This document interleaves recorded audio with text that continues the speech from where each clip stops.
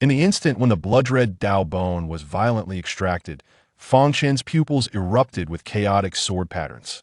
How dare these insignificant ants possess innate Dao Bones? Within the grand hall of the Qing Xian sect, the sect master's fingers, like sharp claws, pierced Fang Chen's spine, the blood from the severed Dao Bone splattering against the golden plaque inscribed with the right path of heaven and earth. The once revered mentor now grinned maliciously, embedding the pristine fragment of bone into the body of the ethereal saint's son beside him. Amidst the excruciating agony, Fang Chen convulsed on the brink of death, the thunderous roar of the heavenly Dao resonating in his ears. Detection indicates total destruction of the host Dao Bone, activating Godslaying level compensation mechanism, dispensing blood of the sword demon taboo level, binding to the Chaos Sword Tower, the supreme weapon of all eras, initiating Godslaying achievement system number of immortal slayings cultivation amplification. As the saint's son mockingly trampled on his head, sneering, "Your worthless blood sullies my boots," Fang Chen's bloodied lips suddenly curved into a mad grin.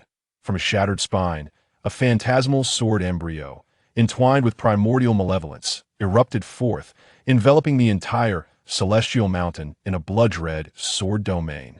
"What you have taken from me, the Dao Bone." Fang Chen's blood-stained fingers traced the void, 100,000 chaotic sword shadows arraying behind him. "Is merely a vessel for my sword, demon blood." Chapter 1. 5 years of tomb guarding, all for this day. In the eastern divine region, 20 miles from the Tianyu divine sect, on a hilltop, before a wooden cabin, a stone table, a pair of young men and women nestled together.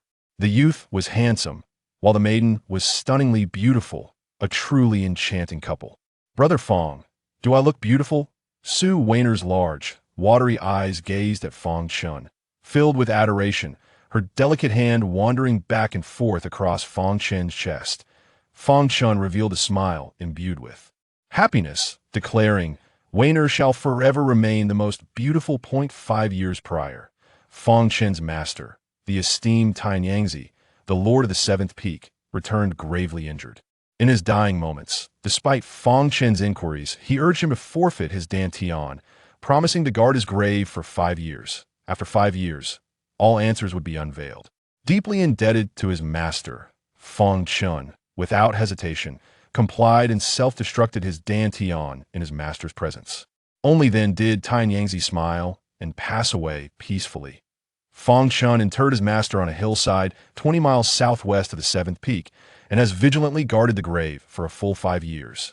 During this time, his status plummeted from a core prodigy of the Seventh Peak to a mere outer disciple, branded as a useless fool by many. Yet his devoted companion, the disciple Su Weiner, remained steadfast by his side, providing companionship throughout these years. With a sweet smile, Su Weiner curiously inquired, "Brother Fang, has your heavenly Dao Bone yet to take shape? If it takes form, perhaps your dantian could be restored." The heavenly Dao Bone, a rare emblem of prodigies, is an extraordinary gift that appears only once in a myriad. Those who possess it harbor the potential to become the pinnacle of power on the continent. It is the supreme divine bone that all cultivators yearn for. Fang Chen smiled slightly. For this secret he had shared with only Su Weiner and his master, but he replied, "It took shape last night. Today marks the final day of guarding my master's grave. Upon returning, I shall awaken the heavenly Dao Bone, and I will undoubtedly be able to reconstruct my dantian. Once my dantian is reforged, I shall surely pass the Seventh Peak's assessment and return to the Seventh Peak." Has it truly taken shape? Upon hearing these words, Su Weiner revealed a fleeting smile of delight, yet a glimmer of malice swiftly crossed her eyes. "Then I need not continue this charade." Her tone abruptly turned frigid. Bang! In the next moment, Su Weiner struck with ferocity, her palm landing squarely on Fang Chen's chest. Caught off guard, Fang Chen was sent hurtling backward by her forceful blow, spitting out a mouthful of blood as he crashed to the ground. "Ha ha ha!" Before Fang Chen could recover from the agony, a boisterous laugh echoed through the air. A young man approached from a distance, his eyes brimming with mockery and exhilaration. "Fang Chen, Weiner has devoted 5 years to you, and you truly believe she harbored any affection for you? A worthless fool. She merely waited for the heavenly bone within you to mature. At this revelation, Fang Chen felt as though he had been struck by lightning, momentarily forgetting his pain as he gazed at Su Weiner in disbelief. Su Weiner, tell me, this is all a lie, he screamed, yearning to hear her deny the truth. Yet Su Weiner wore an expression of disdain and mockery as she approached the young man, linking her arm with his and planting a kiss upon his cheek. Fool, do you know who this is? This is Brother Luo Yun, a prodigy of the inner sect from the second peak. He began cultivating at 6, reached the pinnacle of spirit gathering at 15, and now stands at the 6th level of the postnatal realm. He surpasses you by an unfathomable margin. The realms of cultivation are categorized as spirit gathering, postnatal, innate, Zhou Yuan, seeking the Tao, and master. Achieving the pinnacle of spirit gathering at 15 is indeed remarkable. Were it not for the heavenly bone within you, I would never have wasted my time on you, she scoffed. Luo Yun laughed heartily. Fang Chen, do you know? After you became a worthless wretch, Weiner has long been mine, and I have taken her first. For 5 years, I've watched you, like a love-struck fool, pining after a woman I have possessed countless times, and it fills me with mirth. Especially just now, I could hardly contain my laughter. You are indeed, as the rumors suggest, not only a failure, but also a fool. Why? Why must you treat me this way? Fang Chen howled, charging toward the two. Yet, as a mere waste, he was no match for them. No sooner had he approached than Luo Yun's foot pinned him to the ground. Luo Yun drew a gleaming dagger from behind, its blade glinting ominously. Fang Chen's limbs were severed with brutal precision. Fang Chen's agonized scream echoed across the mountaintop. Well, it is time to extract the bones. Soon, your cries will be a symphony to my ears, Luo Yun sneered as the dagger descended, peeling away layer upon layer of Fang Chen's flesh. The excruciating pain coursed through Fang Chen's entire being, his anguished roars filled with despair, fury, and hatred. Ultimately, this unbearable agony dragged him into the depths of darkness. Yet, unbeknownst to all, a golden light flickered from the tomb of Tianyangzi in the distance, swiftly entering Fang Chen's body. Neither Su Weiner nor Luo Yun noticed this phenomenon. Weiner, I have treated you as my beloved. How could you betray me so? Fang Chen bellowed, abruptly sitting up, only to find himself amidst a pool of blood. Luo Yun and Su Weiner long gone. My wounds, they have healed. Fang Chen stared in disbelief at his blood-stained hands. Previously, the meridians that Luo Yun had severed had been restored, although his back still ached slightly. He had returned to his former state. Were it not for the blood-soaked ground and the emptiness within his body where the heavenly Dao Bone resided, he might have believed that everything was merely a dream. What is happening? He pondered, rising to his feet, filled with confusion. No matter how he scrutinized the situation, he could not discern the truth behind it all. At that moment, 2 figures emerged in the distance. Fang Chen instantly became vigilant, setting aside thoughts of his recovery. As the figures drew nearer, he was finally able to discern their identities, an elderly man and a young woman. The young woman was strikingly beautiful, her complexion cool and ethereal, with eyes as deep and dark as jade pools, and her skin as delicate and luminous as finely carved ivory. The elderly man, though gaunt, exuded an air of profound mystery. As they approached Fang Chen, the old man spoke first. Are you Fang Chen? Fang Chen, though perplexed, replied, I am Fang Chen. Upon his acknowledgement, the old man turned to the young woman and stepped back. The young woman then spoke, her voice melodious yet detached. I am Lin Xuan. 10 years ago, the master of the 7 Peaks made a marriage agreement with my grandfather, and today I have come to annul that engagement. Annul the engagement? 10 years ago? Fang Chen was taken aback, momentarily lost in thought as memory surfaced. At that time, he had been a child, displaying remarkable talent that had caught the attention of Lin Ziyuan's grandfather, who subsequently forged the agreement with Tianyangzi. Initially reluctant, Tianyangzi had ultimately consented, swayed by the sincerity of Lin Ziyuan's grandfather, who promised never to renege on the marriage in the future. However, it seems that the other party has no intention of honoring their promise. At that time, Fang Chen was merely 6 years old, and he had not thought much of his master's casual mention of the matter. Little did he expect that the principal would come to his doorstep today. Seeing Fang Chen's silence, Lin Xuan assumed he was unwilling, and her tone turned even colder. I am now the current saintess of the first peak. The disparity between us is insurmountable. You should surrender the marriage contract. The saintess of the first peak? Fang Chen felt a slight shock in his heart. The first peak and the seventh peak both belong to the seven peaks of Tian Yushin Zone, with the first peak always reigning supreme among them. The title of saintess is reserved solely for the direct disciples of the sect leader. This implies that the young woman before him is not only the paragon of the first peak, but also a direct disciple of the sect leader, promising boundless potential in the future. However, after the initial surprise, he regained his composure. Such matters were no longer of concern to him. "Follow me," he said, rising to enter the wooden house. Lin Xian also stepped inside, her delicate brows furrowing at the sight of the dilapidated abode, yet she chose not to voice her thoughts. She had come here to dissolve the engagement and settle the matter once and for all. As for anything else, she held no interest whatsoever. Yet, a seed of worry began to sprout within her. The marriage contract undoubtedly represented a leap from a carp to a dragon for Fang Chen. What if he refused to annul the engagement? Before long, Fang Chen emerged, holding a quaint wooden box, and remarked, "The marriage contract you seek should be contained within." Lin Zuyan's eyes sparkled with intrigue. Yet, she understood that Fang Chen would not easily yield to her. Thus, she proposed, "If you are willing to part with it, I can offer you a second-grade Ling Yuan Dan in return." Fang Chen furrowed his brow, unceremoniously handing her the marriage certificate from the box. With a cold demeanor, he replied, "Take it, I have no need for your belongings." Lin Xian was momentarily taken aback. She had not anticipated that Fang Chen would so readily relinquish the marriage certificate. This left her plans in disarray, akin to striking a fist against cotton. "Is there anything else? If not, then please leave. I want to see you off." I could see this moment. Fang Chen was solely focused on guarding the tomb for his master on this last day, wishing to avoid further conversation with Lin Xuyan. "You, take care of yourself." Lin Xuyan frowned slightly, casting a lingering gaze at Fang Chen before gracefully departing with the elder. Fang Chen's expression remained serene, yet his heart ached profoundly. This pain was not due to Lin Xuyan, but rather the betrayal of Su Weiner. "Enough today marks the final day of guarding the tomb for 5 years. I shall contemplate matters thereafter." His countenance grew somber, heavy with sorrow. Suddenly, a sharp pain pierced his chest, and a golden light appeared before him. In the moment when the blood-red Dao Bone was forcibly extracted, Fang Chen's pupils erupted with chaotic sword patterns.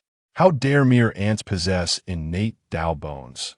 Within the grand hall of the Qingxian sect, the sect master's fingers, like hooks, pierced into Fang Chen's spine, the crimson blood from the severed Dao Bone splattering onto the golden plaque inscribed with the righteous path of the world. The once revered master now wore a sinister grin as he embedded the luminous shard of bone into the body of the ethereal saint beside him. In excruciating agony, Fang Chen teetered on the brink of death, convulsing as the thunderous roar of the heavenly Dao resounded in his ears. Host Dao Bone has been completely destroyed, activating Godslaying compensation mechanism, distributing blood of the sword demon forbidden level, binding the chaos sword tower, the supreme weapon of all eras, initiating Godslaying achievement system number of immortal slays cultivation enhancement. As the saint stood mockingly upon his head, declaring, "Your blood is soiling my boots," Fang Chen's blood-stained lips unexpectedly curled into a maniacal smile. From his shattered spine, a shadowy sword embryo, entwined with ancient malevolent energy, erupted forth, enveloping the entire celestial mountain in a blood-red sword domain. "What you have taken from me, the Dao Bone." Fang Chen's bloodied finger traced through the void, summoning 100,000 chaotic sword shadows to array behind him. "Is merely a vessel for the blood of the sword demon." Chapter 1. 5 years of guardian silence, all for this day. 20 miles from the Shindong region, atop a hill overlooking the Tianyu divine sect. Before a wooden cabin, beside a stone table, a pair of youthful figures nestled closely together. The young man was strikingly handsome, while the young woman was breathtakingly beautiful, a perfect match of talent and grace. "Brother Fang, do I look beautiful?" Su Weiner gazed into Fang Chen's eyes with her large, watery orbs, filled with adoration, As her delicate hand wandered playfully across his chest, Fang Chen revealed a smile. Brimming with happiness, Weiner will always be the most beautiful. 5 years prior, Fang Chen's master, the esteemed Tianyangzi, the leader of the Seventh Peak, returned grievously injured. In his dying moments, despite Fang Chen's inquiries, he insisted that Fang Chen should abandon his own dantian to guard his grave for 5 long years. After this period, all truths would be unveiled. Deeply indebted to his master, Fang Chen did not hesitate to comply, even destroying his dantian in front of his master. Only then did Tianyangzi smile and pass away peacefully. Fang Chen interred his master on a mountain 20 miles southwest of the Seventh Peak, and he has since remained there, vigilantly guarding the grave for a full 5 years. During this time, his status plummeted from a core genius of the Seventh Peak to a mere outer disciple, often regarded by others as a useless fool. Yet his devoted companion, the junior sister Su Weiner, remained steadfast by his side, frequently offering her companionship throughout these years. With a sweet smile, Su Weiner curiously inquired, "Brother Fang, has your heavenly Dao Bone not yet been nurtured into form? If it has taken shape, perhaps your dantian could be restored." The heavenly Dao Bone, a mark of true genius, is exceedingly rare, naturally occurring and indicative of the potential to become a top-tier powerhouse on the continent. It is the coveted divine bone that all cultivators yearn for. Fang Chen smiled faintly. This secret he had only shared with Su Weiner and his master. He replied, "It took form just last night. Today marks the final day of guarding my master's grave. Once I return to activate the heavenly Dao Bone, I shall undoubtedly be able to reconstruct my dantian. Once my dantian is restored, I will surely pass the Seventh Peak assessment and return to the Seventh Peak." Has it truly taken shape? Upon hearing these words, Su Weiner revealed a fleeting smile of delight, swiftly replaced by a glint of malice in her eyes. "Then I shall no longer pretend." Her tone turned abruptly frigid. Bang! In the next instant, Su Weiner unleashed her attack, striking Fang Chen squarely in the chest. Caught off guard, Fang Chen was sent flying, a mouthful of blood escaping him as he crashed to the ground. "Ha!" Before Fang Chen could recover from the agony, a boisterous laugh echoed through the air. A young man approached from a distance, his eyes filled with mockery and exhilaration. "Fang Chen, Weiner has devoted 5 years to you, and you truly believe she had any affection for a useless wretch like you? She was merely waiting for the heavenly Dao Bone within you to mature." At these words, Fang Chen felt as though he had been struck by lightning, momentarily forgetting his pain as disbelief clouded his gaze upon Su Weiner. "Su Weiner, tell me, this is all a lie," he howled, desperate to hear her deny the truth. Yet, Su Weiner regarded him with contempt and amusement, striding over to the young man, linking her arm with his, and planting a kiss upon his cheek. "Useless fool, do you know who this is? This is Senior Luo Yun, a prodigy of the inner sect of the Second Peak. He began cultivating at 6, reached the pinnacle of spirit gathering at 15, and is now at the 6th level of the postnatal realm. He surpasses you by an unfathomable margin. The cultivation realms are delineated as follows: spirit gathering, postnatal, innate, Zhou Yuan, inquiring Dao, and grandmaster. Achieving the pinnacle of spirit gathering at 15 is indeed remarkable. Were it not for the heavenly Dao Bone within you, I would never have wasted my time on you," she remarked with a cold laughter. Luo Yun laughed heartily. "Fang Chen, do you know? After you became a worthless being, Weiner has long since become my woman and even bestowed her first time upon me. For the past 5 years, I have watched you, like a desperate sycophant, fawning over a woman who has been taken by me countless times. It truly amuses me, especially just now. I couldn't help but burst into laughter. You are indeed, as the rumors suggest, not only a failure, but also a fool. Why? Why treat me this way?" Fang Chen roared, charging towards the two, yet, as a mere shadow of his former self, he was no match for them. As he drew near, Luo Yun swiftly crushed him underfoot. Luo Yun produced a dagger from behind, its blade glinting ominously. Fang Chen's limbs were brutally severed in an instant. Fang Chen's anguished cries echoed throughout the mountainside. "Well then, it is time to extract the bones.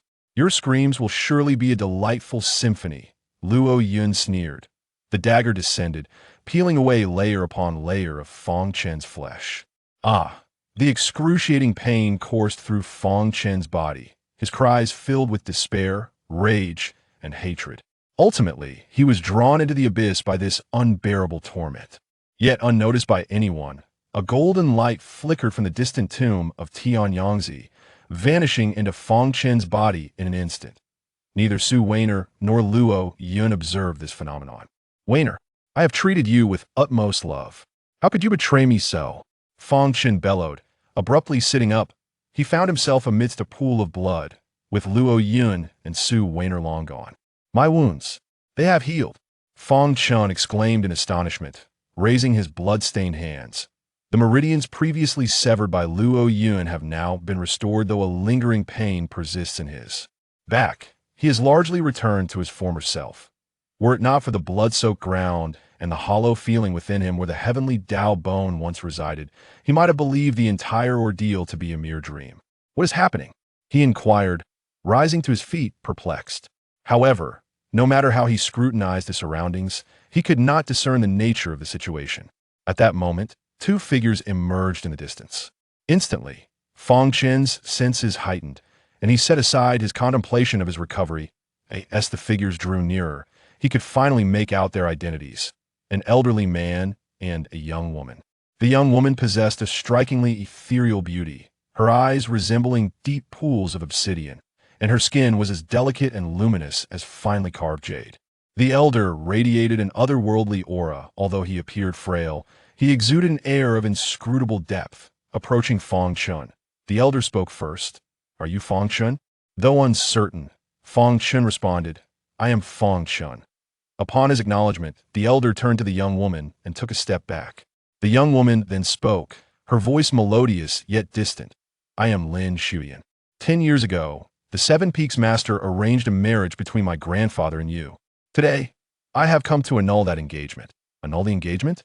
10 years ago, Fang Chen was taken aback, momentarily lost in thought as memory surfaced. At that time, he was but a child, showcasing prodigious talent that caught the attention of Lin Zuyan's grandfather, leading to the marriage arrangement. Initially reluctant, Tianyangzi ultimately acquiesced, reassured by Lin Zuyan's grandfather's sincere promise that he would never regret the decision, regardless of future circumstances. However, it now appears that the other party is unwilling to honor their promise at that time. Fang Chen was merely 6 years old. He had paid little heed when his master casually mentioned it, never anticipating that the principal party would seek him out. Today, seeing Fang Chen's silence, Lin Shuyan assumed his reluctance, her voice turning even colder. "I am now the current saintess of the First Peak. The disparity between us is insurmountable. It is time to hand over the marriage contract." The title of Saintess of the First Peak, Fang Chen felt a slight shock within. The First Peak and the Seventh Peak both belong to the Tianyushin sect's 7 peaks, with the First Peak consistently ranking at the very top. The title of Saintess can only be conferred upon a direct disciple of the sect master. This implies that the young woman before him is not only the pride of the First Peak, but also a direct disciple of the sect master, with a future that holds limitless potential. Yet, after his initial astonishment, he regained his composure. Such matters had become inconsequential to him. "Follow me," he said, rising and stepping into the wooden cabin. Lin Shuyan followed him inside. Upon seeing the dilapidated wooden structure, her delicate brows furrowed slightly, but she chose not to comment further. She had come solely to annul the engagement and resolve the matter at hand. As for anything else, she had no interest whatsoever. However, a sense of concern crept in. The marriage contract undoubtedly represented a leap for Fang Chen, and if he refused to annul the engagement, what would she do then? Before long, Fang Chen emerged with a quaint, ancient-style wooden box, stating, "The marriage contract you seek should be contained within this." Lin Zuyan's eyes sparkled with intrigue, yet she understood that Fang Chen would not readily acquiesce to her demands. Thus, she proposed, "If you are willing to part with it, I can offer you a second-grade spirit essence pill in return." Fang Chen's brow furrowed in disapproval as he coldly handed her the marriage certificate contained within the box. "Take it, I have no use for your possessions," he stated bluntly. Lin Shuyan was momentarily taken aback, never anticipating that Fang Chen would so effortlessly relinquish the marriage certificate to her. This unexpected turn of events rendered her previous calculations futile, akin to striking a punch against soft cotton. Is there anything else? If not, you may leave without further ado, Fang Chen remarked, his desires solely focused on honoring his master during this final day, wishing to avoid further conversation with Lin Shuiyin. Take care of yourself, she replied, her brow slightly furrowed as she cast a lingering glance at Fang Chen before gracefully departing with the elder. Fang Chen maintained a serene facade, yet his heart ached profoundly. This anguish was not due to Lin Shuiyin, but rather the betrayal by Su Weiner. Very well, today marks the last day of my 5-year vigil at the tomb. I shall contemplate matters thereafter, he mused, his expression dimmed by sorrow. Suddenly, a sharp pain surged through his chest.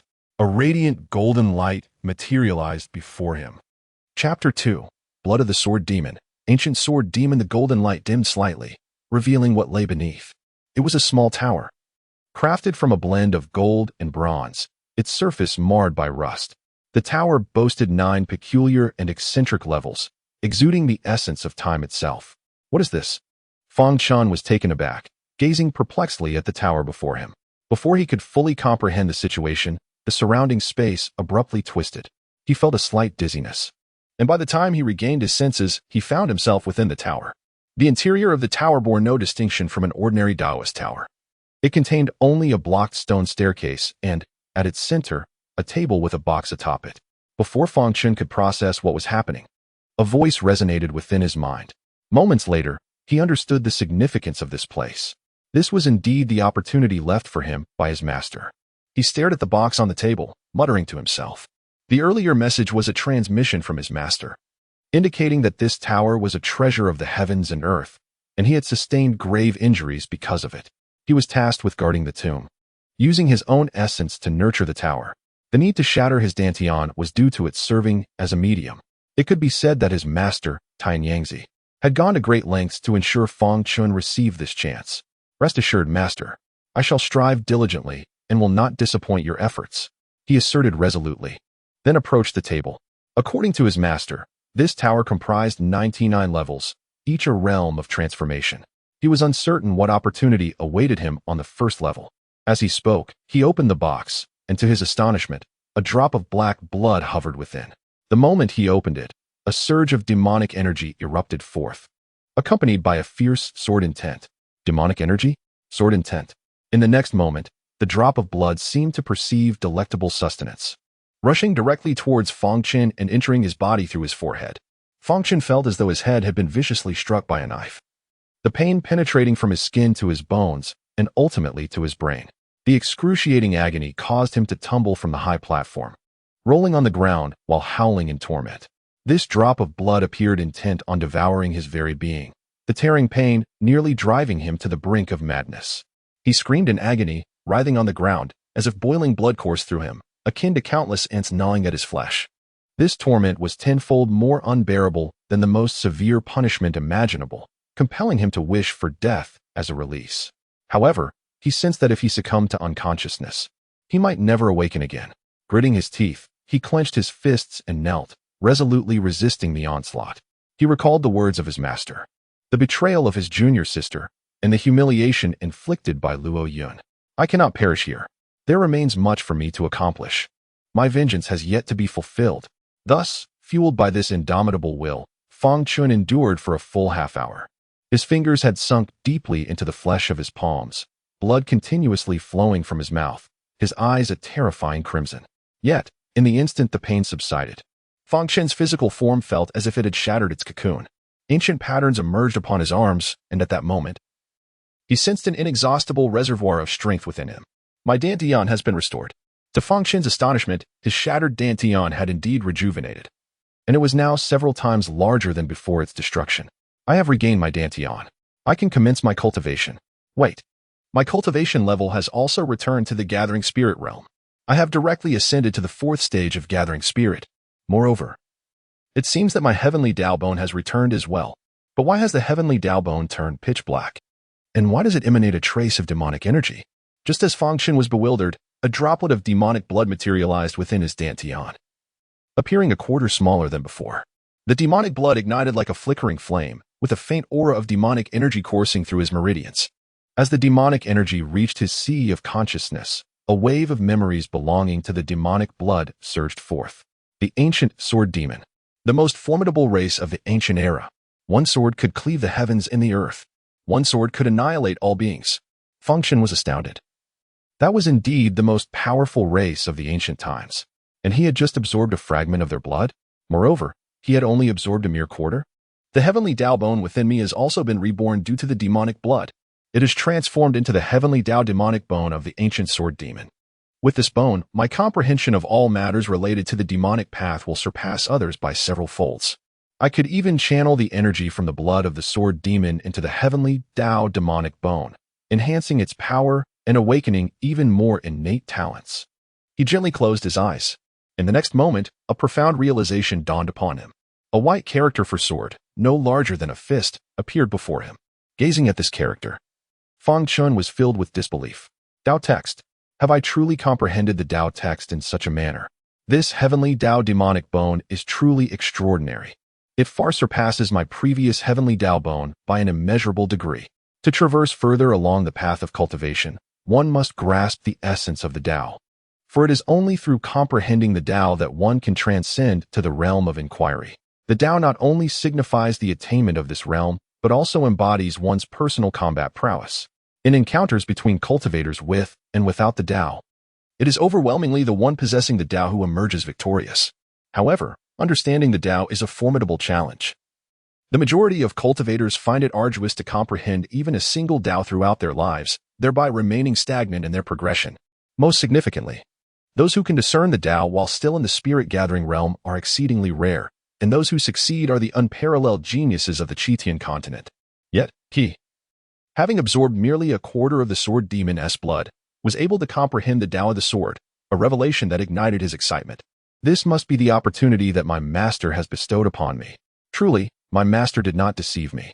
The Dantian, the Dao, the physical body, the heavenly Dao demon bone. Although I am merely at the 4th level of the spirit-gathering realm, I already possess the combat strength of someone at the 9th level. My Dantian, as large as a basketball, is typically developed only upon reaching the acquired realm, yet I have it now. This indicates that I possess spiritual power comparable to that of the early acquired realm while still in the spirit-gathering realm. Coupled with the transformation of my body by the sword demon's blood and the enhancement of my innate talent through the heavenly Dao demon bone, achieving the strength of the 9th level of the spirit-gathering realm is indeed within reach. Tears streamed down Fang Chen's cheeks. No one knew the trials he had endured over the past 5 years. A youth of prodigious talent, a favored child of the heavens, personally taught by the peak master. He was the center of attention. In those moments, he shone brightly. Yet, in an instant, his master passed away, and he was cast down to the depths of despair. He endured humiliation and ridicule from others, even facing betrayal. Had it been anyone else, they would have long succumbed to despondency after such relentless blows. After a considerable time, Fang Chen gradually regained his composure. Master, your painstaking efforts have not gone unnoticed by your disciple. I shall not betray your expectations. I will surely carve out my own path in this realm of cultivation. Suwaner, Luoyun, await my return. These final words were nearly spoken through gritted teeth. He then turned his gaze toward the stone steps leading to the 2nd level, according to his master's teachings. The 2nd level would unlock once he reached a certain level of strength. Thus, Fang Chen lingered no longer in that place. With a flicker of thought, he departed from the small tower, and after a moment of dizziness, found himself back in his humble abode. Upon his return, Fang Chen immediately checked his Dantian. Within it floated a golden small tower, emanating a soft glow. It was indeed the small tower. Additionally, there remained a quarter of the blood of the sword demon. Yet his cultivation was insufficient to absorb it. He could either wait until his prowess improved or seek pure Yin energy to counteract the Yang energy within the demonic blood. A faint smile graced his lips as he once again knelt before his master's grave, bowing 3 times with reverence. Master, the 5 years have come to an end. I must descend the mountain now, but I shall return to visit you another day. His master's wife, aware of his impending departure, was surely preparing a feast to welcome him back. Master, rest assured, your wife treats me as her own son, and I shall reciprocate her kindness as if she were my own mother, taking good care of her and cherishing the joys of family life. He bowed 3 more times in respect, following his master's passing. His master's wife had moved from the 7th peak to settle in the Feather City at the foot of the Sex Mountain. Interestingly, his master was a prodigious talent, having ascended to the position of peak master at a remarkably young age, commanding the respect of thousands. However, the mistress was merely an ordinary mortal devoid of any cultivation. Fang Chen had inquired about this with his master, yet the master only smiled and remained silent, offering no explanation whatsoever. Nonetheless, Fang Chen could discern the profound love his master bore for the mistress, a sentiment entirely genuine. Moreover, Fang Chen had grown up alongside Su Wan'er on the 7th peak, where his master often immersed himself in cultivation, leaving the mistress to raise them with devoted care. The mistress showered Fang Chen and Su Wan'er with immense affection, bestowing upon Fang Chen a carefree and radiant childhood. Contemplating the imminent reunion with the mistress, who felt as nurturing as a biological mother, a smile graced Fang Chen's lips. But at that moment, the jade talisman that hung at his waist suddenly quivered. Taken aback, Fang Chen grasped the talisman in his hand. The next instant, the talisman shattered with a violent crack, causing Fang Chen's expression to shift dramatically. This talisman contained a trace of the mistress's essence. Its destruction signified that she was in grave danger. Curse it! Whoever dares to harm my mistress shall face utter annihilation. Fang Chen's eyes instantly turned crimson with fury, and he bolted down the mountain. Fortunately, Yuqing lay just below, and in no time, Fang Chen entered the city, arriving at the threshold of the mistress's residence. Bang! As he approached, the sound of shattered porcelain echoed from within. Without hesitation, he kicked the door open, only to witness a scene that ignited his rage. The elderly mistress was sent flying by a slap from Su Wan'er. The mistress's cheeks were already swollen and bruised, indicating she had endured several blows prior. Old hag, speak. Where's the treasure left by my master all those years ago? Hand it over now. Su Wan'er shrieked, her voice sharp and arrogant, as she pointed accusingly at Xiaomei. Xiaomei's expression was one of profound sorrow as she shook her head and replied, "There is nothing left. Over the years, all the treasures left by your master have been given to you, and there is nothing more." Su Wan'er scoffed disdainfully. Old hag, do you think I would believe your words? My master is the peak leader. How could it possibly be just that little? Hurry and present what you have, for you are but a mere mortal. Even if I were to kill you, it would bear no consequence for me. As her words fell, a dagger materialized in her hand. Stop this at once, Fang Chen exclaimed, his eyes wide with fury as he charged towards Su Wan'er. Chapter 3. Indulgent Bodies. Encountering the master's wife from a young age, the master's wife cherished her beloved Su Wan'er above all, always ensuring she received the finest treats first. This often stirred a sense of jealousy within Fang Chen, to which the master's wife would merely smile and say that Su Wan'er was like a sister, deserving of greater affection from her brother. Yet now, Su Wan'er brandished a dagger, her target being none other than the master's wife, the one who had showered her with love. Just as the blade was about to descend, Fang Chen seized her wrist with swift precision. The immense strength bestowed upon him by the blood of the sword demon caused Su Wan'er to wince in pain, the dagger clattering to the ground as Fang Chen forcefully pushed her back several paces. Master's wife, are you unharmed? Fang Chen crouched, concern etched across his face as he gazed at her. Meanwhile, on a rooftop nearby, an elder accompanying Lin Shuyan observed the unfolding scene with keen clarity. Following Lin Shuyan's descent from the mountain, Fang Chen piqued the elder's curiosity, prompting him to remain behind and discern what made Fang Chen peculiar. The elder held a deep disdain for Fang Chen, yet complied with the saintess's command, waiting at the mountain's base. Upon witnessing Fang Chen dash from the mountain into the city, he naturally followed suit. After witnessing the recent events, he shook his head slightly. A look of derision plastered on his face. This Fang Chen truly is a coward, to endure such humiliation for the master's wife. Showing mercy to the very sister who betrayed him, he deserves this disgrace. Ending the engagement with such a feeble and cowardly individual is indeed a wise decision. With a sense of boredom, he mused to himself, there is nothing more to behold. It is time to return and report to the young lady. As his voice faded, his figure vanished from sight, having departed.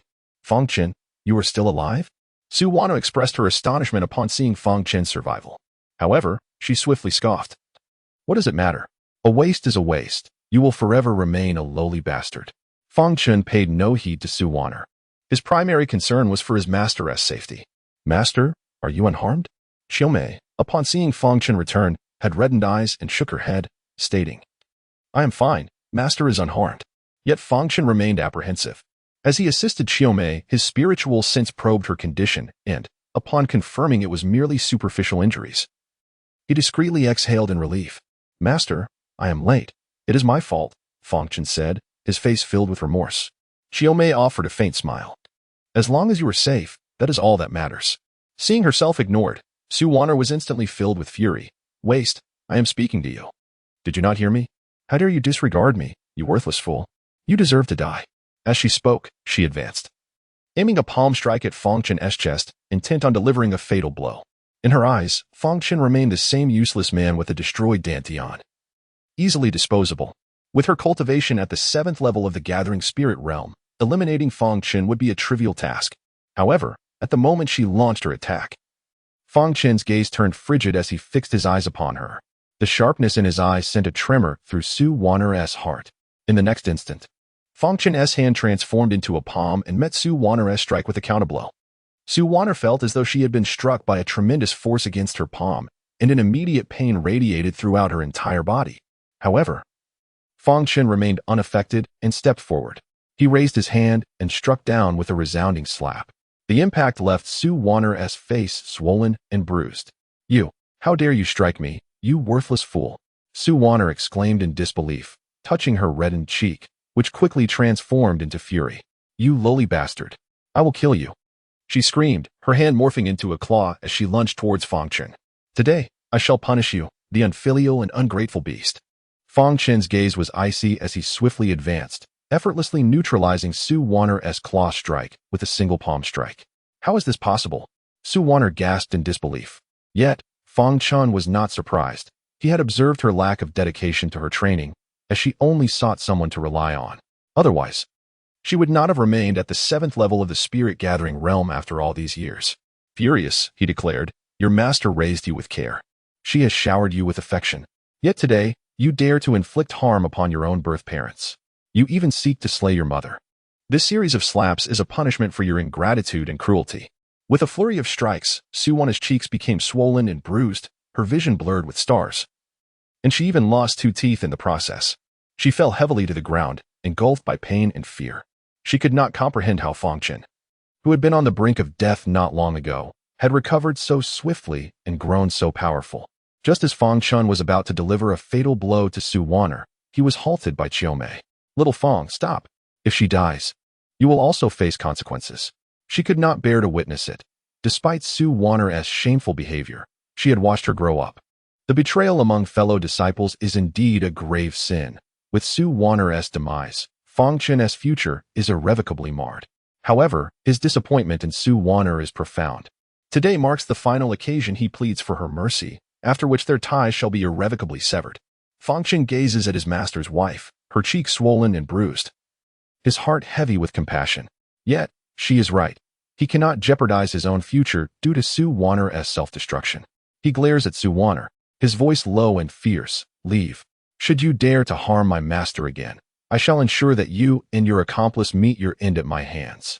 "I." Fang Chen vow it. Fearful, Su Wanner casts a venomous glance at him before fleeing in disgrace. Fang Chen assists his master's wife into a chair, stating, "Master, I shall tend to your injuries." He places his hand upon her wrist, a gentle surge of spiritual energy flowing into Qiumei's body, hastening its way to her cheeks. Qiumei feels a soothing warmth envelop her face. After a brief while, the pain subsides significantly and the swelling diminishes. Yet, her immediate concern is not her own wounds, but rather, with a note of surprise, she inquires, "Little Fang, has your dantian recovered?" Fang Chen nods affirmatively. "Indeed, master. It has returned to its former state. In a month, the 7 peaks assessment will commence, and I shall give my utmost effort. We shall return to the 7th peak together." Qiumei's eyes glisten with unshed tears of joy. As long as little Fang is safe, that is all that matters to her. She is unconcerned with anything else. Fang Chen's well-being is her only contentment. On board a 3-zhang-long spirit vessel, the elder returns to Lin Xuyan's side, embellishing his account of the events he witnessed, painting Fang Chen in a most unfavorable light. Lin Xuyan slightly furrowed her brows, then silently shook her head. The once extraordinary prodigy had now devolved into a cowardly wastrel, lacking even the courage to act on behalf of his master's wife. How lamentable, pitiable, and absurd. Yet, This is the fate of the inept. What else can one do but lament the injustices of heaven and seethe with impotent rage? She grasped a jade cup with her delicate hand, her enticing red lips taking a small sip of fragrant tea. Then she said, "Let us proceed to the second peak. Meng Yao is also bound by a marriage contract with this individual. We must ensure she renounces it. Should he cling to her, it would indeed become a troublesome affair." The spiritual vessel transformed into a beam of light, swiftly heading towards the second peak. At the second peak, within a grand estate, Lin Shuyan's spiritual vessel descended directly into the residence. A maidservant approached to greet her, performing a respectful bow before stating, "Your Highness, the young lady has yet to rise." Lin Shuyan's brows knitted together. "Has it flared up again?" The maid shook her head. "No, she has merely been unusually lethargic of late." Lin Shuyan nodded slightly. "Very well. I shall go see her." Meng Yao, the direct disciple of the second peak's master, had entered the postnatal realm at the tender age of 10. And she and Lin Shuyan were heralded as the ice and fire beauties of the heavenly feather divine sect. This moniker reflected their contrasting temperaments. Lin Shuyan, known for her icy demeanor, was often referred to as the Ice Mountain Beauty. In contrast, Meng Yao, with her alluring figure and captivating beauty, possessed a smile that could enchant the heart, earning her the title of the Flame Beauty. The two had grown up together, their bond so deep that they were inseparable. Lin Shuyan entered the bedroom alone, drawing back the curtains to reveal Meng Yao curled up in slumber, her posture languid and serene. However, what made one's blood surge was the sight of Meng Yao's flawless skin, devoid of any clothing, her alluring and voluptuous figure laid bare before Lin Shuyan. Accompanying this was a subtle, intoxicating fragrance that beckoned one to draw near for a kiss of affection. Lin Shuyan was no stranger to such scenes. She remarked, "Meng Yao, it is time to rise." Meng Yao lazily opened her enchanting eyes, stretching languidly and revealing her perfect form akin to a masterpiece. "Oh, is this not my little darling? Have you come to attend to me today?" As she spoke, Meng Yao's hand reached towards Lin Shuyan's slender waist, gradually ascending, aiming for the peak. Yet, before she could reach it, Lin Shuyan ruthlessly swatted her hand away. She shot a glare at Meng Yao, who responded with a seductive glance that even a woman would find hard to withstand. Lin Shuyan felt quite helpless. Meng Yao was delightful in every way, save for her penchant for playful touches. Nevertheless, she did not blame Meng Yao, for it was a consequence of the indulgent body. The indulgent body is a unique spiritual entity characterized by enchanting allure, an innate charm, and an insatiable desire. This body is imbued with a fiercine fire, yet it cannot be easily released. Otherwise, the Yin fire would pour forth, likely leading to an immediate demise.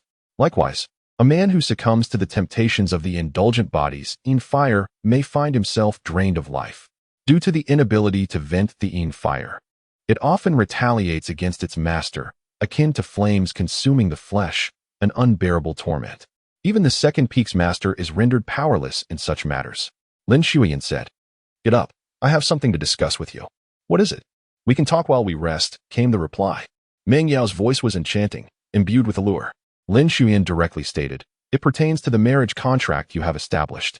Chapter 4. The Enchantress Girl My Engagement? Meng Yao's enchanting eyes brimmed with confusion. Lin Shuyan, witnessing her bewilderment, sighed and said, "I mentioned it to you before, but you seemed indifferent. You must hurry to annul the engagement. Fang Chen is nothing but a worthless coward. If you delay, and he becomes entangled with you, you shall regret it profoundly." Fang Chen. The name stirred a flicker of memory in Meng Yao. They had crossed paths in their childhood. He was but 7 years old then, yet possessed a maturity akin to that of an adult, leaving a lasting impression on her. How intriguing, Meng Yao purred with a seductive smile. "I do wish to meet this fiancé of mine." She slightly propped herself up, allowing the bedding to cascade from her fair skin without a hint of modesty.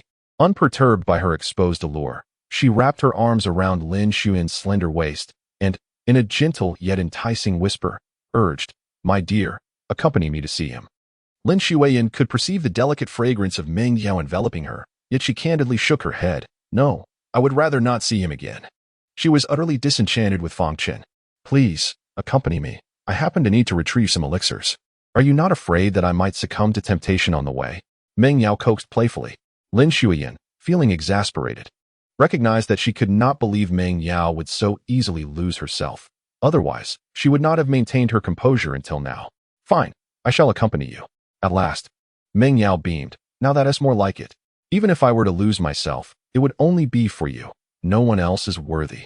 Coincidentally, it also offered the opportunity to meet her betrothed, the second peak of the inner sect. After being expelled by Fang Chen, Su Wan'er ran to Luo Yun's side, feeling aggrieved. Upon seeing Su Wan'er's swollen face, Luo Yun's expression instantly turned icy. That worthless fool had not yet met his demise. If he had survived, he ought to have kept a low profile, yet he dared to strike my woman, truly seeking his own end. His demeanor darkened as he called out towards the outside. He Xiao, a slender man, hurriedly entered, eager to respond. Boss, what are your orders? Luo Yun coldly replied. There is someone named Fang Chen in the outer sect. I want him dead.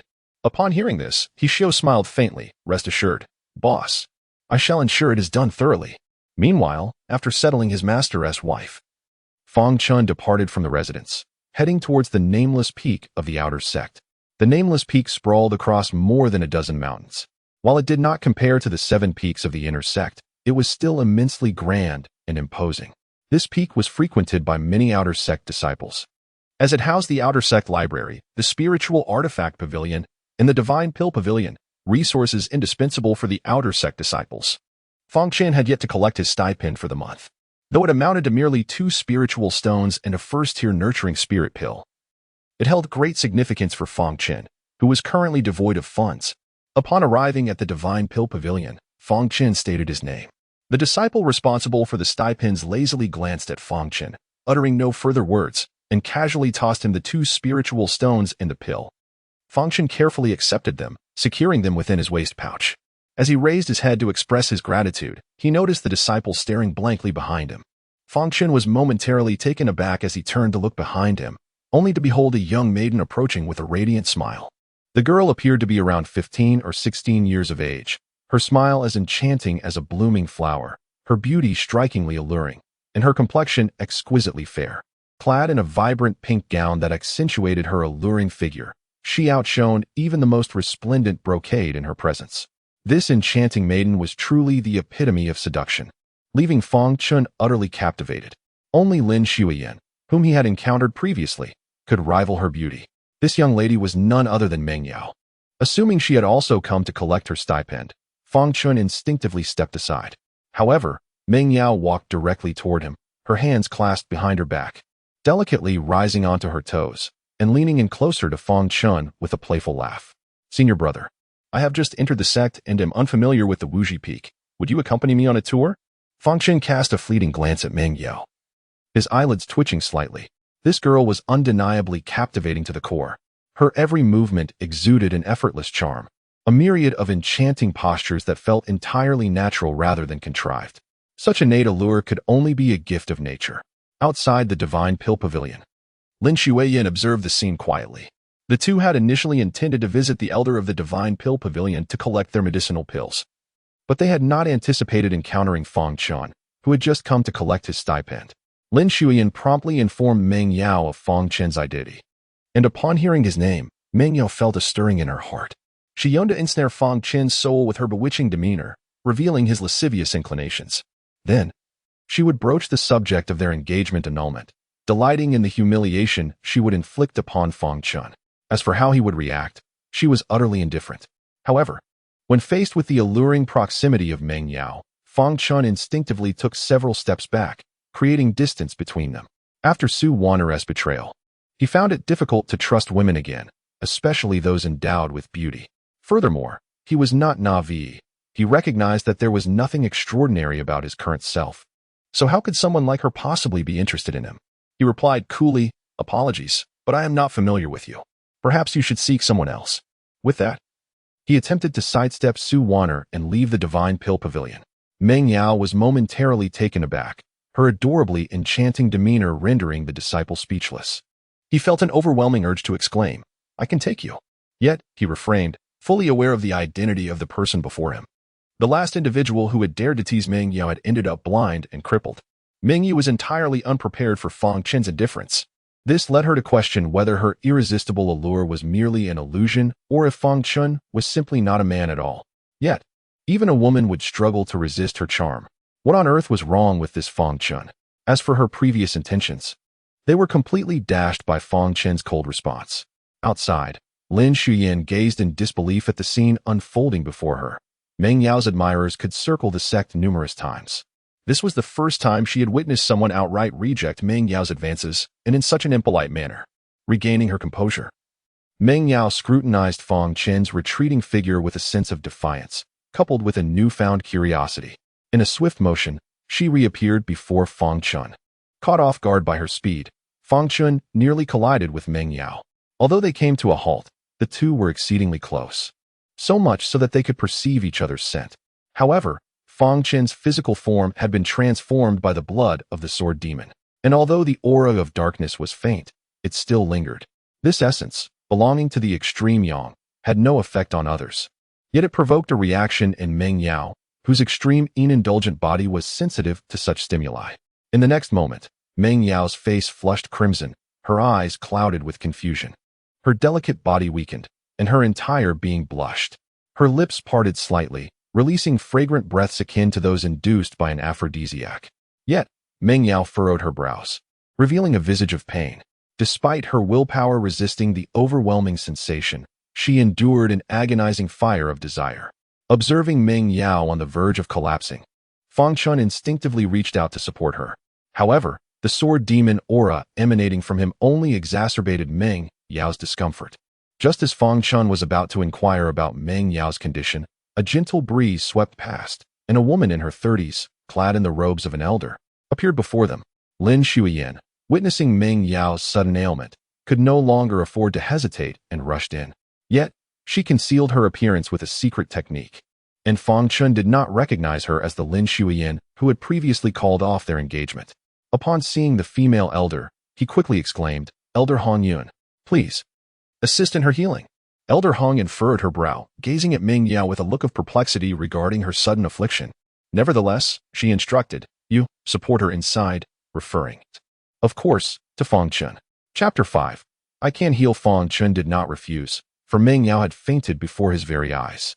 He assisted her into the inner room, and before entering, Lin Shuyan warned the disciple responsible for the salaries, "If this matter leaks, you shall face dire consequences." The disciple, recognizing Lin Shuyan, turned pale with fear and hurriedly nodded in agreement. Satisfied, Lin Shuyan stepped inside, just in time to see Fang Chen place Meng Yao onto a chair. Elder Hong Yun grasped Meng Yao's wrist, her expression growing grave. The body of indulgence has completely erupted. The Yin fire is surging throughout her being, rendering my elixirs ineffective. What? Elder Hong Yun, you possess the highest alchemical skills in the entire sect.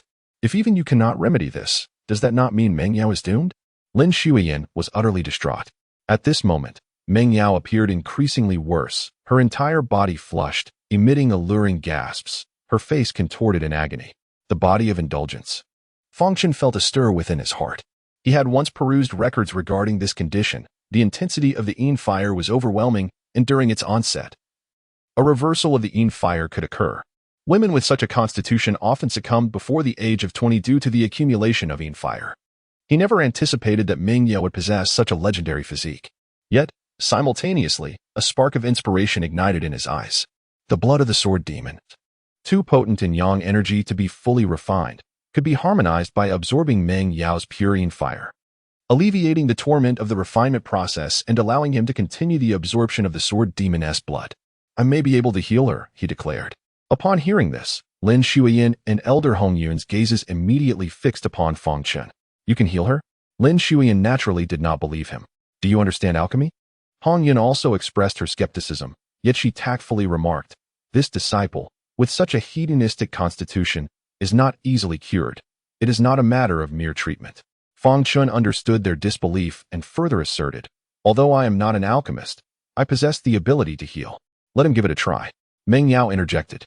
At that moment, she curled up in her chair, her fragrant sweat having already soaked her garments, accentuating her graceful figure and captivating allure. She was in excruciating pain and had no choice but to resort to desperate measures. Seeing this, Lin Shuyan, though reluctant, acquiesced. With no alternative left, they could only allow Fang Chen to attempt a remedy. You must lift your garment to expose your lower abdomen. I need to place my hand there to channel my technique, Fang Chen said, feeling somewhat bashful. It was not his intention to take advantage, to absorb the Yin fire. A certain degree of physical contact was essential. Given that the yin fire resided in the abdomen, this approach was the most suitable. Meng Yao's expression turned icy as she fixed her gaze on Fang Chen. Lin Shuyan, both astonished and enraged, exclaimed, "Are you attempting to take advantage of her?" She felt utterly disillusioned with Fang Chen. Despite his previous shortcomings, she had held him in some regard when he had directly handed over the marriage contract. Yet now, he seemed to be contemplating exploitation at such a critical moment. Was he truly so despicable? Could he not even contain himself?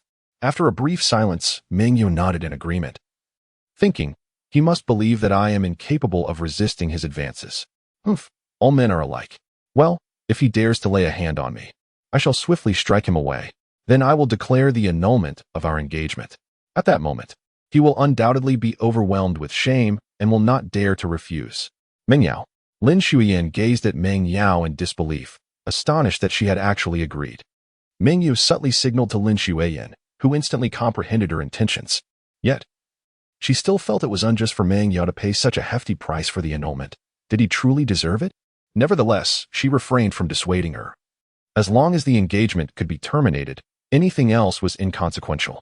Thus, Meng Yao, suppressing her pain, slightly pulled aside her garment, revealing her flawless, snow-white, smooth abdomen. "Let us begin," she declared, her tone laced with a hint of seduction. However, her gaze remained icy as she fixed it upon Fang Chen. Should he display even a flicker of desire, she would not hesitate to act. Fang Chen maintained a tranquil demeanor as he crouched before Meng Yao, observing her immaculate abdomen, and cautiously placed his hand upon it.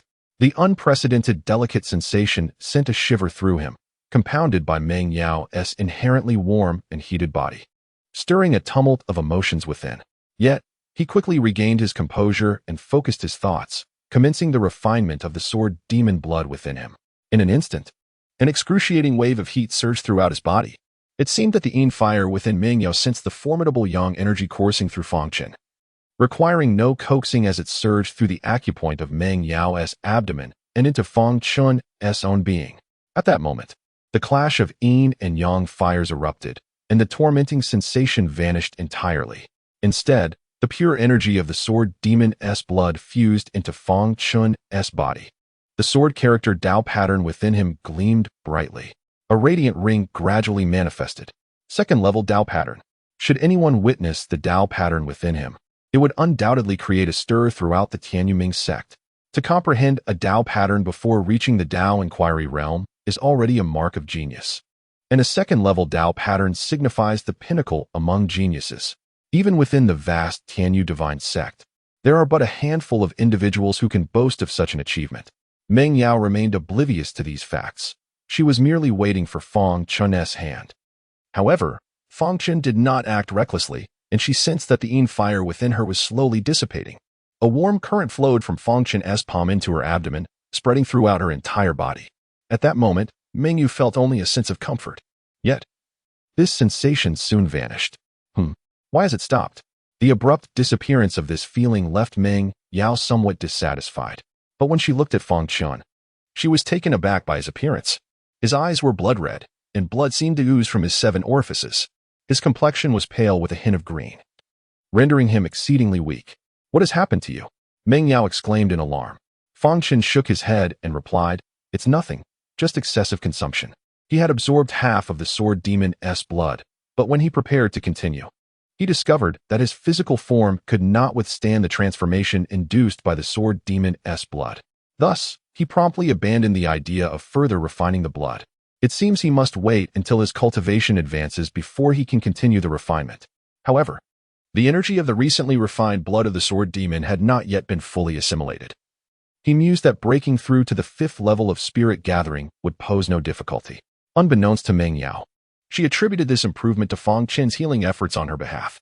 It was then that she realized, to her astonishment, that the pain had completely vanished. A flicker of surprise crossed her eyes as she tidied her garments and rose to her feet, discovering that she was indeed cured. Hong Yun and Lin Shuyan gazed at the scene in disbelief. Had she truly recovered? Yet, Lin Shuyan soon shook her head skeptically, thinking to herself, it must be sheer luck. Likely, the yin fire within Meng Yao had merely receded on its own, a phenomenon that was not unprecedented. Hong Yun shared this sentiment, reasoning that if the condition of indulgent physique could be resolved so easily, it would not have been deemed an incurable ailment. Their reluctance to believe stemmed from their understanding of indulgent physique. Only Meng Yao, with her enchanting gaze sparkling, looked at Fang Chen with gratitude. For she alone knew that it was indeed Fang Chen's intervention that had saved her. Fang Chen, after regaining his composure, stated, "I cannot completely cure this condition yet. Further treatment is necessary for a lasting remedy." Lin Xueyan frowned, taken aback that he would claim credit for himself in an attempt to take advantage of Meng Yao. All right. To her astonishment, Meng Yao readily agreed. Chapter 6, The Fate of These Lives Lies With You. Lin Xueyan gazed at Meng Yao in disbelief. With a radiant smile, Meng Yao approached Ling Fan and said, "Allow me to reintroduce myself. I am Meng Yao." Fang Chen clasped his hands in greeting, declaring, "Fang Chen, an outer sect disciple." Meng Yao, with her enchanting gaze and captivating demeanor, replied, "You may simply call me Meng Yao, or Menger if you prefer." As she uttered Menger, she leaned closer to Fang Chen, her alluring voice stirring the strings of his heart. Instantly, Fang Chen's cheeks flushed crimson, and he hurriedly stepped back, exclaiming, "Let us stick with Meng Yao." Seeing Fang Chen's awkwardness, Meng Yao erupted into laughter, captivatingly charming. "Very well, I shall call you Brother Fang then," she said, casting him a flirtatious glance. Fang Chen felt somewhat helpless, recognizing that Meng Yao was clearly teasing him. Meng Yao continued, "By the way, Brother Fang, you mentioned I would require further treatment. I shall come to find you in a few days, and you will take good care of me." The final words, delivered in a coquettish and inviting tone, ignited a flurry of thoughts within him. "I will return to this place," she added. Fang Chen, bowing in respect, felt compelled to escape the situation, retreating in embarrassment. Meng Yao, witnessing his retreat, flashed another enchanting smile. Lin Xueyan cast an irritated glance at Meng Yao, saying, "Meng Yao, why have you not mentioned the matter of the annulment?" Meng Yao observed Fang Chen disappearing beyond the entrance, and noticing Lin Xueyan's annoyance, she swiftly adopted a playful tone. "Oh dear, that matter can be addressed at any time. There is no need to rush. But this fellow is nothing short of a lecher. Taking advantage of you once is not enough. They wish to continue exploiting you." Lin Xueyan felt profound disappointment towards Fang Chen. All right. He is not as unbearable as you say. Let us go." Faced with this, Lin Xueyan could only helplessly say, "You wait for me outside. I will fetch some pills from Elder Hongyun." "Very well." Meng Yao respectfully acknowledged Elder Hongyun and then proceeded towards the door. Elder Hongyun observed the scene with a smile and shook her head, remarking, "Youth is indeed a blessing." Lin Xueyan expressed her gratitude, saying, "I appreciate your assistance, Elder Hongyun." Elder Hongyun shook her head, replying, "This child has grown up before my eyes. It is too formal to say trouble. Come with me." Subsequently, Lin Xueyan followed Elder Hongyun to retrieve the pills. Meng Yao refrained from accompanying them due to the overwhelming scent of medicine in the hall, fearing it might trigger her insatiable desires once again. Upon arriving outside the Divine Pill Pavilion, Meng Yao discovered Fang Chen being confronted by several outer disciples at the 7th and 8th levels of spirit gathering. They glared menacingly at Fang Chen, their intentions far from benign. The leader among them was He Xiao, sent by Luo Yun. "Are you Fang Chen? Did you strike Senior Sister Su?" He Xiao glared coldly at Fang Chen. Upon hearing this, Fang Chen instantly recognized who these individuals were, responding indifferently, "If she dares to strike my master, she must be prepared for retaliation." He Xiao sneered, "What is your master to me? If Senior Sister Su wishes to kill her, she shall do so. But you should not have laid a hand on Senior Sister Su." He declared, "Now, either cripple your own cultivation and limbs, or we will take your life." He looked down at Fang Chen with disdain. Fang Chen's expression remained tranquil.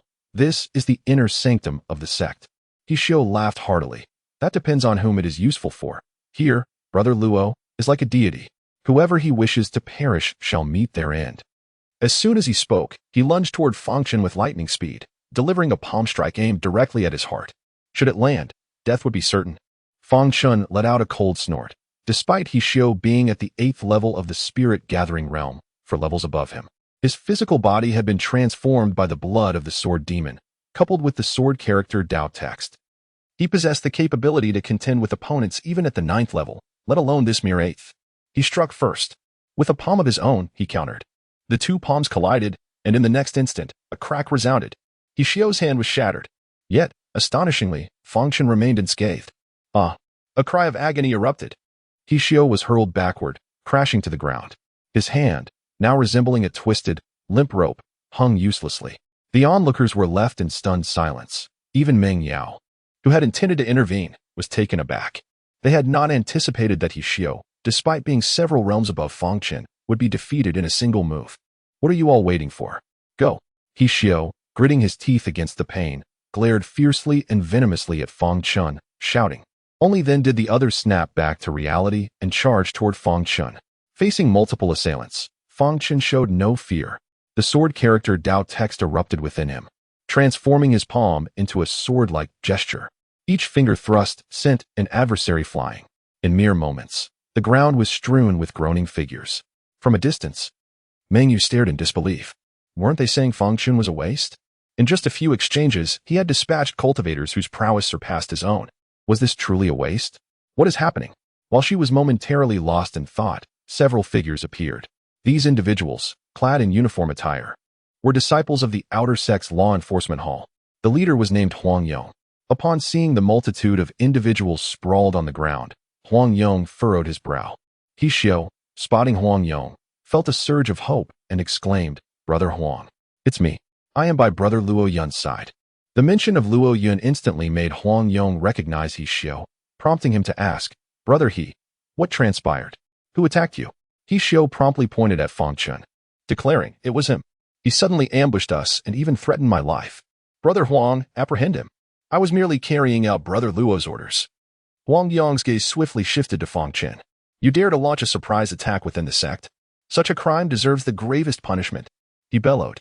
Fang Chen frowned slightly and replied, They obstructed my path and sought to strike me. I was merely acting in self-defense. Huang Yong sneered, self-defense? Nonsense. You clearly attacked from behind. How dare you argue here? In truth, he discerned that He Xiao was the one seeking trouble with Fang Chen, who had merely retaliated. However, it mattered little, for He Xiao had Luo Yun backing him, a prodigious talent from the second peak. Huang Yong would not let such a splendid opportunity to curry favor with Luo Yun slip away. This person is treacherous and ruthless. He even dares to harm his fellow disciples, sever his limbs, and destroy his dantian. Expel him from the Tianyu divine sect. Huang Yong decisively condemned Fang Chen. Yes. The several individuals behind him immediately prepared to act. He Xiao grinned menacingly. Aren't you quite strong? Go ahead, make your move. In the enforcement hall, your demise is inevitable. Once you perish, I shall deal with your master. Fang Chen's gaze turned frigid, fixating intently on He Xiao. His master was his Achilles heel. Any transgression would warrant fatal retribution. Just as he prepared to act, Meng Yao's voice resonated from behind him. Luo Yun? Humph. I was unaware that this outer sect had become Luo Yun's dominion. This time, Meng Yao's voice lacked its previous allure, replaced instead by an overwhelming authority. As her words echoed, she positioned herself firmly in front of Fang Chen. Huang Yong had intended to reprimand anyone who dared obstruct the enforcement hall's duties, but upon beholding Meng Yao's stunningly enchanting visage, his legs weakened, and he collapsed to the ground. Meng Yao's gaze remained icy. Speak, when did it become Luo Yun, that useless wretch, who held dominion over this outer sect? Such a reversal of truth is a despicable tactic. Do you even dare to lay a hand on me? Meng Yao advanced, her mesmerizing eyes filled with a chilling intensity. Senior Sister Meng, I did not know this brother was your acquaintance. I acknowledge my mistake. Please spare me this once. Huang Yong fell to his knees, repeatedly bowing in supplication. Yet, Meng Yao exhibited no trace of compassion. You shall resign from your position in the enforcement hall and leave Tianyu divine sect. Should I encounter you again, you shall face death. She cast her gaze toward the other disciples of the enforcement hall, adding, the same goes for all of you.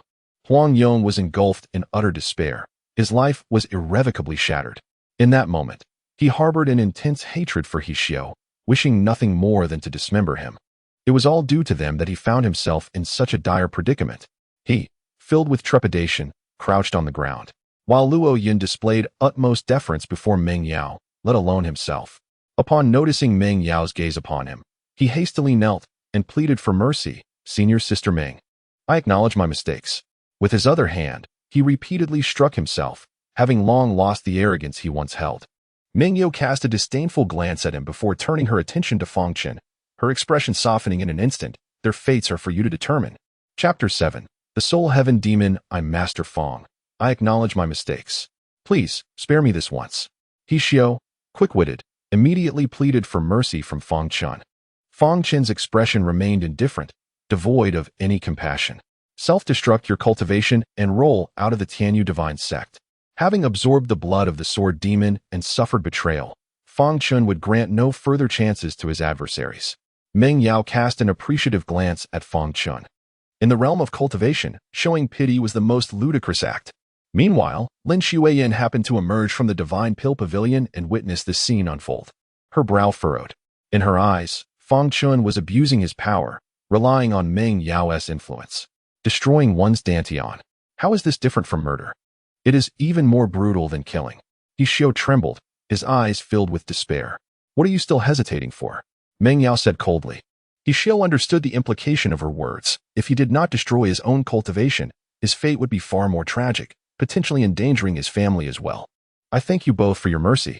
Without any hesitation, he struck his chest with his palm, shattering his dantian.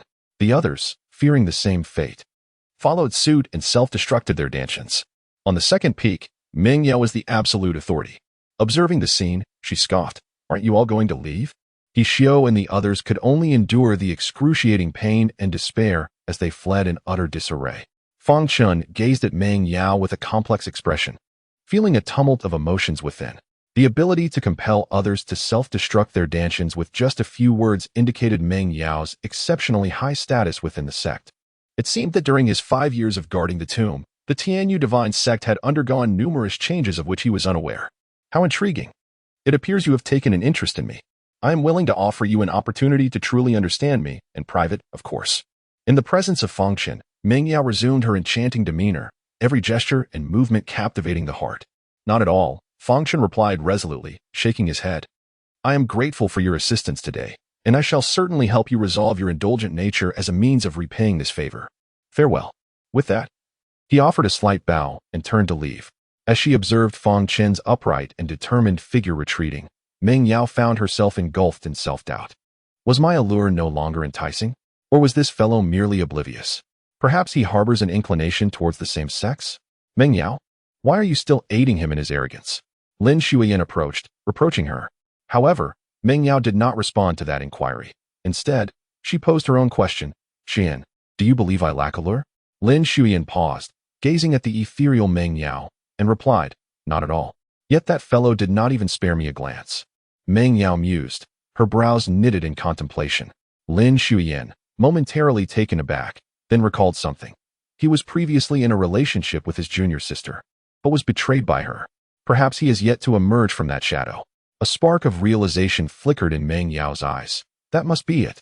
She once again donned a beguiling smile, thinking to herself, he possesses the ability to aid me in overcoming my indulgent nature, recognizes my extraordinary identity without attempting to ingratiate himself, and can withstand my seduction. How intriguing indeed. She gazed at Ling Fan's departing figure and remarked, I suddenly find myself reluctant to annul the engagement so swiftly. This fellow is quite fascinating. Upon returning to his residence, Fang Chen proceeded to visit his master's wife. And upon seeing her fully recovered, he felt a sense of relief wash over him. He then retreated to his chamber to meditate. At this moment, there remained a considerable amount of energy from the blood of the sword demon that had yet to be completely absorbed. Such energy should not be squandered. As he continuously absorbed the energy, both his physical form and realm experienced a steady enhancement. The progress of his sword character Dao text also advanced, albeit at a considerably slower pace, nearly negligible. Fang Chen was not surprised by this. After all, his sword character Dao text had already reached the second level. And further advancement would not be a simple feat. Not only must his comprehension keep pace, but his realm must also align. To elevate the Dao text once more, he would need to attain at least the postnatal realm. This seclusion lasted for 2 days, and when the morning sun streamed into his room, Fang Chen's aura transformed. It ascended continuously, breaking through from the 4th layer of the gathering spirit realm to the 5th. Slowly, he opened his eyes and let out a thunderous roar. A terrifying sword might erupted forth, infused with a faint trace of demonic energy. Simultaneously, his eyes turned a deep crimson, exuding an aura of formidable power. At that moment, everything around him appeared to undergo subtle changes. Fang Chen noticed an extraordinary clarity in his surroundings, gazing out the window.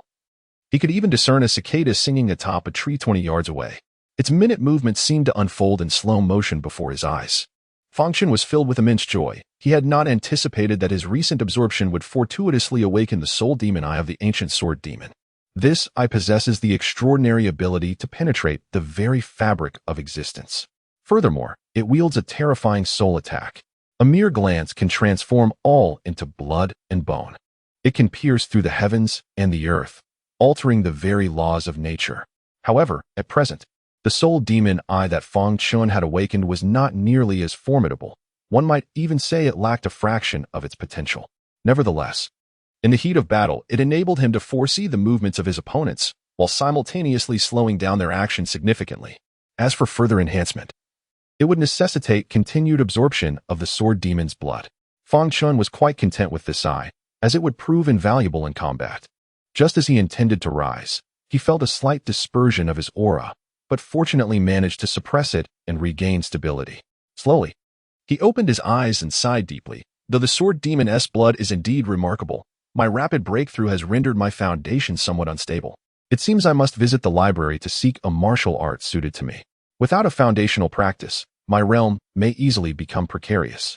With that, he decided not to linger in the room any longer and set off towards the library. However, upon exiting, he encountered a figure within the estate, and his demeanor instantly turned cold. The newcomer was none other than Su Wanner. At that moment, she was pouring tea for her teacher's wife, Xiaomei, wearing a demeanor of innocence and understanding. Fang Chen did not soften in his expression due to Su Wanner's seemingly compliant manner. Rather, his brow remained furrowed in concern. He entered the hall, interrupting the matron's intention to enjoy her tea, and immediately confronted Su Wanner. "What brings you here?" Upon seeing Fang Chen, a glimmer of light flickered in Su Wanner's eyes, revealing a hint of grievance. "Brother Fang, I acknowledge my wrongdoing. I have been coerced by Luo Yun all along.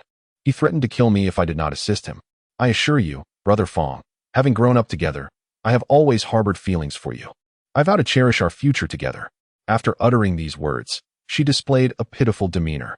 Had the heavenly Dao Bone not been excavated, Fang Chen might have believed her words. However, now every action of Su Wanner appeared to him as nothing but feigned theatrics, filling him with revulsion. He replied coldly, "Coerced? Ever since I abandoned my Dantian, you have sought refuge in another's embrace. You even divulged my secrets for a more advantageous ally. I fail to see how you were compelled in any way." Su Wanner's sorrowful gaze abruptly faltered. Her visit was prompted by the recent incapacitation of Xiao. Upon learning that Fang Chen single-handedly subdued several seventh-layer gathering spirit experts, both Luo Yun and she were utterly astonished. They vividly recalled that Fang Chen had previously been gravely injured and on the brink of death. His swift recovery could only be attributed to some extraordinary treasure. While they were surprised by Ming Yao's intervention, they did not dwell on it, merely assuming she was passing by to right a wrong. Nevertheless, Luo Yun was deeply intrigued by the nature of Fang Chen's recovery, speculating that it was highly probable he had inherited some invaluable relic from the former 7th Peak Master, prompting him to send Su Wanner back to retrieve it. Thus, the scene before us unfolded. Xiaomei initially intended to advise Fang Chen, yet upon hearing those words, she opted for silence. If Su Wanner had merely harmed her, she could endure it for Fang Er's sake. However, should she inflict pain upon Fang Er, it would be utterly intolerable. The corners of Su Wanner's mouth twitched slightly, but she quickly regained her composure, once more donning a smile as she said, "Brother Fang, I truly regret my actions." Fang Chen replied directly, "Speak. What brings you here?" Su Wanner replied with a smile, "I simply wish to return and see my master's wife, and I am also quite curious about how Brother Fang has recovered. Did Master truly leave behind some treasure?" "Master's wife, as I too am a disciple of Master, you cannot show favoritism. I deserve a share as well." Upon hearing this, Fang Chen chuckled. "So that is how it is." Chapter 8. Farewell to Lin Shuiyan. It appears that the other party, upon witnessing my restoration, surmised that perhaps my master had left behind some treasure. "So, if I were to present this treasure, you would return to my side, correct?" Fang Chen spoke with a measured calmness. "Indeed." Su Wanner nodded vigorously, exclaiming, "Fang Chen, if you surrender the treasure left by our master, I shall return to you. I promise. I will never abandon you again." Fang Chen smiled once more, though his gaze swiftly turned icy. "And what if I choose not to?" Su Wanner hastily retorted. "The master's treasure belongs to me as well. I am also his disciple. Right, Xiaomei?" Yet, Xiaomei turned her head away, her face marred by disappointment, offering no response to Su Wanner's question. Fang Chen scoffed, "Su Wanner, are you foolish or am I?" Although our master accepted you, he never truly initiated you as a disciple. You do not qualify as one. In the past, I had harbored some resentment towards our master for not accepting you. Yet now it is evident that he possessed remarkable insight, having seen through your true nature long ago. The pitiable facade Su Wano had vanished in an instant. She recognized that her previous tactics, effective against others, held no sway over Fang Chen now. Resolutely, she abandoned her charade and pointed an accusing finger at him, declaring, "Fang Chen, do you think that merely regaining your strength changes anything? In my eyes, you remain a worthless waste. Nothing but a mere trifle. I shall inform you today. You must hand over the master's treasure. Otherwise, this matter is far from over." Fang Chen regarded her with indifference. "What is it? Do you still wish to resort to violence?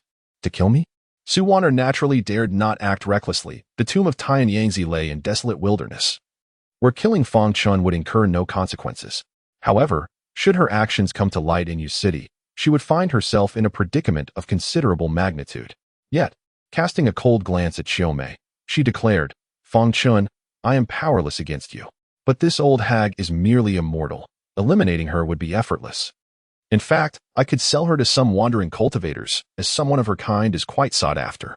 Just as her words hung in the air, a resounding slap echoed. Although Su Waner had anticipated the strike, she was still caught off guard and was sent flying by the force of Fang Chen's blow. "You dare insult my master's wife, Su Waner?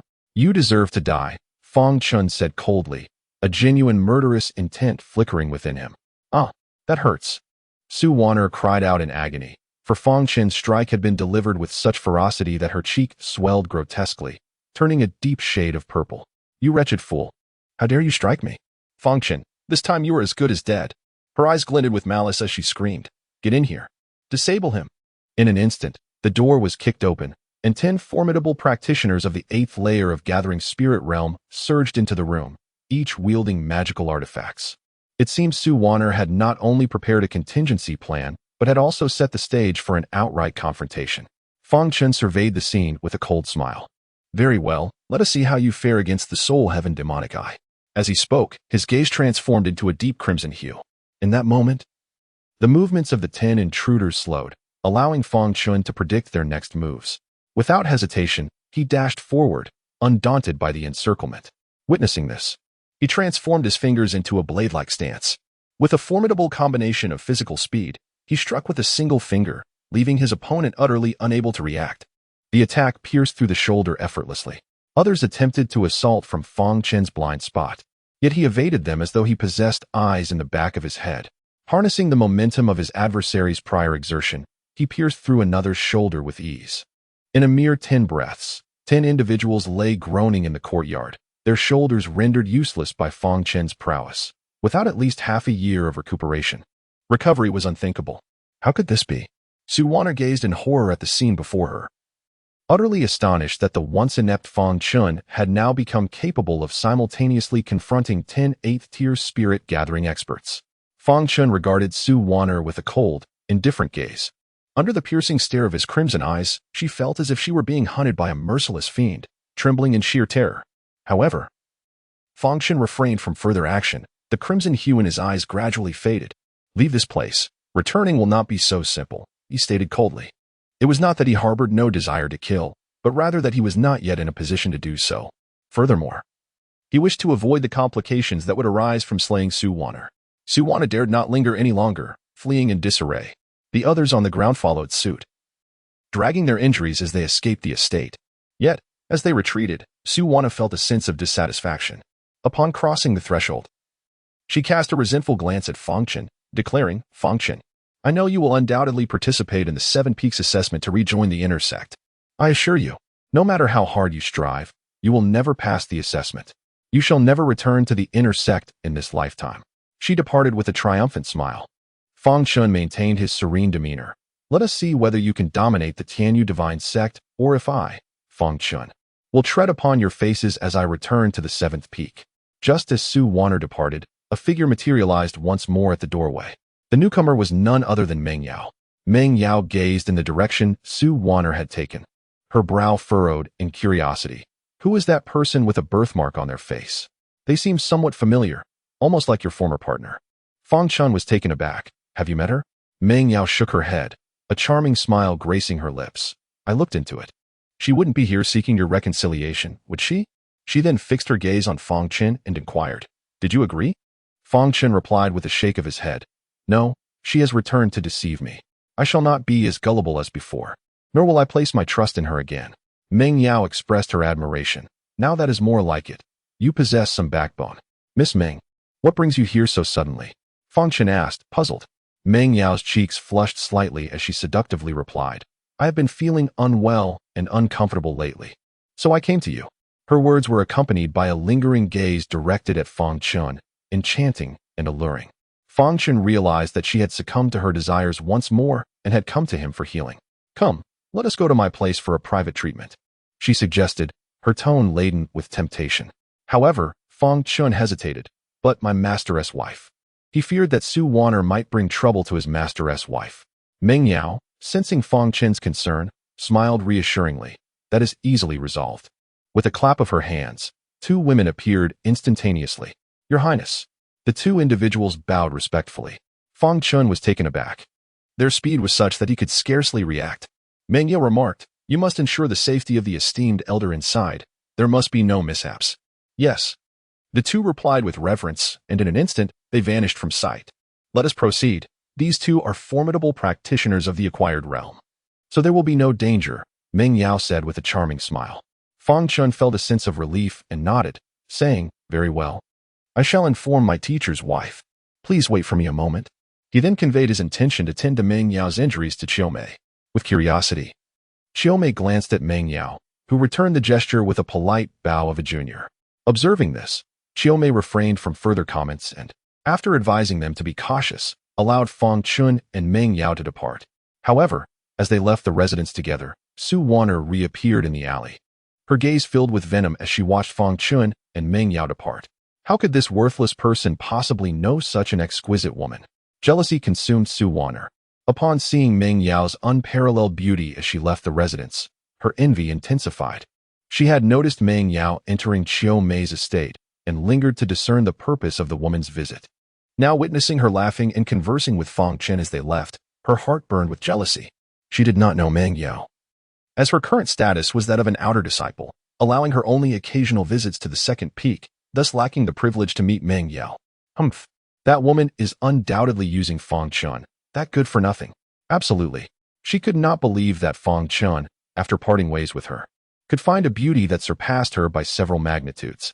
Meng Yao led Fang Chen aboard her spiritual vessel, arriving at her residence on the second peak. As they disembarked from the vessel and gazed upon the estate, which exuded a spiritual energy far more potent than that of the Wuzi Peak, Fang Chen was momentarily stunned. To inhabit such a residence on the second peak, one must undoubtedly possess an esteemed status. If Fang Chen's conjecture held true, Meng Yao was very likely a direct disciple of the Peak Master. Upon entering the estate with Meng Yao, Fang Chen was once again taken aback when he beheld an exquisite beauty within the premises, none other than Lin Shuyan. Chapter 9. The Eruption of Indulgence. Fang Chen was momentarily taken aback. He had not anticipated encountering Lin Shuyan here. "Allow me to introduce you. This is my dear friend, Lin Shuyan," Meng Yao said, linking her arm with Lin Shuyan's. Lin Shuyan shot Meng Yao a reproachful glance and said helplessly, "You actually went to fetch him." Meng Yao playfully stuck out her tongue and replied, "But he truly saved me last time." Lin Shuyan retorted without reservation, "Last time, he merely sought to take advantage of you. It was only when he attempted to do so that his dark desires were quelled. Are you unaware of your own indulgent nature? Such a condition is not easily remedied." She then turned her gaze to Fang Chen and coldly declared, "I am aware of your intentions for being here, but this time, I will not allow you to exploit Meng Yao again." Fang Chen felt a bit awkward and could only explain, "I genuinely can cure her." "Then tell me, how do you intend to do that?" Lin Shuyan interrogated. Fang Chen suddenly found himself at a loss for words. He could not possibly reveal the blood of the sword demon, as it was far too significant. Thus, he opted for silence. Seeing him remain tight-lipped, Lin Shuyan felt a sense of triumph at having exposed him. She then took Meng Yao by the hand and led her to the hall of the mansion, saying, "Meng Yao, this time I have found a fifth-tier alchemist. He will surely be able to cure your indulgent condition." A fifth-tier alchemist? Meng Yao gasped in astonishment. A fourth-tier alchemist was already considered an elite in the Divine East region, and fifth-tier alchemists were exceedingly rare. Only a handful of the foremost sects in the Divine East region possessed fifth-tier alchemists. However, those alchemists were all excessively proud and preferred to seclude themselves within their alchemical chambers. Engaging their services was a task more arduous than summoning deities. The fact that Lin Shuiyin managed to secure the assistance of a fifth-tier alchemist undoubtedly required immense effort and sacrifice. In the main hall, an elderly man sat at the head, his eyes narrowed, savoring his tea with a contemplative demeanor. He exhibited no reaction to the entrance of Meng Yao and her companions. Lin Shuiyin approached with Meng Yao, bowing respectfully before speaking, "Elder Tian." Only then did the alchemist known as Elder Tian slightly open his eyes, casting his gaze upon Lin Shuiyin before ultimately settling on Meng Yao. After a moment's pause, he withdrew his gaze and said, "Young Lady Lin, my intervention this time will settle the last debt owed to your family. Have you made your decision?" Without a hint of hesitation, Lin Shuiyin nodded affirmatively, "Elder Tian, I have made my decision. Please proceed." Upon hearing this, Elder Tian refrained from further discourse. He turned his attention to Meng Yao and stated, "I am aware of your condition. A body consumed by indulgence rarely survives beyond 20 years. However, since fate has brought you to me, I shall assist you in remedying this affliction." As he spoke, he deftly produced a vial from his hand. Within this is a fifth-tier elixir known as the Heavenly Fire Spirit Pill. This concoction, recently developed by me, counters the excesses of your indulgent body. With this pill, your affliction shall surely be resolved. Fifth tier. A glimmer of excitement flashed in Meng Yao's eyes. Fifth-tier elixirs were exceedingly precious, worth their weight in gold. She gazed at Lin Shuiyin with gratitude, fully aware of the immense cost she had borne for this elixir. Yet, a flicker of hesitation crossed her mind. For she had summoned Fang Chen primarily for his healing abilities, and leaving him aside to receive treatment from another felt somewhat unjust. Lin Shuiyin discerned Meng Yao's uncertainty. Understanding it stemmed from her concern for Fang Chen, she remarked, "Meng Yao, what are you still hesitating for? Do you truly believe he can cure you?" Tian Lao also turned his attention to Ling Fan, having heard Lin Shuiyin's accounts of him. He found it utterly ludicrous that a mere touch could remedy Meng Yao's affliction. If it were so simple to resolve a debauchery affliction, countless gifted women would not have perished before reaching their 20s. Of course, as a renowned alchemist, he deemed even mocking Fang Chen beneath him. Meng Yao asserted, "Fang Chen can indeed heal me." Hearing this, Fang Chen interjected, "Miss Meng, you should first take this Heavenly Fire Spirit Pill. If it can resolve your issues in one go, that would be splendid. At present, I am unable to remedy your condition all at once." He genuinely wished for Meng Yao's recovery, for had she not intervened for him 2 days prior, he might still be languishing in the law enforcement hall. After a moment's hesitation, Meng Yao finally nodded, "Very well." It was not that she doubted Fang Chen. Rather, the torment of her affliction had persisted for over a decade, each episode of agony rendering her existence unbearable. Now that an opportunity presented itself to potentially eradicate this affliction, she was unwilling to let it slip away. She then accepted the pill bottle from Tian Lao, poured a golden spirit pill into her palm, and, parting her delicate lips, swallowed it whole. A powerful warmth surged into Meng Yao's dantian, and the body of indulgence seemed to sense a looming threat, immediately reacting and erupting. Two forces collided in an instant, akin to a fierce battle between armies, blood flowing like rivers. The divine fire elixir possessed immense potency, momentarily driving back the malevolent energy of the indulgent body, as if it aimed to subdue it completely. Meng Yao felt a surge of joy. It seems to be working. Upon hearing this, Lin Shuiyin also experienced a flicker of delight. She cast a glance at Fang Chen, her eyes brimming with pride, as if to convey, "Young man, dream on if you wish to take advantage of Meng Yao again." However, in the next breath, the indulgent body appeared to be fully awakened, unleashing an even more terrifying wave of malevolent energy that began to consume the elixir's potency with overwhelming force, growing ever stronger. In an instant, Meng Yao's complexion turned fiery red, wisps of white smoke rising, her body burning with intense heat, and she trembled in excruciating pain. "Meng Yao!" Lin Shuiyin exclaimed in panic. "Heavens, what is happening?" Tian Lao's expression shifted as he hurried to Meng Yao's side to take her pulse. Yet, the moment his fingers brushed against her wrist, a terrifying malevolent energy surged forth, invading his body. Tian Lao let out a muffled groan, spewing forth a mouthful of blood. His eyes filled with dread. What a horrifying force. My elixir's potency has been devoured by that malevolent energy. It has fully activated the indulgent body. Lin Shuiyin was instantly alarmed. "What shall we do now?" Tian Lao, Did you not say you could heal Meng Yao? This. The expression on Tian Lao's face was one of awkwardness and distress. He had not anticipated that a body given to indulgence could be so troublesome and perilous. Currently, the only solution lay in allowing another to absorb the malevolent energy within him. Yet this energy was exceedingly potent, overwhelming even those with the most robust constitution. He stated, "I shall do it." Lin Shuiyan exclaimed, rushing towards Meng Yao, only to be stopped by Tian Lao. "Your constitution is too weak. Even if you attempt to absorb it, you would only manage to take in half, rendering no effect and rather risking your own life," Tian Lao cautioned. "But I cannot bear to watch Meng Yao perish like this." Lin Shuiyan's eyes glistened with unshed tears, realizing that she might have brought harm to Meng Yao. At that moment, Fang Chen unexpectedly arrived by Meng Yao's side, grasping her hand. Upon witnessing this, Lin Shuiyan's anger flared at such a critical time. "You dare take advantage of Meng Yao." She charged forward, intent on kicking Fang Chen away, but was intercepted by Tian Lao. "Wait. He is absorbing the malevolent energy within her." "What?" Lin Shuiyan was taken aback, and then she observed streams of crimson malevolent energy escaping from Meng Yao and entering Fang Chen's body. Fang Chen's face contorted with pain. Yet he gritted his teeth and persevered. "Do you wish to die? If this continues, you will perish," Lin Shuiyan shouted. However, Fang Chen remained silent, channeling the remaining half of the sword demon blood within him, refining it while fending off the terrifying malevolent energy. Fortunately, the sword demon blood proved sufficiently powerful to withstand it. Tian Lao's eyes were filled with astonishment at the sight.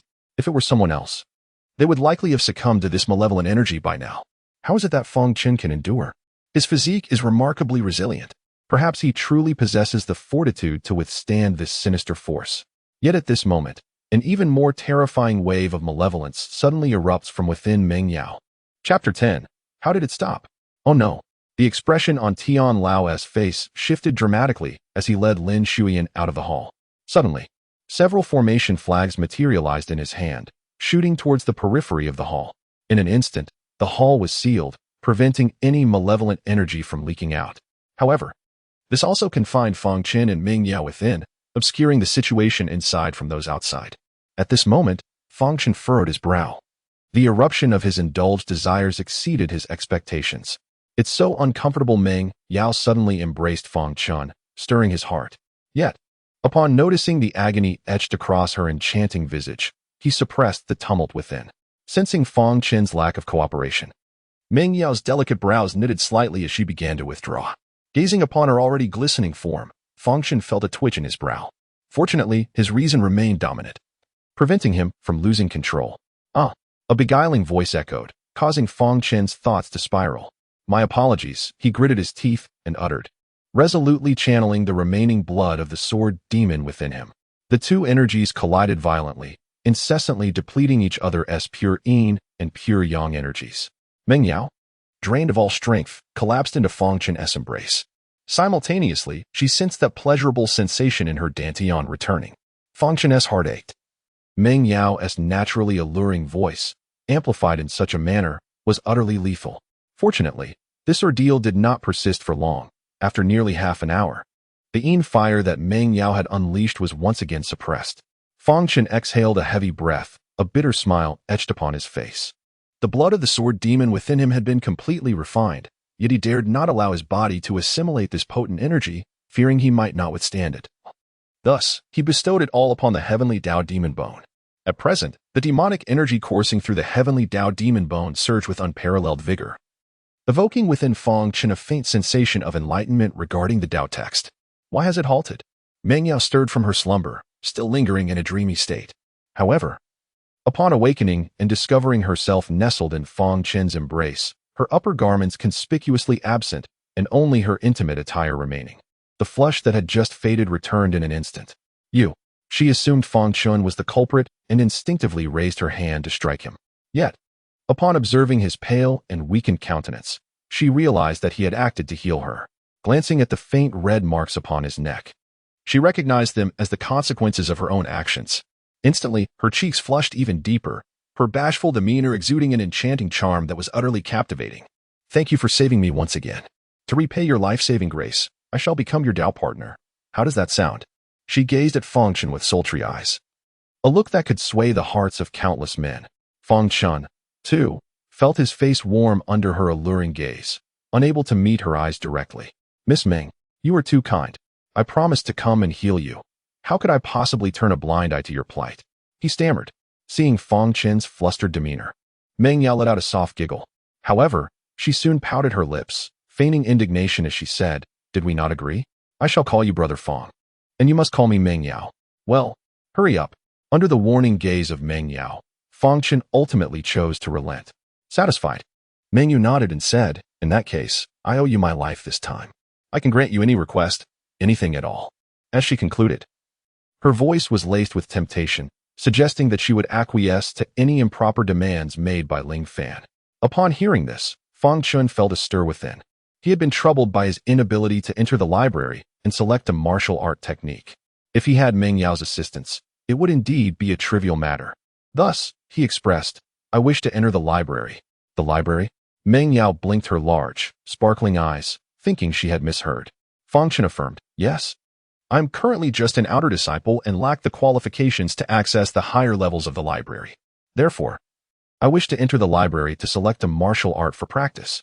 Meng Yao's face fell with disappointment. How could he choose the library over a stunning beauty like herself? Very well. Ultimately, she had no choice but to comply. A radiant glow emanated from her hand as an ancient token materialized, which she then handed to Fang Chen. "Once you arrive at the library, simply present this token to gain entry without any restrictions." Fang Chen accepted the token, expressing his gratitude. "Thank you. Once I obtain the martial art I desire, I shall return it." "There's no need for that." As she dressed, Meng Yao remarked, "I have plenty of such tokens. You can keep it without needing to return it." Fang Chen wished to refuse, yet after being met with Meng Yao's piercing gaze, he fell silent. Very well, unable to fight back or provoke her, he chose to concede. Once Meng Yao donned her attire, the two departed from the formation together. This particular formation only sealed the exterior, leaving the interior unbound, a common array employed by alchemists. Thus they faced no constraints. Upon witnessing Meng Yao emerge unscathed, even the typically icy Lin Shuyan exhibited a look of sheer joy. "Meng Yao, are you unharmed?"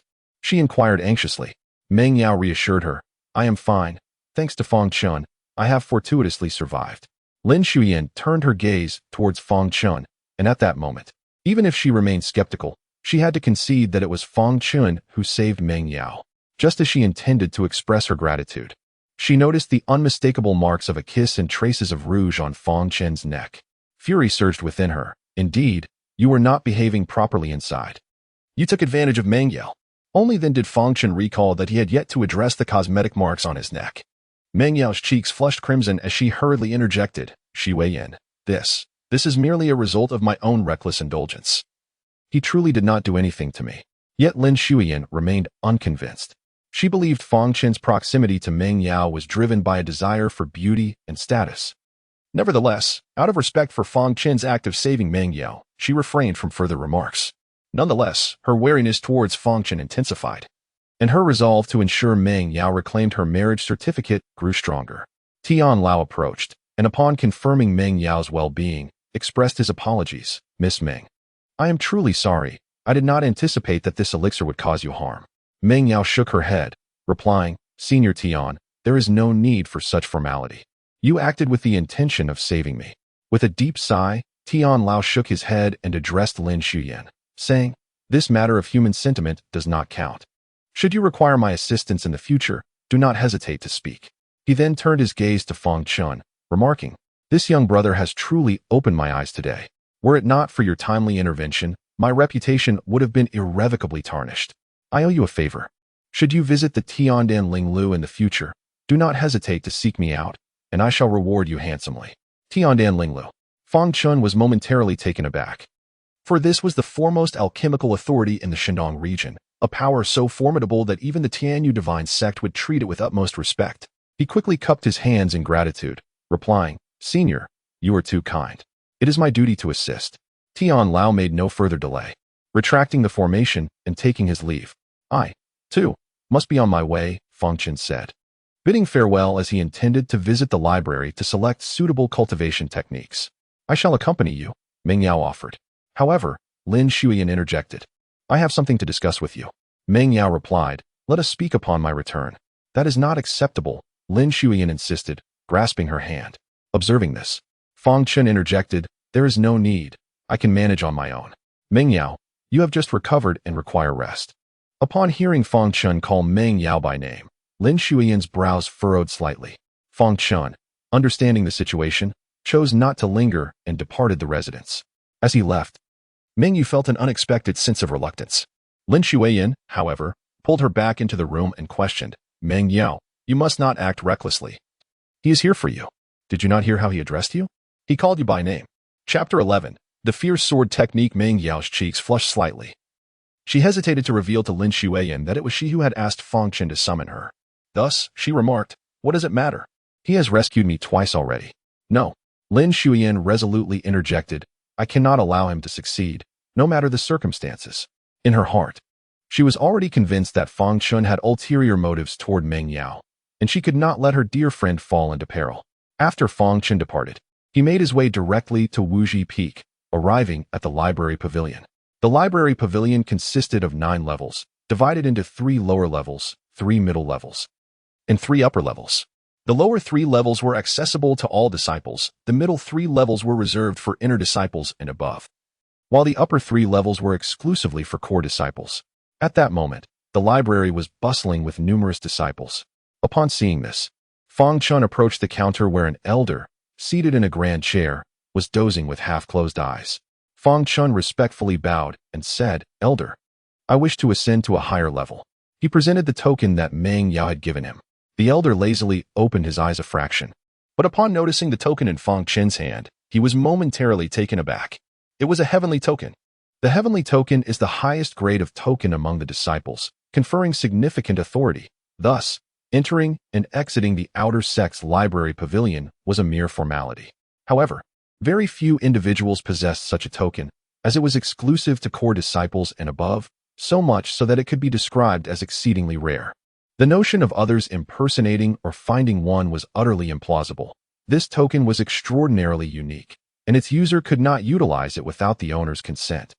The token in Fang Chen's hand emitted a faint spiritual glow, indicating his qualification to wield it.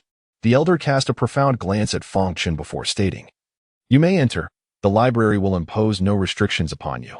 Fang Chen was aware that the token bestowed upon him by Meng Yao was exceptional, yet he had not anticipated its remarkable utility. Thank you, he replied with a respectful gesture, then proceeded directly to the upper levels. In the Qi Tian continent, martial arts are categorized into 4 grades, Heaven, Earth, Xian, and Huang, with the lowest being the mundane and the highest being the heavenly. Each grade is further divided into 9 tiers. The lower 3 levels of the outer sect's library are designated for mundane techniques from the 1st to the 5th tier. The middle 3 levels cover the 5th to the 9th tier, and the upper 3 levels comprise the first 3 tiers of the Huang grade. Fang Chen was not in haste to ascend to the upper 3 levels. Instead, he first ventured to the middle 3 levels to select a technique. Upon arrival, he found the number of practitioners significantly diminished, as only inner sect disciples typically reach this area. He began his search on the 4th level, where most of the techniques were of the 5th and 6th tiers. However, the majority were rather ordinary, failing to capture Fang Chen's interest. Deciding to advance to the 6th level, he discovered a collection of techniques belonging to the 9th tier, vastly superior to those below. After surveying the options, he still found himself shaking his head in disappointment. While some sword cultivation techniques were present, they primarily focused on the righteous path of the sword, which was ill-suited for his current self. After all, he possessed the body of a sword demon, making the cultivation of demonic sword techniques far more appropriate. Regrettably, the amount of sword demon blood he had absorbed thus far was scant. Had he awakened the innate divine ability of the sword demon bloodline, he would not have been compelled to search so diligently for a suitable technique. Finding no success on the 6th level, Fang Chen resolved to ascend to the 7th level. Upon arrival, there were scarcely any souls present. The Tianyu Divine Sect boasts not merely a repository of knowledge. Its inner sanctum is equally resplendent, albeit newly established, in contrast to the venerable Wuji Peak. Nevertheless, the collection here is comprehensive, albeit new techniques are no longer replicated for this location. Thus, when Fang Chen ascended to the 7th level, he observed that the covers of the techniques appeared quite antiquated, with numerous areas enshrouded in dust, indicative of prolonged neglect. He continued his search for techniques and serendipitously discovered several commendable demonic arts. However, lamentably, none of these were aligned with the sword path, compelling Fang Chen to relinquish his pursuit. After a brief exploration, he ascended further to the 8th level, where he approached a secluded bookshelf nestled in a corner. This shelf contained a collection of demonic techniques, approximately 7 or 8 tomes.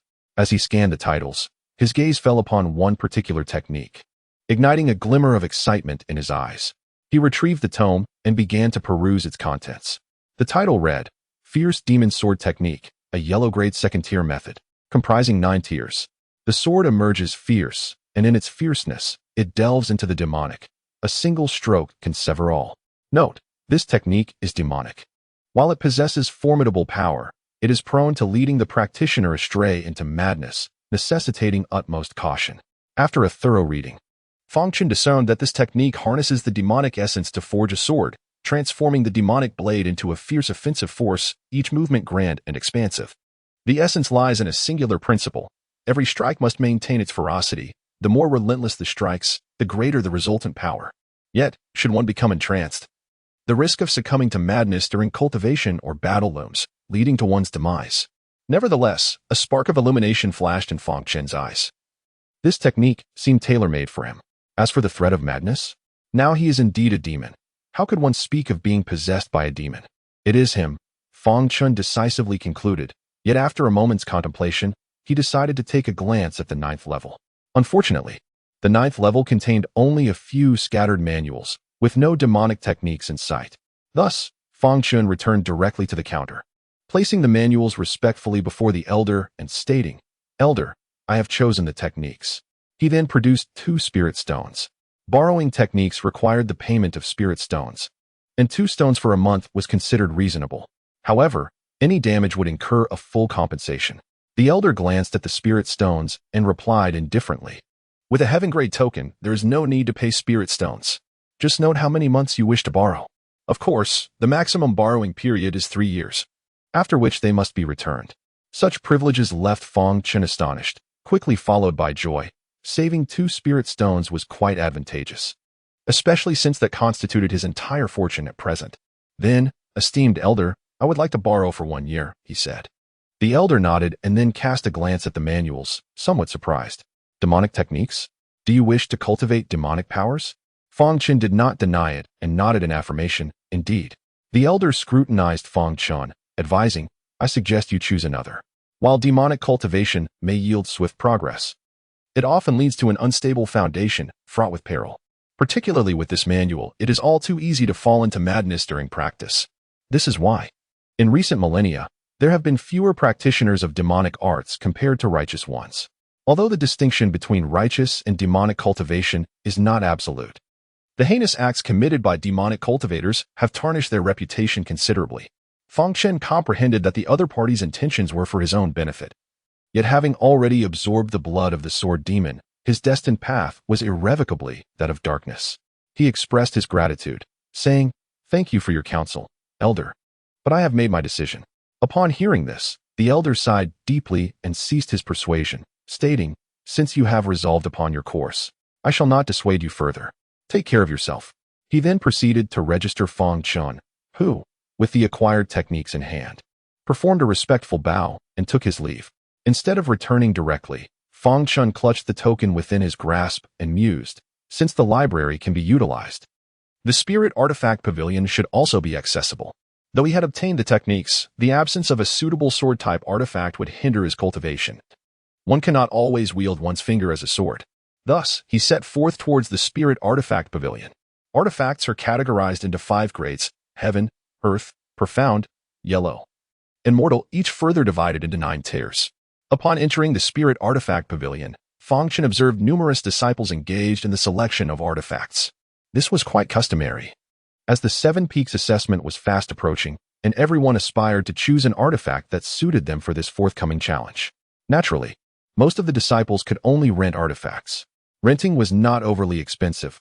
A commendable 3rd-tier mortal artifact could be rented for merely 2 spirit stones per month. However, as the grade of the artifact increased, so too did the price. Any damage incurred during the rental period would necessitate compensation at the market rate. Unlike the library, which was divided into 9 levels. The Spirit Artifact Pavilion consisted of a single expansive floor.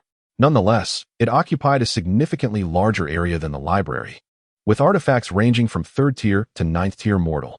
Fang Chen ventured within, making a beeline for the sword-type artifacts. Yet, after only a few steps, I heard a voice dripping with sarcasm. Mixed breed? How could you possibly be here? Chapter 12. A reunion with Su Wan'er. Fang Chen's expression instantly turned frigid.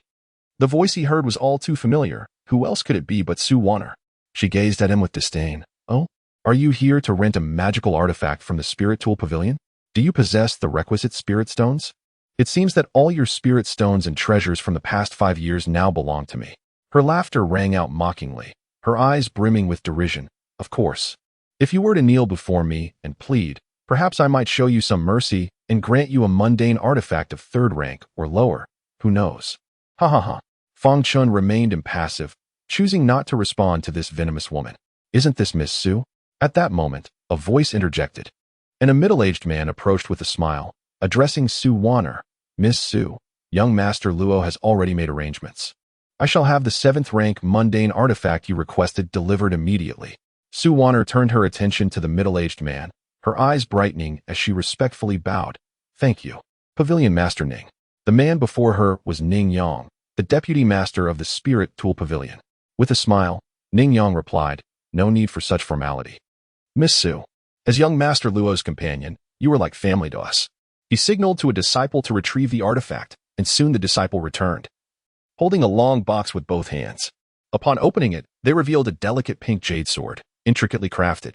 The sword's sheath was carved from the exquisite pink cloud stone found in the heavenly gold mountains, smooth and flawless, perfectly befitting the noble Miss Su. Ning Yang elaborated with a smile. In Su Wan'er's eyes, a glimmer of excitement sparkled as she gazed at the slender sword. What is the price? She inquired. Ning Yang replied with a smile. I will act as a guarantor. Thus, there is no need for you to pay any spirit stones for this sword. Upon hearing this, Su Wan'er was overjoyed, her hands trembling as she grasped the sword, her cheeks flushed from overwhelming excitement. She fondled the exquisite weapon lovingly and expressed her gratitude. Thank you, Master Ning Yang. Ning Yang's smile broadened as he responded, Miss Su, there is no need for such formalities. Merely speak a few kind words on my behalf before young Master Luo. Of course, I shall. Su Wan'er nodded eagerly. She then cast a provocative and triumphant glance towards Fang Chen, her expression brimming with disdain. Did you see that? What Luo Yin can offer me, you could never provide in your lifetime. A wretch like you will forever be trampled in the depths of society. You should be grateful that I spent those 5 years with you. Fang Chen retorted with a cold smirk. No matter how radiant you appear, it cannot conceal your shameless and venomous nature. I must thank Luo Yun for allowing me to see your true colors. Su Wan'er, still brimming with arrogance, scoffed. Humph. People strive to ascend.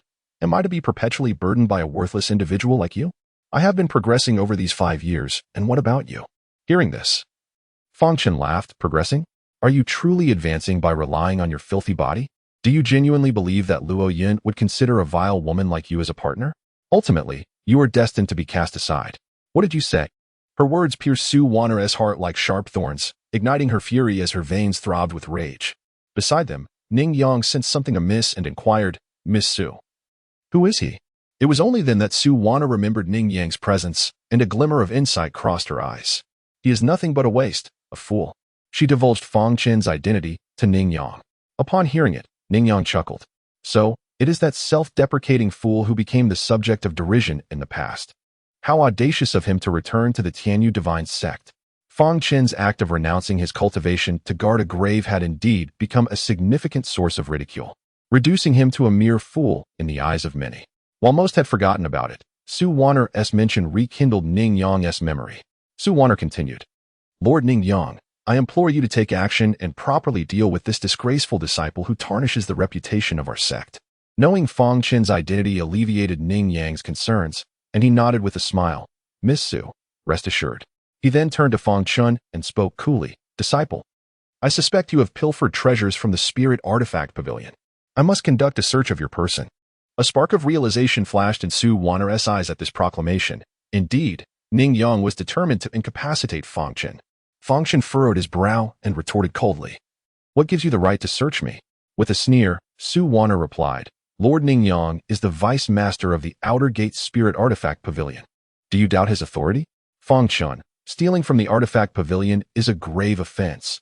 The lightest punishment is corporal punishment, while the severest could lead to self-obliteration of one's cultivation and expulsion from the sect. To be a waste is one thing, but to be a thief as well is a disgrace to the disciples of Tianyu Divine Sect. The events here had long captured the attention of the assembly, and upon discovering Fang Chen's true identity, many began to mock him. Indeed, a thief. Get out of the Tianyu Divine Sect. We do not accept thieving disciples. This is a disgrace to the Tianyu Divine Sect. They were aware that Fang Chen was being framed, but that mattered little. It presented a splendid opportunity to curry favor with Ningyang. Should they gain Ningyang's favor, they could thrive within the outer sect in the future. Su Wanner, witnessing the scene, felt a surge of satisfaction. With a cold smile, she declared, Fang Chen, surrender it. If you cannot, we shall strip you of your cultivation and expel you from the sect. Fang Chen observed the unfolding drama with indifference. I am curious to see how you intend to frame me, he thought, hands clasped behind his back, his gaze laced with a hint of mockery. Fool. Even at death's door, you still feign bravado, Su Wanner scoffed, then turned to Ningyang. Ningyang, this wastrel shows no remorse. It is time for you to take action. Very well, Ningyang replied imperiously, nodding, and gestured, seize this man. Understood. Immediately, two disciples from the sect prepared to apprehend Fang Chen. Just then, an elder descended from the upper floor. Noticing the crowd gathered, he frowned slightly. Upon seeing Ningyang among them, he inquired, Elder Ning, what has transpired? Ningyang's expression shifted as he recognized the newcomer as Dong Huada, the head of the Spirit Artifact Pavilion and his superior. He hurriedly explained, Master, this man has stolen treasures from our pavilion. I was just about to administer punishment. Dong Huada furrowed his brow. It had been millennia since a theft had occurred in the Spirit Artifact Pavilion. Even the most Na'vi disciples within the sect understood the rigorous defenses of the pavilion. How could anyone successfully commit such a larceny? The current situation, however, indicated that matters were far from straightforward. Yet, he found himself disinclined to intervene. There was no necessity to jeopardize his relationship with Dong Huada over a single disciple. Although he held a disdainful view of Ningyang, who had gained admission through connections, he still felt it prudent to maintain appearances. Oh. Just as he contemplated uttering a few words before departing, his gaze inadvertently fell upon Fang Chen, who was surrounded by others. To his astonishment, he noticed a faint glow emanating from Fang Chen's waist. Upon closer inspection, his eyes widened in disbelief, and cold sweat broke out upon his brow. The token bearing the character Tian. This was a symbol of noble status. The bearer of such a token wielded immense power and authority within the Tianyu Divine Sect. To speak of merely eliminating him would be an effortless task. Furthermore, this token possessed a recognition function, and the subtle spiritual light radiating from the Tian character confirmed that Fang Chen was indeed its master. A wave of cold sweat cascaded down his forehead as he realized that Fang Chen's identity was undoubtedly extraordinary. Should any harm befall him here, even if he managed to preserve his own position, he would certainly attract considerable trouble. Meanwhile, Ningyang, observing Dong Huada's indifference to the situation, felt a secret sense of relief. He then cast a malicious glance at Fang Chen, exclaiming, You are finished, kid. What are you still dawdling for? Seize him. Yes. The disciples within the pavilion glared fiercely at Fang Chen, their malice palpable. You scoundrel, I will make you understand the true meaning of suffering. One of them stepped forward, advancing toward Fang Chen. But just then, Dong Huada shouted, Wait. Ningyang was momentarily taken aback, casting a puzzled glance at Dong Huada. However, he soon witnessed Dong Huada hastening down the stairs, demanding, What are you planning to do? Naturally, the intention was to apprehend the thief, should there be any resistance. He would not hesitate to take decisive action. Dong Huada's inquiries left Ningyang momentarily stunned, prompting him to instinctively divulge his entire scheme. Slap. Dong Huada delivered a resounding slap, sending Ningyang hurtling through the air, crashing harshly to the ground. In that instant, an eerie silence enveloped the room. Dong Huada, seething with rage, exclaimed, How dare you frame someone in my presence? Do you truly believe I, as the Lord, am non-existent? Chapter 13. Cultivation Master. I have not. He is merely a thief. Ningyang attempted to defend himself. Dong Huada sneered. Then tell me, which artifact did he steal? This. Ningyang found himself at a loss for words.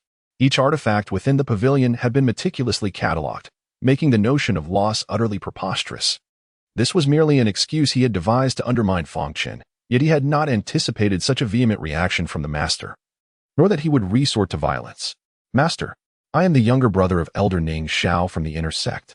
Ning Yang resorted to invoking his connections, hoping to instill a sense of caution in Dong Huada. However, Dong Huada merely smirked and replied, "And so what? You have violated sect rules. You have slandered a fellow disciple. You even sought to cripple another.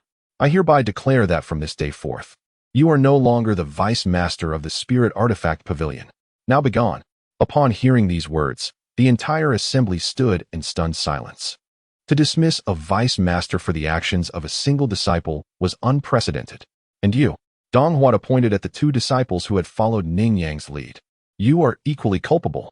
Effective immediately, you are stripped of your identities within the Spirit Artifact Pavilion and shall be forbidden from purchasing or renting artifacts for life." The two disciples, upon hearing this decree, felt their legs weaken and collapsed to the ground. They had merely sought to curry favor with Ning Yang. "You too." Dong Huada's gaze fell upon those few disciples who had dared to insult Fang Chen. Their faces turned ashen, filled with regret. Why had they been so foolish as to mock him? If the Spirit Artifact Pavilion were to turn them away, it would spell doom for them. Although there are treasures superior to those found in the Spirit Artifact Pavilion, their prices are several times higher, rendering them inaccessible for low-tier rentals. As for borrowing from others, who would be foolish enough to act as a guarantor? If the treasure were to sustain damage, it would be the borrower who bears the cost. Ning Yang was oblivious to the reasons behind Dong Huada's actions, merely perceiving that Dong Huada sought to take advantage of the situation to expel him. Gritting his teeth, he fixed a fierce gaze upon Dong Huada, declaring, "You wait and see." As he turned to leave, he cast a venomous glare at Fang Chen. It was all Fang Chen's fault that he had fallen into this predicament. Otherwise, would Dong Huada have dared to confront him? Having uttered his words, he departed without further hesitation. Dong Huada smirked inwardly, knowing that even if Ning Yang sought out Ning Xiao, it would be futile. Although the inner sect elders held a higher status than him, they were still subordinate to the core disciples. Since Fang Chen possessed a heavenly rank token, he had no fear, even if Ning Xiao were to come personally. The remaining individuals, sensing the tension, quickly vacated the Spirit Artifact Pavilion, their tails between their legs. Su Wan'er, realizing she could not ensnare Fang Chen, wore an exceptionally grim expression. With a scowl, she retorted, "Fool, don't get too complacent. You are undoubtedly doomed in the Seven Peaks assessment." With that, she turned to leave. "Wait," Fang Chen called out. Su Wan'er halted, asking, "What do you want?" Fang Chen replied coolly, "I recall that this sword was guaranteed by Ning Yang. Since he is no longer the vice master of the Spirit Artifact Pavilion, he lacks the authority to act as a guarantor." Dong Huada, overhearing this, immediately grasped Fang Chen's implication. He coldly addressed Su Wan'er, stating, "The guarantee provided by Ning Yang is now rendered null and void. If you wish to acquire this sword, you must pay 2,500 spirit stones to take it away." Su Wan'er's countenance shifted dramatically. She possessed no such sum of spirit stones. The spirit stones previously given to Fang Chen had long since been squandered. Naturally, Luo Yun would not bestow upon her such a vast quantity of spirit stones. At most, he would offer a mere 100 or 200. She glared at Fang Chen with malice, wishing nothing more than to dismember him. Feeling the gaze of the onlookers in the hall upon her, she felt a sense of humiliation and gritted her teeth, declaring, "A mere 2,500 spirit stones is nothing. I shall return immediately to retrieve it." However, Dong Huada coldly interjected, "I am afraid that due to your collusion with Ning Yang to slander our disciples, you have been placed on the blacklist of the Spirit Tool Pavilion." Su Wan'er's expression darkened further, yet she dared not express her anger towards Dong Huada. Instead, she venomously directed her ire at Fang Chen, proclaiming, in the Seven Peaks assessment, "Your demise is inevitable." With that, she relinquished the slender sword and departed in disgrace. Fang Chen calmly watched Su Wan'er leave. The Seven Peaks assessment, indeed? We shall see. At that moment, Dong Huada turned to Fang Chen and said, "I apologize, nephew, for the unjust treatment you have endured. This is my failing." Fang Chen noticed Dong Huada's gaze frequently drifting to the token at his waist, realizing that it was the token's influence at play. And he couldn't help but marvel at how Meng Yao had once again come to his aid. He clasped his hands in gratitude, saying, "There is no need for such formality, Pavilion Master. I am the one who ought to express my thanks for your timely intervention. It is only right. How could I allow such an incident to occur within the Spirit Tool Pavilion?" Dong Huada declared with righteous indignation. Suddenly, he remarked, as a token of my apology. You may select any one artifact of yellow grade or below from the Lingqi Pavilion, and it need not be returned. I shall account for it. Upon hearing these words, a collective gasp echoed through the crowd. A mundane 9th tier artifact is valued at 3,000 spirit stones, a staggering sum for the outer disciples. Yet, it was effortlessly bestowed upon Fang Chen. Instantly, envious and jealous gazes converged upon him. Fang Chen, momentarily taken aback, remained silent for a moment before expressing his gratitude. Thank you, Pavilion Master. He indeed required a superior artifact, and this was not the time for modesty. After offering his thanks, he ventured into the sword category to commence his selection. Before long, he paused before a sword. The Longming sword, measuring 1.5 meters in length, with a long blade and dragon-shaped hilt, was slightly lightweight, a mundane 9th tier artifact. However, upon touching it, Fang Chen shook his head. The sword was too light and unsuitable for him. He then approached another sword. The Tianfeng sword, measuring 1.4 meters, was slender and agile. Also a mundane 9th tier artifact. Yet, after a brief assessment, Fang Chen again shook his head. He continued to examine several more swords, but none proved to be fitting. Just as he was nearing the end of his selection, a pitch-black sword captured his attention. The Heiming sword, also 1.5 meters long, weighed 500 pounds. The blade was slender, with a gleaming cold light flickering on both sides, exuding a sharpness befitting a mundane 9th tier artifact.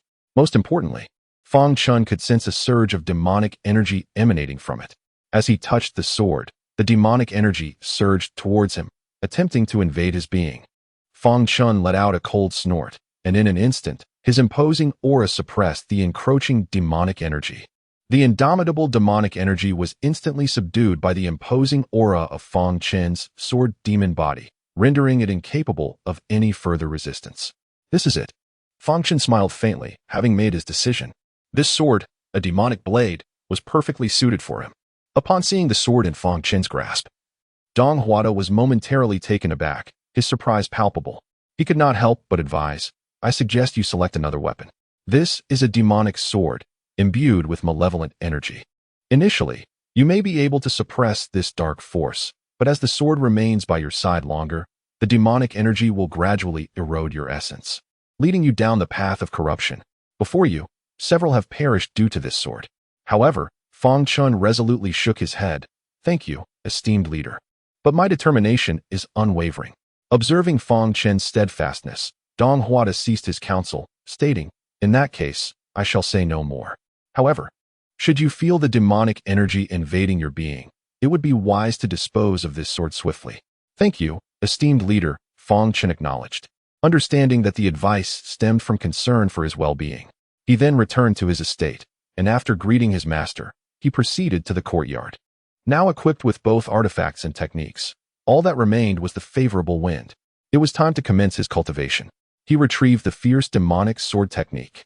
The first layer of this technique spoke of nurturing the sword with demonic energy, concentrating it upon the blade, delivering lethal strikes with each movement, offensive and never defensive. After perusing the introduction, he recited the incantation of the first layer, delving deep into its essence. To his astonishment, with the presence of the heavenly Dao demonic bone, he found himself grasping the intricacies of the first layer. This revelation filled Fang Chen with immense joy, for he could cultivate following this newfound understanding. Perhaps before the 7 Peaks assessment, he could cultivate the fierce demon sword technique to the 2nd or even 3rd level. Immediately, he seated himself upon the ground, resting the sword upon his legs, and began to circulate the incantation.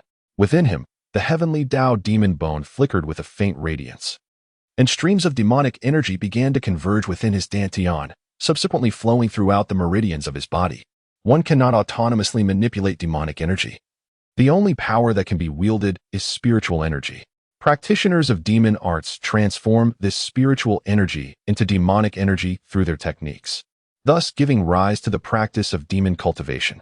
However, for those who have not deeply immersed themselves in this art, the transformed demonic energy often contains impurities, making it rare for a cultivator to attain pure demonic energy. Yet, Fang Chen was different. Having absorbed the blood of the sword demon, his physique had evolved into that of a sword demon, allowing him to bypass the need for spiritual energy to convert into demonic energy. With the assistance of the heavenly Dao demon bone, He could effortlessly generate exceedingly pure, demonic energy. It could be said that he was a natural-born cultivator of demon arts. Before long, aided by the heavenly Dao Demon Bone, within merely the span of half a stick of incense, a swirling aura of demonic energy enveloped Fang Chen, connecting him with the Black Ming sword. Suddenly, as Fang Chen opened his eyes, a torrent of demonic energy surged forth, sweeping across the surroundings.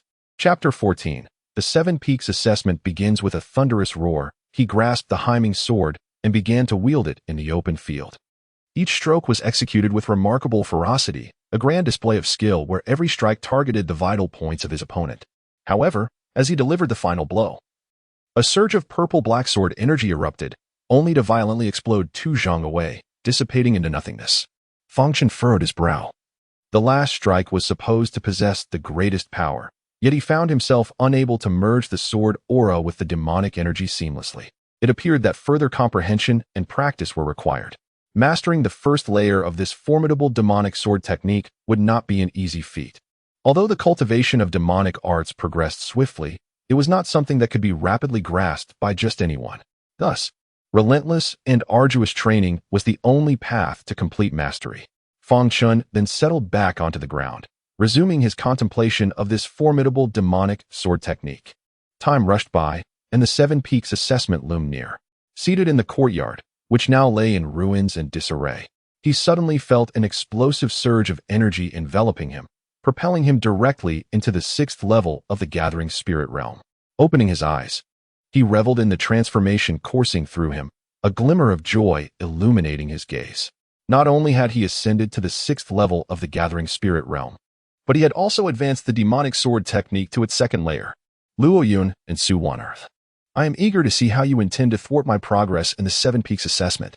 Just as Fang Chen ground his teeth in determination, he sensed a slight tremor from the small tower within his dantian, which quickly returned to its usual state. Fang Chen felt the change within the small tower, his heart swelling with elation. The 2nd layer of the tower had been unlocked. With a single thought, he re-entered the small tower, arriving once more at the 1st level. He found it unchanged. The only difference was that the stone staircase leading to the 2nd level was now open. Without a moment's hesitation, Fang Chen stepped inside. The 2nd level revealed no alterations, still merely a table and a box. He wondered if there was still the blood of the sword demon here. Anticipation filled his heart, for the blood had conferred immense benefits upon him, and he naturally hoped for more. He then opened the wooden box. A glimmer of light flashed in Fang Chen's eyes as he beheld its contents. There it was, the blood of the sword demon, and not just one, but 2 droplets. Indeed, Fang Chen rejoiced, but soon he noticed a faint orb of light nestled in the corner of the box. What could this be? He pondered, just as the 2 droplets of sword demon's blood entered his body, settling in his dantian. Strangely, he did not experience the excruciating pain he had felt previously. The blood did not immediately merge within him. It seems that after my initial fusion, I no longer need to merge it involuntarily, but rather, I can choose when to merge it, Fang Chen mused, turning his gaze toward the light orb. What is this? He reached out, and upon contact, the orb surged into his mind. Instantly, a torrent of unfamiliar ancestral memories began to unfurl within his consciousness. Time slipped away as he absorbed the revelations, and when he finally regained his composure, he was overwhelmed with exhilaration, for that orb was indeed a legacy. Moreover, it is a legacy of the alchemical path. Astonishingly, it is the memory inheritance of a 6th-tier alchemist. It is known that within the divine Eastern domain, a 5th-tier alchemist is already a top-tier practitioner, and there exists but a single 6th-tier master. To stumble upon the complete legacy of a 6th-tier master is indeed exhilarating for Fang Chen. After a brief moment, he managed to compose himself. Now is not the time to ponder this inheritance. The 7 Peaks assessment is about to commence, and it is time to set forth. He exited the small tower and arrived in the hall, where he encountered his esteemed mentor, Xiaomei. Mentor, Fang Chen greeted with utmost respect. Little Fang, have you finished your training? Xiaomei, engaged in weaving garments, smiled upon his arrival. Although Tian Yangzi had prepared a lifetime's worth of mundane wealth for her before his passing, Xiaomei was not one to remain idle. Thus, she occasionally indulged in weaving. From childhood, all the garments adorning Fang Chen were crafted by her hands. Come here, Xiaomei said with a smile. I have woven you a new outer garment. Try it on and see how it fits. Certainly, Fang Chen nodded and accepted the outer garment. It was a long coat interwoven with shades of white and blue. And upon donning it, Fang Chen's already handsome visage radiated an invigorating charm. After observing him, Xiaomei sighed nostalgically, how swiftly time passes. That little Fang who was once half my height has grown so tall. Fang Chen understood that his mentor was reminiscing about their master and yearning for home. Their master was no longer present, yet their home remained at the 7th peak. With unwavering determination, Fang Chen declared, "Mentor, do not worry. Today is the 7 peaks assessment. I promise you, I shall return with you to the 7th peak." Xiaomei gazed at Fang Chen's resolute demeanor, once again revealing a warm smile. "Very well. My dear disciple, I have full faith in your capabilities."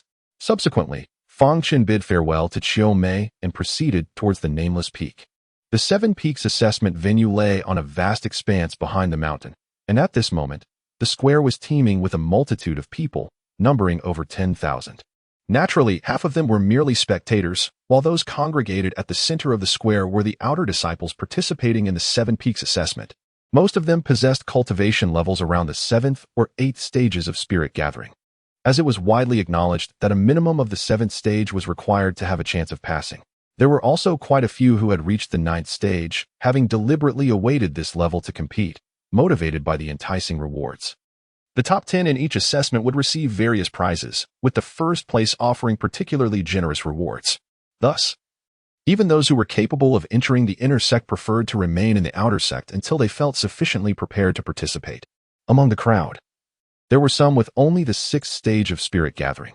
These individuals generally did not harbor expectations of success. Their participation was merely to glean knowledge in preparation for the next 7 peaks assessment. Fang Chen was among them, standing in the least conspicuous corner of the square, awaiting the commencement of the assessment. "Look, is that not Lin Luer?" exclaimed a voice amidst the crowd. "Wow, it truly is her. At just 15 years of age, she has already reached the 9th stage of spirit gathering. She is the frontrunner for this assessment." The appearance of the young girl captivated the attention of many. Her eyes sparkled with brilliance, her brows elegantly arched, and a faint dimple graced her cheeks, exuding an unparalleled beauty. Her expression was somewhat frosty, as she did not relish the feeling of being the center of attention. Luo Ao had arrived too. Another voice exclaimed, drawing the gaze of many. Luo Ao, the cousin of the prodigy Luo Yun from the inner sect's 2nd peak. At merely 17, he had reached the pinnacle of the 9th level of spirit gathering. He was also a favored contender for the championship. I surmise that the victor will emerge from among these two. Indeed, indeed. Upon hearing that name, Fang Chen furrowed his brow and turned to look. In the crowd, Luo Ao basked in the adoration of the onlookers with an air of arrogance. Beside him was a familiar face, Su Wanner. She had previously claimed that she would undoubtedly fail the 7 peaks assessment, yet she had come to participate nonetheless. Upon her arrival, she scanned the surroundings as if searching for someone. When she spotted Fang Chen, her face lit up with joy, only to subsequently shoot him a venomous glare and whisper to Luo Ao, "He is Fang Chen." Upon hearing this, Luo Ao turned to regard Fang Chen, his expression rife with disdain and contempt. "Is this the person my cousin intends to eliminate?" He approached Fang Chen with Su Wanner in tow. "You are Fang Chen." Luo Ao looked down upon him with scorn, his gaze filled with arrogance, as if observing an insignificant insect. Su Wanner sneered at Fang Chen, her demeanor reminiscent of someone anticipating a demise. "You wretched mutt actually dared to show up. Truly, you must be tired of living." Then she addressed the crowd. "Everyone, behold. This is the fool Fang Chen from 5 years ago. He abandoned his cultivation to guard his master's grave. How utterly laughable." At his words, many people recalled the events of that year. Was he referring to that foolish individual from back then? It was utterly amusing. He had crippled his own cultivation to guard a grave, demonstrating a misguided sense of filial piety. This was not devotion, it was sheer foolishness. Ha! The crowd regarded Fang Chen with mocking eyes, as if he were a simpleton. Despite the ridicule surrounding him, Fang Chen remained largely unfazed. Feeling no compulsion to respond, it was unnecessary. Luo Ao coldly declared, "I offer you an opportunity. Discard your cultivation and leave to continue guarding that grave for your master. Perhaps I might spare your life." His tone was commanding, leaving no room for Fang Chen's refusal. Fang Chen gazed at him with indifference and asked, "Is that so?" Luo Ao arrogantly affirmed, "Naturally." At this, Fang Chen scoffed, "Have you truly deluded yourself into thinking you are significant? Reaching the pinnacle of spirit gathering at 17? I achieved that before I turned 10. Who do you think you are?" The arrogance in Luo Ao's expression vanished in an instant, replaced by a chilling demeanor. Silence enveloped the crowd. Fang Chen was openly provoking Luo Ao. Very well, Luo Ao replied coldly after a moment of silence. Should we meet during the 7 Peaks assessment? I will ensure you understand the meaning of a fate worse than death. You are doomed. Su Wanner sneered, convinced of Fang Chen's inevitable demise. The eyes around him brimmed with mockery, pity, and schadenfreude. Offending Luo Ao in the outer sect was tantamount to courting death. Silence. A significant figure approaches. In the distance, a voice resonated as someone stepped forward, instantly capturing the attention of all present, their gazes fixated upon the elevated platform before the grand hall. It was unclear when a dozen figures had materialized there. Most among them were elderly men, comprising both outer and inner sect elders. However, when their eyes fell upon the figure leading them, a collective astonishment enveloped the crowd. It was a young maiden, adorned in a form-fitting crimson gown that accentuated her alluring curves, while the exposed, flawless white legs beneath her skirt further exemplified perfection. Coupled with her extraordinarily enchanting beauty that could rival even the fairest of maidens, she rendered every man present utterly mesmerized. She was none other than Meng Yao, one of the supervising elders for this occasion. Chapter 15. The Cloud Immortal Elixir. A radiant smile adorned Meng Yao's face, enhancing her already breathtaking beauty to an enchanting level. Upon learning that Fang Chen would participate in the upcoming 7 Peaks assessment, she resolved to witness his performance and subsequently draw him into the 2nd peak. In this manner, even should his indulgent nature resurface, the presence of Fang Chen would ensure his safety. Is that Sister Meng Yao? My heavens! It truly is Sister Meng Yao. What brings her to the outer sect? It seems she has come to observe the 7 Peaks assessment. As the fiery beauty of Tianyu Divine Sect, Meng Yao's reputation was immense, known far and wide. Coupled with her extraordinary beauty and form, she was the object of adoration for countless souls. Meng Yao, however, did not carry the air of a celestial maiden. She surveyed the eager disciples below her, their hearts racing in anticipation, longing for her captivating gaze to rest upon them. A fulfillment of their dreams.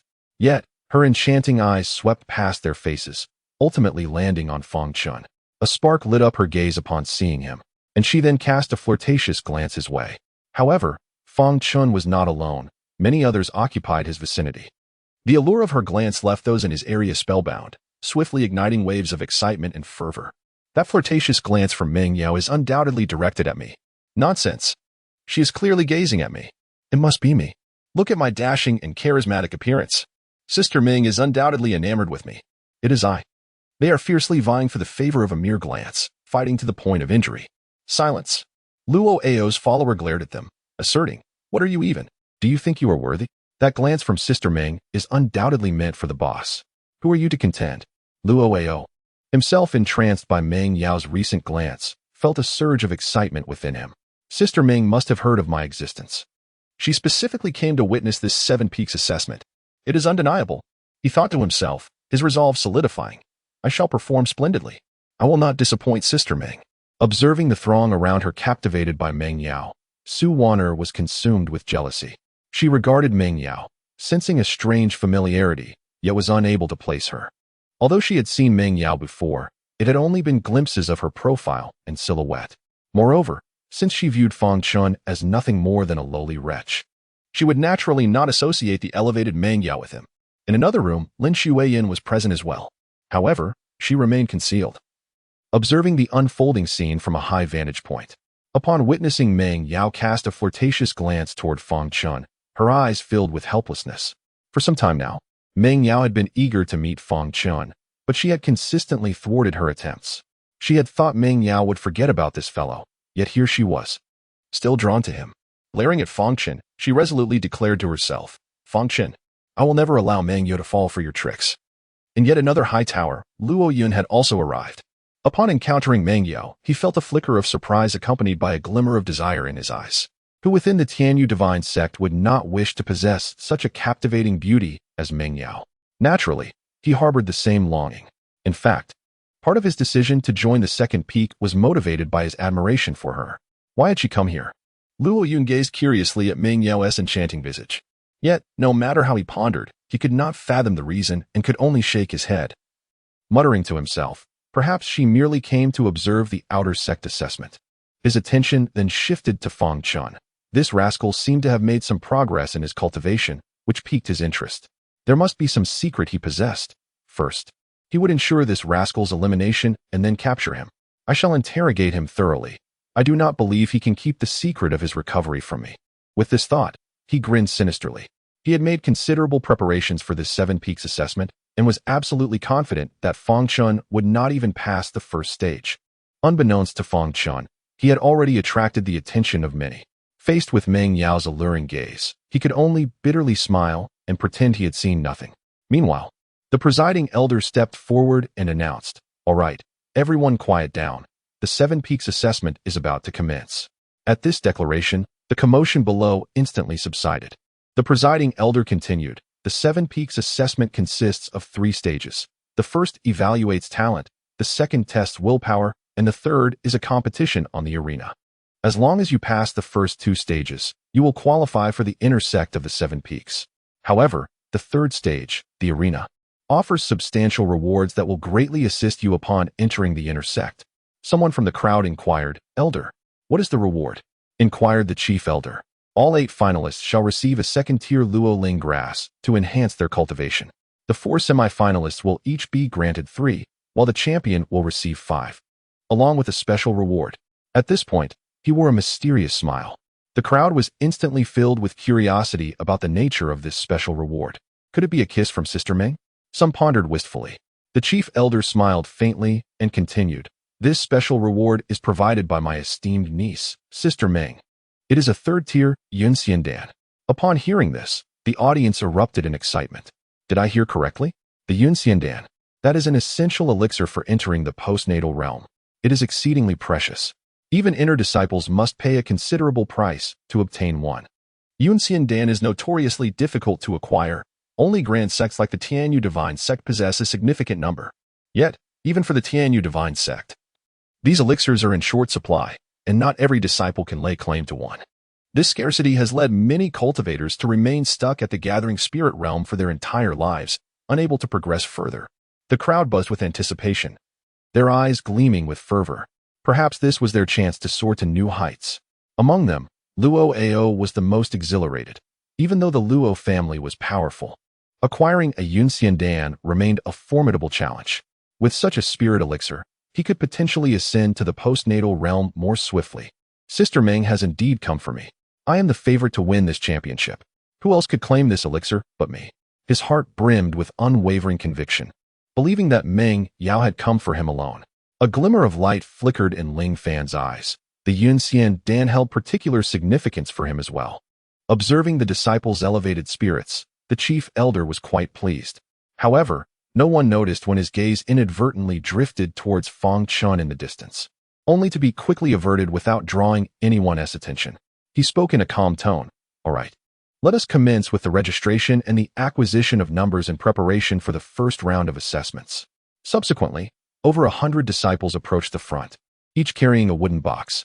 There were more than 5,000 participants in the 7 Peaks assessment, yet the speed of name registration and drawing lots was surprisingly efficient.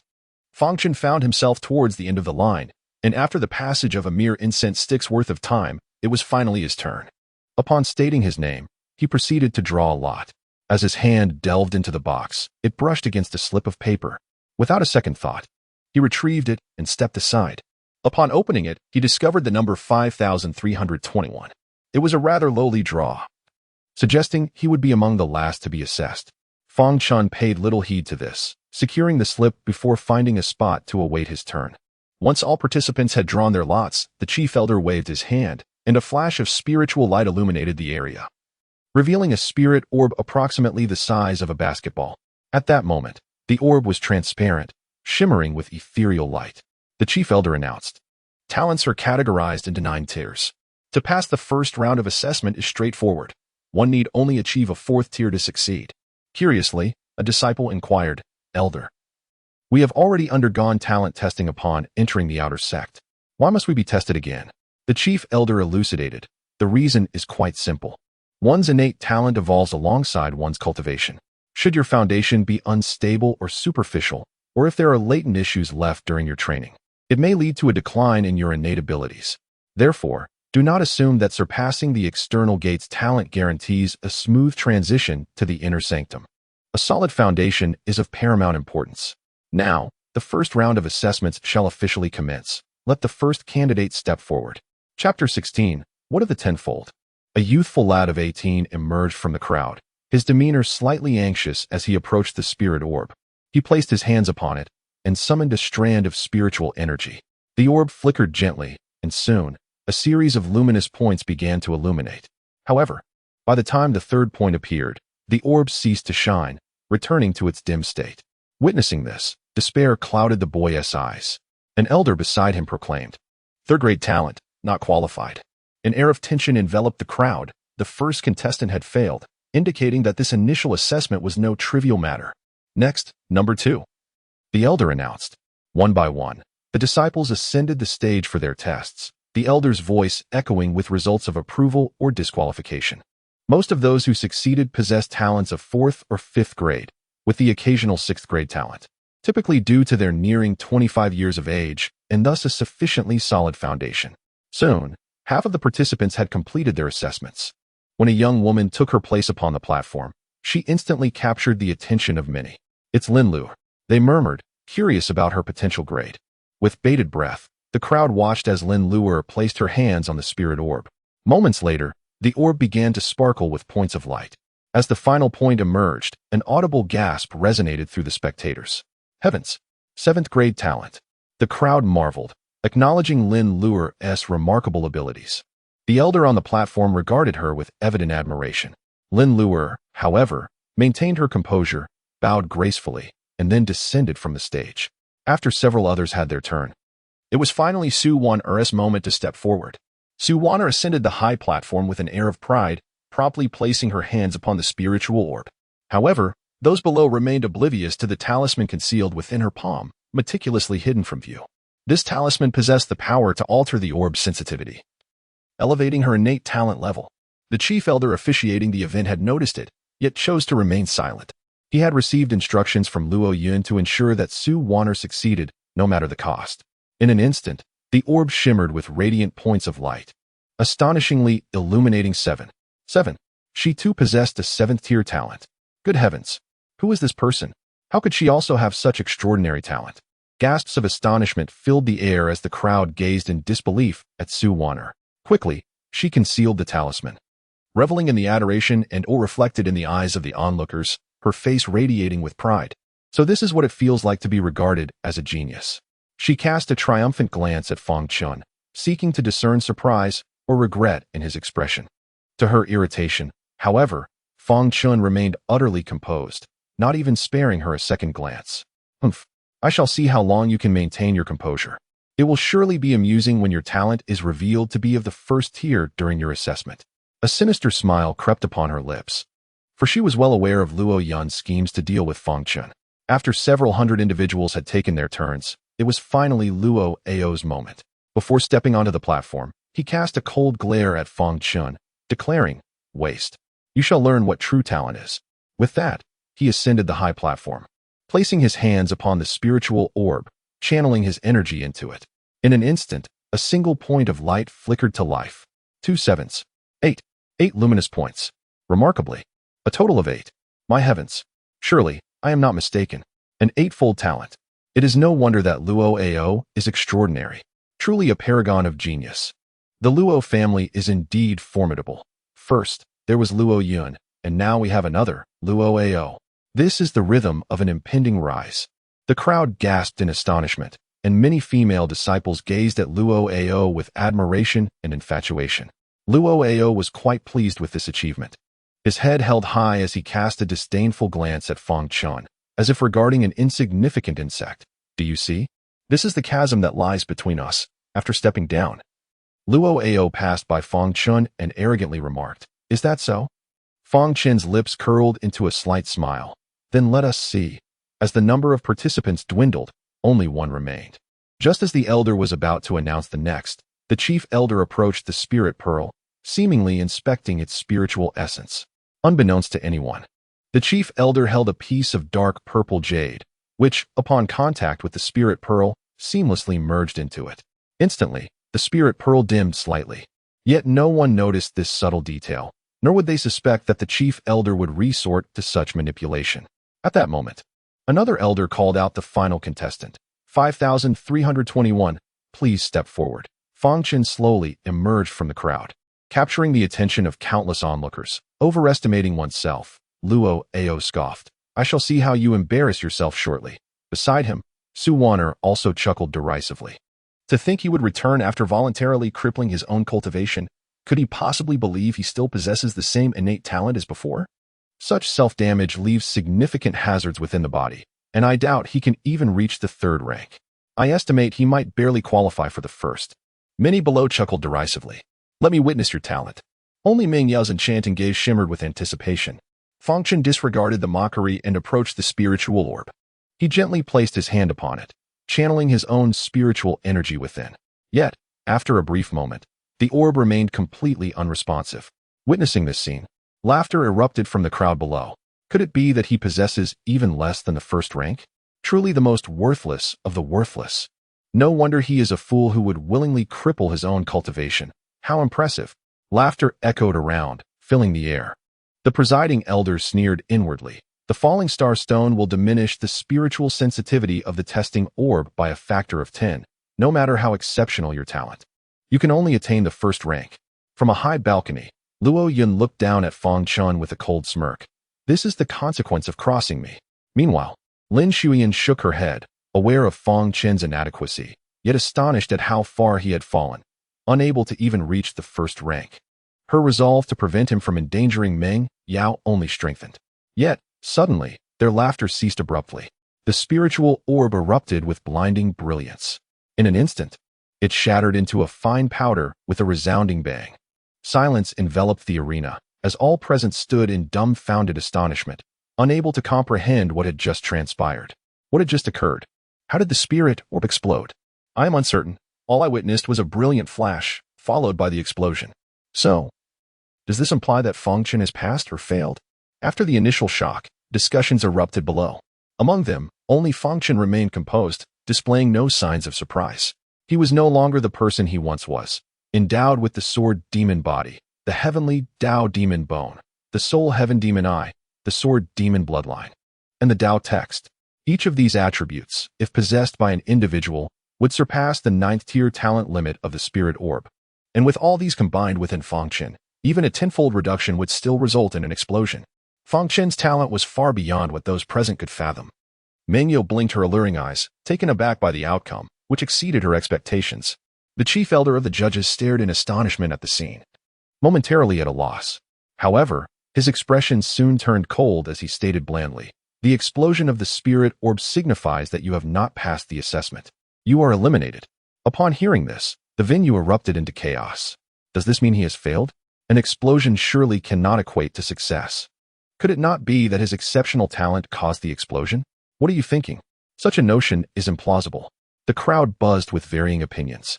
Some believed Fang Chen should have passed, while others insisted that he deserved elimination. In the high towers, Luo Yun was also somewhat surprised by this outcome. Yet he felt satisfaction upon hearing the chief elder's verdict. Although the spirit orb had exploded, as long as Fang Chen was eliminated, that was sufficient. Wait. At that moment, Meng Yao spoke up. Chapter 17.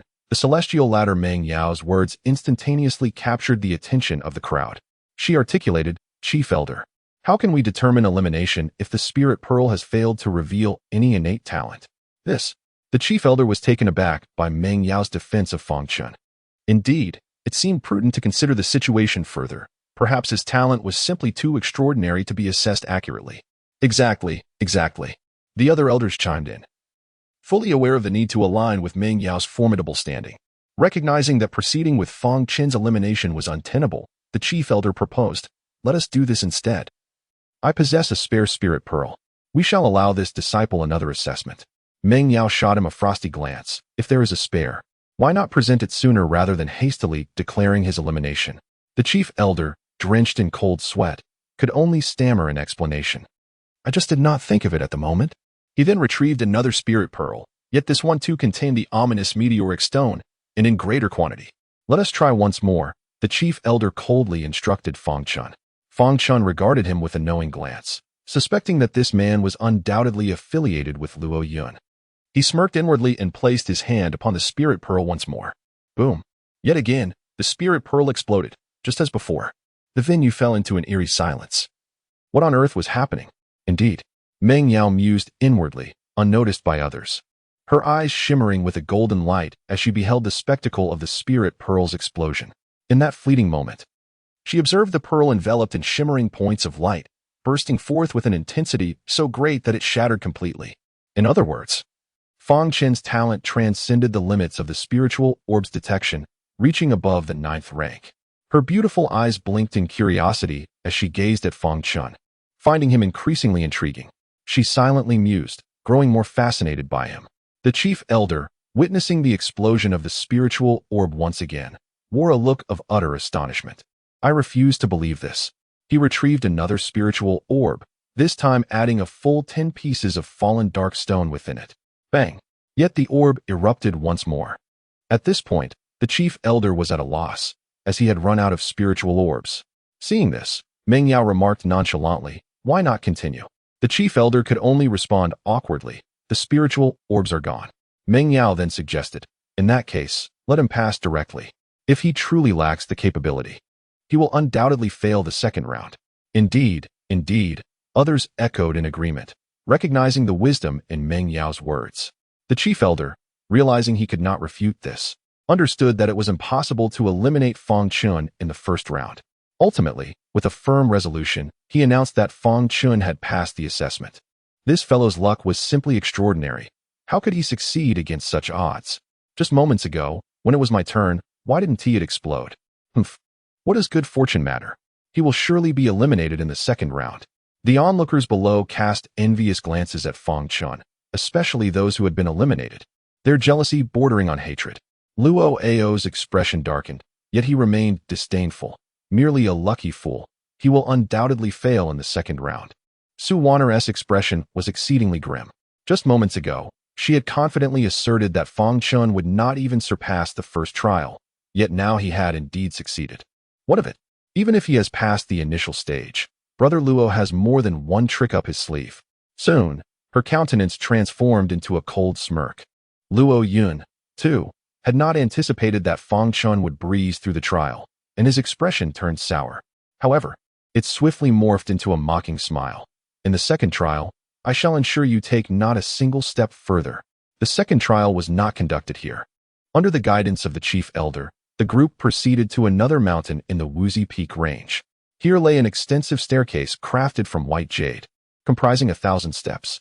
This staircase was constructed at a tremendous cost, with the aid of rune masters and artifact craftsmen.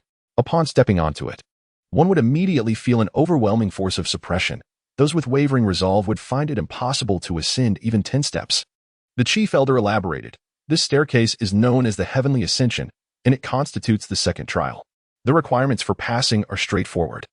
There is no need to conquer all 1,000 steps. A mere 100 will suffice.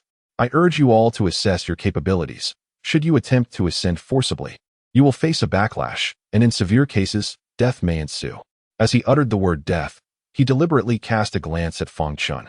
He produced a token, which was used to control the Heavenly Ascension. With a flash of light from the token, the staircase radiated a faint glow, signifying its activation. "Come on, what are you waiting for?" A disciple surged forward onto the Heavenly Ascension. Yet, as soon as he took a single step, he was engulfed by a terrifying pressure that enveloped him. Instantly, his stature diminished by half. However, this was merely the first step, and he was able to endure it. Once he had fully withstood the challenge, he continued to ascend. Observing this, others began to approach the celestial ladder, embarking on their own climbs. Over 3,000 individuals successfully passed the initial trial, yet the vastness of the celestial ladder meant that their collective presence was not overly congested. Luo Ao approached Fang Chen, gazing at him with a mocking expression. "You better not falter on the first step." Beside him, Su Wana sneered. "You will soon understand the meaning of despair at this stage." Fang Chen furrowed his brow as he watched the two make their way towards the celestial ladder, the occasional barking of dogs nearby causing a flicker of irritation within him. As Luo Ao stepped onto the ladder, he appeared to glide effortlessly, ascending with remarkable ease until he reached the 19th step, where he finally began to slow down. To further astonishment, Su Wan'er closely followed him, maintaining her position behind Luo Ao. Ling Fan observed this with a furrowed brow. While he was not surprised by Luo Ao's ease, after all, he was a prodigy. He was acutely aware of Su Wan'er's capabilities. In terms of both talent and diligence, she was quite ordinary, making her effortless ascent implausible. He turned his gaze to the chief elder beside the celestial ladder, who held the command token, and suddenly understood. It was likely that he could manipulate the pressure exerted from above, thereby alleviating the burden on Su Wan'er, allowing her to ascend with such ease. Fang Chen's assumptions were indeed accurate, and it was not just Su Wan'er who benefited. Luo Ao enjoyed a similar advantage, albeit a mere 10% reduction in pressure compared to Su Wan'er's remarkable 90% relief. Even if Su Wan'er were utterly inept, it would still be a trivial matter for her to follow Luo Ao with a tenfold reduction in her abilities. Upon witnessing that most had already begun their ascent, Fang Chen decided not to linger and stepped onto the heavenly ladder. However, he remained oblivious to the fact that the chief elder's gaze was fixed intently upon him. The moment he set foot on the first rung, an overwhelming force of suppression enveloped Fang Chen.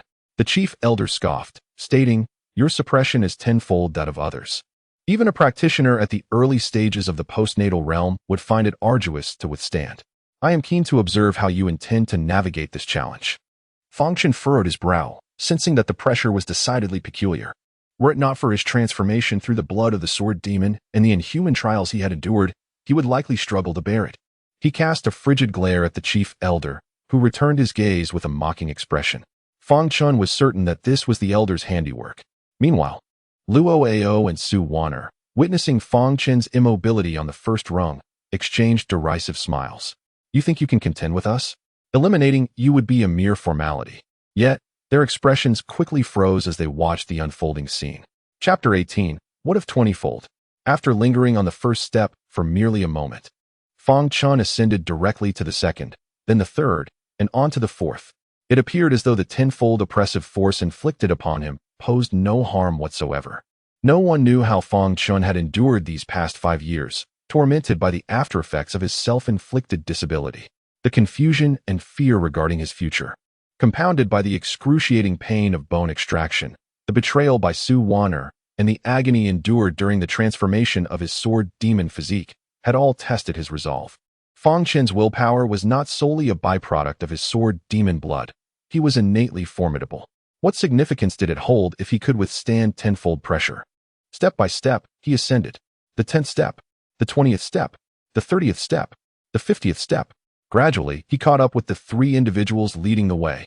Although his pace began to slow, his gaze remained resolute and unwavering.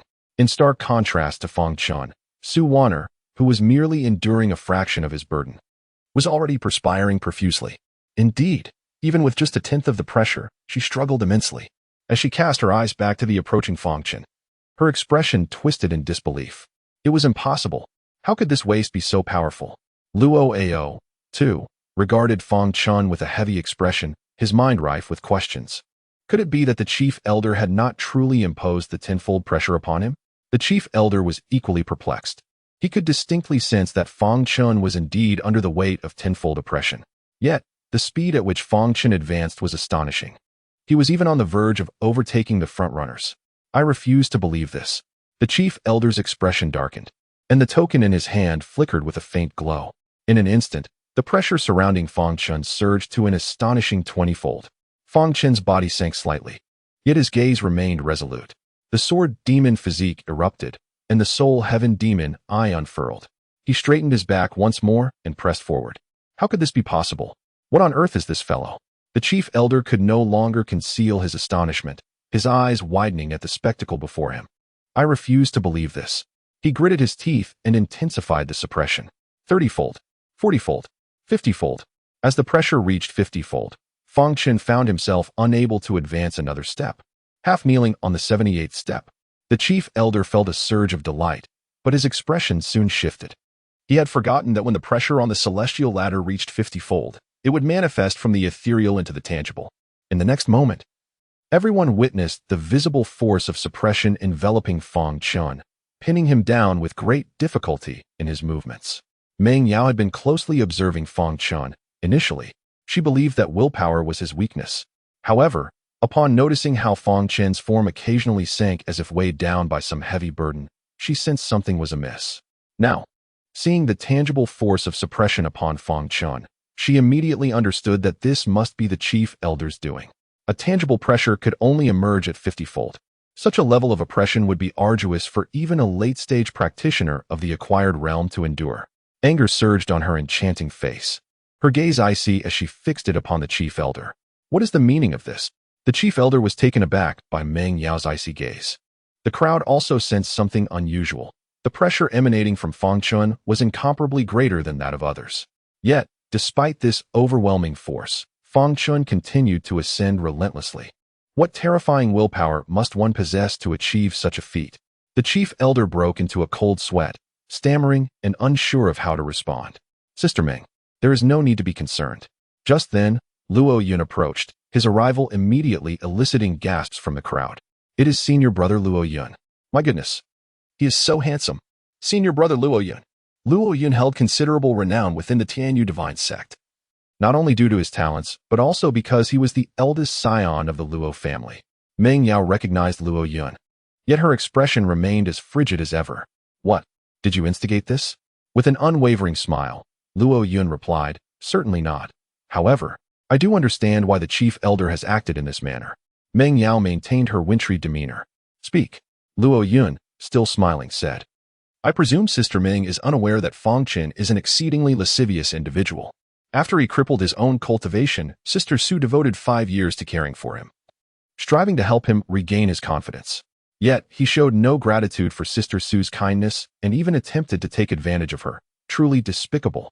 Had I not fortuitously passed by at that moment, Sister Su would have fallen victim to his violent intentions.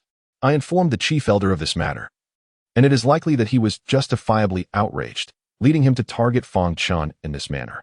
The revelation sent shockwaves throughout the assembly. In the next moment, everyone gazed at Fang Chen with unrestrained fury. What? They never anticipated that Fang Chen could be such a malicious individual. Sister Su had cared for him, yet he harbored intentions of wrongdoing. How detestable! Such a person should never be permitted to become a disciple of our Heavenly Feather sect. He must be expelled from the sect. It is truly repugnant. The crowd hurled insults at Fang Chen, firmly believing that brother Luo Yun would never deceive them. This matter was undoubtedly true. The presiding elder's eyes glimmered with a spark of realization as he nodded emphatically, proclaiming, Yes, yes. I cannot allow such a disciple to become an inner disciple of our Heavenly Feather sect. It turns out he is indeed such a person.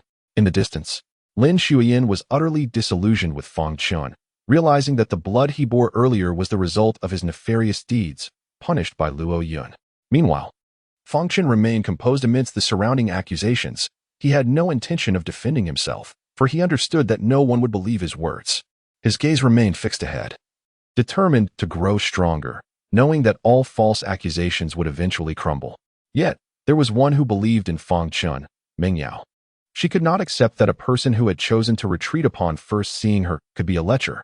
She also refused to believe that someone who remained calm and unshaken under her allure could be a scoundrel. While treating her wounds, Fang Chen had numerous opportunities to take advantage of her, yet he did not. On that occasion, she was completely under the control of her own desires, while Fang Chen remained indifferent. Such a person could not possibly be a lecher. Could he?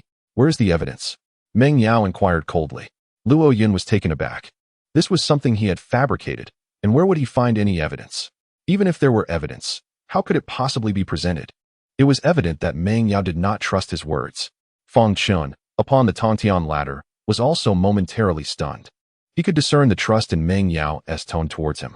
This made his heart, which had been encased in ice, flutter slightly. Perhaps she was the first person to trust him in 5 years, aside from his master's wife. Luo Yun protested. How could I possibly present evidence? I can assure you that every word I utter is the absolute truth. Every word is the absolute truth. Meng Yao scoffed, her delicate finger pointing at Fang Chen. Then tell me, how could one who can withstand the pressure of 50 times that of the Tongtian ladder be a lecherous demon? Luo Yun was momentarily speechless.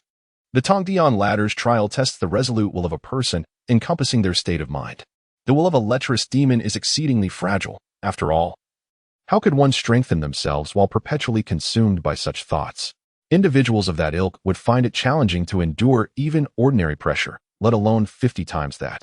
Indeed, Fang Chen, at a glance, appeared to be ascending the ladder under an immense pressure far surpassing that of others. Could there be a misunderstanding? I believe Fang Chen does not resemble such a person. Some individuals continued to voice their doubts. They were not genuinely speaking on behalf of Fang Chen, but merely because the one defending him was Meng Yao. Luo Yun's expression darkened instantaneously. Meng Yao was resolutely opposing him for the sake of an outer sect disciple. Unfazed by his grim demeanor, Meng Yao coldly addressed the head elder. I will report today's events truthfully to the higher-ups. Not only do you exert pressure on one disciple, but you also alleviate the pressure on the others. Upon sensing something amiss, she activated her spiritual eye. Not only did she perceive the immense pressure Fang Chen was enduring, but she also discerned the mere 10% of pressure that Su Wan'er bore. Upon witnessing this, how could she remain oblivious? Hearing these words, the chief elder's complexion instantly turned ashen. It was over for him. Chapter 19. The Ancient Sword Demon. Yet, the sovereign of all realms. Meng Yao's standing within the sect was abundantly clear to him. Furthermore, he had indeed committed those transgressions, to say nothing of other matters. His position as an elder was undoubtedly untenable. Whether he could remain in the Tianyu divine sect was a matter still shrouded in uncertainty. He cast a pleading glance towards Luo Yun, hoping he would assist him in extricating himself from this predicament. However, at that moment, Luo Yun's expression was particularly grim, devoid of any solutions. In comparison to Meng Yao, what was his meager status within the sect worth? He could only convey to the presiding elder telepathically, resign from your elder position upon your return. I will recommend you to my father. So you may serve as a guest elder in the Luo family. You shall not be wronged. Upon hearing this, the presiding elder fell into utter despair. Serving as a guest elder in the Luo family could not possibly compare to the prestige of being an elder in the Tianyu divine sect, yet having offended Meng Yao, he had no choice but to acquiesce to Luo Yun's arrangement. Now, hand over the token, Meng Yao stated coldly. At this moment, she no longer bore the enchanting demeanor. Her frigid aura, combined with her unparalleled beauty, sent chills down one's spine. The presiding elder dared not hesitate and obediently surrendered the token to Meng Yao. She accepted the token and proclaimed loudly, I shall oversee this round of the 7 Peaks assessment. I will restore the suppression power equally among all. As she spoke, the token radiated with brilliance. In the next instant, Fang Chen felt the weight of pressure vanish instantaneously, leaving him in a state of profound ease. In stark contrast, Su Wan'er was suddenly engulfed by an overwhelming force of suppression. A wretched scream erupted as Su Wan'er was propelled out of the sky ladder, crashing violently to the ground. Blood gushed forth in a continuous stream, leaving him in a state of utter disarray. Meanwhile, Luo Ao let out a muffled groan, but managed to endure the sudden intensification of the pressure. In that instant, everyone grasped the situation. It was clear that Su Wan'er's rapid ascent was due to the weakening of the suppression. No wonder. I had suspected her abilities were rather mediocre. How could she possibly experience such a sudden rise? Indeed, they murmured, expressing their disdain for the shameful cheating during the 7 Peaks assessment. The crowd cast scornful glances at Su Wan'er, who felt a mix of pain, humiliation, and fury. Fang Chen, she thought bitterly, lowering her head and gritting her teeth. It was all that scoundrel's fault. If only he had been eliminated earlier, her misconduct would not have been exposed. That wretch was the cause of her predicament. Luo Yun's expression darkened, yet he dared not voice his anger, only casting a venomous glare at Fang Chen. It was because of that despicable wretch that he lost a formidable ally within the sect. Throughout this ordeal, Fang Chen maintained an unwavering composure. He did not revel in the diminishing pressure but pressed onward, ascending with a speed that far surpassed his previous pace. Luo Ao realized that this trial could not eliminate Fang Chen, so he gritted his teeth and continued to climb. Even if he could not ensure Fang Chen's disqualification, he would be the first to reach the 100th level and pass the assessment. However, as time passed, despair began to creep in. Fang Chen ascended the rungs with the ease of a regular person navigating stairs, while Luo Ao struggled with every step. Upon reaching the 87th level, Fang Chen surpassed the second contestant, Lin Luo At the 92nd level, he matched Luo Ao's pace. You brat, the first place is mine. Follow closely behind me, or I shall assuredly end your life. Ro Ao coldly threatened as he observed Fang Chen surpass him. Yet, Fang Chen exhibited no intention of halting his stride. He merely cast a frigid glance at Ro Ao and retorted, "Fool," before overtaking him entirely. Ro Ao's countenance darkened, veins bulging with fury. His gaze towards Fang Chen brimmed with murderous intent. He swore that, come what may, he would eliminate Fang Chen. You had best dare to participate in the third assessment. Should you muster the courage, I will undoubtedly slay you on the spot. He growled menacingly. However, Fang Chen paid him no heed, swiftly ascending to the 100th level. Meng Yao smiled faintly. I knew he would succeed. The others exhibited expressions of disbelief, astonished by Fang Chen's formidable willpower. Indeed, he was not inferior to many ordinary practitioners of the acquired realm. As the crowd marveled, Fang Chen did not pause at the 100th step. He continued his ascent. The onlookers were momentarily taken aback. Was he truly intent on further challenges? Had he lost his sanity? Beyond the 100th level, only those of the acquired realm dared to tread. Surely, he could not believe that having found the 100th level somewhat manageable, he could reach the pinnacle. The pressures before and after the 100th level were entirely dissimilar. The spectators deemed Fang Chen mad, and upon stepping onto the 101st level, he indeed felt a terrifying quintuple increase in the oppressive force compared to the 100th level. Yet, merely 5 times greater was hardly a deterrent. Rapidly acclimating, he pressed onward, his gaze unwaveringly resolute. 105, 110, 120. As Luo Ao ascended to the 100th level, Fang Chen had already reached the 120th step and was relentlessly climbing higher. Luo Ao, unwilling to concede defeat to such a seemingly inept individual, pressed on without hesitation. Yet, upon reaching the 115th level, he was dismayed to discover he could advance no further. Gazing upwards, he saw Fang Chen had already ascended to the 150th level. The pressure here was tenfold, yet Fang Chen's resolve remained unshaken, his step steady. In no time, he reached the 200th level. Witnessing this, the crowd gasped in astonishment. The pressure at this level was an astonishing 20-fold. Nevertheless, Fang Chen resolutely continued onward, his body slightly sinking under the weight. Was it still not enough? Yet, in a moment, he straightened his back and pressed forward. 210, 230, 250. The pressure now was 30-fold, but Fang Chen persevered. 300. The pressure intensified to 40-fold. Yet Fang Chen fearlessly advanced. The spectators below were utterly mesmerized. No outer disciples in history had ever ascended to such heights. What unparalleled willpower did Fang Chen possess? At 300 levels, he continued his ascent. Was he destined to pierce the heavens? My goodness, how had he cultivated such formidable determination? Even Meng Yao gazed at Fang Chen in astonishment, her enchanting eyes sparkling with admiration, utterly captivated by him. How resolute must his heart be to achieve such feats? What trials has he endured to possess such unwavering will? Memories of the moments shared with Fang Chen flood her mind, although their time together was fleeting. Each encounter left an indelible mark upon her soul. She wonders whether it is the intertwining of her indulgent nature with Fang Chen's sword-wielding prowess that has forged this connection. Or perhaps it is the respect he has shown, even when tempted to take advantage. In this moment, her heart flutters ever so slightly. The marriage contract, after all, may not be such a terrible fate. Perhaps I should heed my grandfather's counsel. Uniting with him might indeed be a commendable choice. Such thoughts arise within her. Unbeknownst to Fang Chen, who has ascended to the 351st level, the spectators below harbor their own sentiments. Here, the pressure intensifies 50-fold, and he finds himself once more kneeling under the weight of its force. Is this the limit? The onlookers exhale in relief. Reaching the 351st level is a remarkable achievement. Even among inner disciples, only those in the late stages of the acquired realm can ascend to this height, and Fang Chen is merely on the cusp. Meanwhile, Meng Yao's anxiety grows. If you cannot go on, then concede. You have already done splendidly, she silently implores, fearing that he might recklessly push himself further. With a heavy exhalation, Fang Chen releases a breath of pent-up frustration, the current oppression reminding him of the recent humiliation he suffered. Were it not for Meng Yao, he would be crushed beneath this 50-fold pressure, utterly unable to muster the strength even to lift his gaze. Is it impossible? No. If I yield to this oppression, what difference is it from submitting beneath Luo Yun's feet? Ah, he roared, rising slowly to his feet. In that moment, his expression once again became unwavering, unshakable. Suddenly, a drop of sword demon blood within Fang Chen's dantian erupted violently, merging with his entire being. His eyes blazed crimson, and an overwhelming surge of demonic energy coursed through him, as if he had completely succumbed to madness. Simultaneously, a distant and commanding voice resonated within his mind. Stand up.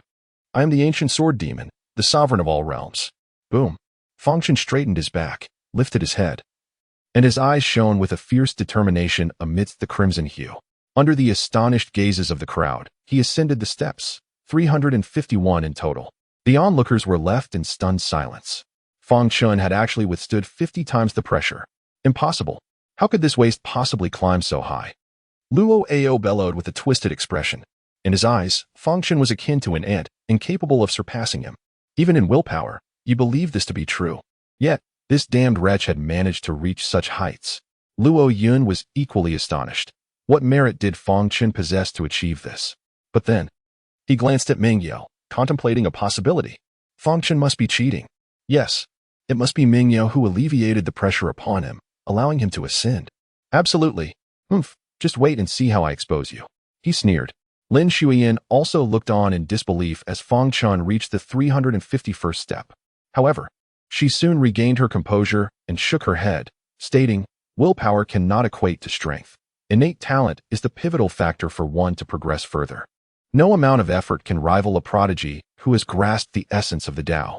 The Dao is an existence that plunges countless cultivators into despair. Without the Dao, one is destined to remain stagnant at the Zhou Yuan realm, unable to advance any further. Fang Chen trudged onward with great difficulty. 352. 353. Each step was an arduous endeavor, and upon reaching the 359th step, he found himself unable to proceed. Fang Chen slightly raised his hand, signaling that he could go no further. The crowd below remained in utter silence. The 359th step may not hold much significance within the inner sect, but for the outer sect, it represented a seemingly insurmountable height. Meng Yao revealed a smile of delight, her enchanting beauty captivating all who beheld her. Yet, at that moment, a peculiar voice pierced through the air. This person must be cheating. Otherwise, it would be impossible for him to ascend so high. The speaker was Xi Jinye, a subordinate of Luo Yun, who had been instructed to utter such claims. The crowd was taken aback, soon realizing that Fang Chen's accomplishment was indeed somewhat astonishing. I too suspect he may be cheating. Indeed, the pressure he has endured could not possibly exceed 50 times. Exactly, how could an outer sect disciple climb so high? The crowd buzzed with speculation, beginning to cast doubt upon Fang Chen's integrity. Meng Yao's smile vanished in an instant, her expression turning icy as she glared at Luo Yun. It was unnecessary to guess. It was undoubtedly Luo Yun's machinations at play.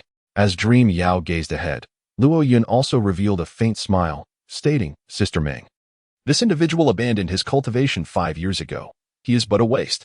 How could a waste possibly ascend to such heights? I implore you to discern wisely. Internally, he sneered, recalling how she had previously vowed to act justly.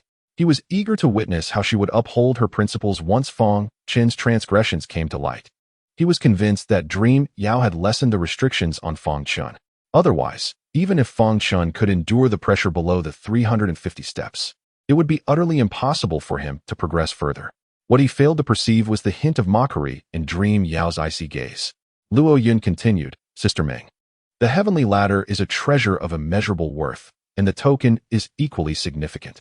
It can record the extent of pressure one can withstand above. I kindly request you to reveal it, to put everyone's minds at ease. He chuckled inwardly, eager to see if she would dare to comply. Very well. He was taken aback by Dream Yao's immediate consent. A subtle smile graced her lips, enchanting in its allure. Since there are doubts among us, allow me to demonstrate. With that, she raised the token in her hand. Instantly, the pressure Fang Chen endured from the first to the 359th step was magnificently displayed before the crowd. Upon witnessing this, the audience was once again left in awe. Fang Chen had withstood an astonishing 10-fold pressure from the first step, continuously climbing to an incredible 50-fold. However, it was later revealed that the chief elder had deliberately suppressed Fang Chen. Dream Yao intervened, allowing Fang Chen to experience the same pressure as others. Yet, as he ascended further, the magnitude of the pressure continued to rise. To the 359 levels, a staggering force of suppression, 52 times in magnitude, has finally come to an end. How is this possible? Luo Yun exclaimed, his eyes wide with disbelief. He never anticipated that Fang Chen could endure such immense pressure. It was inconceivable.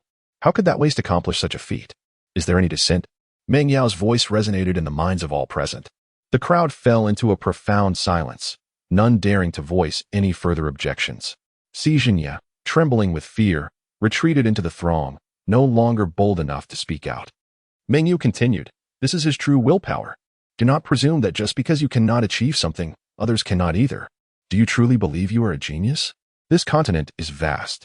There are countless individuals more gifted than you. While you perceive others as worthless, in their eyes, you are not even worthy of that title." Her words seemed directed at the entire assembly, yet everyone understood that Meng Yao was subtly alluding to a particular individual. Luo Yun's countenance shifted between shades of blue and red, veins bulging, his expression contorted with rage, particularly as he felt the strange gazes surrounding him. He wished desperately to find a crevice to hide within. He could not fathom Meng Yao's audacity in publicly humiliating him in such a manner. There was one more matter to address. Meng Yao spoke again, capturing everyone's attention. She gazed gently at Fang Chen, a smile gracing her lips as she remarked, "My grandfather and Master Fang Chen made a betrothal in their youth." At this revelation, gasps of astonishment filled the room. Fang Chen was momentarily taken aback. Was this truly the case? Suddenly, he recalled that after returning Lin Shuiyan's marriage certificate, there seemed to be other envelopes below. But at that moment, he lacked the inclination to investigate further. Meanwhile, Meng Yu continued, "I hereby announce that my betrothal to Fang Chen will proceed as stated. From this day forth, Fang Chen is my fiancé. Anyone who dares to humiliate him shall have to contend with me." The crowd erupted in a frenzy. "Fiancé? My heavens! Fang Chen is actually senior sister Meng's fiancé." Countless envious and resentful gazes immediately fell upon the bewildered Fang Chen. No wonder senior sister Meng came today. It was all because of Fang Chen. My goodness, this announcement from senior sister Meng is bound to shake the entire sect. Luo Ao's expression twisted with rage as he glared at Fang Chen, his eyes filled with contempt. He bellowed, "Senior sister Meng, you claim that worthless Fang Chen is your partner? How is that possible? That waste is unworthy of you." Luo Yun, equally incredulous, exclaimed, "Senior sister Meng, Fang Chen is nothing but a useless individual. How could he be worthy of you? Impossible. I refuse to believe it. Fang Chen is merely the discarded refuse I rejected. How could he possibly be?" Su Wanner's face contorted in disgust. Meng Yao cast a frigid glance at Luo Yun, Luo Ao, and Su Wanner, silencing them instantly. With a cold smirk, she declared, "Useless? His talent and willpower far surpass anything you could ever hope to achieve. Just wait. You will come to regret your actions today immensely." Suddenly, she turned her gaze towards Fang Chen, revealing a tender and enchanting smile. "Brother Fang, congratulations on entering the inner gate." Fang Chen looked at Meng Yao, his eyes filled with warmth. "Thank you." Meng Yao beamed, her beauty captivating. "Between us, there is no need for such formalities." Chapter 21. Fortune not far away, Lin Shuiyan watched in utter anxiety, yet in the presence of so many individuals. She hesitated to voice her dissent. What on earth is Meng Yao thinking? How could she possibly agree to this? No. Once the 7 Peaks assessment concludes, I must have a serious conversation with her. This marriage proposal cannot be accepted, she silently vowed. Her gaze then shifted to Su Wanner. Perhaps I could glean all of Fang Chen's information from her. The 7 Peaks assessment continued, and amidst this shocking revelation, the 3rd challenge commenced. Meng Yao announced, having passed the 2nd challenge signifies formal admission into the inner sect. Participation in the 3rd challenge is optional. Those who choose not to participate may step forward. A total of 86 disciples had successfully passed the 2nd challenge. Luo Ao approached Fang Chen and whispered, "You bastard. I advise you to withdraw now. Otherwise, when we meet in the arena, I will make you wish you were never born. On the arena, you, who only dares to hide behind a woman, are destined to perish." He appeared to threaten Fang Chen into retreating, yet in truth, he sought to provoke him, igniting his passion. Once Fang Chen stepped onto the stage, Luo Ao had countless ways to ensure his demise. Fang Chen regarded him, discerning his intentions. With a cold smirk, he replied, "Is that your strategy? There's no need for such elaborate tactics. It remains to be seen who will survive this encounter." Luo Ao's repeated humiliations had thoroughly enraged him. If the other party wished to kill him, he felt the same way. Upon seeing Fang Chen take the bait, Luo Ao chuckled, "Then let us see, but don't be eliminated too swiftly. However, it matters not. Even if you cast me aside, I shall ensure your demise. A creature like you is unworthy of Dream Sister." Among the 86 participants, only 21 ultimately emerged. They either lost interest or found the demands of the 2nd round too taxing, leading them to forfeit the 3rd round's challenge. Ultimately, 65 individuals proceeded to the third round. Dream Yao, not surprised by Fang Chen's decision to remain, proclaimed, "Since no one is withdrawn, let us commence the challenge. This round will adopt an elimination format. As we have one participant too many, one individual will be exempt from the competition. Let us now proceed to the drawing of lots."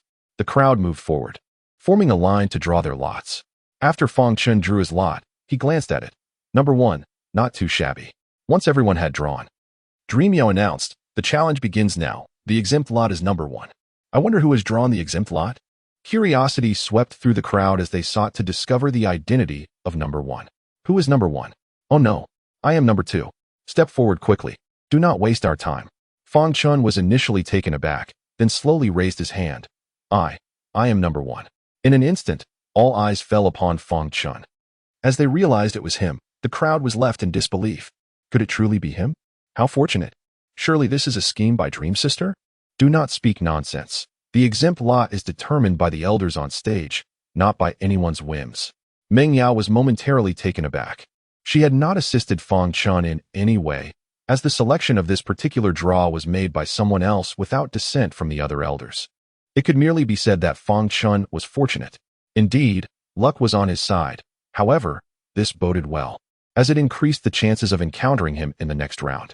She then announced, "This disciple will have a bye in the first round and need not participate in combat." Luo Ao, on the other hand, appeared indifferent, confident that regardless of Fang Chen's ranking, he would inevitably face death should they meet. The others took turns ascending the stage, with the second contestant battling the third in a series of matches. Many spectators gazed enviously at Fang Chen, but ultimately they attributed his success to mere good fortune. The first match of the tournament commenced shortly thereafter. The arena boasted 10 platforms, allowing for 10 simultaneous contests without any complications. Fang Chen, rather than resting idly, chose to observe the duels of his fellow sword-wielding disciples, hoping to glean insights from their techniques. However, he was somewhat disappointed to find their swordsmanship rather rudimentary, indicative of beginners with little to impart. He momentarily forgot that he had comprehended the essence of the sword, and that no matter how talented these disciples were, they could not rival his extraordinary prowess. The first contest did not prolong excessively. Within the span of a single incense stick, all matches had concluded. Out of 65 participants, only 33 advanced to the next round. In a considerate gesture, Meng Yao granted everyone a brief respite of half an hour for rest or healing.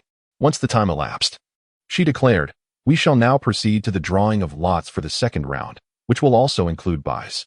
The second round required a complete reshuffling of the draws to prevent any collusion or match fixing among participants. Once again, the crowd commenced drawing lots, and Fang Chen participated as well. This time, he drew the number 33, which elicited a sigh of relief and a surge of excitement within him. At last, he would have the opportunity to take the stage. Eagerly anticipating his debut in the arena since his recovery, he was ready to showcase his skills. Meng Yao conferred with the elders and subsequently announced the results of the second round of buys. After deliberation, the elders revealed that the buy number was 33. Meng Yao declared, "Who has the last number?" The crowd surveyed one another once more. Yet, no one turned their gaze towards Fang Chen, for they deemed it merely a stroke of luck the first time. How could it possibly occur again? Unbeknownst to them, Fang Chen wore a dazed expression, momentarily at a loss for what to do. This was a predicament he could not explain. Beside him, a young boy inadvertently spotted Fang Chen's number and exclaimed, "It's him." Instantly, all eyes converged on Fang Chen, and upon recognizing him, the crowd fell silent in astonishment. Again, "It's him." Is this a joke? Yet, in his hand, he indeed held the number 33. Good heavens! What was happening? The entire venue fixated on Fang Chen, their gazes filled with envy, jealousy, and a myriad of emotions. Fang Chen felt a wave of embarrassment. He had initially believed he would be able to participate, only to find himself once more facing a bye. Meng Yao's enchanting visage mirrored her disbelief. She genuinely had not assisted Fang Chen. However, seeing the crowd's incredulous stares, she knew they would never accept that as truth. With a wry smile, she chose not to offer any explanation, deeming it unnecessary. I am eager to see how long you can evade. This time, even Luo Ao's expression turned cold, his heart filled with jealousy, and his murderous intent towards Fang Chen intensified. How could that wretched bastard possess such fortune? It must be that despicable woman manipulating things behind the scenes. Absolutely. Below, Su Wanner was on the verge of tears, consumed by an overwhelming envy. Why was she eliminated while Fang Chen advanced so effortlessly? Clearly, he was the discarded bastard she had abandoned. He did not deserve such luck. Humph. Relying solely on a woman's favor, what a worthless being. Luo Yin snorted coldly. He too doubted that Fang Chen could be so fortunate. Convinced that Ming Yu was pulling the strings, utterly shameless. Yet, he had forgotten how he had aided Su Wanner in the first 2 rounds and how he had targeted Fang Chen. I am curious to see how many times you can evade. He believed that Meng Yao's manipulation would at least be subtle, not so blatant. However, what transpired next left him both astounded and furious. In the top 16, Fang Chen also received a bye, and in the top 8, the same. Initially, voices of cheating rang out, but gradually, they fell silent. By the time they reached the top 4, it became a matter of routine. The so-called notion of unfairness in heaven and earth became nothing but a joke in the face of absolute power. At this moment, they were convinced that Meng Yao was secretly aiding Fang Chen. But what could they do? Who would dare to expose senior sister Meng for aiding someone? Moreover, even if they did, they could not produce any evidence. The elders above, numbering over 10, are indignant at the accusation that the Dream Master has resorted to deceit, as it is tantamount to slapping their own faces. Unbeknownst to them, at this moment, Fang Chen and his companion are even more astonished. Fang Chen gazes at Meng Yao, whose enchanting visage is also etched with disbelief. Their eyes meet, and though words are unspoken and no thoughts are shared, the intensity of their gaze conveys a silent understanding. Ling Fan silently queries, "Was this your doing?" Meng Yao silently replies, "I did not. I am equally bewildered by the circumstances." However, as they progress to the top 4, the crowd surmised that Fang Chen's streak of fortune had reached its zenith. In the recent battle, 2 participants sustained severe injuries from the ferocity of their clash, rendering them unable to continue in the competition. The number of contenders has now reverted to 8, with no one left to receive a bye. Chapter 22, The Life and Death Arena. I am eager to witness how he manages to evade elimination once more. I assure you, he will undoubtedly face immediate defeat in the next round. Indeed, the crowd looked on with glee at Fang Chen. Yet, Fang Chen felt a surge of excitement.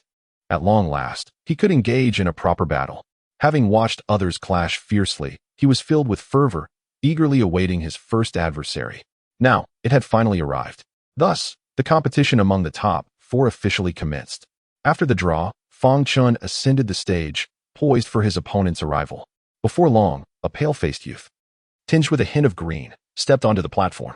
Despite his wan demeanor, his gaze was resolute. "Are you all right?" Fang Chen inquired with concern, noticing the other's pallor. The youth firmly shook his head. "I am fine. I can still fight.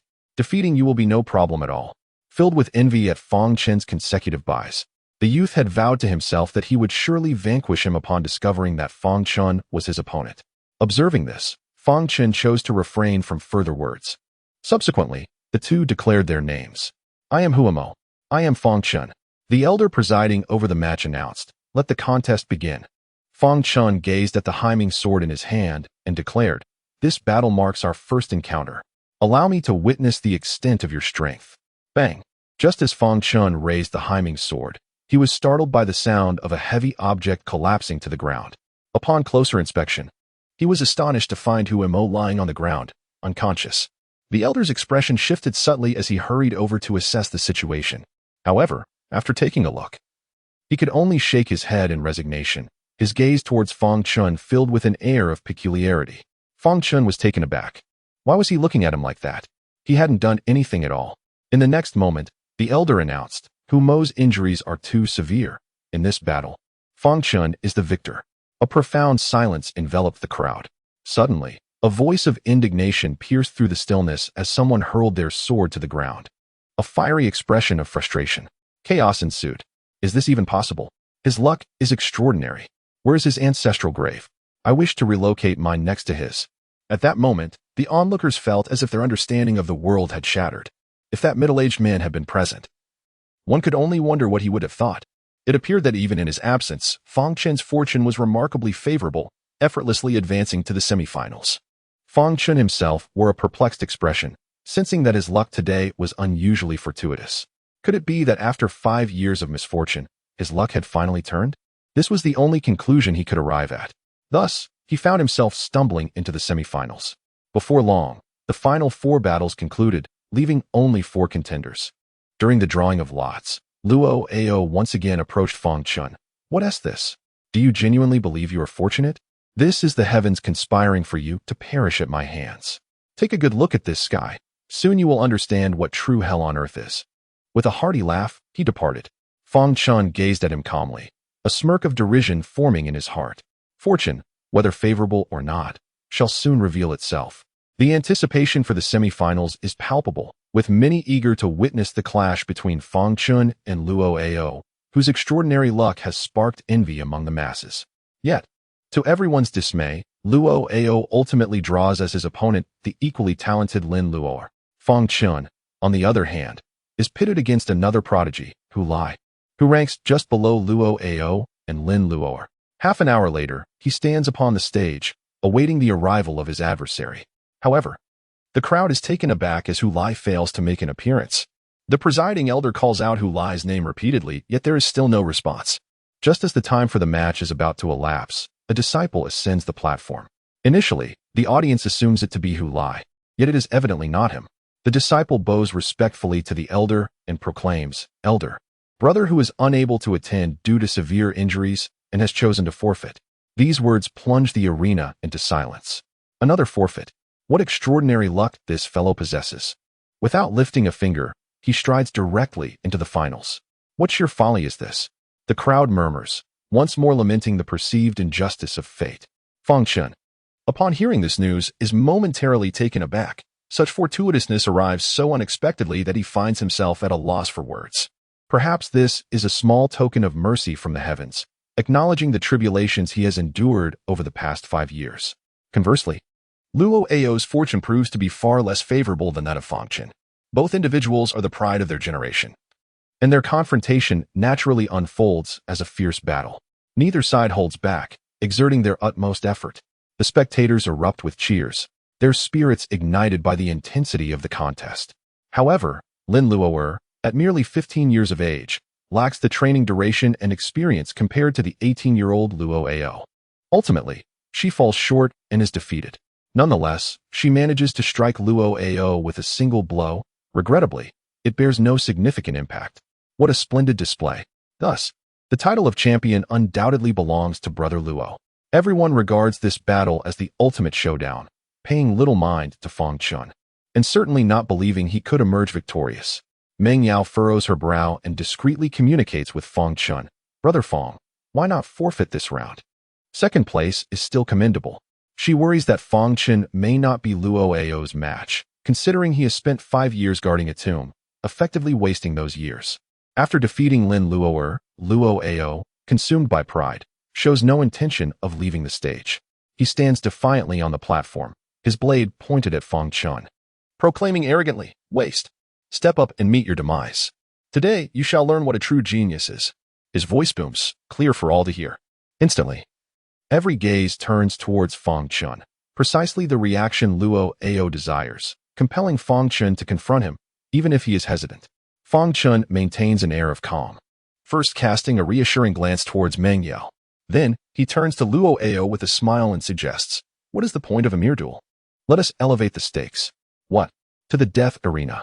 The crowd gasped in astonishment, all believing Fang Chen had lost his mind. Luo Ao was momentarily taken aback, only to burst into laughter.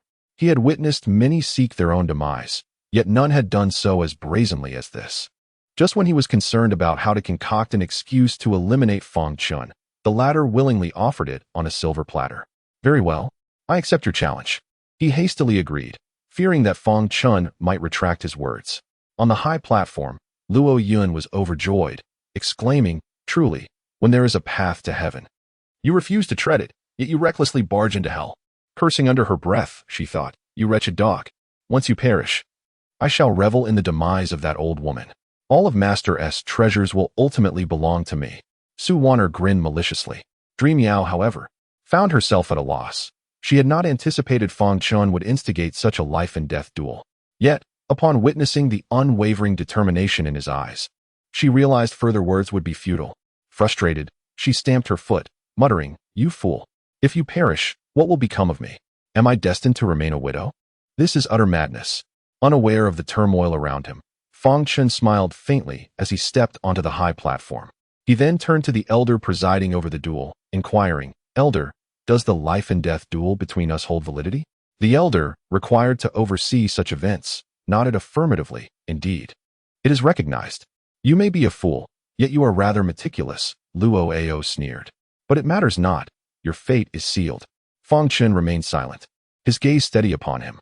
The elder proclaimed, "Since both parties have no objections, this battle shall be a life and death duel, with no repercussions from the sect, regardless of the outcome."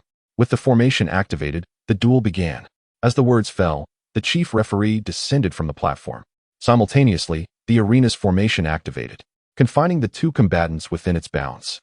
Thus, neither could escape, nor could those outside intervene in rescue efforts. This was the life and death arena of the Heavenly Feather Divine sect. Luo Ao wielded a black longsword, unleashing an aura of peak-gathering spirit realm power. "Today, allow me to demonstrate the prowess of a genius. For a waste like you to perish at my hands would indeed be your fortunate fate across 3 lifetimes." As he spoke, he swung the black sword, causing a surge of black mist to rise instantly, enveloping his figure. The mist gradually spread, covering the entire arena. It was the overwhelming black mist of senior brother Luo Ao. Fang Chen was doomed within this domain of darkness. Luo Ao remained unaffected, his vision clear, while others found themselves in an obscurity where even a hand before one's face was invisible. Witnessing this scene, the crowd unanimously felt that Fang Chen was undoubtedly doomed. Chapter 23. The March Pact, Life and Death Battle. Fang Chen stood calmly amidst the swirling black mist, when suddenly, Luo Ao's voice echoed, "Do not worry, young one. I shall not end your life swiftly. Instead, I will inflict upon you a gradual torment, allowing you to perish amidst agony and bloodshed.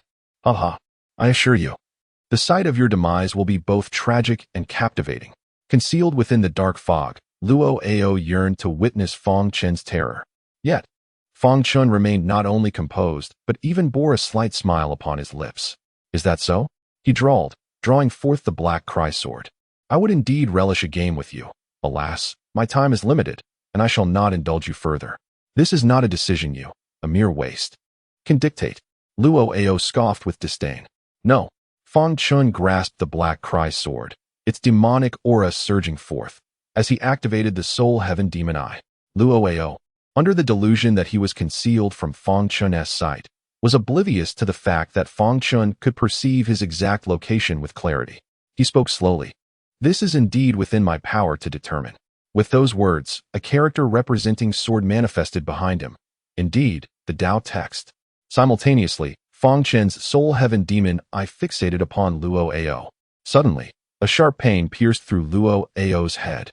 As he regained his composure, he found Fang Chen standing before him, with the Dao text looming behind. How is this possible? "This is the Dao." Before he could finish, his head was severed from his body. The expression on Luo Ao's face was one of disbelief. In his mind, it was inconceivable that Fang Chen could discern his position, awaken the Dao text within the gathering spirit realm, and vanquish him with a single strike. As his head fell from the heights, regret flooded his eyes. Why did I provoke Fang Chen? Why did I choose to engage in a life and death battle with him? I clearly possess a promising future, yet here I am, meeting my demise. Fang Chen sheathed his sword, collected his thoughts, and maintained an expression as composed as when he first entered. As the black mist gradually dissipated, it became evident to all that the fierce battle had concluded. How could it have ended so swiftly? Was Fang Chen truly that weak? To dare challenge senior brother Luo Ao under such circumstances was nothing short of courting death. Indeed, it was better this way. Such a lowly individual was unworthy.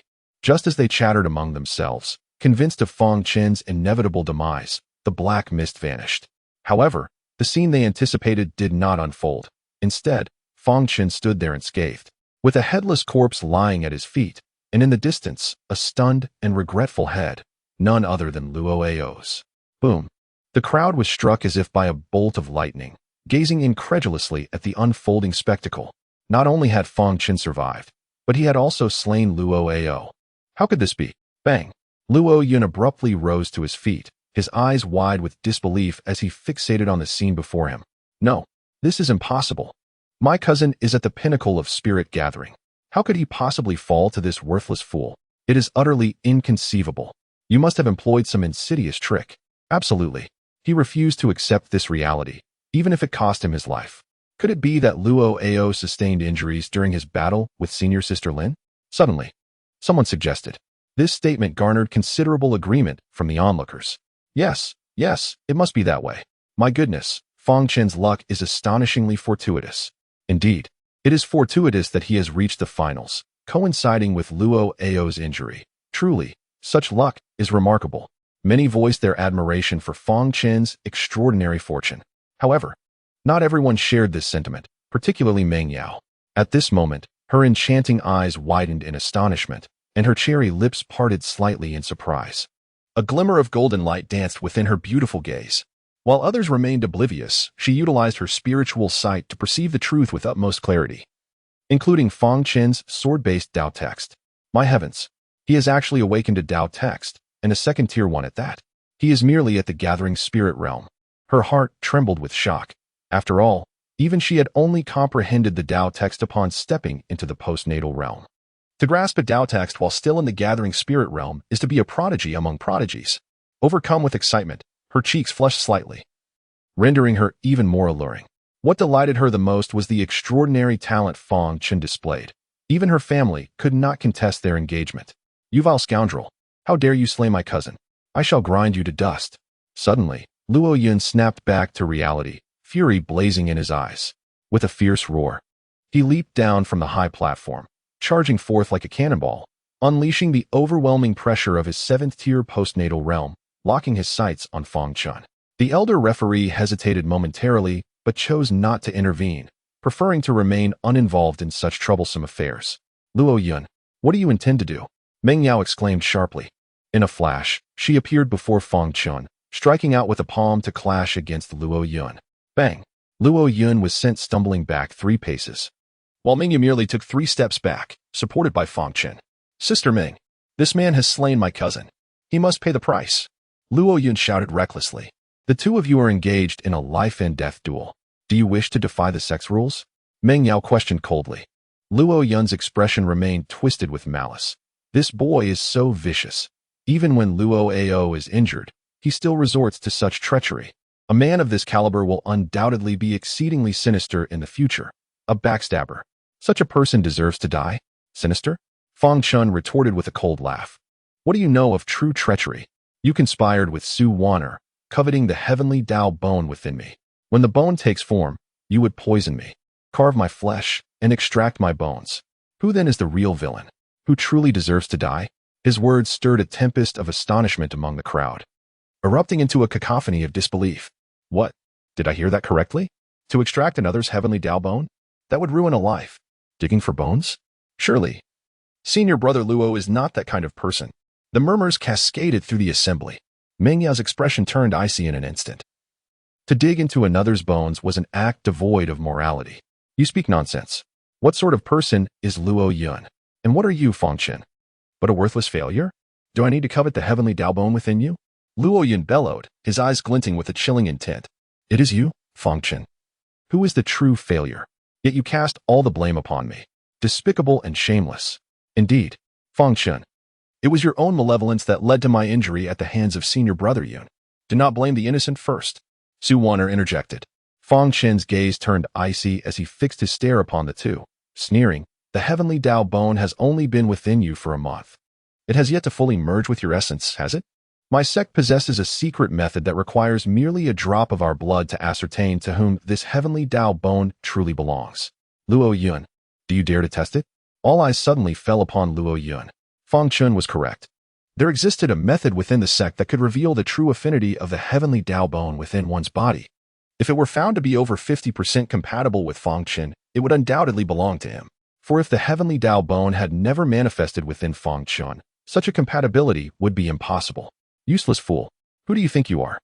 You dare to speak of tests? Luo Yun retorted, his voice laced with malice, unwilling to grant Fang Chen this opportunity.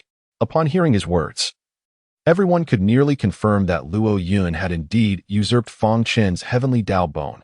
Otherwise, he would not shy away from the examination. At that moment, the gazes directed at Luo Yun shifted dramatically. To seize another's Dao Bone is akin to taking their very life. Such acts are the gravest taboos within both the continent and the sect, utterly despicable. Those disciples who had once idolized Luo Yun were now shattered, never expecting him to reveal such a sordid nature. Meng Yao's expression turned frosty. She had not anticipated the depths of Fang Chen's suffering. To plunder the heavenly Dao Bone. What a ruthless tactic. Luo Yun, you have stolen another's bone, violating sect rules. I shall certainly report this matter. It will not be brushed aside. The harm you have inflicted upon Fang Chen shall be repaid tenfold. Luo Yun's complexion darkened, and he coldly replied, Senior Sister Meng, are you certain you wish to meddle in affairs that do not concern you? What good is this scoundrel? Why must I oppose the Luo family for him? Meng Yao spoke coldly. Let me make it clear. Fang Chen is my betrothed. Should anyone dare to harm him, I shall be their sworn enemy. Luo Yun's expression shifted slightly. He realized that opposing Meng Yao was indeed beyond the capabilities of the Luo family. He redirected his gaze towards Fang Chen, his anger boiling over as he bellowed, Scoundrel, do you dare to hide behind a woman? Is it not simply a desire for an opportunity to kill me? Fang Chen regarded Luo Yun with indifference and replied, I grant you this opportunity. 3 months hence, we shall engage in a battle to the death, with no chance of survival for either. Chapter 24. Do you not wish to do something to me? A subtle change flickered across Meng Yao's countenance. After all, he was a formidable opponent at the 7th level of the postnatal realm. Fang Chen smiled faintly and reassured her, Fear not, 3 months shall suffice. Very well. Luo Yun was taken aback by Fang Chen's audacity. To prevent any potential backtracking, he readily agreed. However, a tinge of doubt soon crept in, prompting him to question. What is mere words worth? With a sweeping gesture, he produced a resplendent golden parchment, inscribing a few characters upon it before presenting it to Fang Chen. This document was the sect's life and death pact, detailing the time frame within. Once signed, adherence to the promise was mandatory. Any violator would be stripped of their cultivation and expelled from the sect. The imprint of one's fingerprint was required. Without hesitation, Fang Chen pressed his finger upon it, thereby solidifying the pact. It then soared back into Luo Yun's grasp. Luo Yun, visibly satisfied, coldly addressed Fang Chen. You now have 3 months to live. Cherish it wisely. With that, he chose not to linger further, departing with his entourage, along with the lifeless body of Luo Ao. Su Wanner wished to accompany them, but was halted by an elderly man. After exchanging a few words, she followed him away. As Luo Yun and his company departed, the 7 Peaks assessment reached its conclusive end. Initially, the crowd anticipated that Luo Ao would be the focal point of today's assessment. Yet it was ultimately Fang Chen who emerged as the center of attention. Not only had he slain Luo Ao, but he had also become Meng Yao's fiancé. Once this news spreads, it is bound to create a sensation throughout the Tianyu Divine Sect. However, 99% of the people believed that Fang Chen was merely fortunate. Otherwise, he would not have even passed the first checkpoint. Congratulations, Meng Yao personally presented the rewards to Fang Chen. As he accepted the rewards, he found 5 spirit grass and a cloud immortal pill among them. With these resources, along with a remaining drop of demon sword blood within him, he could swiftly break through to the postnatal realm. Consequently, he would undoubtedly unlock the 3rd level of the small tower and within 3 months, defeat Luo Yun. This was not a significant challenge. There might be pressure, but it is precisely under pressure that one finds motivation. The assessment at the 7 Peaks had now concluded, and the elder responsible for recording the assessed disciples stepped forward. Now, the disciples who have passed the assessment may choose which peak to join. Remember, this choice may significantly influence your future path in cultivation, so choose wisely. The elder's gaze fell upon Fang Chen as he inquired, Which peak do you wish to join? Meng Yao looked at Fang Chen with anticipation, hoping he would choose the 2nd peak. Fang Chen also gazed back at Meng Yao, understanding her intentions. Yet, in the end, he slightly shook his head and resolutely declared, I wish to join the 7th peak. He intended to bring his master back home and restore the former glory of the 7th peak. He would not abandon the 7th peak. At this proclamation, the entire assembly was taken aback. What? Has he lost his mind? How could he possibly choose the now desolate 7th peak? It had become a forsaken peak. Did he not realize that the 7th peak was virtually non-existent? The crowd regarded Fang Chen with incredulous expressions. Only Meng Yao felt a sense of helplessness regarding Fang Chen's choice, which did not come as a surprise to her. Fang Chen, being a member of the 7 Peaks and a disciple of the former leader of the 7th peak, his decision to return there was entirely logical. With a slight sigh, she resolved to support Fang Chen. The elder gazed at Fang Chen with astonishment, yet upon reflecting on his identity, the surprise dissipated. He nodded and said, in 2 days. You may proceed directly to the 7th peak. Thank you, Elder, Fang Chen replied gratefully. Subsequently, others began to register their desired peaks in succession. Such assessments of the 7 peaks were not particularly emphasized by the inner sect, unless a super genius emerged who had not been preordained. Talents like Luo Ao and Lin Luor had typically already been earmarked for specific peaks. For the other disciples, the choice of peak held little significance. Presently, aside from the 7th peak, the other peaks were not in need of disciples. Rather, they sought exceptional talents. Once everything was settled, Meng Yao turned to Fang Chen and said, "Let us go back together." Fang Chen did not decline and nodded in agreement. The two boarded a flying vessel heading towards Yu City, leaving behind the envious gazes of the crowd on the arena, along with Luo Yun's resentful glare. On the vessel, Meng Yao gazed at Fang Chen with her large, watery eyes, causing Fang Chen's cheeks to flush slightly. "What is it?" he asked, feeling a bit flustered. Meng Yao smiled brightly, her voice enchanting as she remarked, "You feign ignorance. We are, after all, now bound as partners, not to mention our engagement. Do you not wish to do something for me?" Her face flushed with a radiant hue, exuding an enchanting allure. With a single smile, she captivated countless hearts, leaving them awestruck. Observing this, Fang Chen felt a tumult within, his breath becoming labored, and his heart raced uncontrollably.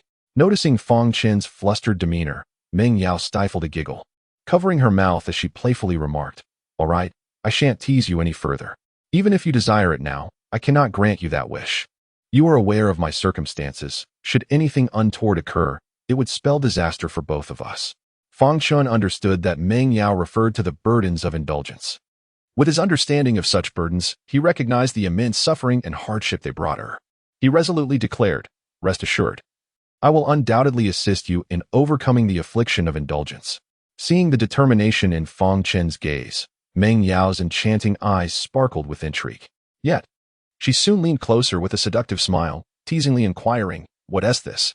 Are you so eager to resolve my affliction and engage in dual cultivation?" Fang Chen's face flushed anew, and just as he prepared to explain, Meng Yao turned away, saying, "Well, it's not entirely out of the question." With that, she cast a charming glance over her shoulder, her cheeks adorned with playful dimples and a radiant glow, before retreating into the boathouse. Fang Chen failed to notice that. At that moment, Meng Yao's face was equally flushed, strikingly beautiful. Before long, they returned to Yu City, descending at the city gates. The two then decided to walk back together. However, shortly after entering the city, they heard someone call out, "Meng Heir, what a surprise to encounter you here." A dashing young man clad in blue and white attire approached them, smiling at Meng Yao, accompanied by 2 companions. Upon seeing the man, Meng Yao furrowed her brow and coldly remarked, "Brother Yu Yuanwen, kindly refer to me as Sister Meng. Our relationship has yet to reach such familiarity." Yu Yuanwen maintained his smile. "Very well, Sister Meng it shall be. However, you need not be so distant. Once you turn 18, I shall come to propose. After all, your mother has consistently supported the idea of us." Meng Yao's expression remained frosty. "That may be my mother's consent, but it is not mine. Furthermore, I am already engaged, so I would appreciate it if you kept your distance." "Engaged?" Yu Yuanwen's smile instantly faltered as he finally noticed Fang Chen beside her. He scrutinized Fang Chen from head to toe, scoffing, "Sister Meng, he cannot possibly be your fiancé, can he?" Before Meng Yao could respond, Fang Chen took her hand and asserted, "I am indeed. Please keep your distance from my fiancé." The moment Fang Chen grasped her hand, Meng Yao felt a slight tremor in her body. At that moment, she sensed an unprecedented sense of security from him. "What are you, to be worthy of Sister Meng? What right do you have to command me?" Yu Yuanwen sneered disdainfully at Fang Chen. Nearby, his lackey looked at Fang Chen with contempt. "Do you even know who this is?" "The most outstanding genius among the younger generation of the 4th peak. From the divine Eastern domain. The eldest son of the prominent Yu family. Have you any idea what it means to offend young Master Yu? You might as well court death by daring to touch young Master Yu's woman." Yu Yuanwen cast a haughty glance at Fang Chen and disdainfully remarked, "I am indifferent to the methods you employed to beguile Junior Sister Meng. Now, I present you with an opportunity." In his hand, a radiant light flickered, and a brocade box materialized. Upon opening it, a resplendent and translucent spiritual pill lay within. This pill, known as the Enlightenment Pill, was a 3rd-tier elixir. Consuming it would grant one profound insights into the principles of heaven and earth, with a significant likelihood of awakening the Dao text. Take this enlightenment pill and vanish from junior sister Meng's side. Do not reappear before my eyes. Someone of your caliber will never be worthy of her. Do you comprehend? His expression was laden with contempt as he concluded.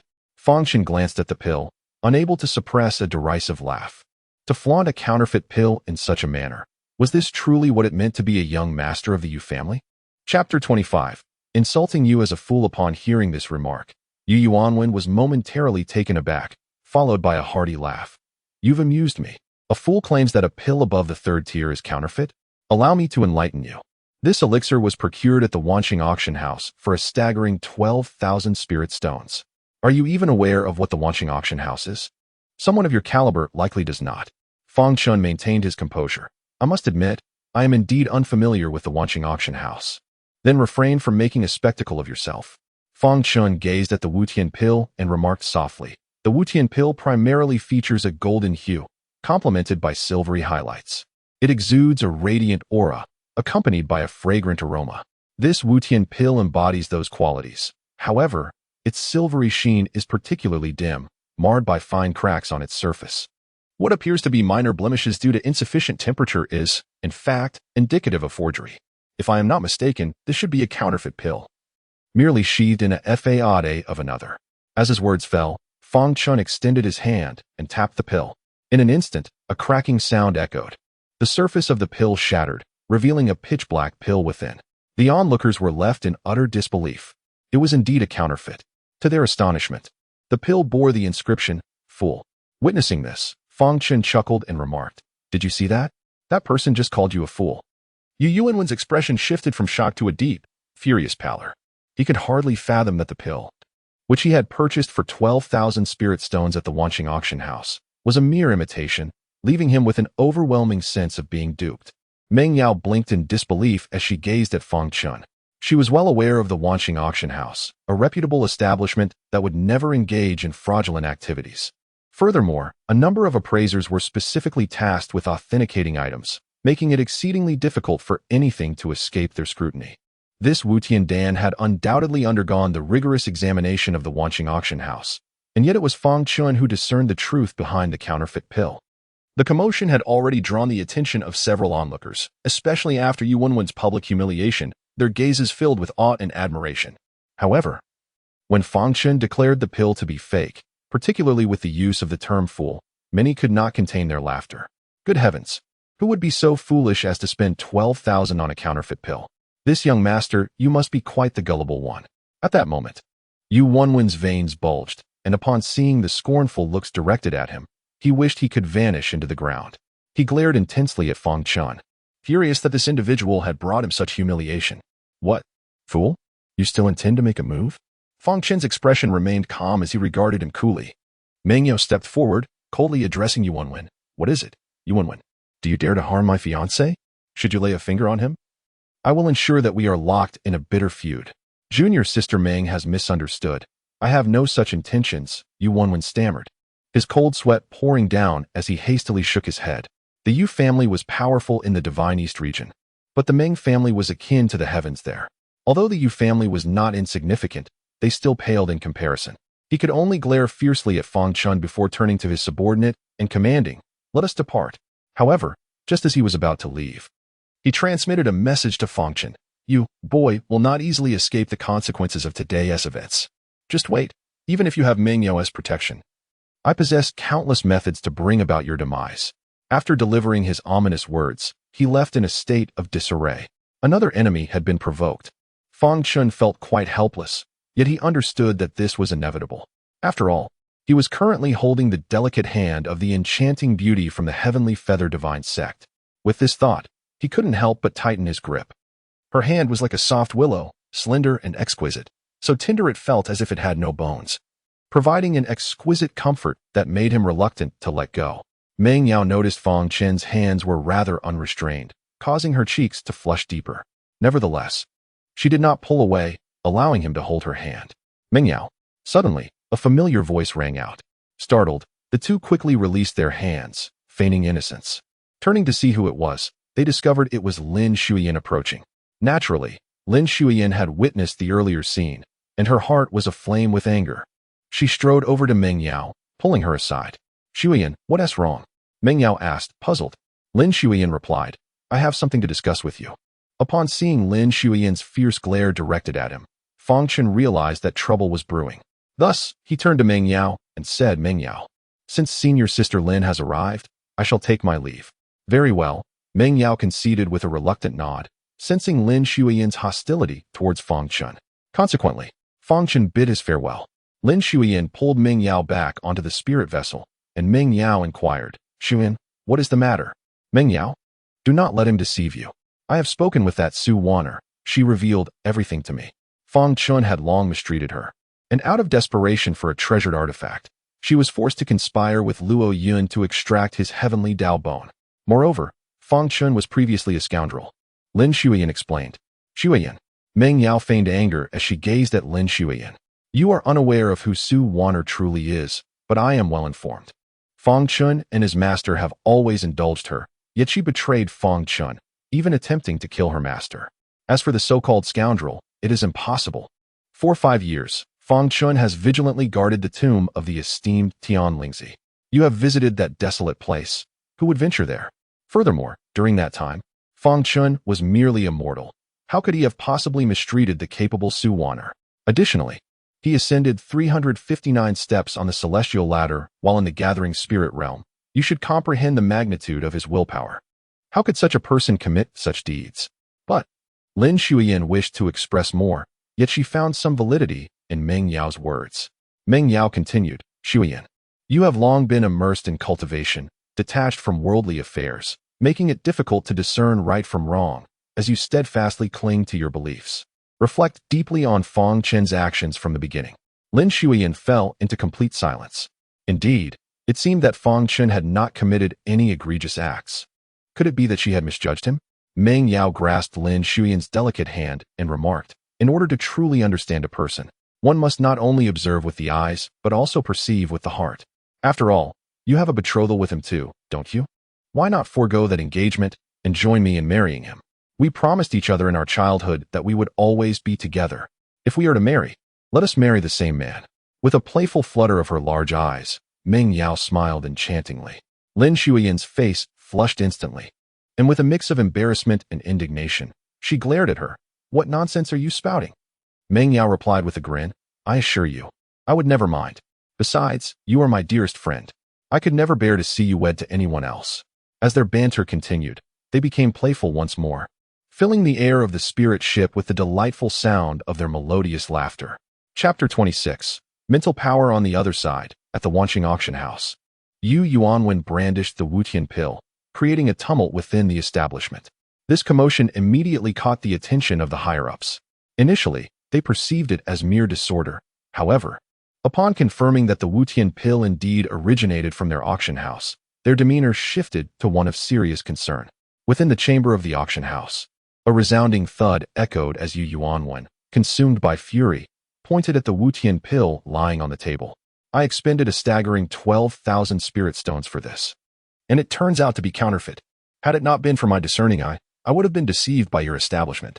At that moment, an elderly figure within the chamber, an elder of the Wanqing auction house, could only respond to Yu Yuanwen's ire with polite apologies, assuring him that an explanation would be forthcoming. Just then, the door to the chamber swung open, and a woman entered, clad in a flowing crimson robe. She approached with a gentle smile, her complexion as fair as freshly peeled lotus seeds, and a delicate beauty mark at the corner of her mouth enhancing her allure. This woman was Yin Xiaolin, the head of the Wanqing auction house. Yu Yuanwen, with a gaze filled with avarice, scrutinized Yin Xiaolin, then snorted coldly, "Ah, Manager Yin has arrived? Take a look for yourself. This is the Wutian pill auction here just a few days ago. Had it not been for my keen perception, I would have fallen victim to your deceit. Is it the case that the Wanqing auction house has begun to auction counterfeit goods?" Yin Xiaolin turned her gaze towards the Wutian pill, then glanced at the elder, who nodded slightly in confirmation that it had indeed been purchased from their establishment. In light of this, Yin Xiaolin maintained her smile and gracefully took a seat across from Yu Yuanwen. She first instructed someone to serve tea, and with a smile, she said, "Young Master Yu, why must you be so incensed? To speak frankly, the degree of forgery in this elixir far exceeds our expectations. We too have been deceived. We are victims in this matter.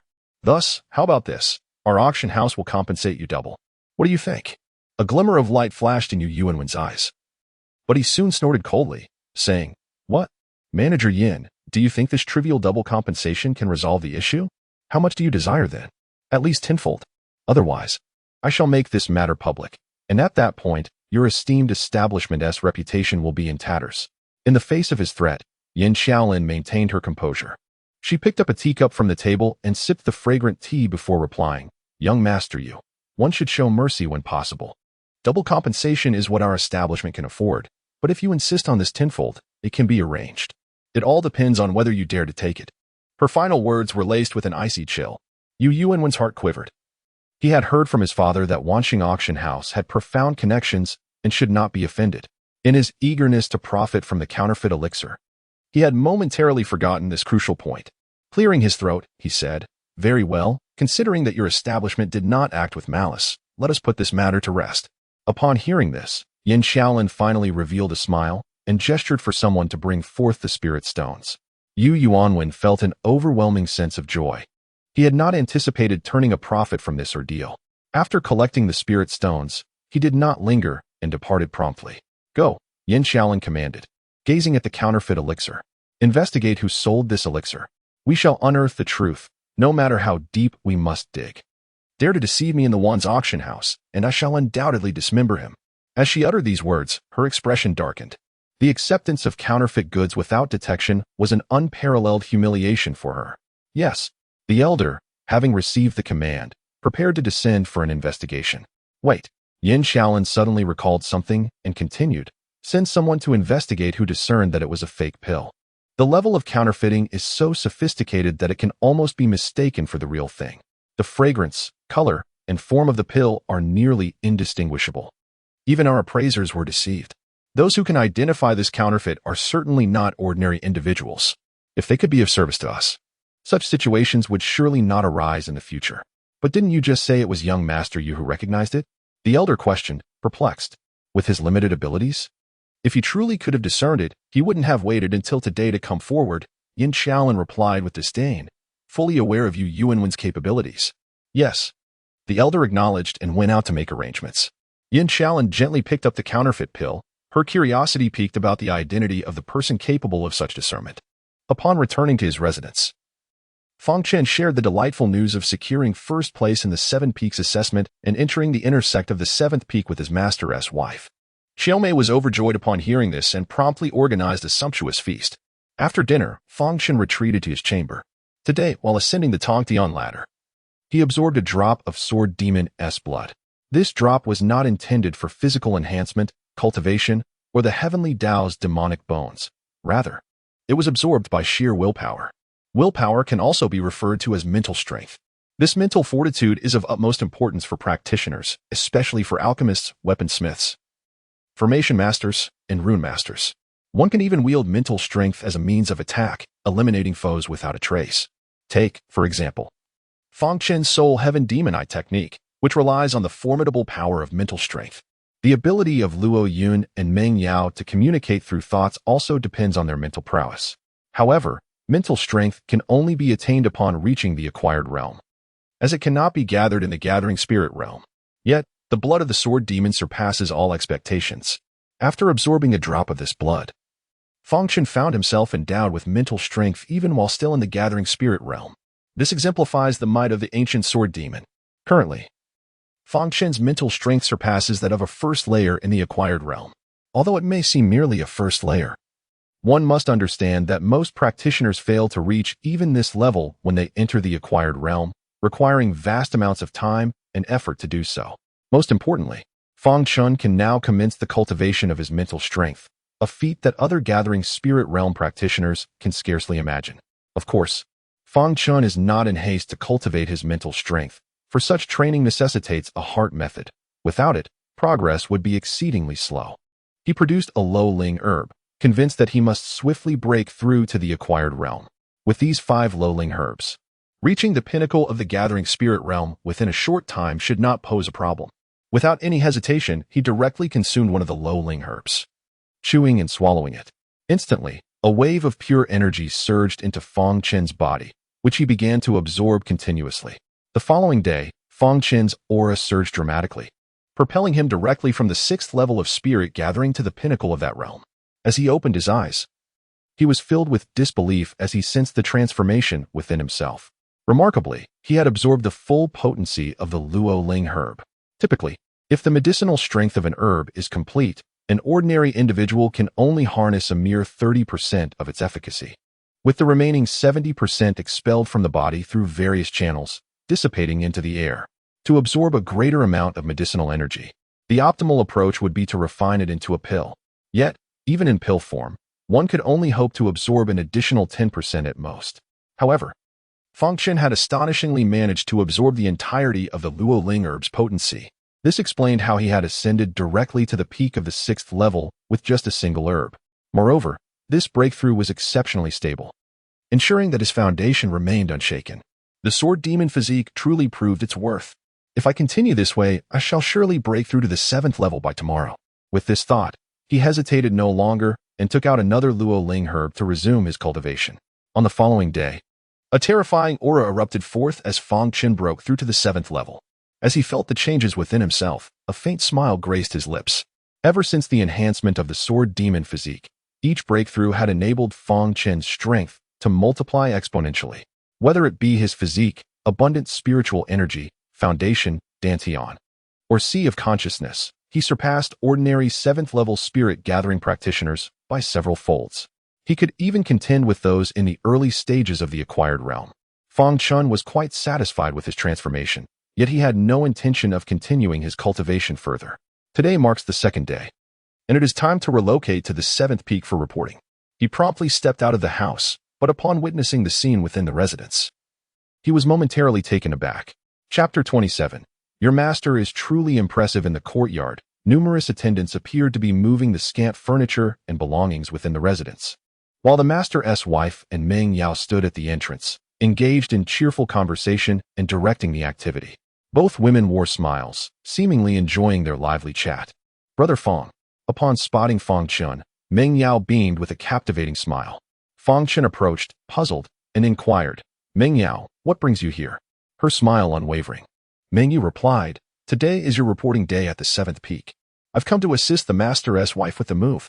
Master's wife? Fang Chen was taken aback.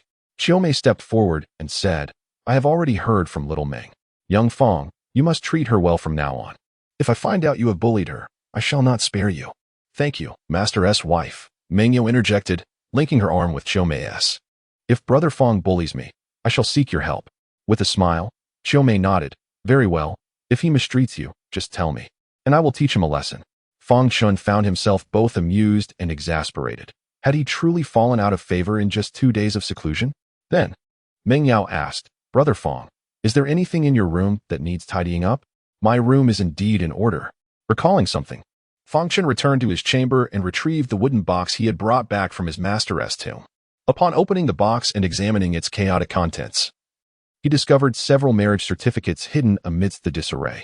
He reached for one, only to be taken aback by its unexpected thickness. As he pulled it out, he stood there, utterly stunned.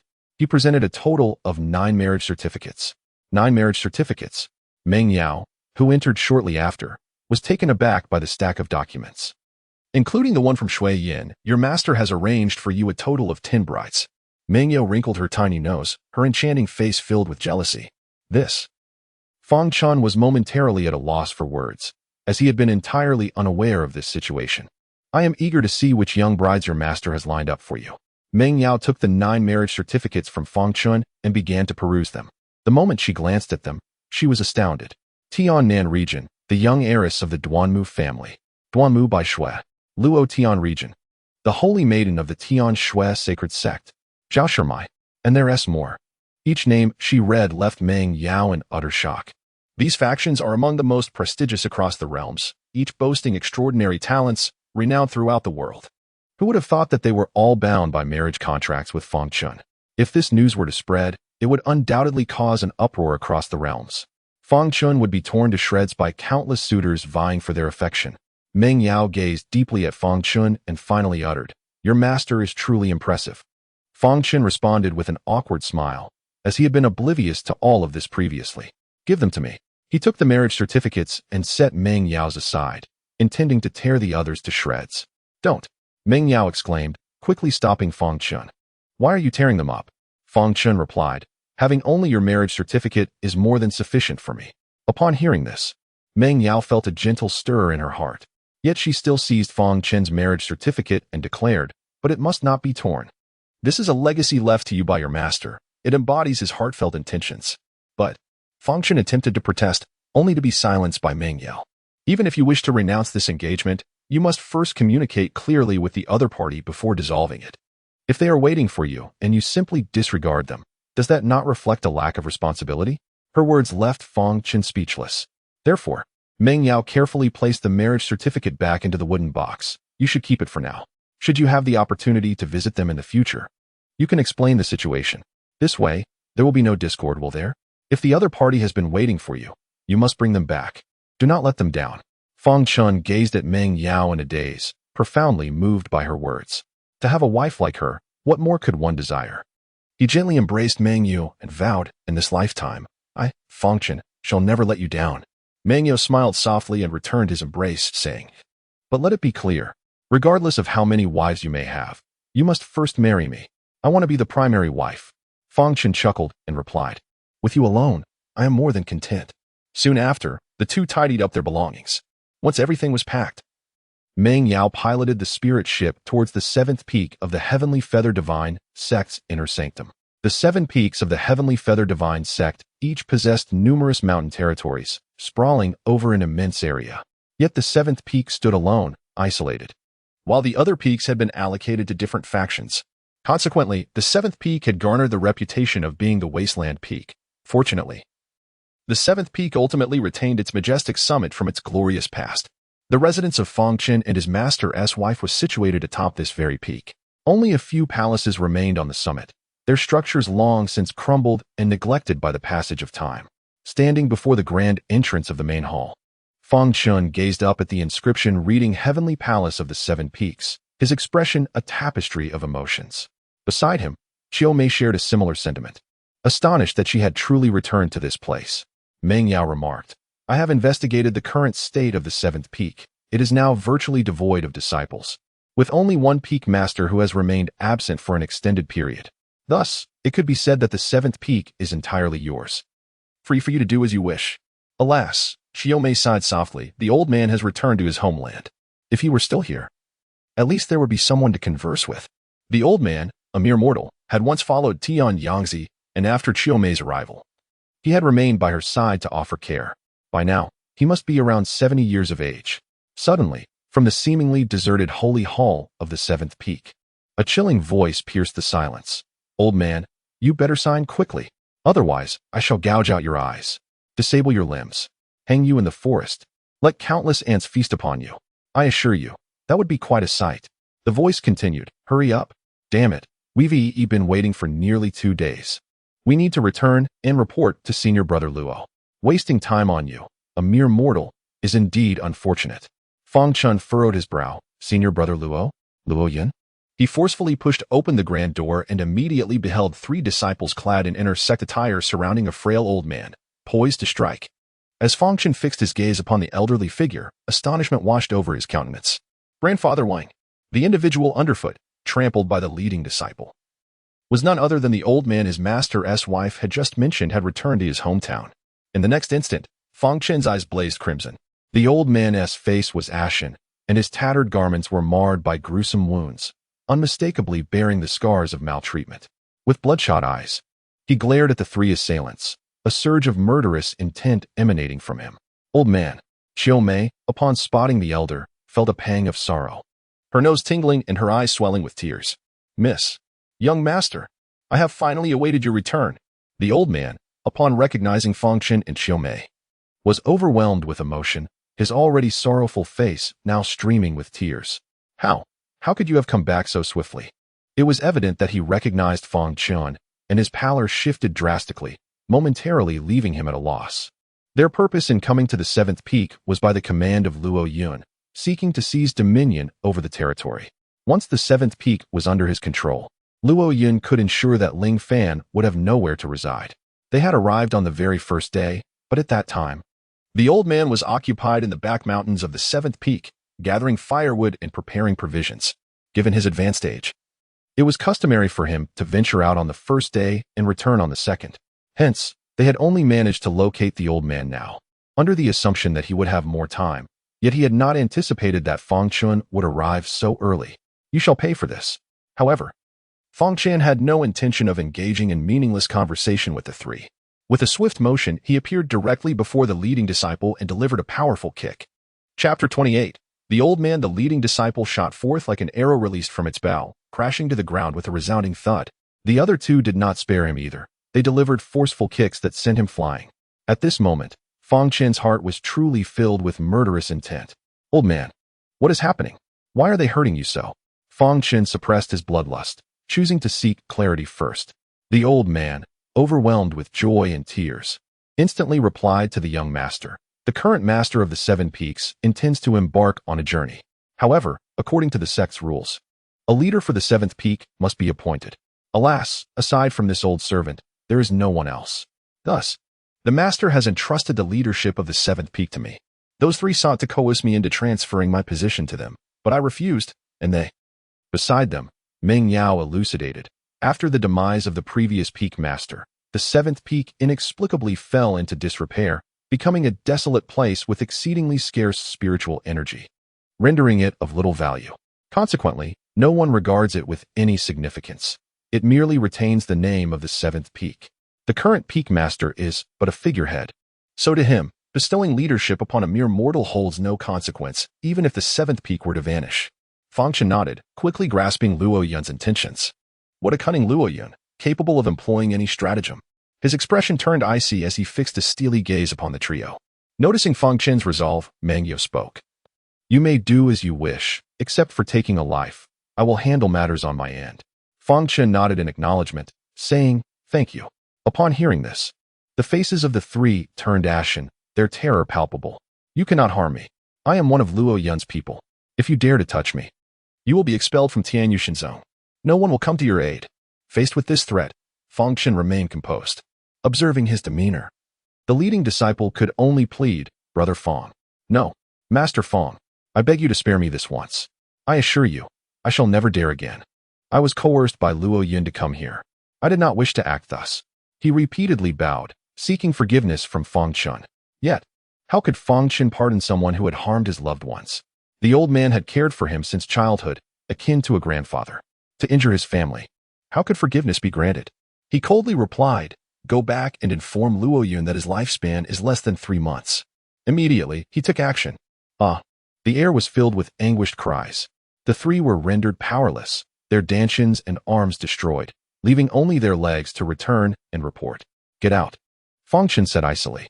The three, in immense pain, dared not linger upon witnessing Fang Chen's frigid and merciless expression. They endured their suffering and fled from the Seven Peaks Sacred Hall. Meanwhile, Meng Yao retrieved a healing pill for the old man, facilitating the gradual recovery of his injuries. Upon seeing Miss Chiome again, the old man's tears flowed uncontrollably. Miss, young master, you have returned. He wept. Chiome, also with tears in her eyes, inquired, Old man, did you not return home? Why are you still at Tianyushinzo? The old man replied, I could not bear to leave you, miss, so I stayed. Initially intending to seek out the young lady, I, a mere mortal of advancing years, found myself unable to depart. Subsequently, as I took on the role of overseer, my inability to leave was further cemented, and I could only await the return of the young lady and the young master. Fortunately, fate smiled upon me, and at long last, the young lady and the young master arrived. With tears in her eyes, Chiome inquired, Old man, how have you fared over these past 5 years? The old man smiled faintly and replied, I have cultivated some grains on the back mountain. Though the path is a bit arduous, at least I have not faced starvation. Observing the frail figure of the old man, Fang Chen felt a surge of mixed emotions. He reassured, Grandfather, rest assured. Now that I have returned to the seventh peak, I shall not allow you to suffer any longer. The old man gazed at Fang Chen, a smile gracing his lips, and said, The young master has returned, at last. The seventh peak has a rightful owner. With you here, I believe the seventh peak shall surely rise to greatness once more. Fang Chen nodded resolutely and declared, Grandfather, do not worry, I shall revitalize the seventh peak. The trio engaged in a lengthy conversation, sharing tales of their experiences over the past 5 years. Once the old man's injuries had somewhat healed, they meandered through the grand hall of the Seven Peaks. Contrary to expectations, the vast hall, which should have been in ruins and cloaked in dust, appeared remarkably clean, thanks to the old man's diligent upkeep over the years, though it lacked a certain liveliness. At the rear of the grand hall stood a residence, the very abode of Tai and Yangzi from years past, which also served as Fang Chen's home. Inside, the dwelling was immaculate, a testament to the old man's unwavering efforts to maintain it in anticipation of their return. Subsequently, as Meng Yao instructed her servants to move their belongings inside, she prepared to bid farewell. She addressed Fang Chen, saying, "I may need to retreat for a period of cultivation. You must dedicate yourself to training. You must win in 3 months, do you understand? I refuse to be widowed at such a young age. If you leave me in that plight, I shall see to it that you wear a green hat." She pouted, exuding a playful threat that was both enchanting and mischievous. Stirring the heart, Fang Chen understood that Meng Yao was genuinely concerned for him. With a smile, he nodded, assuring her, "Rest assured, I will prevail." Hearing this, Meng Yao's face broke into a satisfied smile. Suddenly, she leaned in close and gently kissed his cheek, leaving Fang Chen momentarily stunned. Shyly, Meng Yao remarked, "Consider this a small gesture of encouragement. Should you triumph over Luo Yun, there will be greater rewards." With that, she playfully cast a captivating glance at Fang Chen before stepping onto the spirit ship and swiftly departing. Fang Chen remained rooted in place for a while, eventually regaining his composure, his hand brushing against the spot where she had kissed him, a gentle smile gracing his lips. Meng Yao did not leave immediately. Instead, she called out, "Aunt Jing." A slender woman in her 30s, possessing striking beauty and an air of vitality, emerged from the cabin. Upon her arrival, the woman respectfully addressed, "Mississippi." Meng Yao instructed, "Aunt Jing, please ensure the safety of the 7th peak, particularly for Brother Fang and the others. I wish for no harm to come to them." "Understood," Aunt Jing replied with a respectful nod, and in an instant, her figure vanished from sight. Meng Yao was acutely aware that announcing Fang Chen as her fiancé would inevitably attract trouble upon him. Yet, this was the only contribution she could offer to Fang Chen. If she truly wished to be with him, the greatest obstacle lay within her family. Previously, Meng Yao might have resigned herself to fate, especially considering her short lifespan of less than 20 years. However, Fang Chen's emergence had bestowed upon her a glimmer of hope. Witnessing his unwavering spirit despite his apparent frailty during the second trial profoundly moved her. She resolved not to submit to destiny any longer, but to fight until the very end. Casting a glance back at the 7th peak, she summoned her spirit vessel and vanished into the horizon. At the 2nd peak, in the Luo Yun residence, a resounding crash echoed as Luo Yun unleashed a powerful strike, penetrating the chests of the 3 leading disciples who had returned. They were sent flying, blood gushing uncontrollably. "Why did the leader kill me?" they gasped, eyes wide with terror and despair, ultimately succumbing to their injuries. Luo Yun remained furiously enraged. "Useless. A bunch of worthless fools. You can't even handle this trivial matter. What purpose do you serve?" The repeated gains of Fang Chen, coupled with the death of Luo Ao, had driven Luo Yun to the brink of madness. "Junior brother Luo, who has provoked your wrath?" At that moment, a voice slowly resonated, followed by the entrance of a tall figure, none other than Yu Yuanwen. Chapter 29. The Shadow Kill from 1,000 Miles. Brother Yu. Luo Yun was not taken aback. He had just received the report and had been the one to summon the visitor. He gestured for the 3 corpses to be removed and invited Yu Yuanwen to take a seat. Yu Yuanwen chuckled. "I have heard that your cousin was slain during the 7 Peaks assessment and that he has dared to challenge you to a life-and-death duel in 3 months. At the mention of Fang Chen, Luo Yun's expression darkened further. "A mere insect. I shall assuredly slay him in 3 months, he declared. However, Yu Yuanwen continued, "Are you truly intent on engaging him in combat?" "What do you mean by that?" Luo Yun queried. The distinction in their statuses was glaring. For someone of his standing to engage in a life-and-death battle with such a lesser individual seemed utterly beneath him. Furthermore, does Luo Yun not understand the wisdom of swift resolution? The news of Luo Ao's death would surely reach the Luo family soon. What will be their reaction when they learn that you did not seek immediate vengeance for Luo Ao, but instead chose to bide your time for a 3-month appointment? Will they not think that you fear Luo Ao's superiority over you? Yu Yuanwen remarked, his smile unwavering. Luo Yun furrowed his brow, aware that these thoughts had crossed his mind as well. "What exactly are you trying to convey?" he asked, fixing his gaze on Yu Yuanwen. with a slight smile. Yu Yuanwen rose and said slowly, I have come today to assist you, Brother Luo, and I hope these items will prove beneficial. As he spoke, he placed a jade slip and a talisman upon the table before gracefully departing. Luo Yin picked up the jade slip, and the 4-character shadow kill from 1,000 miles were inscribed upon it. Meanwhile, Fang Chen had left the 7th peak and arrived at Feather City. He had intended to cultivate until he reached the 9th level of spirit gathering, and then directly break through to the postnatal realm. However, contemplating the depletion of all resources after breaking through the innate realm, he resolved to visit Feather City. By selling a single Luoling pill and acquiring some medicinal herbs for alchemy to resell, he could amass a modest fortune in a short span.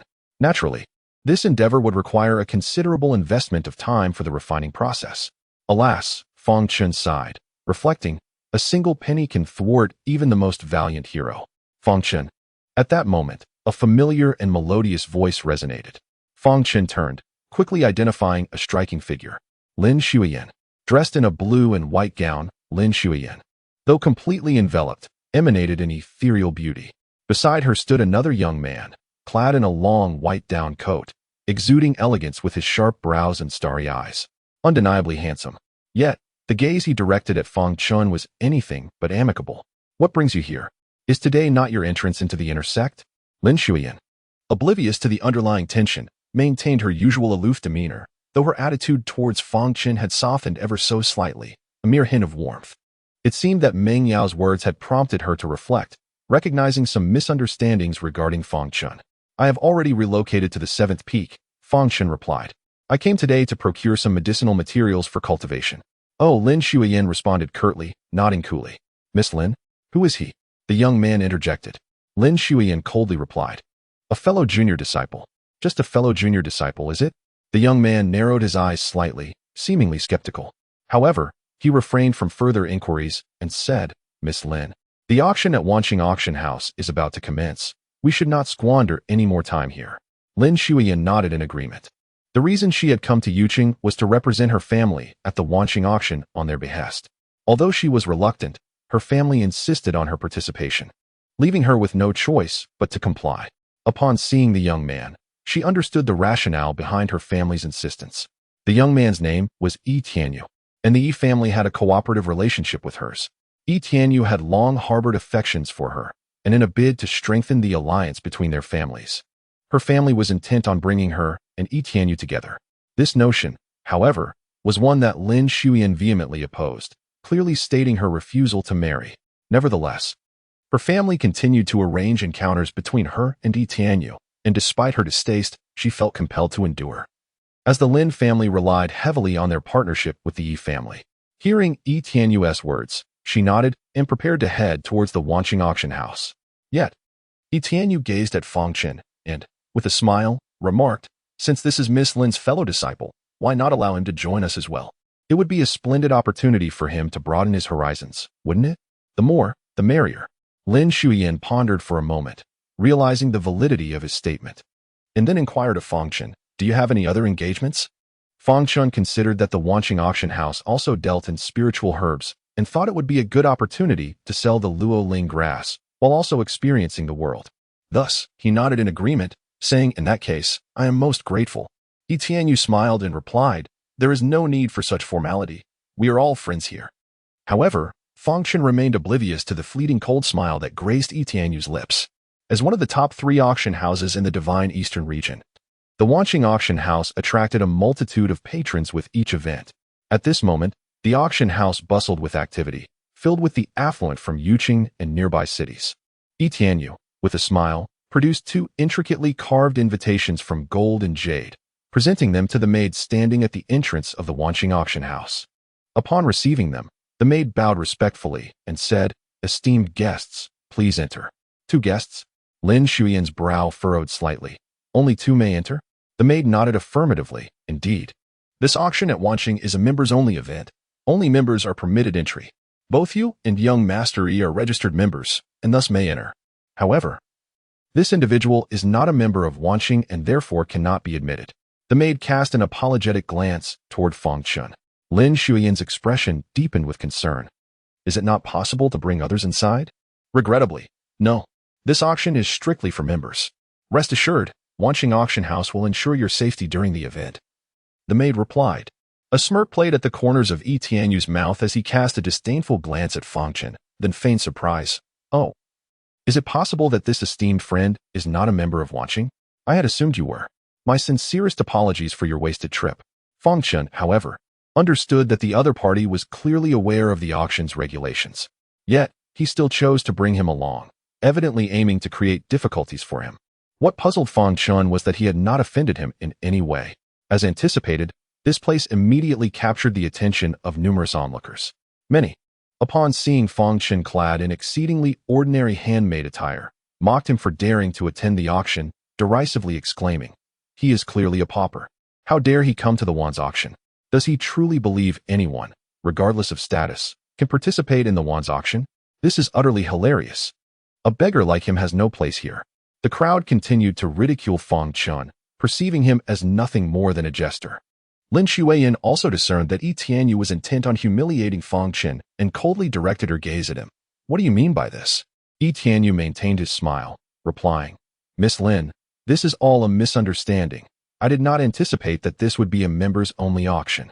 He then glanced mockingly at Fang Chen, stating, "To express my apologies, I shall offer compensation." With that, he produced 2 spirit stones, saying, "This is my token of regret. Please accept it. I believe 2 spirit stones would amount to a fortune for you, huh?" As he concluded, he no longer concealed his contempt, bursting into laughter. He then carelessly tossed the spirit stones before Fang Chen, as if bestowing alms upon a beggar. Fang Chen remained impassive, while Yi Tianyu continued his derision. "You wretched pauper. Do you not comprehend your own status?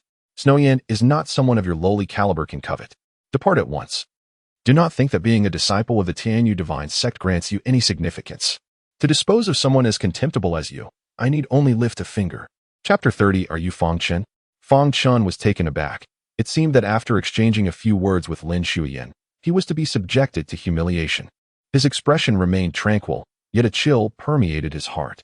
He had not offended the other party, yet he was unjustly ridiculed, as if he were but a figure molded from clay. Just as he was about to speak, he heard Lin Xueyan's icy voice. "Young Master Yi, are you belittling my friend?" Although she held Fang Chen in disdain, he was the one she had invited. And she certainly did not wish for him to be humiliated because of her.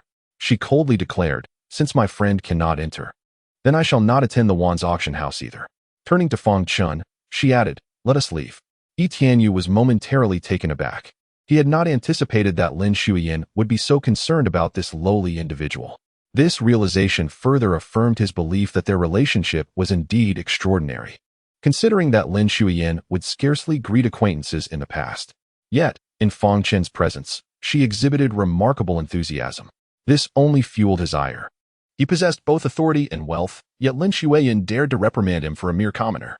With a frigid tone, he warned, "If you dare to leave, I assure you that from this day forth, our collaboration with the Lin family will cease." Lin Xueyan immediately halted her steps. She turned, her expression as frigid as ice, and inquired, "Are you threatening me?" Yi Tianyu dismissed her concern. Having reached this juncture, there was no need to maintain pretense. He replied, "Do not think that your status as a saintess in the Tianyu divine sect grants you any leverage. Our families are merely in a cooperative relationship. The Heavenly Feather sect has always remained indifferent to external affairs. Do you truly believe that they would tarnish their reputation for your sake?" Lin Xueyan clenched her delicate hands tightly, yearning to respond with the same assertiveness as her sect had in the past. Yet, the thought of her family rendered her speechless. It was her home, and even though she harbored disdain, it remained her sanctuary. "What? Are you, a grown man, reduced to merely threatening women?" At that moment, Fang Chen stood before Lin Xueyan, his voice cold and unwavering. Yi Tianyu regarded him with disdain, sneering, "You, a lowly individual, dare to oppose me? Do you believe you are worthy? I advise you to leave at once. Otherwise, I shall make your existence unbearable." Fang Chen locked eyes with him, a faint smile curling at the corners of his mouth. "Consider whether you are worthy or not." In the next instant, Fang Chen struck him with a resounding slap. It connected squarely with Yi Tianyu's right cheek. Taken aback by Fang Chen's audacity, Yi Tianyu, being merely at the peak of the spirit-gathering realm, was unable to react in time and was sent sprawling away. A profound silence enveloped the gathering, as everyone stared in disbelief at Fang Chen, astonished that he had acted upon his words. "Ah, My face. How dare you strike me? Etienne writhed on the ground, howling in agony. His furious gaze fixed upon Fang Chen. Desperate for a moment alone with Lin Xueyan, he had come unaccompanied, and now he found himself at a loss for how to retaliate. You are doomed. I will ensure your demise. He spat venomously.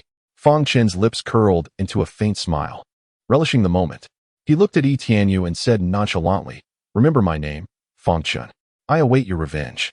Lin Xueyan was taken aback by Fang Chen's unexpected action, her exquisite and icy visage reflecting a myriad of emotions. Upon hearing Fang Chen's words, her expression turned complex. Being exceptionally intelligent, she grasped that Fang Chen was drawing the animosity towards himself, thus alleviating her own predicament. She never anticipated that during her moment of utmost difficulty, it would be Fang Chen standing before her. What is happening? An elderly voice resonated as a white-haired elder dressed in the robes of the Wan's auction house approached. Upon seeing the elder, Etienne's eyes sparkled with recognition, and he hastily exclaimed, Elder Lu, this individual has caused a commotion outside the Wan's auction house, brazenly resorting to violence. I implore Elder Lu to seek justice on my behalf. Elder Lu, upon recognizing Etienne, responded promptly, it is young Master Yi. The Wan's auction house had an affiliation with the Yi family, as they frequently required substantial resources and would predominantly procure them from the Yi family. It could be said that half of the Yi family's profits were attributed to the Wan's auction house, which contributed to its formidable standing. Seeing Etienne in distress, Elder Lu felt a surge of indignation. This was the Wan's auction house, and to engage in violence here was tantamount to slapping their own face. I must see who possesses such audacity. Elder Lu huffed and glared at Fang Chen. However, upon catching sight of Fang Chen, he was momentarily taken aback. That face seemed somewhat familiar, as if he had encountered it before, yet he could not recall where. Lin Xueyan's complexion shifted slightly, and she quickly interjected, Elder Lu. My friend acted out of concern for me. Fang Chen maintained a calm demeanor as he spoke. One must bear the consequences of their own actions. Indeed, I have struck someone, yet I harbor no intention of provoking the Wanqing auction house. Etienne let out a cold laugh. Your words hold no weight, young man. Your fate is sealed. Noting that Elder Lu remained passive, he anxiously urged, Elder Lu, this fellow is Fang Chen, a mere pauper with no connections. He presumed that Elder Lu was hesitant due to Lin Xueyan. Fang Chen. At the mention of this name by Etienne, a spark ignited in Elder Lu's eyes. He recalled that manager Yin had been searching for this individual for the past few days. You are Fang Chen? He inquired excitedly. Fang Chen regarded Elder Lu with suspicion. Perplexed by his fervor, yet he nodded in affirmation. I am. Elder Lu, you mean the Fang Chen from the Tianyu divine sect? Elder Lu pressed further. Indeed. Fang Chen confirmed with a nod. It is truly you. Elder Lu exclaimed with delight. He then respectfully bowed and said, We have searched high and low for you. Please come inside for a discussion. Fang Chen was taken aback. Seeing Elder Lu inviting him into the auction house, he quickly replied, But I am not a member. I cannot enter. You are, indeed, our highest-ranking member at the Wanqing auction house. Elder Lu insisted eagerly. Lin Xueyan, standing nearby, was equally bewildered, wondering how Fang Chen had garnered such a claim. Etienne, realizing the situation, shouted, Elder Lu, what are you doing? He is merely a penniless wretch, devoid of wealth or power. Upon hearing this, Elder Lu rebuked, Silence. How dare you insult young friend Fang? But he is merely a despicable wretch. Etienne, oblivious to the current circumstances, continued his relentless provocation. Fang Chen's expression instantly turned frigid. This Etienne had dared to provoke him time and again, truly mistaking him for something easily manipulated. He halted his steps and spoke slowly. I appreciate your invitation, esteemed senior, but I find myself disinterested. I shall take my leave. He could discern that Elder Lu undoubtedly had a request of him. Although the nature of this request remained uncertain, it was worth probing.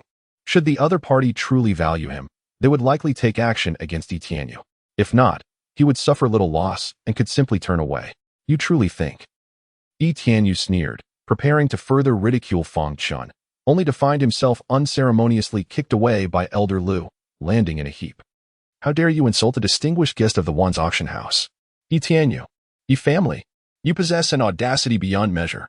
Henceforth, our Wan's auction house shall sever all ties with the Yi family. Your membership is rendered void, Elder Lu declared coldly. He recognized that Fang Chen was testing their resolve. Elder Lu, you must be jesting. Etienne exclaimed in utter panic. The Yi family relied heavily on the acquisitions from the Wan's auction house. Without their support, the Yi family would undoubtedly suffer immense losses. As for seeking acquisitions from other houses, that was utterly implausible. The smaller entities could not meet their needs, while the larger ones had their own supply chains. How could they possibly accommodate the Yi family? Should this news reach his clan, he might very well face dire consequences. Elder Lu let out a cold snort. Are you jesting? Do you truly believe I would jest with you? Chapter 31 Invitation. Upon hearing these words, Elder Lu reprimanded. Silence. How dare you insult young Master Fang? Elder Lu must have mistaken him for someone else. He is merely a lowly wretch, unworthy of being the person you seek. Tianyu still regarded Fang Chen as nothing more than a useless individual, convinced that Elder Lu had made an error in judgment. Fang Chen's expression instantly turned icy. Tianyu's repeated provocations made him feel as if he were being treated like clay. He halted his steps and spoke slowly. I appreciate your invitation, esteemed elder, but as a mere impoverished youth, I would prefer not to intrude upon your esteemed gathering. He could discern that Elder Lu must have some request of him. Although he was unaware of its nature, he intended to probe further. Should they truly value him, they would certainly take action against Tianyu. Conversely, if they did not hold him in high regard, he would suffer little loss and could simply turn away. You truly think, Tianyu sneered, preparing to mock Fang Chen once more, but was abruptly kicked away by Elder Lu, landing in a heap. How dare you insult a distinguished guest of the Wanqing auction house? Tianyu, you possess audacity beyond measure. From this day forth, the Wanqing auction house shall sever all ties with the Yi family. Your Wanqing membership is hereby rendered void. Elder Lu declared coldly. He recognized that Fang Chen was testing their stance. Elder Lu, you cannot be serious. Tianyu exclaimed in utter panic. For the Yi family depended entirely upon the acquisitions made through the Wanqing auction house. Without it, the Yi family would undoubtedly suffer immense losses. As for seeking acquisitions from other sources, that was simply out of the question. The minor cannot satisfy. The major possesses its own supply chain. So how could they possibly rely on them? If this news were to reach the family, he would likely face a brutal demise. Elder Lu let out a cold snort. Are you jesting? Do you truly believe I would jest with you? The Wanqing auction house is not lacking in families that supply materials. There are countless families eager to collaborate. However, Fang Chen is different. A powerful appraiser could yield immense profits for the Wanqing auction house. Soldiers are easy to find, but a general is hard to come by. He then disregarded Tianyu's pleas for mercy and respectfully addressed Fang Chen. Young Master Fang, please, Manager Yin has been seeking you for quite some time. Fang Chen was taken aback that the other party would sever ties with the Yi family on his behalf. This time, he chose not to refuse. Elder Lu had not forgotten about Lin Shuiyin and smiled as he gestured. Miss Lin, since you are a friend of young Master Fang, please join us as well. Lin Shuiyin, still bewildered by the unfolding events, nodded in confusion and instinctively followed inside. Soon, only Tianyu and a group of onlookers remained at the entrance. At that moment, these individuals realized Fang Chen's extraordinary status, and the one truly in peril was Tianyu. Their expressions shifted, and they began to mock him. How could one not discern his identity? He has offended him gravely. Indeed, what a fool. Having such a simpleton in their family truly brings misfortune. Tianyu's countenance transformed from despair to a sinister snarl. Fang Chen, Lin Shuiyin, I shall remember this grievance today. Wait for me, he said through clenched teeth, casting a venomous glance at the two who had already entered before silently departing. Fang Chen, on the other hand, was invited into the most prestigious hall of the Wanqing auction house. Elder Lu had tea served, and as Fang Chen took a slight sip, he immediately felt a surge of clarity within himself, invigorated and even experiencing a gradual enhancement in his cultivation. This revelation astonished him. It was his first encounter with such exquisite tea. Lin Shuiyin, though somewhat taken aback, managed to maintain her usual aloof demeanor, having been exposed to various social settings. Despite being the holy maiden of the Tianyu divine sect, she understood that the Wanqing auction house was an immensely powerful entity, and this was merely a branch of its vast operations. Thus, even with her distinguished status, she had never been afforded such high-level treatment. To her surprise, today, due to Fang Chen, she was receiving the utmost hospitality from the Wanqing auction house. This made her gaze towards Fang Chen increasingly intricate. Elder Lu continued to engage in polite conversation, praising Fang Chen for his remarkable youth and accomplishments. Before long, the hall door swung open, and a graceful figure entered. It was Yin Xiaolin. Dressed in a resplendent red qi pao, Her meticulously crafted makeup accentuated her already enchanting beauty. Upon entering, she surveyed the room, her gaze locking onto Fang Chen. "You must be Fang Chen, Master Fang," she inquired with a radiant smile. Fang Chen rose to return the greeting, saying, "Indeed. That is I." Yin Shaolin responded with a charming smile. "Master Fang is truly, as the rumors depict, a paragon of talent. I can only imagine how many admirers you have." Fang Chen remarked, "You flatter me. May I inquire as to the purpose of summoning me today?" Hearing such candid words, Yin Shaolin smiled warmly. "Mr. Fang, you are indeed quite straightforward. Thus, I shall dispense with any superfluous formalities and introduce myself." She gracefully took a seat across from Fang Chen, her chi pao inadvertently revealing her flawless, elongated legs beneath, a perfect curve that could captivate countless admirers, as if plucked from a painting. "My name is Yin Shaolin, the petite manager of the Wanqing auction house," she continued, swiftly transitioning to the crux of the matter. "The last time, young Master Yuan brought a pill to our auction, which was acquired at our establishment. To be frank, I feel somewhat ashamed. Our house is reputed to be among the top 3 auction houses in the Divine Eastern region, yet we failed to discern the forgery of this pill, which is a discredit to our esteemed reputation. Subsequently, we learned that you were able to identify its counterfeit nature. Is that true?" Though she was aware it was indeed Fang Chen, Yin Shaolin felt compelled to seek confirmation. Lin Shuyan, seated nearby, gazed at Fang Chen with a hint of astonishment. She understood well the prowess of Wanqing auction house. A pill that could deceive even them must possess an exceptionally high level of forgery. Yet Fang Chen had seen through it. Could this be mere luck? At that moment, Fang Chen finally grasped the reason for her inquisitiveness.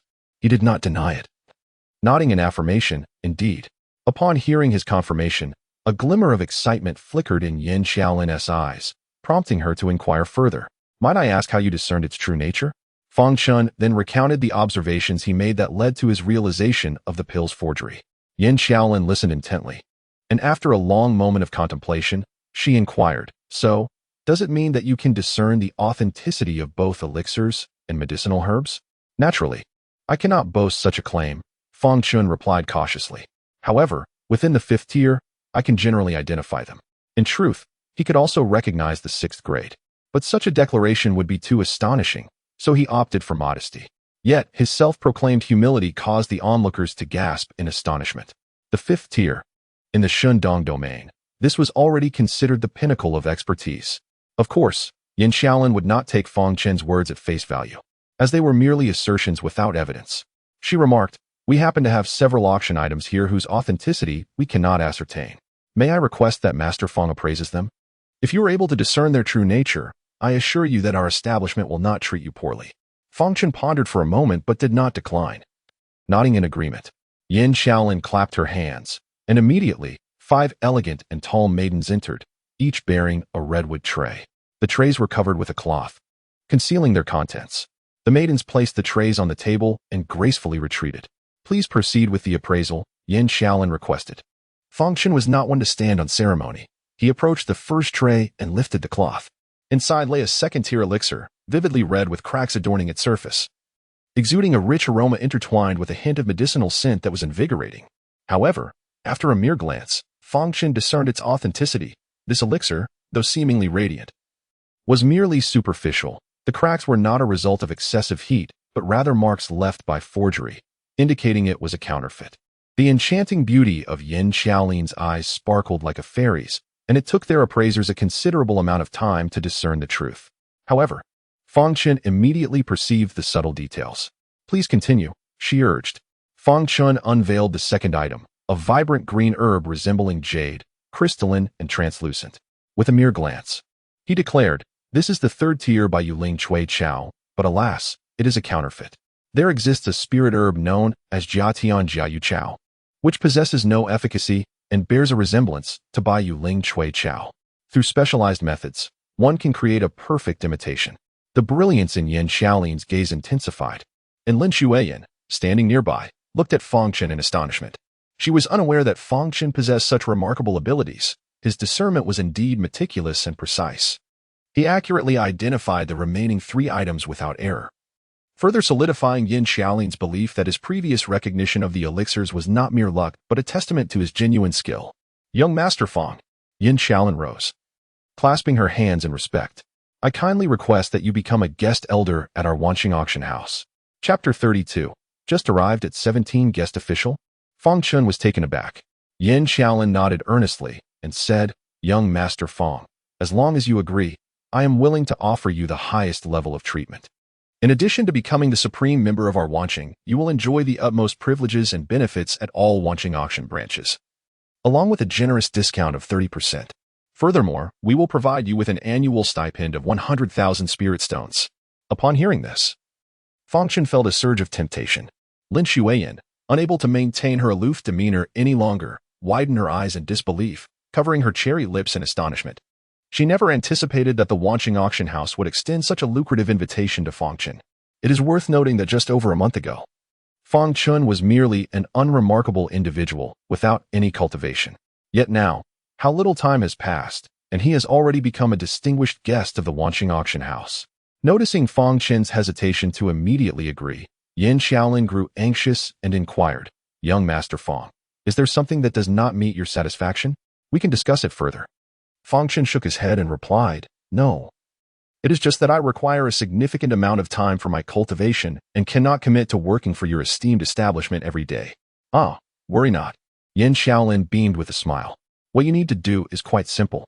When our house is unable to discern the authenticity of an item, you will be called upon to provide your expertise in identification. Truth be told, there are not many items that we cannot determine. Thus, you will have ample time to manage your own affairs, only needing to visit us when your expertise is required. Fang Chen was taken aback.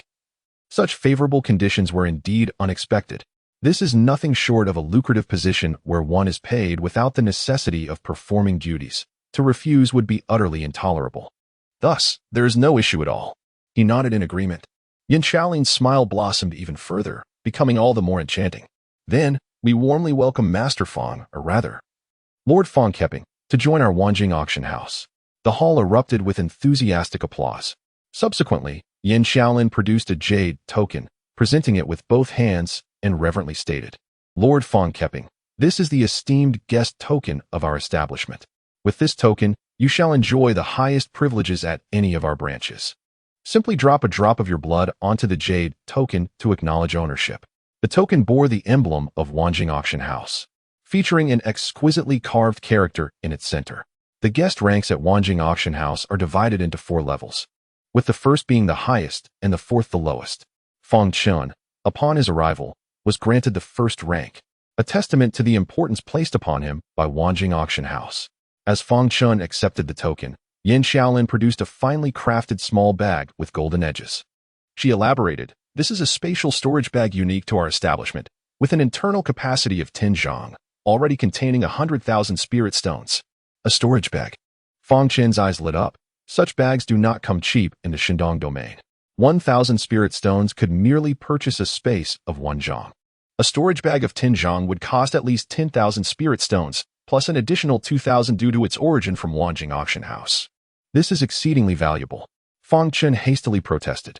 Yin Xiaolin replied, Lord Fang Keping, there is no need for such modesty. This is merely a token of our goodwill. A gift bestowed upon every elder. Please accept it. Upon hearing these words, Fang Chen felt a sense of relief wash over him. Meanwhile, Elder Lu's lips twitched slightly, questioning the truth of the statement. Why had he not received such information? Naturally, he dared not voice his doubts. Subsequently, Fang Chen performed a blood oath to establish his allegiance, thus becoming a guest elder of the 10,000 Stars auction house. Just in time, Fang Chen remarked, I require some spiritual herbs to concoct elixirs, and I kindly ask Manager Yin to assist me in locating them. Fang Qiqing is also an alchemist. Yin Xiaolin exclaimed, her eyes sparkling with intrigue. Fang Chen did not deny it, nodding in affirmation. Indeed, though I am only capable of producing 2nd-tier elixirs, despite inheriting the legacy of a 6th-grade alchemist, the art of alchemy is intrinsically linked to one's spiritual prowess, and at present, he could only forge 2nd-tier concoctions. 2nd-tier. Yin Xiaolin's excitement intensified, while Lin Xueyan gazed at Fang Chen in disbelief. Unable to restrain her curiosity, Yin Xiaolin inquired, May I ask how old you are, Fang Qiqing? I have just turned 17, Fang Chen replied, perplexed by their reactions. A collective gasp echoed through the crowd. The reason alchemists are so highly esteemed on the continent lies in the formidable barriers to entry. A prodigious talent for alchemy is essential. even with innate ability. One must first familiarize oneself with an extensive array of over 10,000 various alchemical materials, a process that is undeniably tedious. Though tedious, the allure of alchemy remains potent, prompting many to strive relentlessly towards becoming alchemists. While there are indeed several individuals who begin distinguishing herbs at the tender age of 6 or 7, those who achieve the rank of second tier at 17 are exceedingly rare, not to mention first-tier alchemists, who are even fewer in number. This is the very reason for the astonishment displayed by the crowd. Excellent, excellent. Yin Xiaolin's smile radiated with an even brighter charm, and her cheeks flushed with excitement, exuding an irresistible allure. She longed to embrace Fang Chen and shower him with fervent kisses. At last, they had struck gold at the Wanqing auction house. Whatever materials you require, please do not hesitate to mention them, she exclaimed, promptly instructing her staff to fetch the 4 treasures of the study. Fang Chen meticulously inscribed the materials needed, and Yin Xiaolin swiftly dispatched someone to collect them. Fang Chen inquired, "May I ask how many spirit stones these materials will require?" With a playful smile, Yin Xiaolin replied, "There is no need for you to be so formal, Fang Chen. Consider this my treat, if you will." As she spoke, she threw him a flirtatious glance. However, Fang Chen remained unmoved, resolutely shaking his head. "I appreciate your kind offer, but I must insist on covering the cost myself." He was unwilling to incur too many favors. Seeing Fang Chen's determination, Yin Xiaolin chose not to press the matter further, understanding that persistence would only lead to his displeasure. "Very well, if that is your wish, I shall offer you a discount of 20%. How does that sound?" "Thank you," Fang Chen replied, realizing that continuous refusal would be impolite. After a moment's calculation, Yin Xiaolin quickly arrived at the total price, which proved reasonable after the discount. It amounted to merely 1,521 spirit stones. For someone like Fang Chen, who had recently come into wealth, this was more than sufficient. Before long, all the materials were gathered and presented before Fang Chen. Suddenly, Yin Xiaolin asked, "May I inquire where you plan to concoct the elixir?" Fang Chen was taken aback, as he suddenly remembered a crucial detail. He lacked an alchemical furnace. At that moment, he felt somewhat embarrassed, unsure of how to initiate a conversation. Observing this, Yin Xiaolin offered a charming smile and remarked, "Here, we have a dedicated alchemy room prepared specifically for the elders, which is also within your privileges." "In that case, I must trouble you, Master Yin," Fang Chen replied with a respectful bow. "Please, follow me," she instructed. Fang Chen nodded, rising from his seat. Before departing, he turned to Lin Xuyan, who had just regained her composure from her earlier astonishment, and said, "Senior Sister Lin, I shall take my leave now." "Ah, very well," Lin Xuyan replied, her exquisite features softening as her previously aloof demeanor gave way to an endearing charm. Noticing this, Yin Xiaolin exchanged a knowing glance with Elder Lu, who instantly understood and nodded in acknowledgement. Fang Chen then departed with Yin Xiaolin, prompting Lin Xuyan to say, "Then I shall take my leave as well." Elder Lu called out to Lin Xuyan, "Miss Lin, please wait a moment." "Is there something else, Elder Lu?" she inquired. With a gentle smile, Elder Lu replied, "We have recently severed our partnership with the Yi family and are considering new alliances. I recall that the Lin family engages in similar business ventures. Therefore, how about a collaboration between our two families? The Yi family previously provided us with a certain quantity. Your family could supply us with the same amount, of course, at the same price. What do you think?" Upon hearing this proposal, Lin Xuyan's delicate form trembled slightly, her expression revealing a profound disbelief. Chapter 33. Alchemy. Fang Chen was unaware that his farewell before departing had inadvertently aided Lin Xuyan's family. Under the guidance of Yin Xiaolin, they arrived at the 3rd floor of the Wanqing auction house.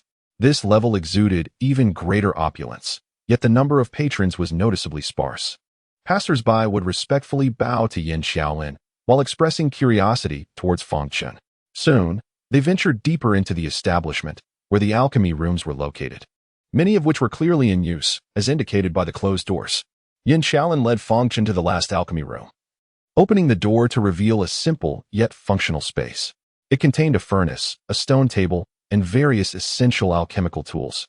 With a charming smile, Yin Xiaolin inquired, "How do you find this alchemy room, esteemed guest Fang?" Fang Chen nodded appreciatively. "It is quite satisfactory, thank you, Manager Yin." She then asked, "Do you require an alchemical assistant? Should you desire a maid, I can arrange one for you. If you prefer my personal company, that is also an option." Yin Xiaolin possessed a mature allure, enhanced by her voluptuous figure, an irresistible charm for someone of Fang Chen's age. Fortunately, having experienced much, particularly through numerous trials with Meng Yao, he managed to maintain his composure. "Thank you, Manager Yan. I can manage on my own," he replied. "What a pity." Yin Xiaolin feigned a sorrowful expression, but soon regained her poise, bowing with a smile. "In that case, I shall not intrude any longer." Fang Chen returned her gesture of respect, and after watching Yin Xiaolin depart, he finally entered the alchemy room.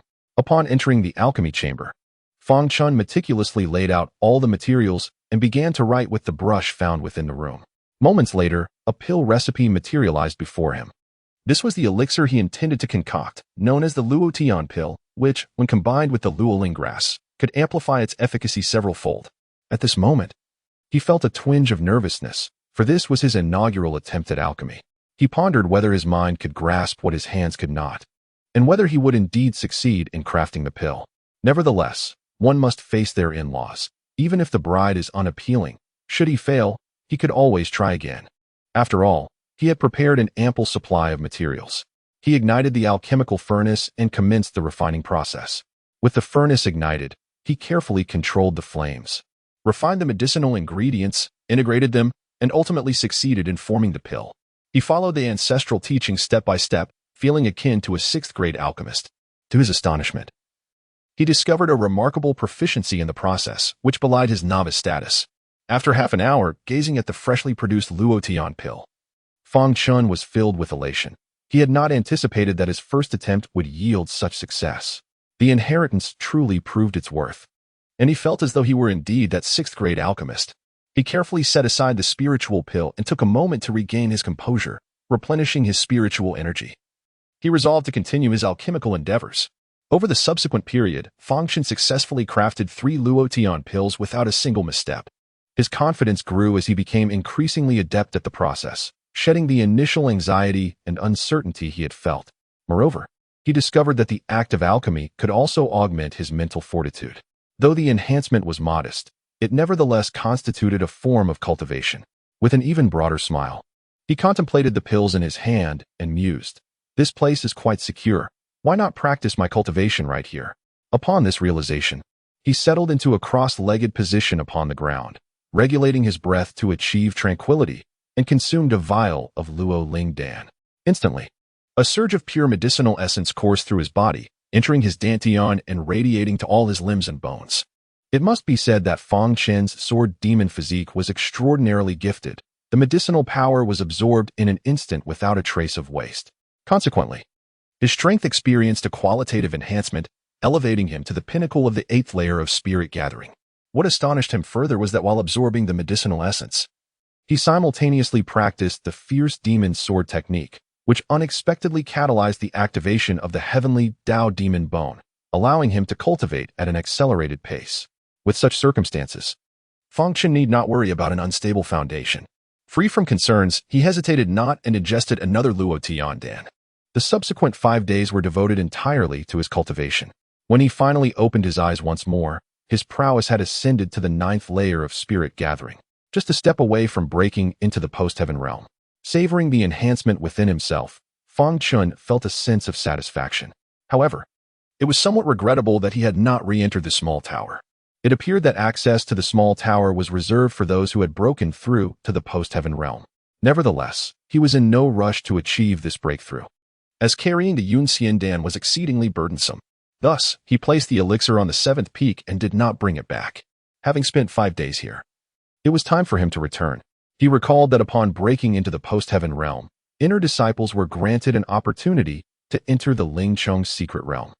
Although the spiritual energy there was tumultuous, it was indeed an excellent place for rapid enhancement. Upon returning and breaking through to the postnatal realm, I shall venture into the Ling Cheng's secret realm to solidify and enhance my strength. Subsequently, Fang Chen departed from the alchemy chamber, having not encountered Yin Xiaolin. After exchanging a few words with the maid guarding the entrance, he exited the Wan's auction house. However, shortly after his departure, Yin Xiaolin entered the alchemy chamber accompanied by an elderly man. The old man, clad in alchemical robes, bore a badge on his chest, indicating that he was indeed a 3rd-grade alchemist. Approaching the alchemical furnace, he took a gentle sniff and confidently declared, "This is a 2nd-tier elixir. and of a rather superior quality. Although Yin Xiaolin was somewhat prepared for this revelation, she was still taken aback. A 17-year-old second-grade alchemist, Fang Chen is truly intriguing. A subtle smile, both charming and mature, graced her lips as she gazed in the direction of Fang Chen's departure, her eyes shimmering with vibrant hues. As Fang Chen exited the Wan's auction house, night had fallen. Nonetheless, he paid it little mind, for the darkness held no significant impact upon him. Thus, he made his way towards the outskirts of the city, preparing to return to the seventh peak. Upon leaving Yu City, Fang Chen had to traverse a mountainous forest to reach his sect. Suddenly, he heard the sound of something slicing through the air from within the dense woods. Although the noise was faint, having recently broken through to the pinnacle of spirit gathering and endowed with the sword demon physique, his senses were heightened several times over compared to his peers, allowing him to rival those in the postnatal realm. Instantly, he became vigilant. Simultaneously, he activated the Soul Heaven Demon Eye, locking onto 3 figures that were swiftly approaching him. 3 individuals clad in black attire, adorned with black masks that concealed their expressions, approached with eyes gleaming with a chilling intensity. To his astonishment, all 3 were formidable warriors at the first level of the acquired realm. Assassins. Fang Chen grasped their identity in an instant. Without uttering a single word, they lunged towards him, weapons drawn, aiming directly for his vital points. Their movements were swift, precise, and lethal, indicative of highly trained killers. Had they confronted any other peak-gathering spirit practitioner, it would have been nearly impossible to react, let alone evade them. Yet, they had the misfortune of facing Fang Chen. In a flash, Fang Chen sprang into action. The Black Ming sword was drawn, and a surge of demonic energy enveloped him. The fierce demonic sword technique was unleashed to counter the trio's onslaught. Simultaneously, he activated the Soul Heaven Demon Eye for a mental assault, causing one of the assassins to experience a piercing headache and disorientation. Without a moment's hesitation, Fang Chen struck with his sword, severing the assassin's head from his body. At this point, Fang Chen's mental prowess had reached the 3rd level of the acquired realm, rendering him an insurmountable threat to anyone below that level. The remaining 2 assassins were taken aback. They had not anticipated that a mere practitioner of the gathering spirit realm could not only detect their presence, but also swiftly eliminate one of their own. This is bad. His strength does not match the intelligence we received. Retreat. One assassin exclaimed in alarm, hastily withdrawing. Although skilled in covert assassination, they faltered in direct combat.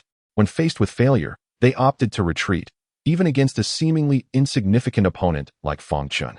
Moreover, they sensed that Fang Chen was no ordinary gathering spirit practitioner. Leaving? You shall not escape.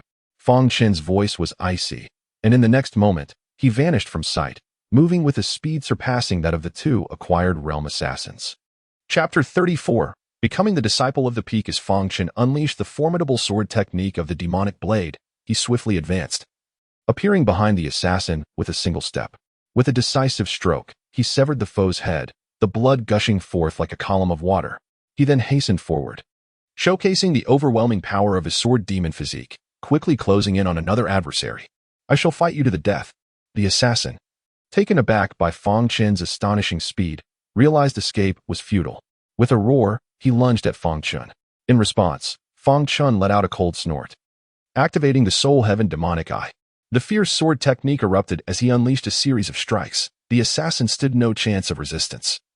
His arms severed in an instant. Yet, Fang Chen did not deliver a fatal blow. Instead, he pinned the assassin beneath his foot, coldly interrogating, "Who sent you? Who are you?" The man, now disarmed and twisted in agony, glared at Fang Chen with venomous rage. "It matters not if I tell you. We are the 1,000 Miles Shadow Killers. Someone has paid for your life. As for who it is, you shall never know in this lifetime." With a malevolent grin, he spat out a mouthful of dark blood, perishing on the spot. Fang Chen's brow furrowed. The assassin had evidently consumed a poison pill with such resolve. 1,000 Miles Shadow Killers. This name weighed heavily on his mind. They were one of the 3 foremost assassin organizations in the Divine Eastern Domain. Wielding immense power and specializing in covert assassinations, an entity that recognized only gold, not individuals. This organization was shrouded in mystery, its existence elusive, and no one knew the identity of its leader or the location of its headquarters. The only individuals who would dare to send assassins after him were undoubtedly Luo Yun, Yuan Wen, or that previously offended Etianyu. Yet it is most likely Luo Yun, for our enmity runs deep.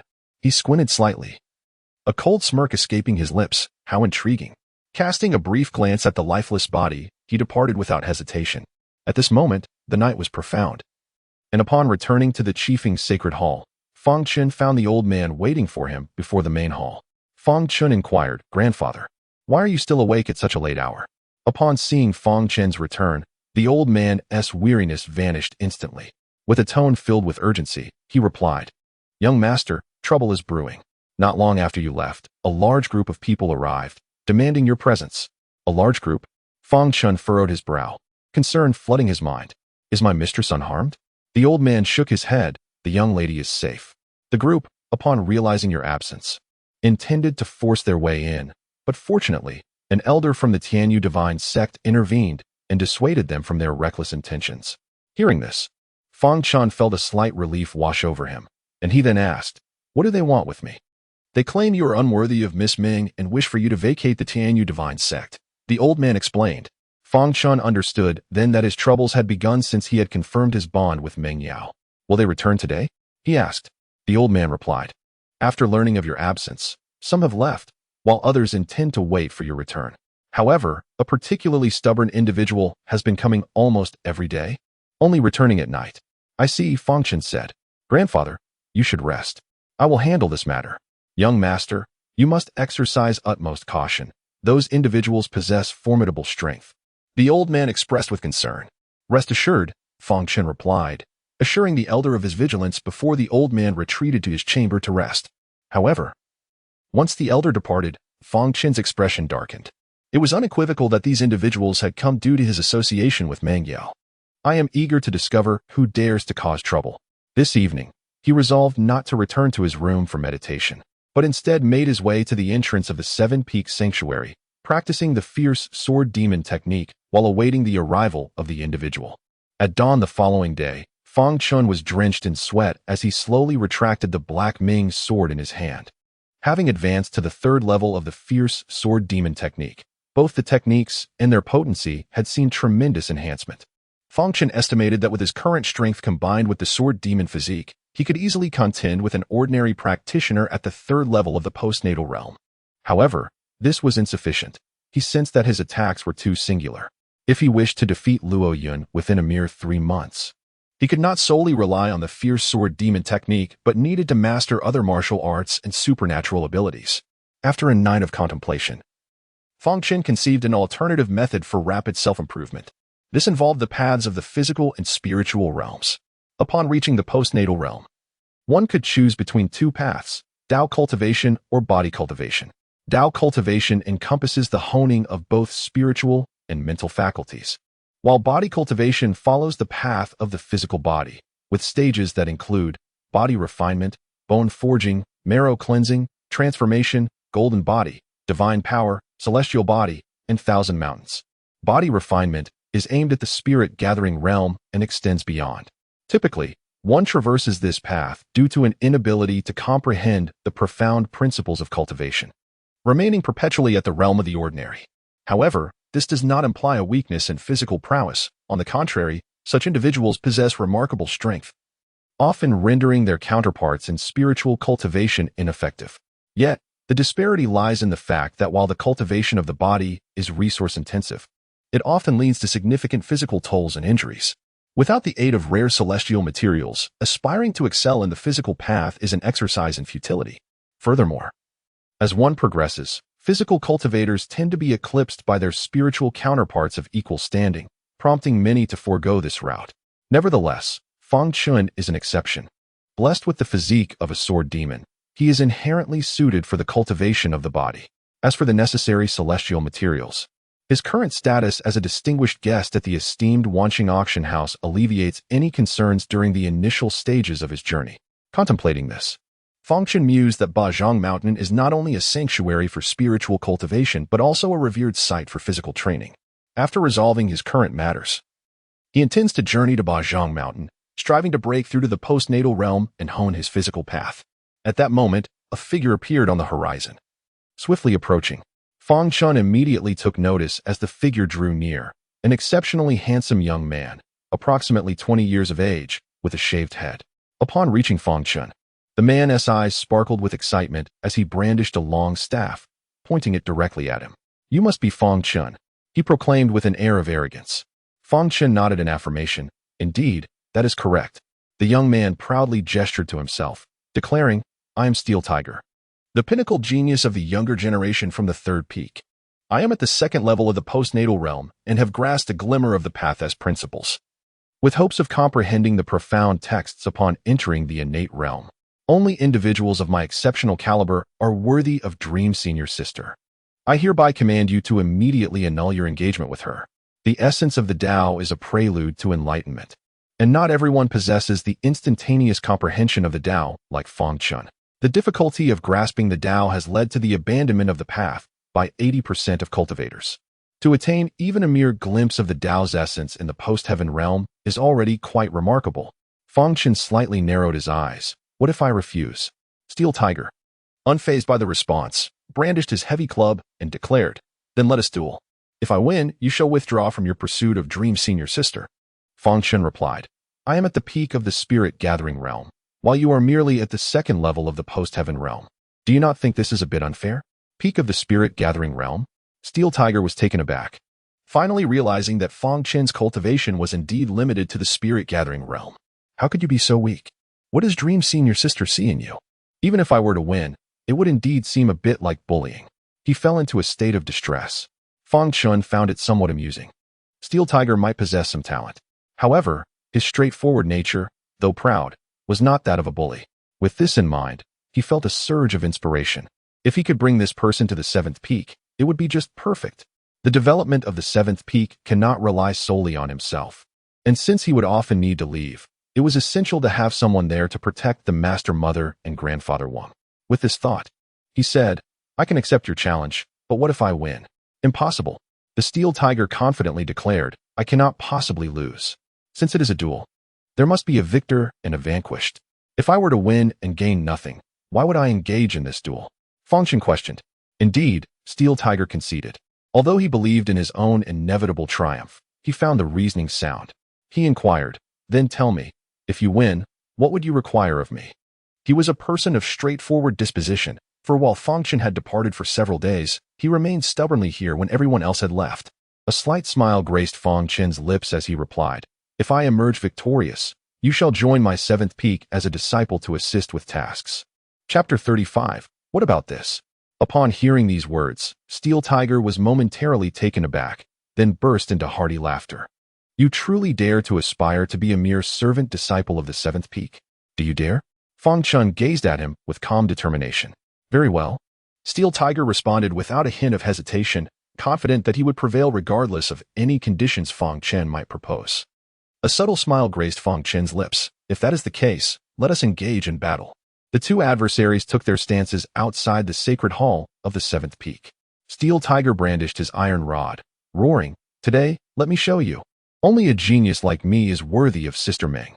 As he swung his iron rod, radiant golden light emanated from it, creating countless shimmering afterimages that were nearly impossible to track. In an instant, he launched himself forward, arriving before Fang Chen in a heartbeat, delivering a strike that transformed into a myriad of glowing rods descending from all directions upon Fang Chen. Unbeknownst to them, atop the peak, a graceful woman observed this spectacle. She was Jing Yi, sent by Meng Yao. To think this bald-headed fellow could master such a demanding technique as the third peak's celestial light and shadow art. He possesses some skill, Jing Yi mused to herself. Her gaze shifted to Fang Chen. This time, I shall refrain from intervening and observe what capabilities this young man, favored by the young lady, truly possesses. The last time Fang Chen was absent, the sacred hall of the seventh peak had been besieged, and Jing Yi had stepped in to resolve the predicament. She regarded Fang Chen with disdain, believing him unworthy of the young lady. Yet, she had no choice but to obey the lady's orders. Meanwhile, Steel Tiger charged forward. Dozens of glowing rods simultaneously rained down upon Fang Chen.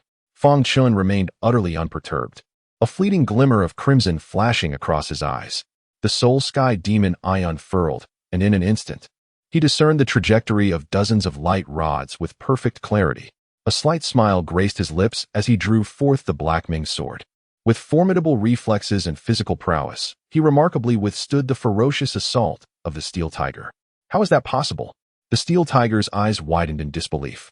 He had never encountered anyone who could so effortlessly counter his technique.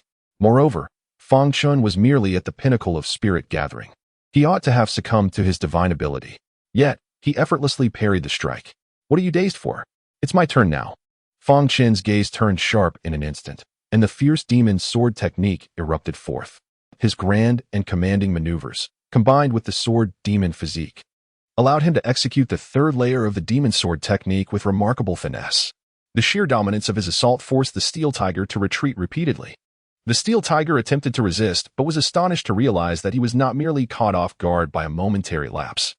Fang Chen's offensive was inherently swift and relentless.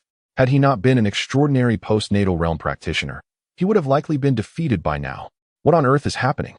The Steel Tiger was profoundly shaken, concurrently recognizing that Fang Chen was not as the rumors suggested. It was said that Fang Chen's success in the Seven Peaks assessment was purely a stroke of luck, but the current circumstances indicated that he indeed possessed the strength to claim victory. I cannot afford to lose. Should I be vanquished by a mere practitioner at the pinnacle of spirit gathering, my reputation would be irreparably tarnished. Upon realizing Fang Chen's formidable prowess, he resolved to hold nothing back and unleash his full potential. You young brat, you are formidable indeed. You possess the qualifications to compel me to exert my utmost effort. Yet, he remains as arrogant as ever, convinced of his inevitable victory. Is that so? Fang Chen replied with an air of indifference. Unfortunately, I shall not grant you the opportunity.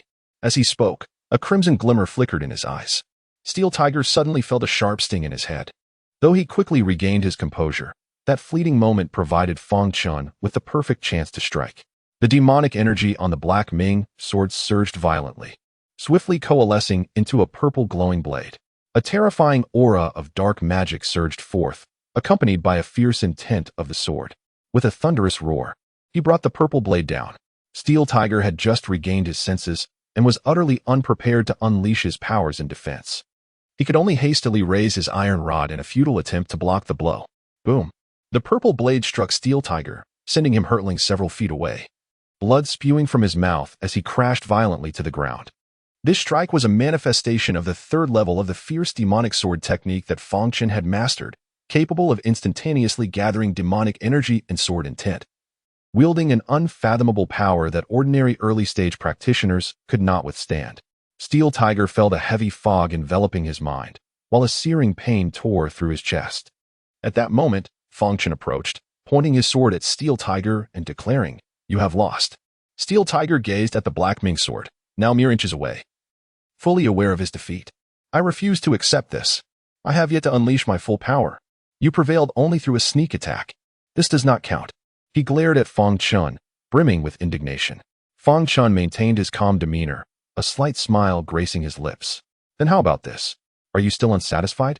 Before long, an inscription of the character sword gradually appeared behind Fang Chen, enveloped by a radiant halo. Indeed, it was the Dao text.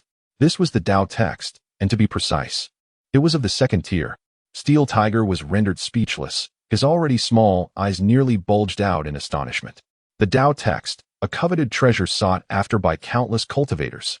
Even he, known as a genius, had merely grasped a trace of the Dao's essence in the postnatal realm. Yet here was Fang Chen, at merely the pinnacle of the gathering spirit realm, who had comprehended the second-tier Dao text. How did you manage this? Steel Tiger stammered in disbelief. Fang Chen smiled lightly and replied, "What difficulty is there in this? If you were to join my seventh peak, I could teach you." "Absolutely." Without a moment's hesitation, Steel Tiger responded fervently. With burning ambition in his eyes, he declared, "As long as I can comprehend the Dao text, I shall depart from the third peak and join the seventh peak." Fang Chen was not surprised by this. The Dao text was the ultimate pursuit of all cultivators. They would sacrifice everything for the chance to awaken it. Fang Chen understood this truth well and was certain that someone as passionate about martial arts as Steel Tiger would undoubtedly join the seventh peak. "Does that mean you concede?" he inquired. "I concede. I concede." Steel Tiger nodded without any hesitation. "I shall return now to make arrangements. I will join the seventh peak within a few days." Fang Chen's ability to perceive the Dao text at the gathering spirit stage indicated that his innate talent must surpass the rest. This could very well be Steel Tiger's golden opportunity to ascend to greatness. Though fraught with risk, the path of cultivation is inherently laden with uncertainties. "Very well." Fang Chen nodded. I shall await your arrival." Without further ado, the steel tiger departed after making his promise. As for Fang Chen's exposure of his Dao text, he felt no concern. He understood that such revelations could not be concealed indefinitely.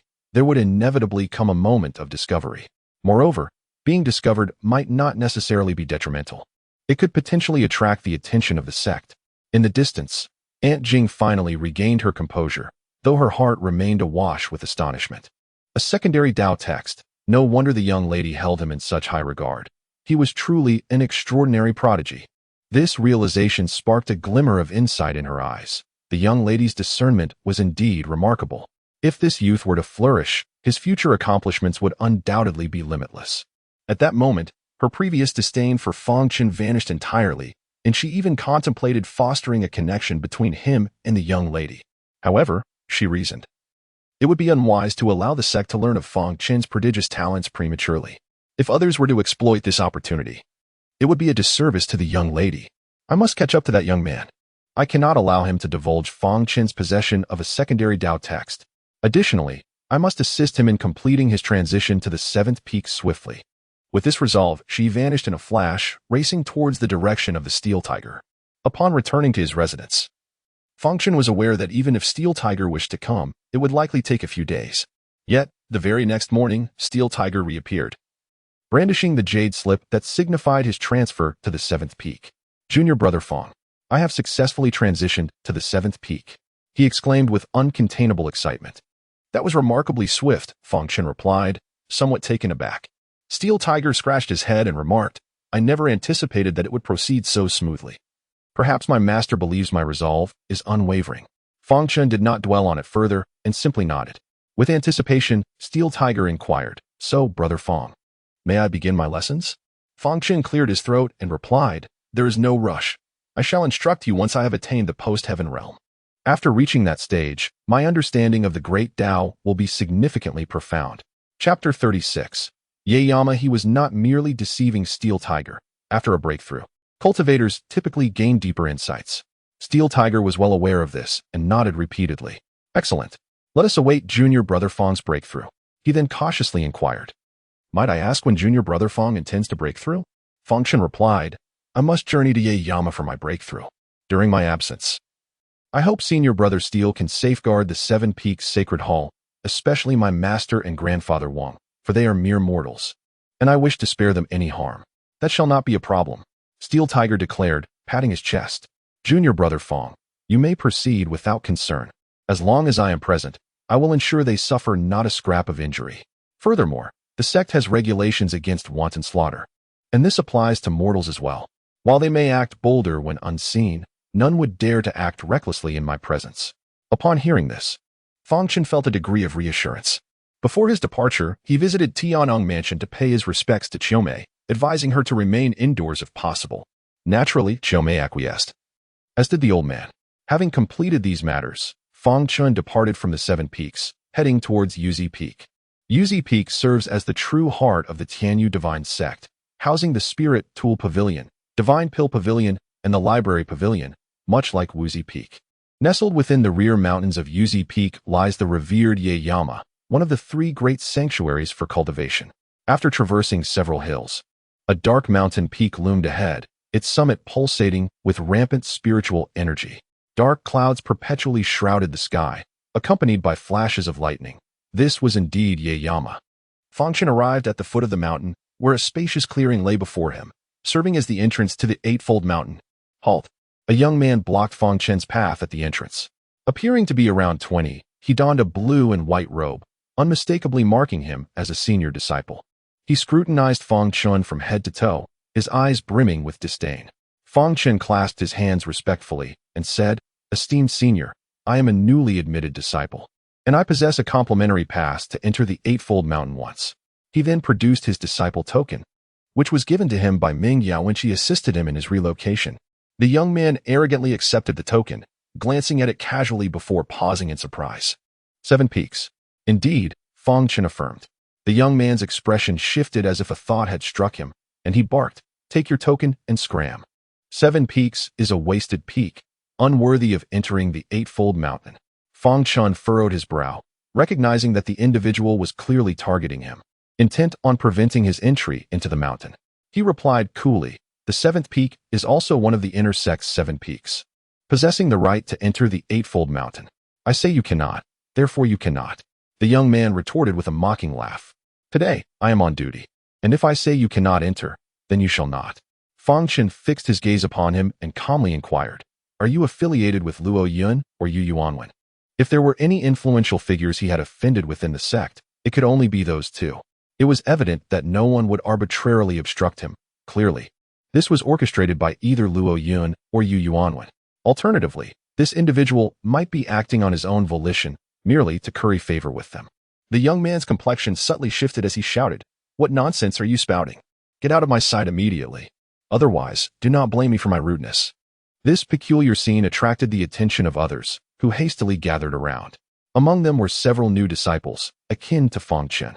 With an icy demeanor, Fang Chen remarked, "The one who should leave is you, brandishing a mere feather as if it were a command. Do you truly believe yourself to be of some significance? What of the senior disciples? Are they permitted to expel others at whim?" The newly initiated disciples exhibited expressions of indignation and outrage upon hearing his words, revealing that they too had faced similar harassment from the young man. "You slander me," the young man retorted, his face paling. "Summon the law enforcement hall. Let them determine if I am indeed lying." Fang Chen replied coldly, "Indeed, have the law enforcement hall come." He extorted a spirit stone from me before allowing me entry. He even threatened me. This is sheer tyranny. Many of the new disciples, filled with fury, stood in solidarity with Fang Chen, ready to confront their oppressor. Seeing this, the young man grew flustered. Oppressing new disciples was a serious offense, coupled with his previous actions of bullying and forcibly taking spirit stones from the new initiates. He knew it would not withstand scrutiny. "Fang Chen, you." The young man's face reddened, veins bulging, yet he found himself at a loss for words. "Get away," Fang Chen coldly declared. "I am most vexed by those who prey on the weak, entering the inner sect, yet failing to diligently cultivate, resorting instead to such petty thievery. To remain in the Heavenly Feather sect, individuals like you are akin to rat droppings, a disgrace." Well said. The new disciples applauded enthusiastically. The senior disciples regarded the young man with disdain and loathing, feeling shame at being associated with him. The youth's face fluctuated between shades of red and pale, his gaze cold and filled with resentment. He understood that today he would likely fail to fulfill Luo Yun's task. Should the situation escalate, it would be he who would suffer the consequences. Yet, relinquishing his vengeance upon Fang Chen left him deeply dissatisfied. With a bitter heart, he transmitted a chilling message to Fang Chen. "You shall await your reckoning. I, Zhongguan, will not let this matter rest." After uttering these words, he stepped aside, his demeanor as dark as a storm cloud ready to unleash rain. Fang Chen cast a fleeting glance at him, unfazed. Under the admiring gazes of the new disciples, he stepped into the Eightfold Mountain. Zhongguan's expression remained grim, and within his eyes lingered a palpable intensity of murderous intent. "This affair is far from over. I shall not quell my hatred until you are vanquished," he muttered through clenched teeth. The Eightfold Mountain comprises 4 principal areas for disciples to cultivate: heaven, earth, mystery, and yellow.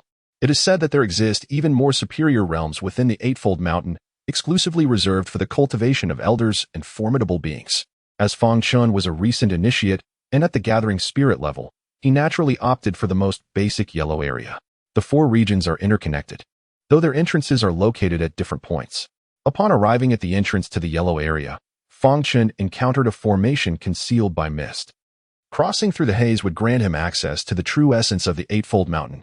Without hesitation, he ventured into the mist, and as he emerged, a tempestuous surge of spiritual energy surged towards him. Before Fang Chen could absorb it, the wild energy surged into his body. If he did not refine it in time, it would pose a significant threat to his well-being. Fortunately, this was merely the entrance. He could still withstand this turbulent spiritual energy. Fang Chen gazed towards the Yellow Tier area, a desolate mountain peak with an expansive territory where numerous new disciples were engaged in solitary cultivation. Observing this, Fang Chen ventured deeper, intending to find a secluded spot for his training. This proved to be a simple task, as the Yellow Tier area was indeed vast. Soon, he discovered a small hill with a stone wall, an ideal location for cultivation, rarely noticed or disturbed by others. Seated upon the ground, Fang Chen retrieved the Yunxian Dan he had won from the 7 Peaks assessment. With the Yunxian Dan, Along with a drop of blood of the sword demon remaining within him, breaking through to the postnatal realm would be a mere formality. However, this represented only the most ordinary of breakthroughs. Given the extraordinary treasures at his disposal, including the Tiandao magic bone and the sword demon physique, he could attempt a dual breakthrough of both the physical and spiritual realms. Should fortune favor him, he might even unlock a meridian. The gathering spirit realm, as its name suggests, involves the accumulation of spiritual energy within the body. Once this energy reaches a sufficient level, it can circulate throughout the entire being. If he could circulate it once completely, he would unlock a meridian and transition into the postnatal realm.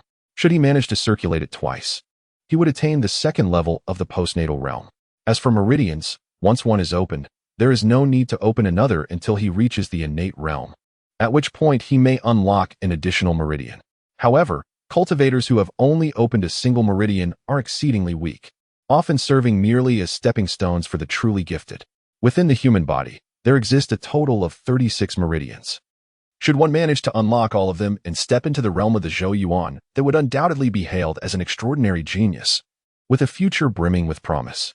However, even those lauded as prodigies generally succeed in opening only 18 meridians. It is exceedingly rare for anyone to achieve the full activation of all 36 meridians prior to entering the Zhou Yuan realm. Fang Chen felt that aspiring to become the foremost individual in the divine Eastern domain would be a formidable challenge.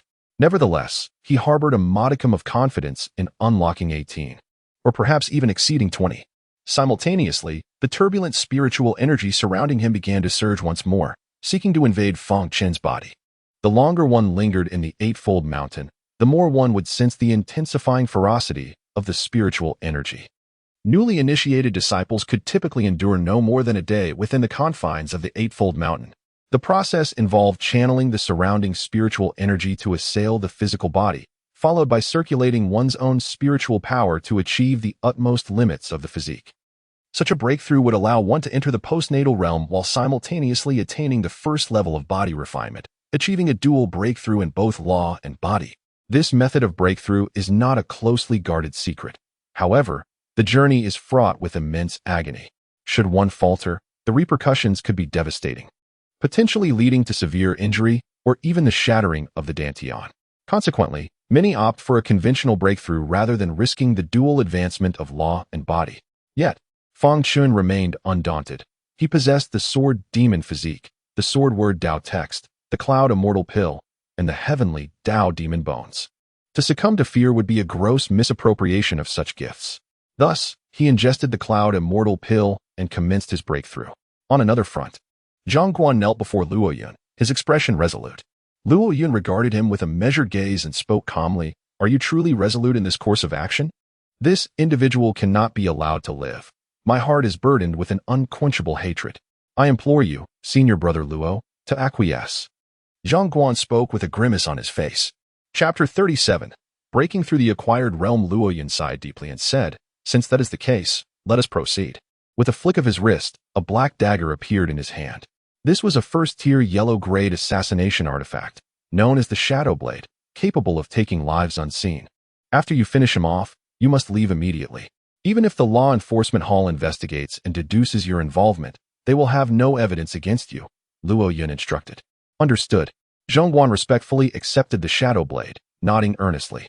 Rest assured, senior brother Luo, I shall not let you down. With a wave of his hand, Luo Yun dismissed him, and Zhang Guan departed.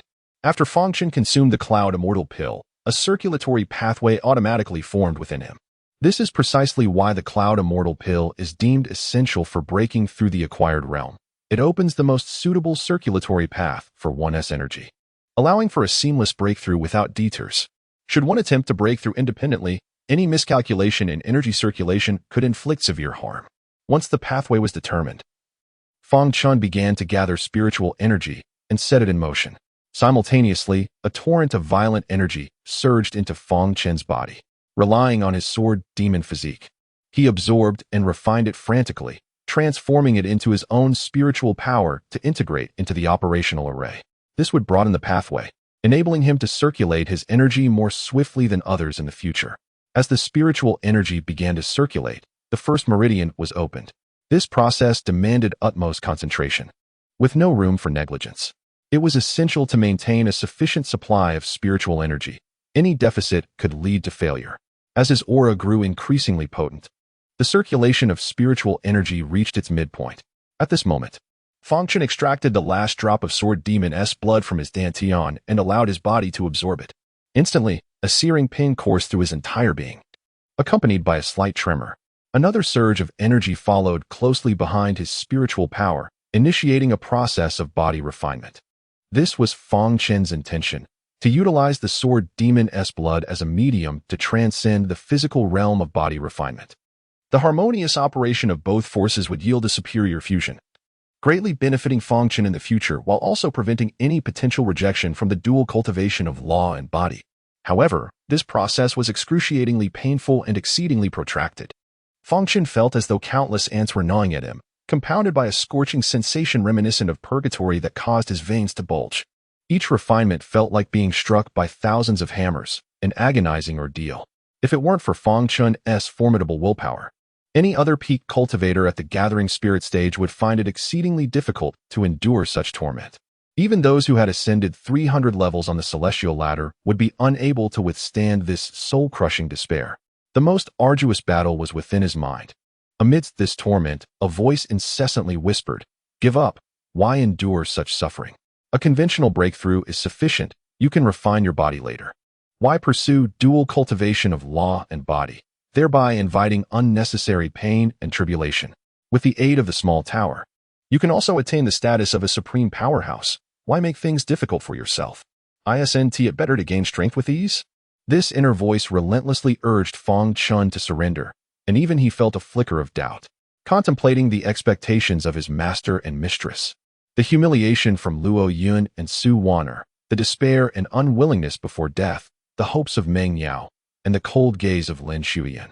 He resolved to grow stronger, immensely stronger.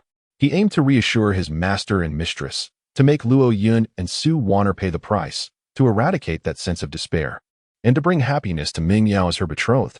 For this purpose, he would endure any pain. He silently roared with fury, gritting his teeth in determination. Time flew by in a blur, yet for Fang Chen, it felt interminably long, each day akin to a year. Suddenly, with eyes that flared open, Fang Chen's gaze burned crimson with a maddening intensity. In the next instant, his aura surged dramatically, and he completed the circulation of his spiritual energy, achieving a breakthrough to the first level of the postnatal realm.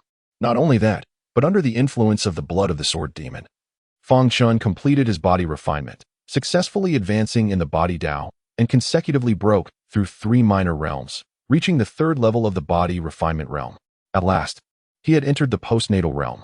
Feeling the profound changes within him, Fang Chen was overwhelmed with excitement. His dantian had expanded to twice its original size, significantly larger than that of an ordinary postnatal cultivator. The first meridian within him had been opened, and it was the most challenging central meridian among the 36. Consequently, his ability to circulate spiritual energy was several times faster than that of his peers in the postnatal realm, allowing for a much smoother flow of energy throughout his limbs and body.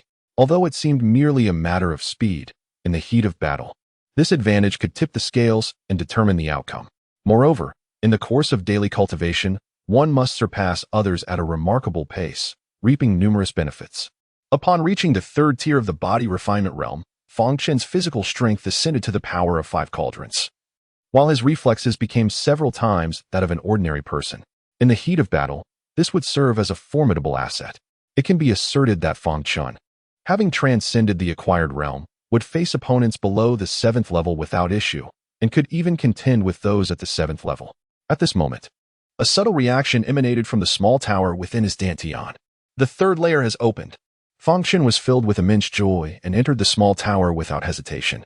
Upon reaching the 3rd layer, it appeared as it had before, with a table and a box. Fang Chen opened the box, and to his astonishment, there lay 4 drops of the blood of the Sword Demon. Additionally, there was an ancient tome. Indeed, he was not surprised, as he had previously speculated that the blood of the Sword Demon was the foundational reward of each layer of the small tower. Each layer would bestow it upon him until he became the true ancient Sword Demon. He stored the 4 drops of blood of the Sword Demon in his dantian and then picked up the ancient book. Upon opening it, He was instantly delighted to discover it contained a cultivation method for enhancing mental prowess. Such techniques for cultivating mental strength are exceedingly rare. Even within the Heavenly Feather Divine sect, there are only a few. Most are of ordinary quality, with merely 2 or 3 classified as yellow grade of the first or second tier. Yet, the tome before him was astonishingly a yellow grade of the 9th tier. This revelation filled Fang Chen with exhilaration. If this method were to be disseminated, it would undoubtedly drive countless cultivators in the Divine East region into a frenzy. The yellow grade, 9th tier, unyielding consciousness, comprises 9 levels. The vast sea of consciousness can enhance one's formidable mental strength, purify it, and through rigorous cultivation, one may acquire extraordinary mental abilities. Fang Chen's eyes brightened at the thought of purifying mental strength. The more unadulterated the mental force, the greater its potency. Much like a stacking effect, during clashes of similar mental energies, the more refined one invariably prevails. Furthermore, when executing mental techniques, the process becomes significantly smoother and more flawless. I had been troubled by the lack of powerful mental cultivation methods, but with this technique at hand, I need not worry any longer. This small tower indeed possesses a certain spiritual awareness, recognizing what I currently lack the most. A faint smile graced his lips as he emerged from the tower. However, he chose not to immediately practice the indomitable technique, but instead intended to cultivate the path of the physical body. I am still within the 8th heavy mountain. I must not squander the spiritual energy here. Coupled with the blood of the sword demon within me, this presents an excellent opportunity for body refinement. Thus, he resolved to commence his training in the path of the physical body. At that moment, Fang Chen sensed another's consciousness locking onto him. Having transcended to the postnatal realm, his sea of consciousness and mental strength had experienced a significant enhancement, rivaling that of an ordinary 3rd-tier postnatal practitioner. He could readily perceive the presence of the other. Without hesitation, he projected his consciousness outward and soon discerned who had targeted him. It is him. Fang Chen's expression turned frosty, for the individual was none other than Zhongguan, who had harassed him at the entrance of the 8th heavy mountain. What could he possibly want? Surely, he does not intend to kill me? Fang Chen's eyes narrowed slightly, a smirk tugging at the corners of his mouth. Just right. Having broken through, I am in need of a sparring partner. Chapter 38, Assassination and Counterattack. He summoned the Black Ming sword and placed it beside him. Sitting cross-legged on the ground, feigning a posture of diligent cultivation, Zhongguan was unaware that his whereabouts had already been discovered by Fang Chen. Upon sensing Fang Chen's position, a sinister smile crept across his face. At last, I have found you. Gripping the flowing shadow blade, he moved silently, gradually closing in on Fang Chen. He was confident that with his strength at the 2nd level of the acquired realm, he could stealthily eliminate Fang Chen on the spot. He had also prepared a potion capable of silently obliterating all traces, ensuring Fang Chen would vanish completely from this world. 10 paces, 5 paces, 3 paces. Fang Chen remained seated, seemingly oblivious to Zhongguan's approach, until he was within 2 paces. Zhongguan was certain of his impending victory. Die for me. With a malevolent grin, he swung the flowing shadow blade, aiming for the back of Fang Chen's heart. But at this critical moment, Fang Chen's figure shifted. He swiftly drew the Black Ming sword and blocked backwards. Clang! The sharp sound of clashing blades rang out. What? Zhongguan's eyes widened in disbelief. Logically, Fang Chen should not have been able to fend off the attack unless he had made prior preparations. Even if he were prepared, so what? Just a mere gathering spirit. Zhongguan believed victory was still within his grasp. After all, he was at the 2nd level of the acquired realm. Yet at that moment, Fang Chen's aura erupted, revealing he was indeed at the 1st level of the acquired realm. How is this possible? Just days ago, Fang Chen was still at the gathering spirit realm, and now he had actually broken through to the acquired realm. But he soon sneered, saying, "What of the acquired realm? You, who have just entered it, are no match for me." As his voice fell, he swiftly descended with the flowing shadow blade, aiming to eliminate Fang Chen before he could react. However, he failed to notice that Fang Chen, possessing a postnatal cultivation in the Dao and being at the 3rd level of the body refinement realm, coupled with the sword demon physique, moved with a speed that far surpassed that of Zhongguan, who had yet to refine his body. In the instant the blade struck, Fang Chen had already turned to defend himself, simultaneously unleashing his spiritual energy and executing the fierce demon sword technique. Boom! The two clashed once more. But this time it was Zhongguan who was forced back several steps, his arm numbed and rendered powerless. What? Zhongguan's eyes widened in disbelief. Was this truly the combat prowess of a newly ascended postnatal cultivator? Yet, Fang Chen offered no respite. In this deadly game, swiftness was essential. Discovery would lead to dire consequences. He unleashed the Soul Heaven Demon Eye, launching a mental assault. Zhongguan was instantly struck by a piercing pain in his head, his previously gathered spiritual energy shattering in an instant. With his breakthrough into the postnatal realm, Fang Chen's Soul Heaven Demon Eye attack grew even more formidable, capable of inflicting excruciating pain on early postnatal cultivators, rendering them defenseless for a fleeting moment. Fang Chen closed the distance without hesitation, his blade gliding through the air, leaving a deep gash across Zhongguan's neck. As the pain registered, Zhongguan snapped back to reality, terror and disbelief flooding his eyes. He never anticipated Fang Chen would be so decisive, leaving him no opportunity to escape. You will not die a good death. Senior brother Luo will avenge me. With his last ounce of strength, he uttered these words before drawing his final breath. Fang Chen, with an expression of indifference, retrieved the flowing shadow blade from Zhongguan's lifeless hand. Huang Pin's first stage was indeed commendable. He stored the shadow blade in his storage bag and then began to rummage through the corpses. Zhongguan lacked a storage bag, which did not surprise Fang Chen, for not everyone possesses such an item. Nevertheless, he discovered 10 spirit stones and a vial of potion. Upon uncapping the vial, a foul, corrosive odor assaulted his senses. Fang Chen furrowed his brow and quickly distanced himself, yet a smile involuntarily crept upon his lips. The desolation water, how fortuitous. I was pondering how to dispose of the bodies, and this fellow has prepared it for me, truly considerate. He poured the potion directly onto Zhongguan's corpse. Instantly, the liquid emitted a hissing sound, as if voraciously consuming the body. In the span of a single incense stick, Zhongguan's remains vanished, seemingly never having existed in this world. It was no longer feasible to continue cultivating here. A change of scenery was necessary. After erasing the traces of their battle, Fang Chen sought a more secluded location. Once he confirmed that the surroundings were devoid of onlookers, he settled onto the ground and commenced his physical cultivation.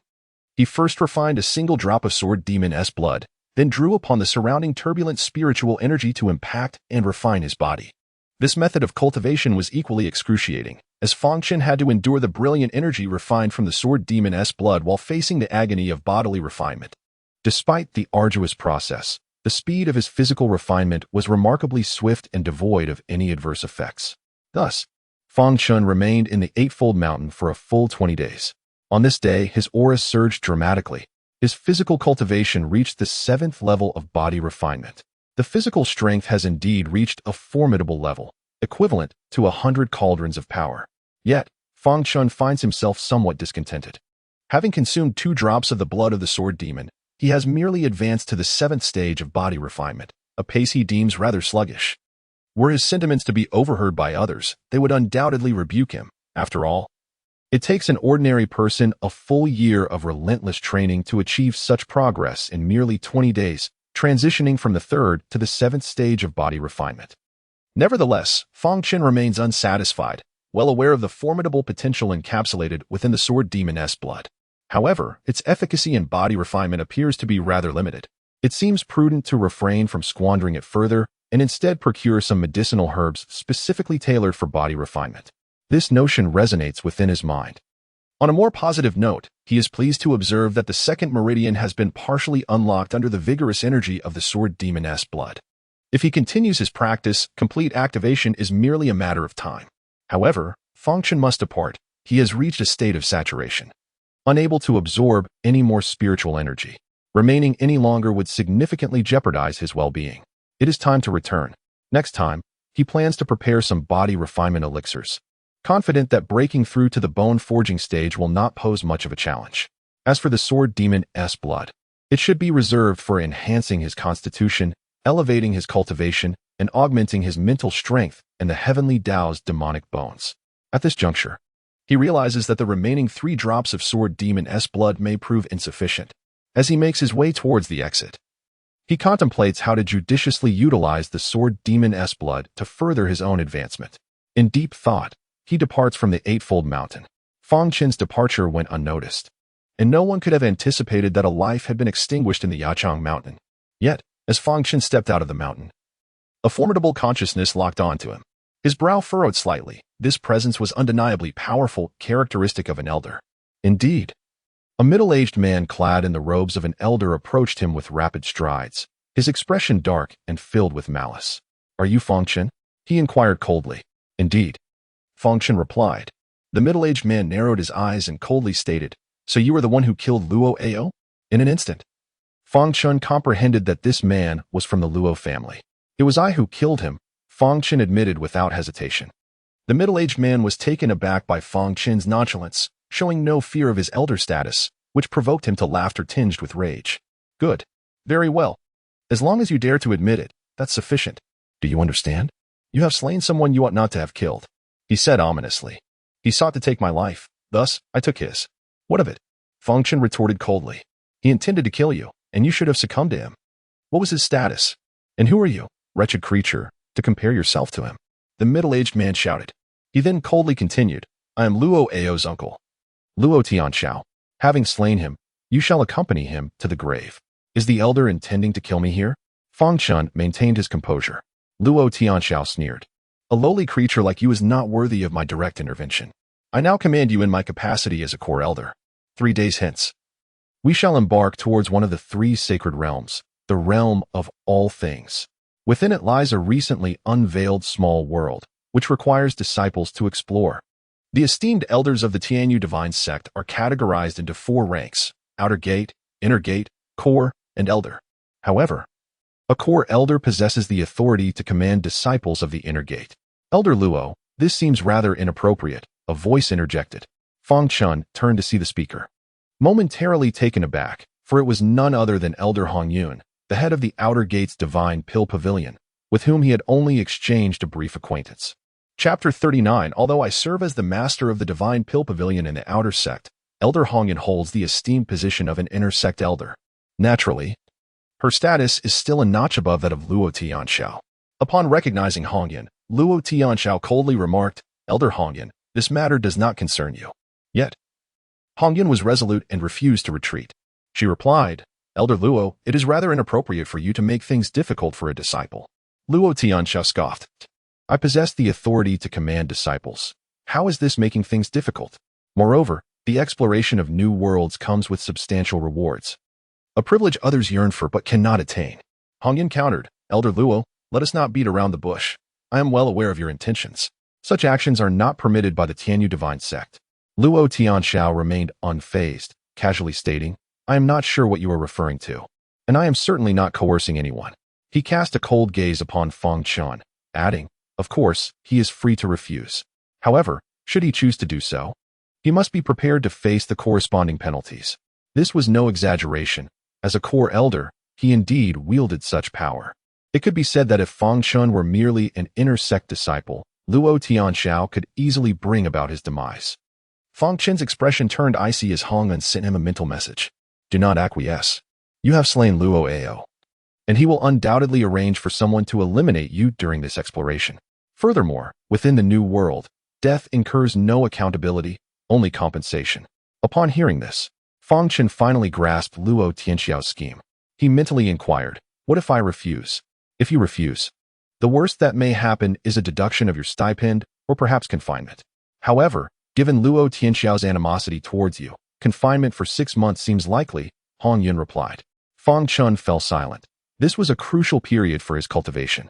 Being imprisoned would result in a significant loss for him. Moreover, in 2 months, he was to face Luo Yun in a life-and-death duel, and he could not afford to be confined. He inquired further, "Elder, if I were to enter, what level of cultivator could he dispatch to eliminate me? If I agree and then emerge, can he still target me?"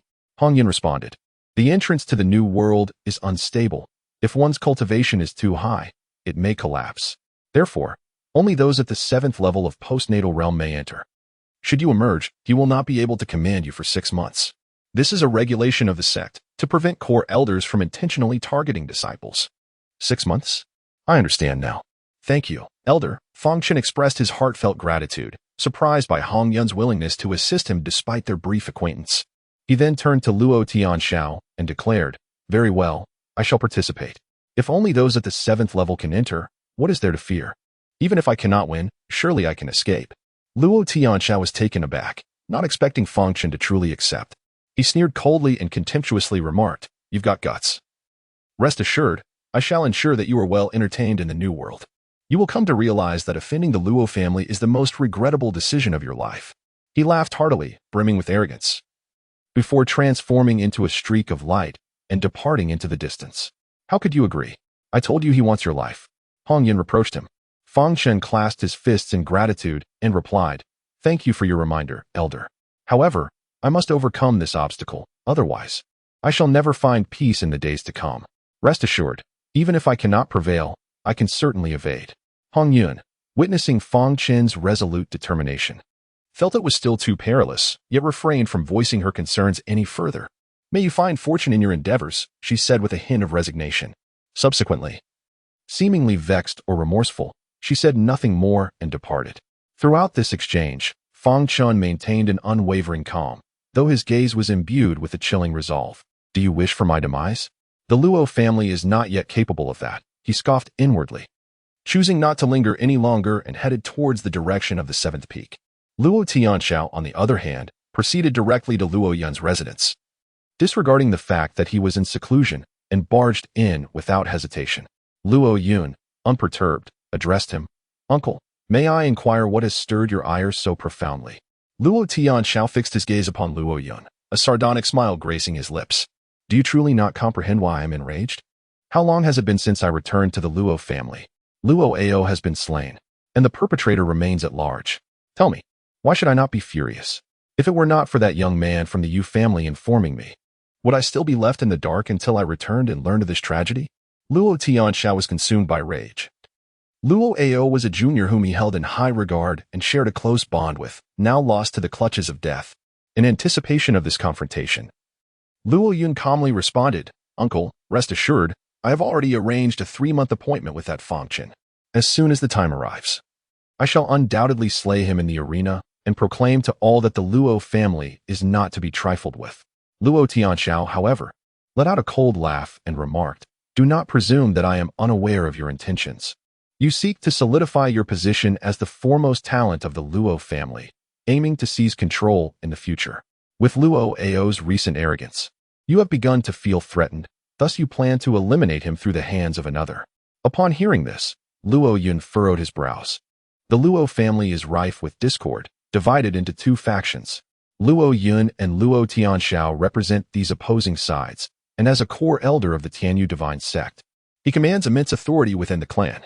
This explains why, during the previous acquisition of Fang Chen's heavenly Dao Bone, Luo Yun opted for a troublesome wait rather than allowing Luo Tianxiao to intervene. Yet, he understood that this was not the moment to confront Luo Tianxiao openly. So he reiterated, "Rest assured, Uncle, I shall slay that scoundrel to avenge my cousin." Luo Tianxiao derisively replied, "No need for that. I have already arranged for him to participate in the New World expedition in 3 days. I will ensure that my disciples accompany him. His demise is inevitable." After saying this, he cast a chilling glance at Luo Yun and added, "I have heard that you recently acquired the heavenly Dao Bone, extracting it from that Fang Chen. Quite an impressive feat, indeed, to have even kept it from me, your uncle. Focus on your cultivation. I shall handle this trivial matter myself." With that, he departed without waiting for Luo Yun's response. Luo Yun watched the retreating figure of Luo Tianxiao, his expression darkening to an extreme. Yet, he soon regained his composure and called out, "Come here." A shadow materialized before Luo Yun, respectfully kneeling upon the ground. Luo Yun spoke, "You too shall participate in this expedition to the New World. Should those individuals prove incapable of eliminating Fang Chen, you shall take on the task. If possible, it would be best to first earn Fang Chen's trust." "Understood." The shadow nodded dutifully before departing. Luo Yun chose to disregard other matters and continued his cultivation, awakening the heavenly Dao Bone. Upon returning to the 7 Peaks Sacred Hall, Fang Chen was immediately approached by Steel Tiger. "Ah, junior brother Fang, you have finally returned." Upon seeing Fang Chen, Steel Tiger nearly burst into tears. On his very first day, Fang Chen had left him to manage the vast 7 Peaks alone. Tragically, the spiritual energy of the 7 Peaks was completely depleted, and he could only rely on spirit stones for cultivation. Yet, even a genius like him could hardly afford such a luxury, which had left him quite distressed over the past few days. Just as Steel Tiger was about to share his grievances from the past days, he suddenly realized that Fang Chen had actually broken through to the postnatal realm. Ecstatic, he exclaimed, "Junior brother Fang, You have advanced. Fang Chen nodded. That is splendid. Can we commence? Steel Tiger gazed at Fang Chen with eager anticipation. Indeed. Fang Chen replied, not refusing, for this was his promise to Steel Tiger. He then looked at Steel Tiger and inquired, which character as Dao do you intend to comprehend? Naturally, it is the Dao of War. Steel Tiger declared with enthusiasm. The Dao of War can significantly enhance combat prowess. If I can grasp it, my fighting ability will surely multiply. War Dao? Fang Chen expressed mild surprise, as he had initially assumed that Steel Tiger would seek to understand the Dao of the staff. However, he did not elaborate further, merely nodding and saying, you wait for me at the training ground. I shall meet with Master SY first. Then I will join you. All right. Steel Tiger naturally had no objections. Subsequently, Fang Chen briefly spoke with Chiomei, and he also sought out the old man, attending to his long-standing back pain before making his way to the training ground to meet Steel Tiger. Junior brotherling, are we ready to begin? Steel Tiger gazed at Fang Chen with anticipation. Fang Chen nodded, of course. Chapter 40. The Way of the Sword Characters with a Mere Thought. The sword characters materialized before the two. In the vast expanse of the universe, myriad paths exist, yet all converge into one. Each path, though seemingly distinct, shares an intrinsic similarity. Fang Chen's comprehension of the sword characters was not solely a gift from the heavenly Dao's demonic essence, but rather a genuine awakening of understanding. The essence merely served a supportive role. Thus, his grasp of the great Dao was profoundly authentic. This is also why he possessed the confidence to facilitate Steel Tiger's awakening of the characters. Although their paths diverged, the essence of all paths remained fundamentally the same, allowing Steel Tiger to derive insights from Fang Chen's characters to reflect upon his own. After elucidating the origins of the great Dao, Fang Chen said, first, immerse yourself in my sword characters and glean the essence of the Dao from them, then integrate that wisdom into your own martial path. Such a method of cultivation is quite common. Within the Tianyu Divine Sect, elders often present their own characters for others to contemplate. However, these sessions typically involve hundreds, if not thousands, of participants, rendering genuine comprehension nearly impossible. In contrast, this one-on-one engagement proved significantly more beneficial, akin to having exclusive access. By the way, Fang Chen inquired, since you wish to grasp the characters of battle, have you made any preparations? Indeed, Steel Tiger responded, retrieving 2 jade slips and an ancient tome from a nearby satchel. These contained detailed expositions on the characters of battle. May I take a look? Fang Chen asked, finding it a pleasant diversion to peruse them. Of course, Steel Tiger replied, handing the materials to Fang Chen, who then continued his meditation on the sword characters. Fang Chen first opened the ancient tome. It was penned by a formidable master of the battle characters Tao, offering profound insights into the essence of battle. The character battle itself harbors a multitude of interpretations. For instance, although the world may seem peaceful, forgetting the art of war inevitably leads to peril. To battle is to attack the body, and even more so, to assail the heart. Indeed, battle embodies courage. Fang Chen discerned that the essence of this character lies more within the depths of the soul than in the external realm. Thus, as he pondered, a flicker of understanding began to dawn upon him. He then grasped the jade tablet and immersed himself in its teachings. Meanwhile, Steel Tiger was engrossed in comprehending Fang Chen's sword character Tao, and the two cultivated their respective arts in this manner. It became clear to him that the Tao is indeed a source of profound enlightenment. After some time, Steel Tiger finally grasped the concept and gradually felt exhilarated. He was confident that he could comprehend a character as Tao upon entering the innate realm.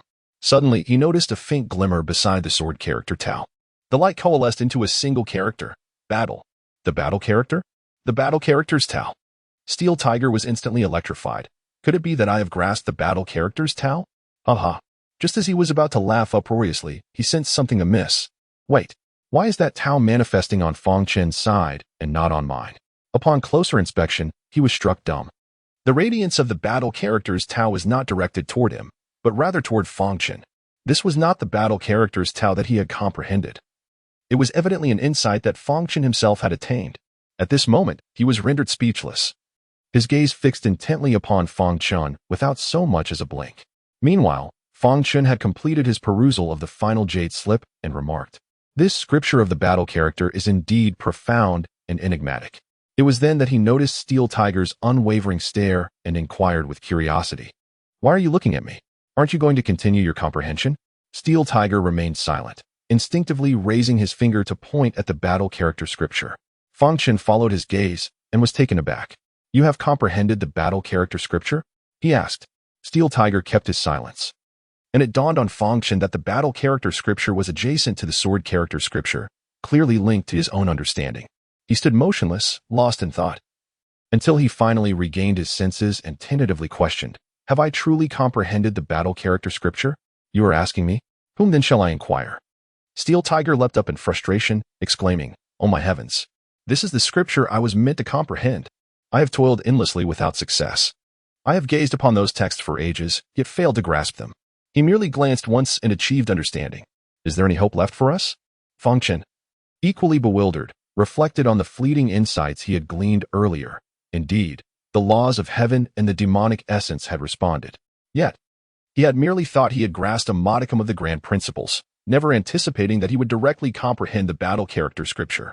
As he contemplated the essence of the battle character scripture and understood its significance, he couldn't help but gasp in astonishment. As its name suggests, the battle character scripture serves to enhance combat prowess, and it could elevate Fang Chen's fighting capacity by an entire minor realm. Despite being merely a minor realm, it holds immense significance when Fang Chen engages in battles beyond his level. Is my heavenly Dao Demon Bone excessively extraordinary? Fang Chen could not help but muse inwardly. Meanwhile, Steel Tiger stood by, lamenting his fate, unable to accept this reality. Observing this, Fang Chen, with a hint of exasperation, remarked, "Brother Steel, why the despondency? As I have comprehended the combat character's Taoist text, you may directly grasp its essence, thus accelerating your understanding." Steel Tiger, however, remained in a state of dismay, fixating intently on Fang Chen. He had considered himself a prodigy, believing that even if he could not rival the most elite of the Tianyu divine sect, he would at least stand among them. Yet, Fang Chen's emergence illuminated for him the harsh truth that comparisons can be disheartening. This was truly remarkable. If you were to reveal your talents, you would undoubtedly receive the sect's focused cultivation, he expressed with a tinge of envy. Fang Chen responded with a serene smile. "I wish to remain at the 7th peak for now. As for the sect's cultivation, we shall discuss it later." He continued, "Very well, let us resume our training. I shall share my insights on the combat character's Taoist text with you, which I believe will greatly benefit you." Steel Tiger could only nod in agreement and began his training anew. 2 days later, he sat cross-legged at the center of the training ground. With Fang Chen's assistance, his comprehension of the combat character had significantly advanced. Although he could not fully grasp it, this progress was sufficient for his cultivation over the next month or so. At that moment, a sound emanated from Fang Chen's storage bag. With a focused thought, he retrieved the source of the noise. It was a first-grade guest token from the Wanqing auction house. Upon sensing the presence of another seeking his attention, he recognized the urgency of the matter at hand. Given the imminent fierce battle awaiting him in the realm of all things, he understood the necessity for thorough preparation. He chose not to disturb Steel Tiger's training and departed directly towards the Wanqing auction house. Soon, he arrived at the Wanqing auction house, where Elder Lu awaited him outside. Upon his arrival, Fang Chen was respectfully ushered inside. They entered the luxurious private lounge, where Yin Xiaolin, adorned in a resplendent golden qipao, revealed her long, fair legs, exuding an enchanting grace that captivated all who beheld her. Upon seeing Fang Chen, she beamed and said, "Guest Fang, you have arrived. Please, take a seat." Fang Chen clasped his hands in greeting, replying, "Manager Yin." He then inquired, "May I ask what brings you to summon me?" With a smile, Yin Xiaolin responded, "You remain as forthright as ever, Guest Fang. In that case, I shall be direct." She clapped her hands, and 3 exquisite maidens emerged from outside, each bearing a tray obscured by delicate cloth. Yin Xiaolin continued, "In recent days, our staff has acquired these 3 items. Although they could not discern their nature, they sensed their extraordinary quality and thus procured them. Our appraisers have examined them, but found it challenging to identify their true essence. Therefore, we must rely on your expertise, Guest Fang." With that, she signaled for the maidens to unveil the cloth. Fang Chen gazed upon the 3 items. 2 were medicinal herbs, while the third was a magical artifact. The artifact resembled a shield, adorned with the visages of malevolent spirits. Fang Chen could even sense an eerie energy emanating from it. He could sense the malevolent spirits grinning sinisterly as they fixated on him, seemingly intent on dragging him into the shield. Yin Xiaolin, noticing Fang Chen's keen interest in the shield, was not surprised. She cautioned, "Fang Qiqing, you must exercise caution. This shield is a growth-type magical artifact." "A growth-type magical artifact?" Fang Chen was slightly taken aback, for such artifacts are exceedingly rare. They possess the remarkable ability to continuously elevate their own tier, much like a cultivator. Each growth-type magical artifact is worth an immense fortune. Yin Shaolin nodded but then let out a bitter smile, saying, however, this particular artifact harbors a certain malevolence. Malevolence? Indeed. It has a tendency to devour its master. Chapter 41. The Demonic Shield Devourer. A tremor coursed through Fang Chen's heart. Artifacts that consume their masters are not uncommon, particularly among those formidable weapons, which often lead their wielders to a tragic demise. Even though these weapons possess immense power, most individuals tend to steer clear of them, leaving only the most reckless to dare employ them. Yin Shaolin continued her exposition. If this object were merely a weapon, it would be one thing. But its ferocity is exceptional. Almost anyone who attempts to wield it will suffer a backlash. We brought it forth to see if Fang Chen could resolve this issue. Should he succeed, it would be a joyous occasion for all. However, if he fails, we shall have no choice but to seal it away permanently. Fang Chen gazed at the shield, feeling an inexplicable sense of familiarity. May I touch it? He inquired. Absolutely not. Yin Shaolin replied. This object is exceedingly malevolent. Previously, an appraiser lost his life upon touching it, as the backlash was instantaneous and nearly fatal. Fang Chen was somewhat taken aback. He had not anticipated the shield's malevolence to be so profound. Yet, fixated on the shield, he insisted, I still wish to give it a try. Do not worry. Nothing will happen. Yin Shaolin hesitated, but observing the resolute expression on Fang Chen's face, she sighed softly. Since you are so determined, I shall refrain from further protest. However, should anything amiss occur, please release the shield immediately. She then signaled Elder Lu to be ready to intervene should Fang Chen find himself in peril. Nodding in acknowledgement, Fang Chen extended his hand, placing it directly upon the shield's surface. In an instant, a surge of terrifying energy surged into his body. It seems as though there is an intent to erode the sea of consciousness and seize the physical form. Fang Chen was momentarily taken aback, but soon let out a cold snort. The demonic energy of the sword demon's body erupted instantaneously, and the ancient sword demon's aura swiftly subdued this force, rendering it incapable of further actions. Yin Shaolin, who was poised to strike, noticed that after Fang Chen's cold snort, the malevolent spirits depicted on the shield ceased their sinister grinning, instead displaying expressions of sheer terror, as if they had encountered their nemesis. Yin Shaolin and the others were left in astonishment. It is worth noting that previously, it had required the intervention of a formidable expert at the Zhou Yuan realm to control the shield. Even that powerful being had declared that this wicked artifact could not be tamed by anyone. Yet, Fang Chen had accomplished it effortlessly. Fang Chen retracted his hand and spoke. This shield is known as the Evil Demon Shield, a second-tier, yellow-grade magical artifact. It contains a spirit, albeit forged through exceedingly malevolent methods, subsequently infused with demonic energy to transform into a demonic spirit. If my conjecture is correct, the craftsman who forged this treasure likely never anticipated the ferocity of this shield, and ultimately met his demise by its hand. Yin Shaolin gazed at Fang Chen in astonishment, for his subsequent description was remarkably accurate. When they discovered the shield, there had been numerous corpses surrounding it, one of which belonged to the very craftsman who had forged this artifact. Is it possible to suppress the demonic spirit within the shield? Yin Shaolin inquired. Fang Chen nodded. It is indeed possible, but it would require the intervention of a powerful expert above the Dao Inquiry realm to seal it. Upon hearing this, disappointment washed over Yin Shaolin and the others. The cost of enlisting a powerful expert above the Dao Inquiry realm was simply too steep. Fang Chen hesitated for a moment and said, if possible, could you sell me this demonic shield? I am willing to procure it at the highest price. He could sense the terrifying nature of the demonic shield. This item possessed not only astonishing defensive capabilities, but also formidable offensive means, rivaling other treasures of the same rank. It was precisely what Fang Chen required. Yin Shaolin and the others were taken aback, staring at Fang Chen.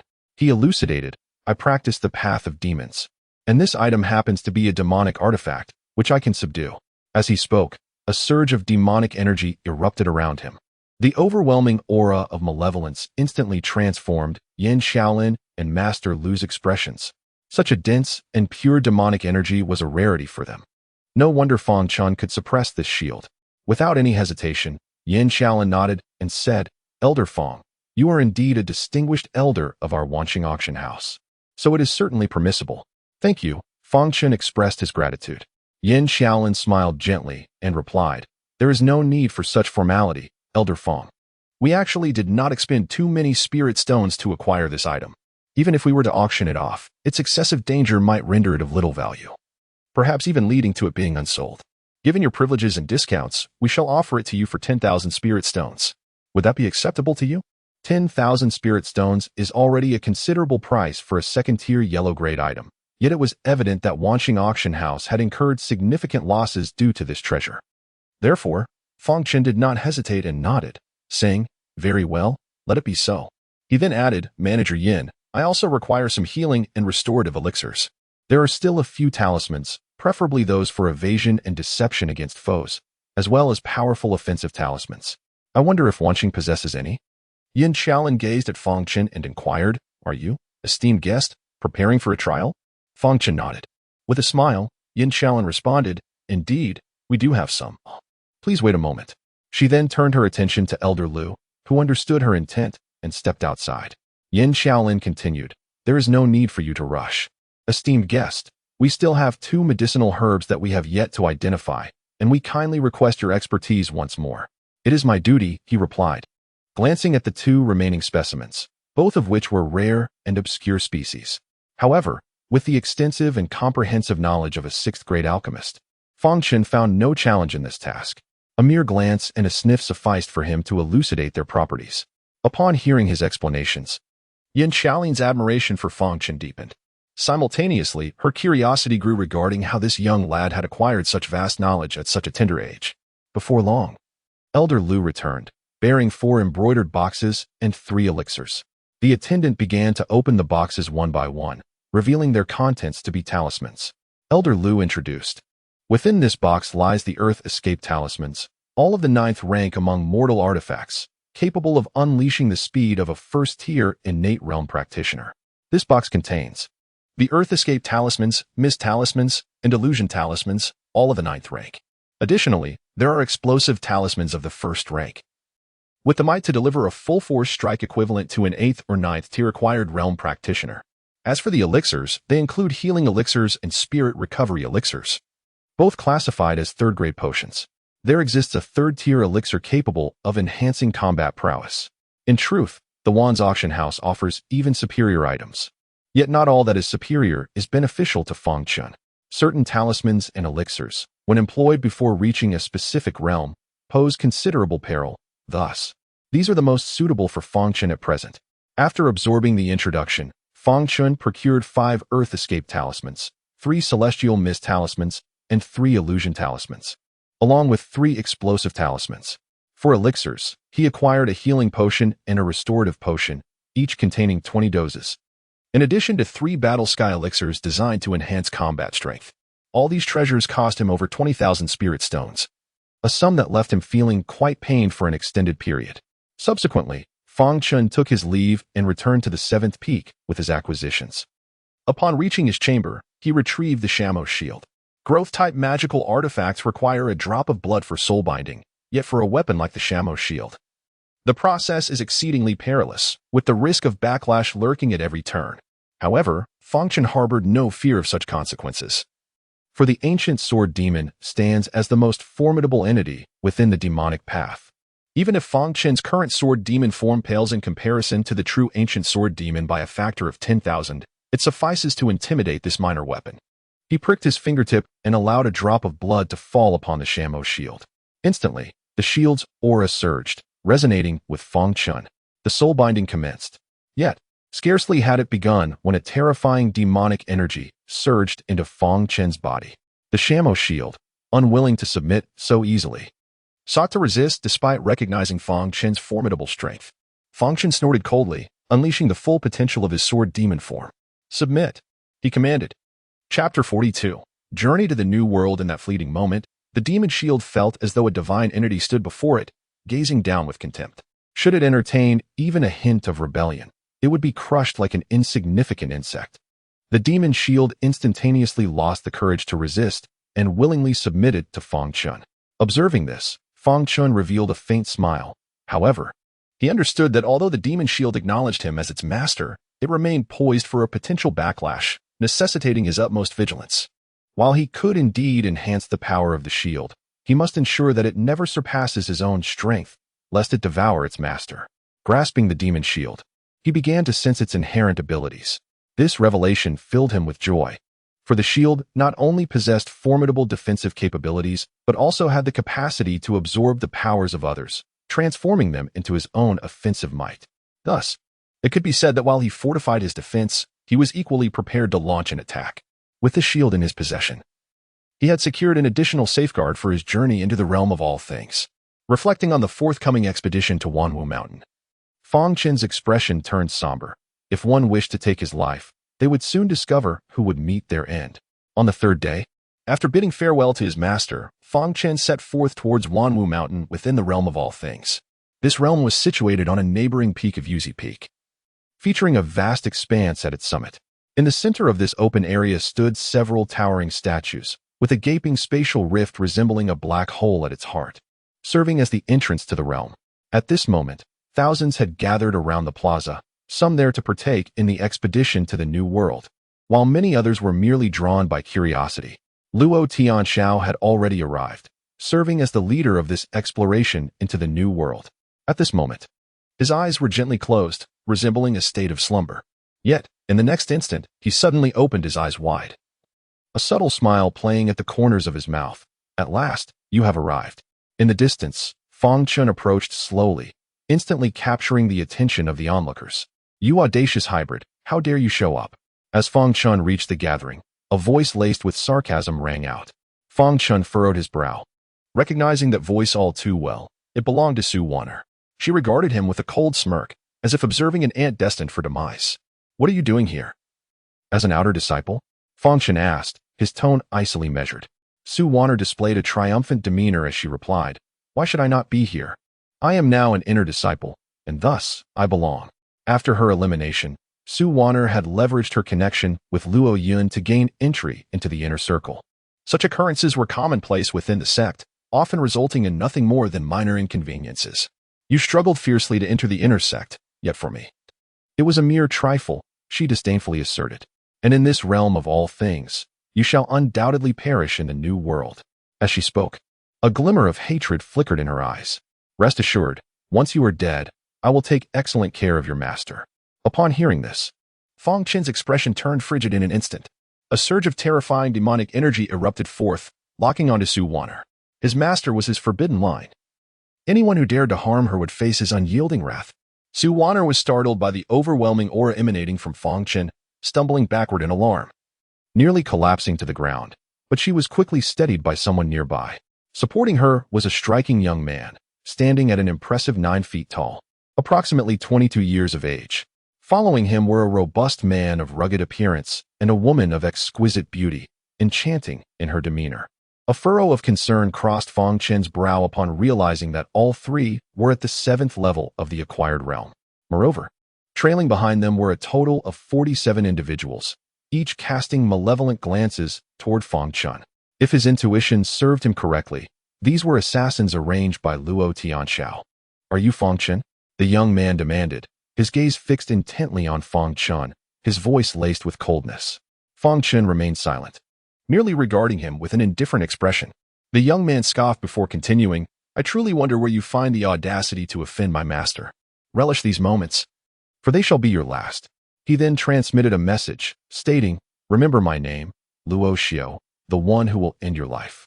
The burly man, named Du Tianxiang, mockingly interjected, If you were to kneel now and kowtow 3 times to us and Elder Luo, perhaps we might grant you a swift end. Remember, that includes every one of us. Enough of this, the woman, by Xiangmei, interjected with disdain. Such lowly beings do not deserve to kneel before me in supplication. It is beneath my dignity. Senior sister Bai speaks wisely. Such scum are unworthy of our attention, Su Wanner remarked, her confidence swelling in the presence of such formidable allies. Her gaze toward Fang Chen dripping with contempt. Luo Xiao then added, I have heard that your heavenly Dao Bone was taken by senior brother Luo Yun? Oh, it is indeed an honor for you to have had your Dao Bone taken by senior brother Luo Yun, yet you dare to provoke him? Truly, you are oblivious to the peril that awaits you. Bai Xiangmei disdainfully remarked, Indeed, a mere mongrel and a useless wretch. Daring to challenge senior brother Luo Yun to a life-or-death duel, do you believe yourself worthy? Du Qinxiang added. You ought to be grateful that senior brother Luo has refrained from ending your life. Instead, you continue to boast here, utterly unaware of your own mortality. The crowd echoed his sentiment, their gazes towards Fang Chen filled with contempt and disdain. Fang Chen, however, maintained a calm demeanor as he regarded them, a slight smile gracing his lips as he turned to Luo Tian and remarked, I must commend Elder Luo. Your prowess is truly remarkable.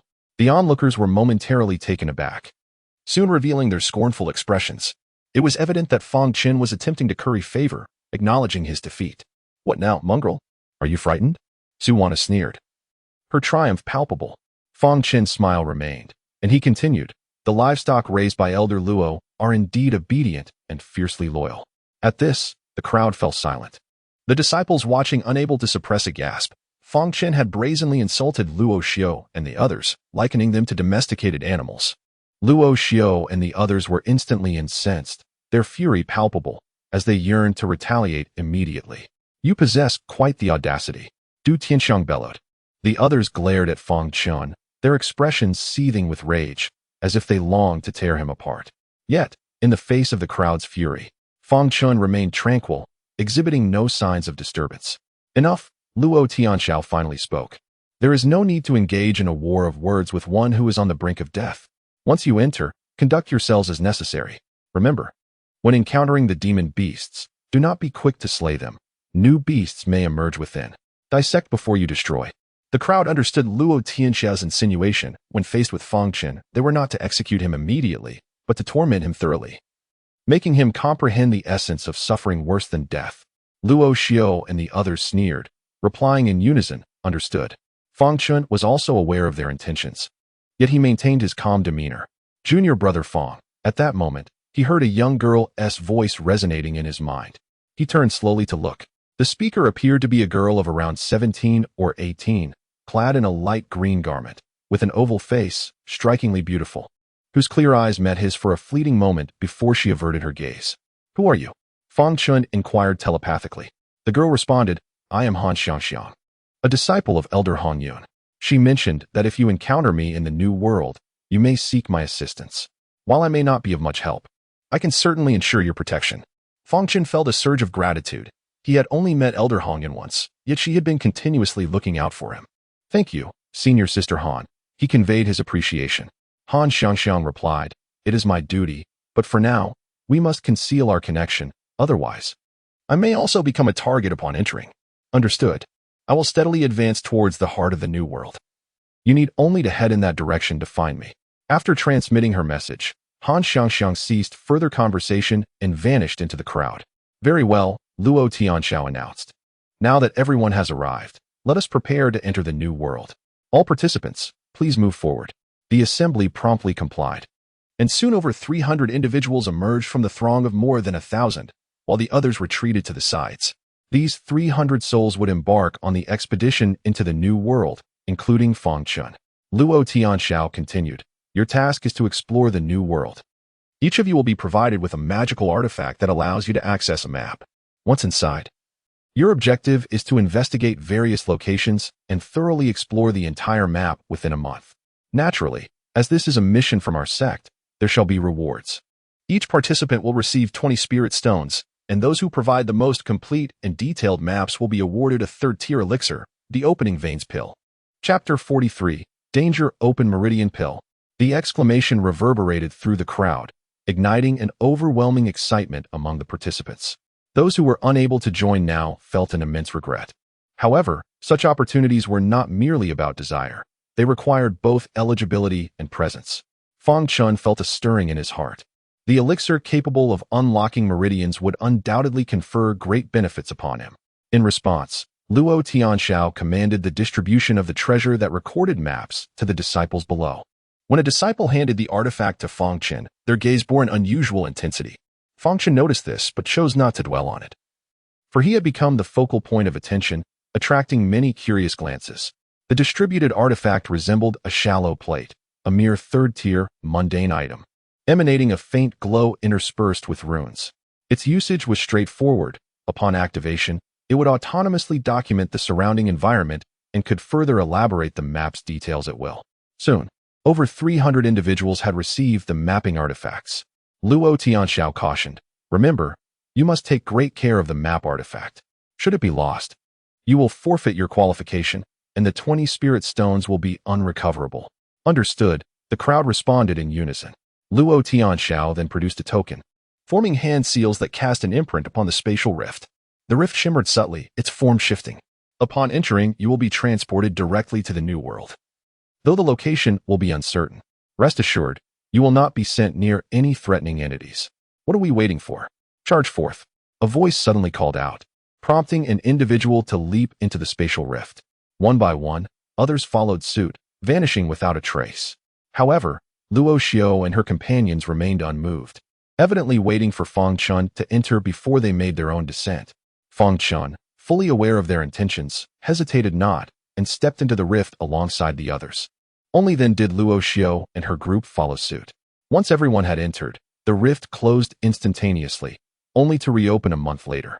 As Fang Chen traversed the rift, he felt the surrounding space in disarray, swept away by the forces of the cosmos. When he tumbled out of the rift, an overwhelming dizziness enveloped him. But he swiftly regained his composure within a mere breath.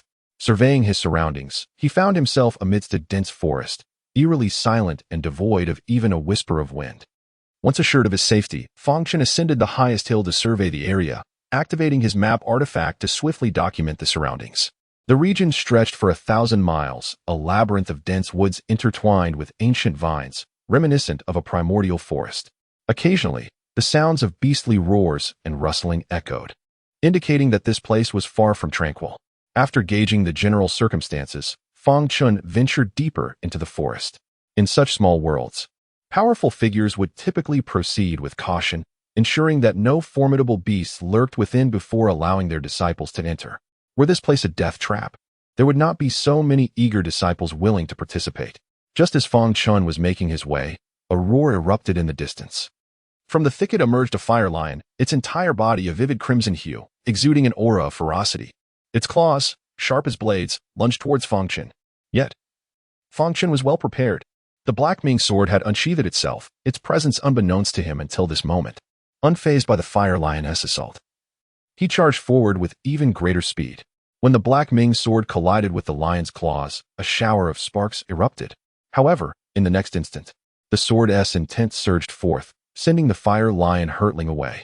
The fire lion, taken aback, had not anticipated such formidable strength from this bipedal creature. Without a moment's hesitation, it turned tail and fled. Fang Chen was momentarily stunned. He had not expected this level 2 beast to possess such high intelligence. Just as he contemplated pursuing, a sudden awareness of approaching figures struck him. He promptly abandoned his chase and swiftly ascended a tree to conceal his presence.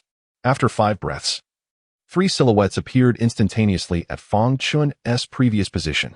Upon closer inspection, he recognized them as 3 individuals from the group of over 50. Before their entry, he had memorized their appearances, a task not difficult for someone at his level of post-heaven realm. Yet, a question lingered in his mind. Why were these 3 here? Was it mere coincidence? How had they discovered his presence? His brow furrowed in contemplation. At that moment, one of the individuals below remarked, "Strange. There was a disturbance just moments ago. That fellow must be nearby. He cannot have gone far. Let us continue the pursuit." Agreed. As the trio prepared to resume their hunt, Fang Chen observed them closely. One possessed the cultivation of the 4th layer of post-heaven realm, while the other 2 were at the 3rd layer. "They are ripe for the taking," he mused silently, and with a flash, he vanished from the tree, leaving no trace behind. In his hand, a leaf had mysteriously appeared. As his figure swiftly descended, the leaf shot off in another direction, severing a branch with precision. Who? The 3 individuals immediately turned with alertness. At the same time, Fang Chen reached one man's back. The man suddenly felt a chill run down his spine. But before he could react, he felt his body lighten, and his head rolled forward without conscious thought. Bewildered, he sensed an ethereal weightlessness, only to stumble forward and see a headless corpse where he had just stood. It was then that realization dawned upon him. His own head had been severed. At the instant one man fell, the other 2 finally grasped the deception they had fallen for. As they turned, they caught sight of Fang Chen's icy demeanor. "You vile cur! How dare you kill my man?" The cultivator of the 4th level of the post-heaven realm erupted in fury, swinging a heavy hammer towards Fang Chen. Simultaneously, another drew his sword to thrust at Fang Chen.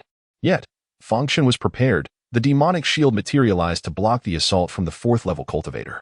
On the other side, Fang Chen's eyes glowed a fierce crimson, and the third-level cultivator suddenly experienced a piercing headache, causing his attack to falter. Fang Chen, however, would not grant him the luxury of recovery. With a swift stroke, he struck down his foe, glancing towards the other side. He was astonished to see the demonic shield had clamped down on the fourth-level cultivator's hammer, exhibiting an ominous ferocity. Well done, Fang Chen praised.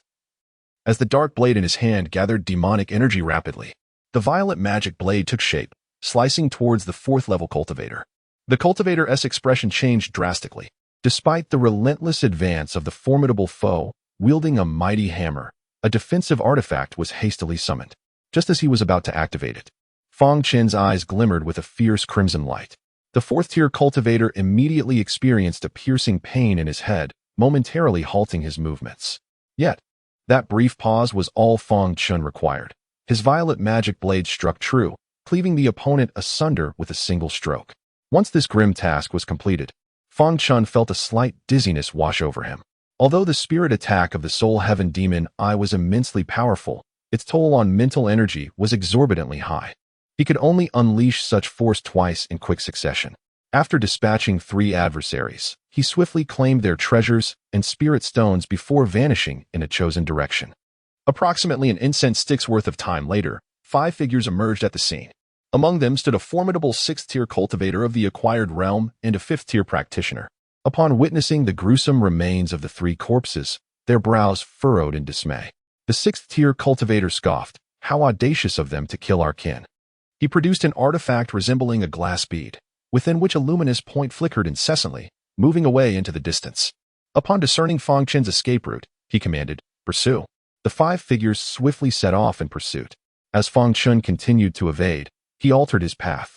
However, merely half a day had passed when he sensed 5 formidable presences steadily closing in behind him. Fang Chen's brow furrowed in concern. What is happening? How have they uncovered my whereabouts? Throughout his journey, he had taken great care to leave no traces, maintaining a cautious pace while constantly shifting his position. Logically, the other party should not have been able to discover his true identity. Could it be that they possessed some form of tracking sorcery? No. If it were just 1 or 2 individuals, it would be manageable, but the fact that 3 others were also aware of his location was decidedly peculiar. Could it be? Fang Chen contemplated a possibility. Let me give it a try. He decided to test his theory and took out a talisman for burrowing, affixing it to his calf. In an instant, he plunged into the ground. In that moment, Fang Chen's speed increased more than tenfold. Within a brief interval, akin to the time it takes to brew a cup of tea, he successfully distanced himself from the pursuers. To think he could accelerate so abruptly. The 6-fold cultivator was slightly taken aback, yet gazing at the radiant orb in his hand. He let out a cold laugh. I shall see just how far you can flee. Chapter 44. Slaying the 6th layer. Fang Chen's escape spanned a considerable distance of several dozen miles. He paused amidst a thicket on a hill and retrieved a map artifact. This was the item he suspected might have been tampered with. After all, aside from this map bestowed upon him by Luo Tianxiao, he could not fathom any other source of potential issues. He initially discarded the artifact onto the ground, but reconsidered and picked it back up.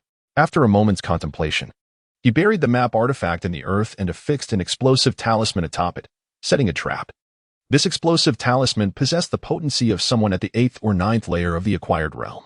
If his adversaries remained oblivious, even those at the 7th layer could suffer severe injuries or even death. Once this was accomplished, Fang Chen, still uneasy, produced an illusion array and meticulously arranged it around the trap. Such a measure would render it exceedingly challenging for anyone to discern the trap's true nature. After finalizing his preparations, he ascended a nearby towering tree, concealing his presence as he awaited silently. After a duration akin to the burning of a stick of incense, the group of pursuers indeed returned, reinforcing Fang Chen's belief that something on him had betrayed his location. Soon, they halted near the trap he had set and gradually approached the site of the map artifact. Fang Chen narrowed his eyes, confirming his suspicions. Under the leadership of someone at the 6th layer of the acquired realm, they drew closer, prompting him to lower the spiritual orb he held and scan his surroundings. Ultimately gazing downward, a faint smile played at the corners of his mouth as he coldly mused, "Are you hiding underground?" Previously, Fang Chen had utilized a ground escape talisman. leading him to instinctively assume that Fang Chen was concealed beneath the surface. He glanced at the others, seemingly communicating something through sound transmission. Others nodded in agreement. And soon the 5 individuals quietly gathered their spiritual energy to unleash their mystical prowess. "Attack!" roared the 6th-tier cultivator. In unison, the 5 launched their assault. Boom! The power of their combined abilities was immense, instantly creating a profound pit in the ground, approximately 10 zhang deep. The 5 of them grinned sinisterly, knowing that Fang Chen was likely around 5 zhang deep within. Under their coordinated onslaught, he would surely be reduced to nothing but bones. They instinctively looked down, only to discover a faint golden light flickering within the pit. Curiosity piqued, they leaned in closer. However, as the smoke dissipated and they discerned the object within, their expressions changed dramatically. This was bad. It was an offensive talisman. The 5 reacted swiftly, but there was no time to evade. Boom! An overwhelmingly violent explosion erupted. The very ground trembled violently. Trees swayed furiously, and leaves fell like a blizzard. Among the 5, the 3 with the weakest cultivation were caught completely off guard.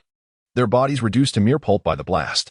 Only the 6th-tier and 5th-tier cultivators survived, relying on their higher realms to escape death. Yet, they were grievously injured, with the 5th-tier cultivator suffering a severed torso, wailing in agony. The 6th-tier cultivator fared somewhat better, but was still spitting blood, feeling as though his internal organs had been displaced. Before he could regain his composure, he suddenly sensed a murderous intent locking onto him. His complexion paled, and he turned to look, only to see Fang Chen swiftly navigating through the falling leaves, the black Ming sword in hand, infused with demonic energy, charging toward him. "You wretched dog, how dare you set a trap?" Despite being gravely wounded, the 6th-tier cultivator, although his strength was not on par with the peak 3rd or 4th levels, defeating the mere 1st-level Fang Chen was still well within his capabilities. He summoned his treasured sword and charged forward with determination. Fang Chen immediately unleashed the ferocious sword technique of the fierce demon, executing a ruthless and sweeping swordplay that collided with the 6th-level cultivator in an explosive clash.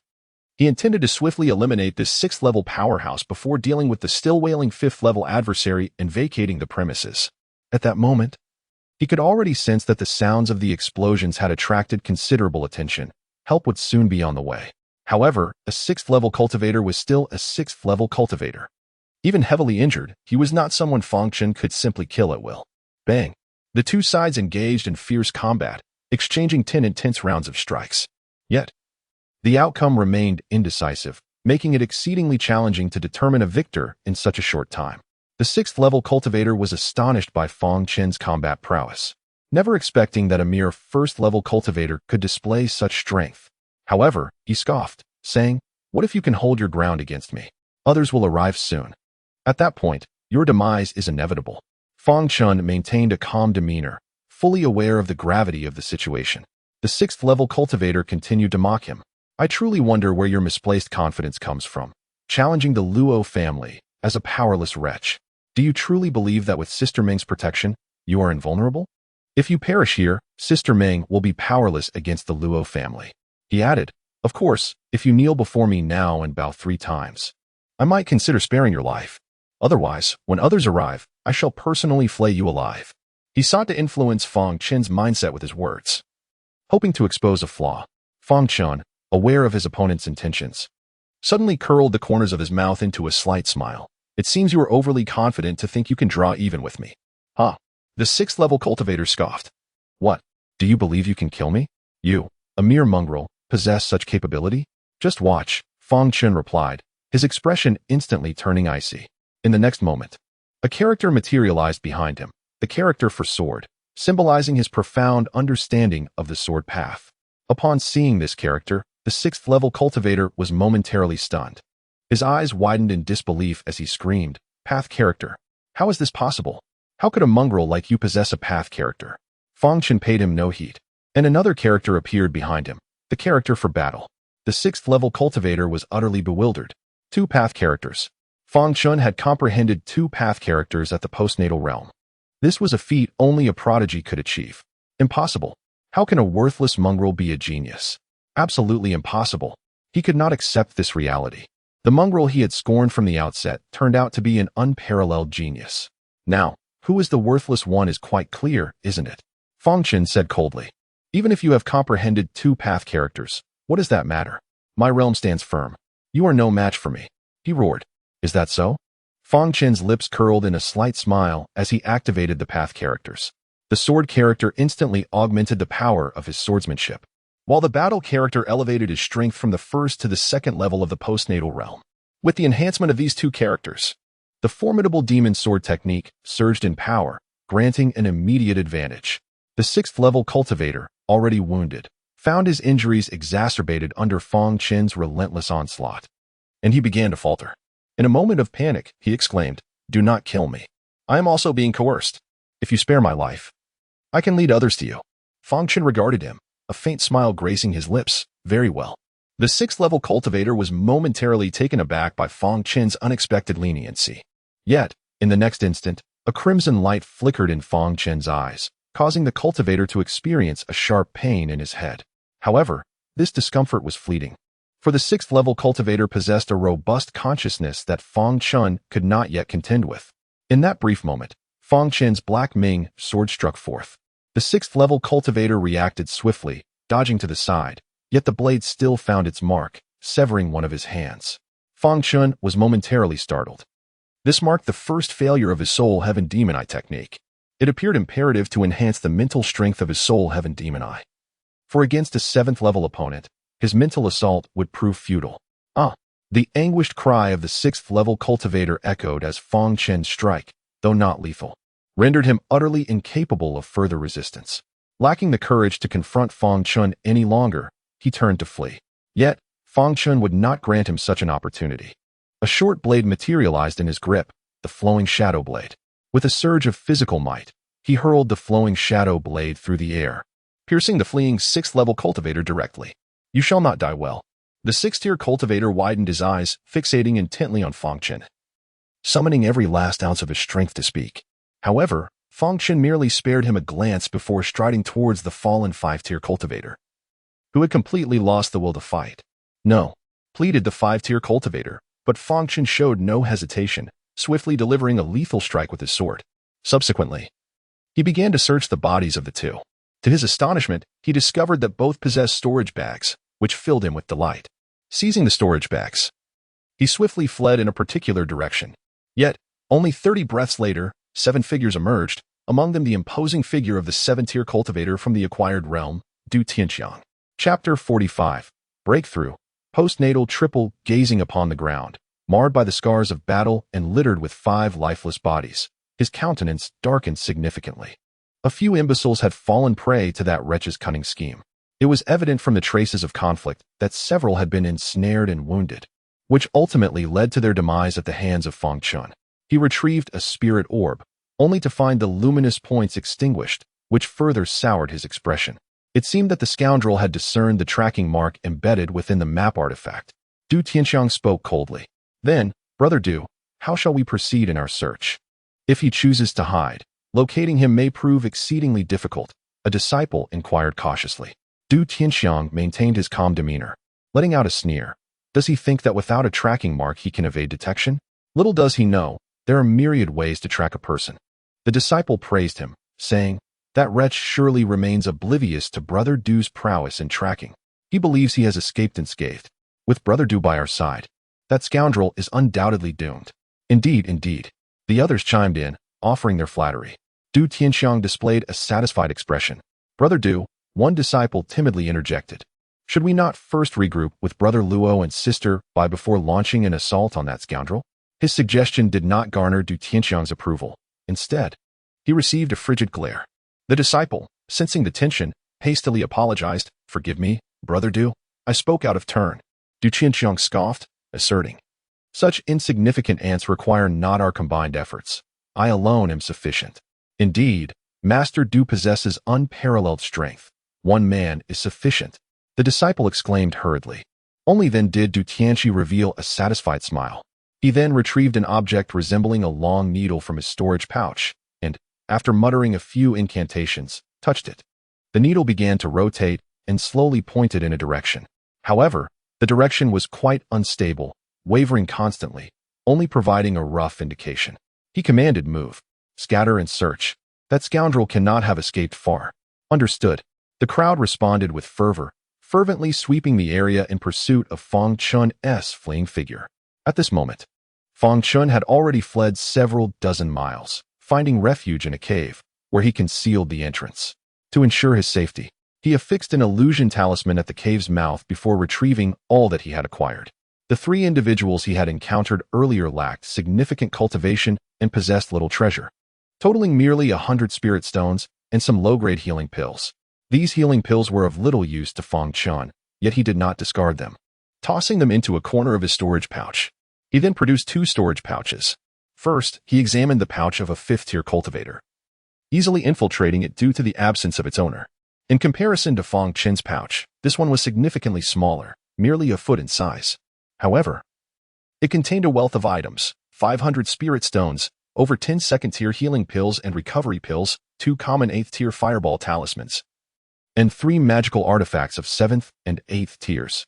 2 yellow-grade primary martial arts manuals lay before him, one detailing a hammer technique and the other a method known as the Extreme Shadow Step.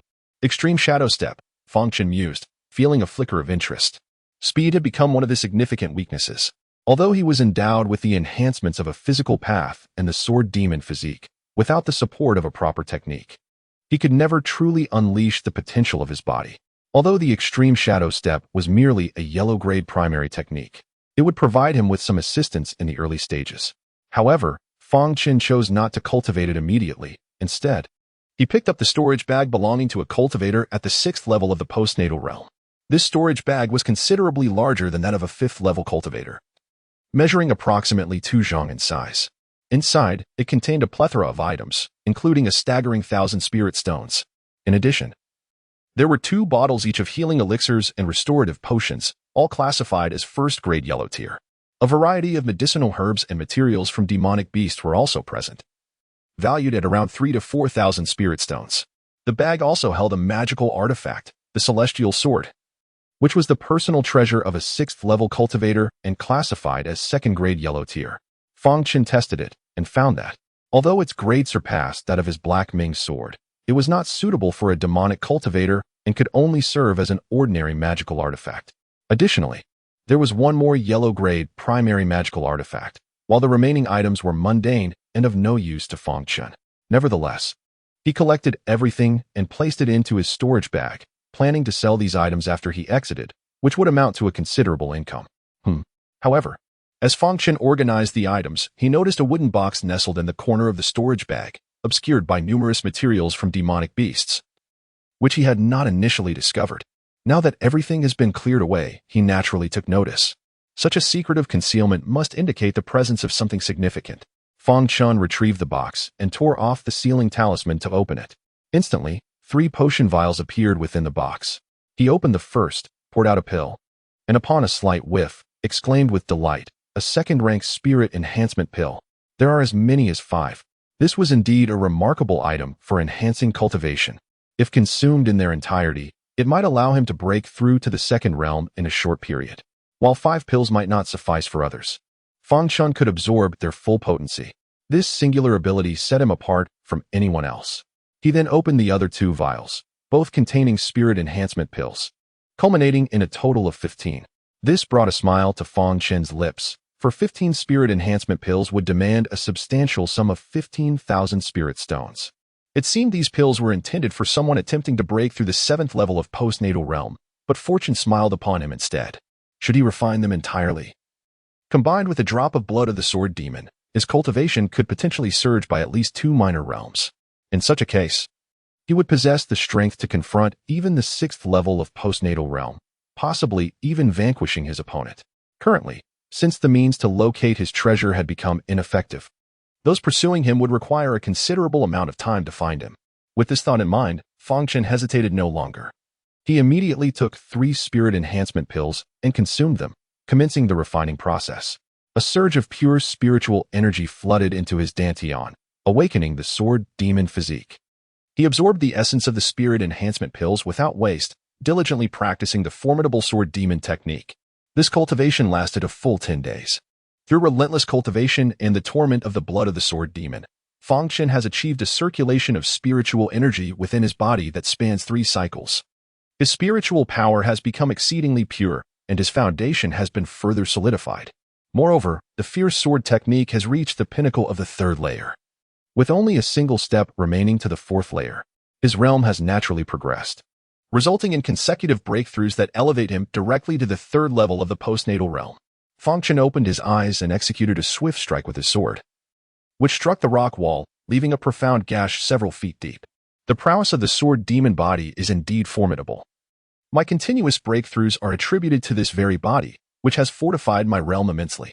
Furthermore, my spiritual energy is now far more robust and pure, surpassing that of ordinary practitioners of equivalent levels by countless magnitudes.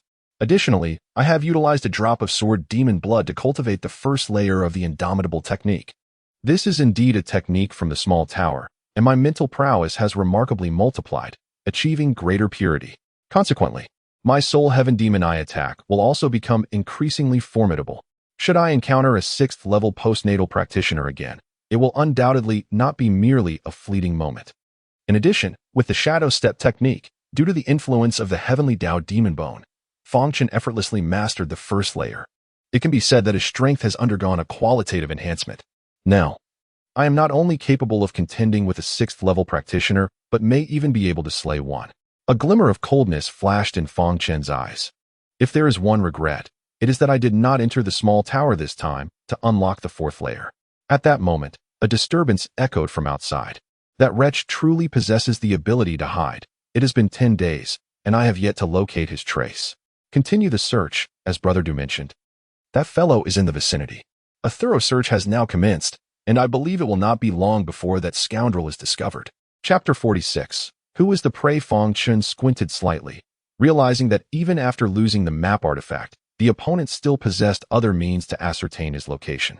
However, the area of this tracking seemed rather extensive, making it difficult to pinpoint his exact whereabouts. Du Shixiang? He appeared to be one of the 3 cultivators at the 7th level of the acquired realm. From the current situation, it seemed that he was alone, having not yet reunited with the other 2. Was he intending to claim this achievement for himself? A faint smile crept upon Fang Chen's lips. If I were to eliminate him now, I could prevent the 3 from joining forces. To engage a 3rd level cultivator against a 7th level one might seem to others as an act of folly. Yet, Fang Chen was different. His strength now allowed him to contend with a 7th level opponent, though achieving a kill would prove quite challenging. Nevertheless, he had several aces up his sleeve: explosive talismans, fireball talismans, and the War Ascend pill to enhance his combat prowess. Coupled with his sword, the battle script, and his mastery at the 7th level of body refinement, he believed that with careful planning and preparation, he could certainly slay a 7th level cultivator. It was feasible to act, but first, he needed to eliminate those nearby to create a one-on-one confrontation. Though it posed a challenge, it was not insurmountable. Should he fail, he could always retreat. With no further hesitation, he darted out of the cave and, utilizing the soul heaven demon eye, quickly located the 2 individuals who had conversed earlier. One was at the 5th level of the acquired realm, while the other was at the 4th level. I truly underestimated their vigilance. It seems that slaying one at the 6th level was insufficient to instill caution in them. In that case, I shall not hold back. Without a moment's pause, he unleashed the extreme shadow step technique. His figure became as elusive as a specter. Silently traversing the dense forest, he swiftly approached the 2 individuals. At that moment, they remained oblivious to Fang Chen's proximity, lazily probing their surroundings while engaging in a desultory conversation, exhibiting a palpable lethargy.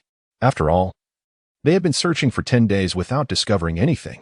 However, Du Tianqiang was resolute in his belief that Fang Chen was nearby. Anyone would feel a tinge of frustration after such an exhaustive search. Where on earth could that brat be hiding? One of them inquired languidly. Who cares? The other replied with a yawn. Regardless of where he is, the credit for his demise won't belong to us. True enough, he nodded in agreement. Glancing at his companion before continuing, I was just thinking. He was about to voice some grumbling thoughts when he noticed a glint at the base of his companion's neck. Upon closer inspection, he realized it was the blade of a dagger. They had been focused on the front, completely unaware of the danger lurking behind them, and never could have anticipated that Fang Chen would dare to ambush them. Be careful, he attempted to warn, but as the words escaped his lips, the blade slid forth. The head fell, lifeless, in an instant. His eyes widened in shock, and even in death, he could not comprehend how his life had been extinguished. The other individual, realizing the threat, drew his sword to strike at Fang Chen. Yet Fang Chen's speed was unparalleled. He held no reservations about unleashing his full power.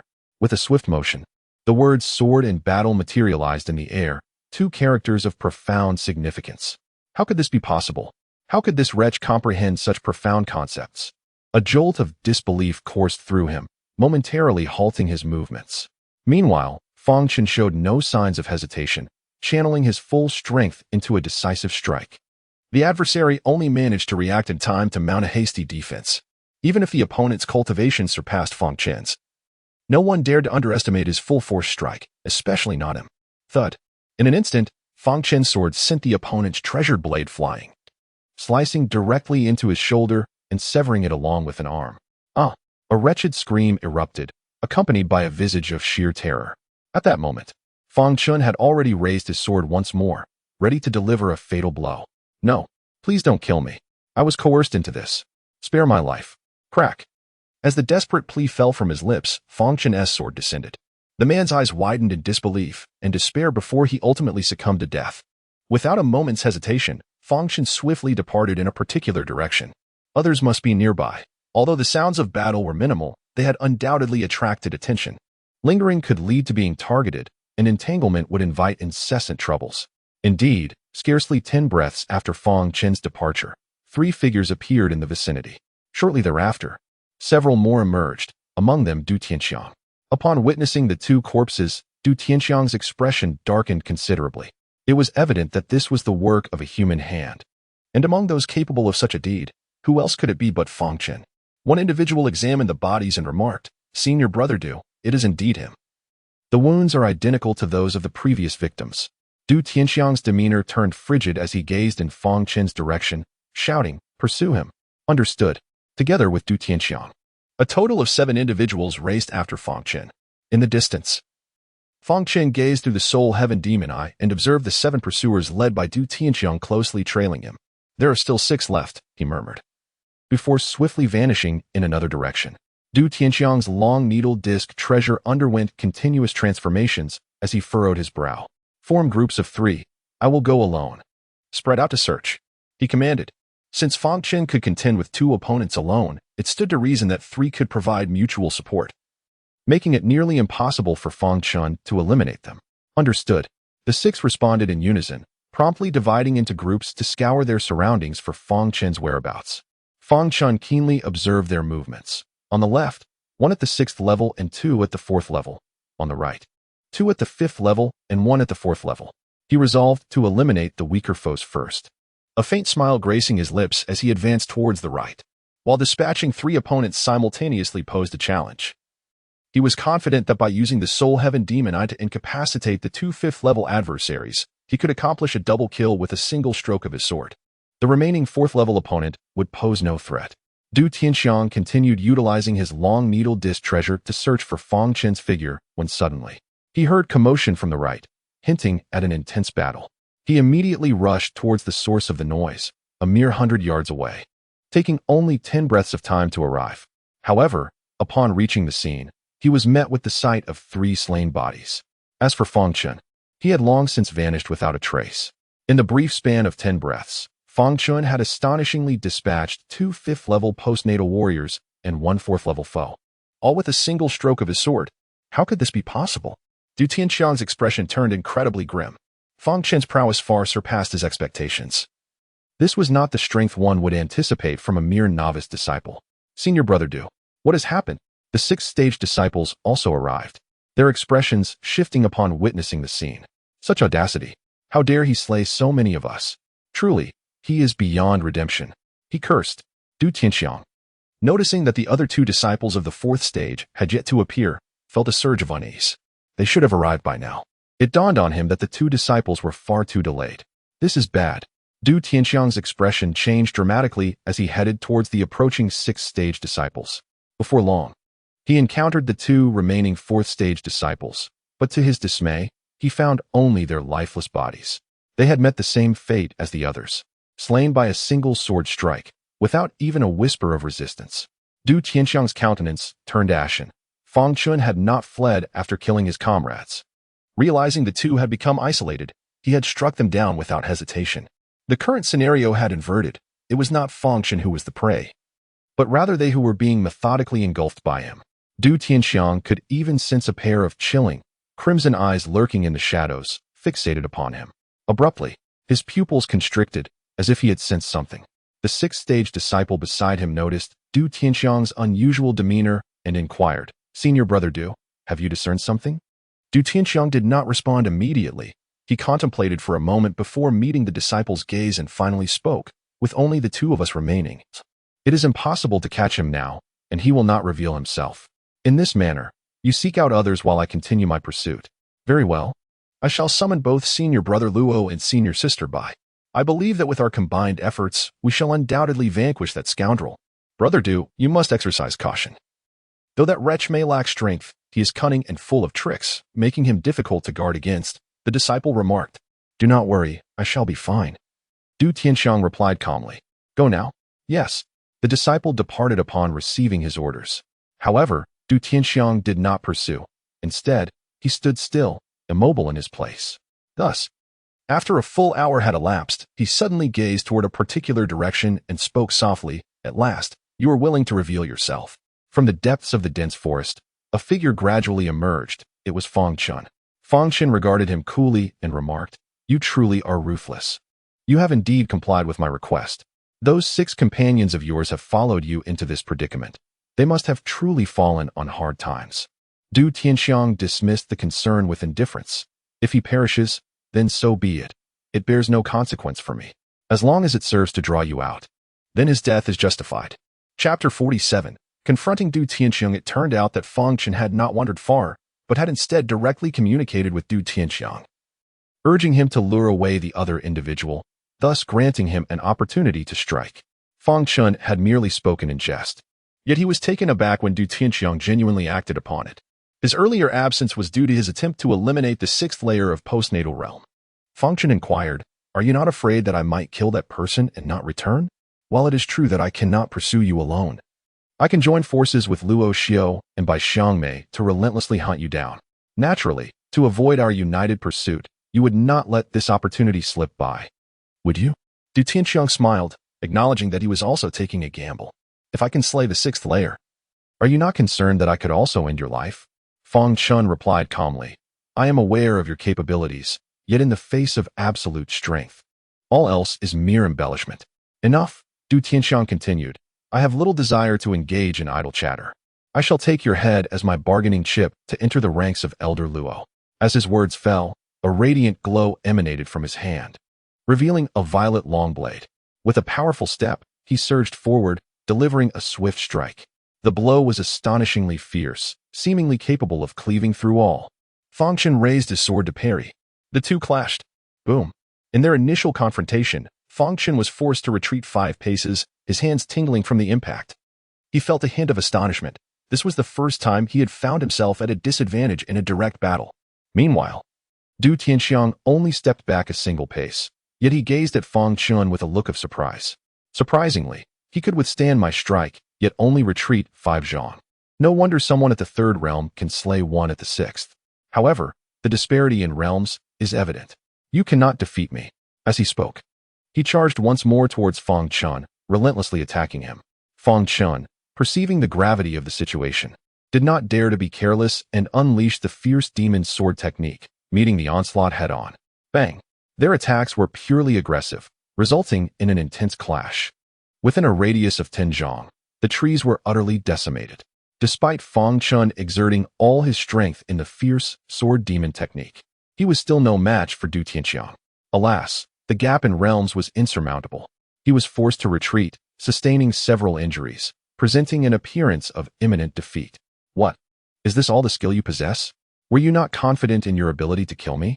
Du Tianxiang chuckled triumphantly, convinced of his inevitable victory. Fang Chen's expression remained indifferent, devoid of words. Du Tianxiang sneered coldly, declaring, "I can hardly bear to waste more breath on you. It is time to end your life and thoroughly explore this new world. I have squandered far too much time on a worthless being like you." As he spoke, his aura surged dramatically. Purple energy enveloped him, hair sprouting from his skin, and his visage gradually morphed, resembling a purple wolf.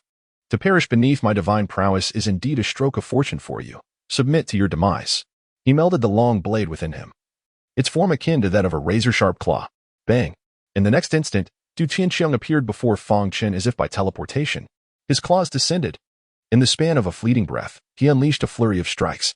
Although Fang Chen's soul heaven demonica kept pace, his physical body struggled to keep up. As a multitude of claws descended, he could not fend them all off.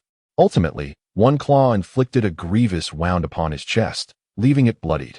Were it not for Fang Chen's 7th level of the pure body realm and his sword demon physique, he would have surely met his demise with that strike. He actually withstood it? Du Tianxiang was quite taken aback, but a cold smile soon crept across his face. I shall see how many more you can endure. As he spoke, he launched another assault on Fang Chen. Fang Chen remained composed, and at the moment the attack was imminent, a radiant light flickered in his hand. The killing demon shield manifested before him, serving as a barrier. Du Tianxiang, seeing this, remained dismissive and continued his onslaught. Countless claws rained down upon the killing demon shield, forcing Fang Chen to retreat repeatedly. Yet, to his astonishment, the seemingly ordinary killing demon shield did not shatter under his ferocious assault. Instead, a cacophony of wails emanated from above, reminiscent of ghostly cries. This shield, it is extraordinary. He fixated on the enigmatic killing demon shield, sensing an extraordinary aura emanating from it. A glimmer of greed flickered in his eyes, intensifying his attacks. Such a magnificent treasure should not be squandered on a lowly wretch like you. It rightfully belongs to me. Only I am deserving of it. He sneered. Fang Chen's expression remained impassive as he utilized the killing demon shield to deflect the attacks, while simultaneously consuming several healing pills. With the sword demon physique, he fully absorbed the medicinal power, swiftly staunching the bleeding and temporarily stabilizing his injuries.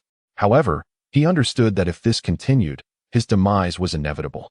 He refused to await his fate in silence. While defending himself, the black crying sword cleaved through the air.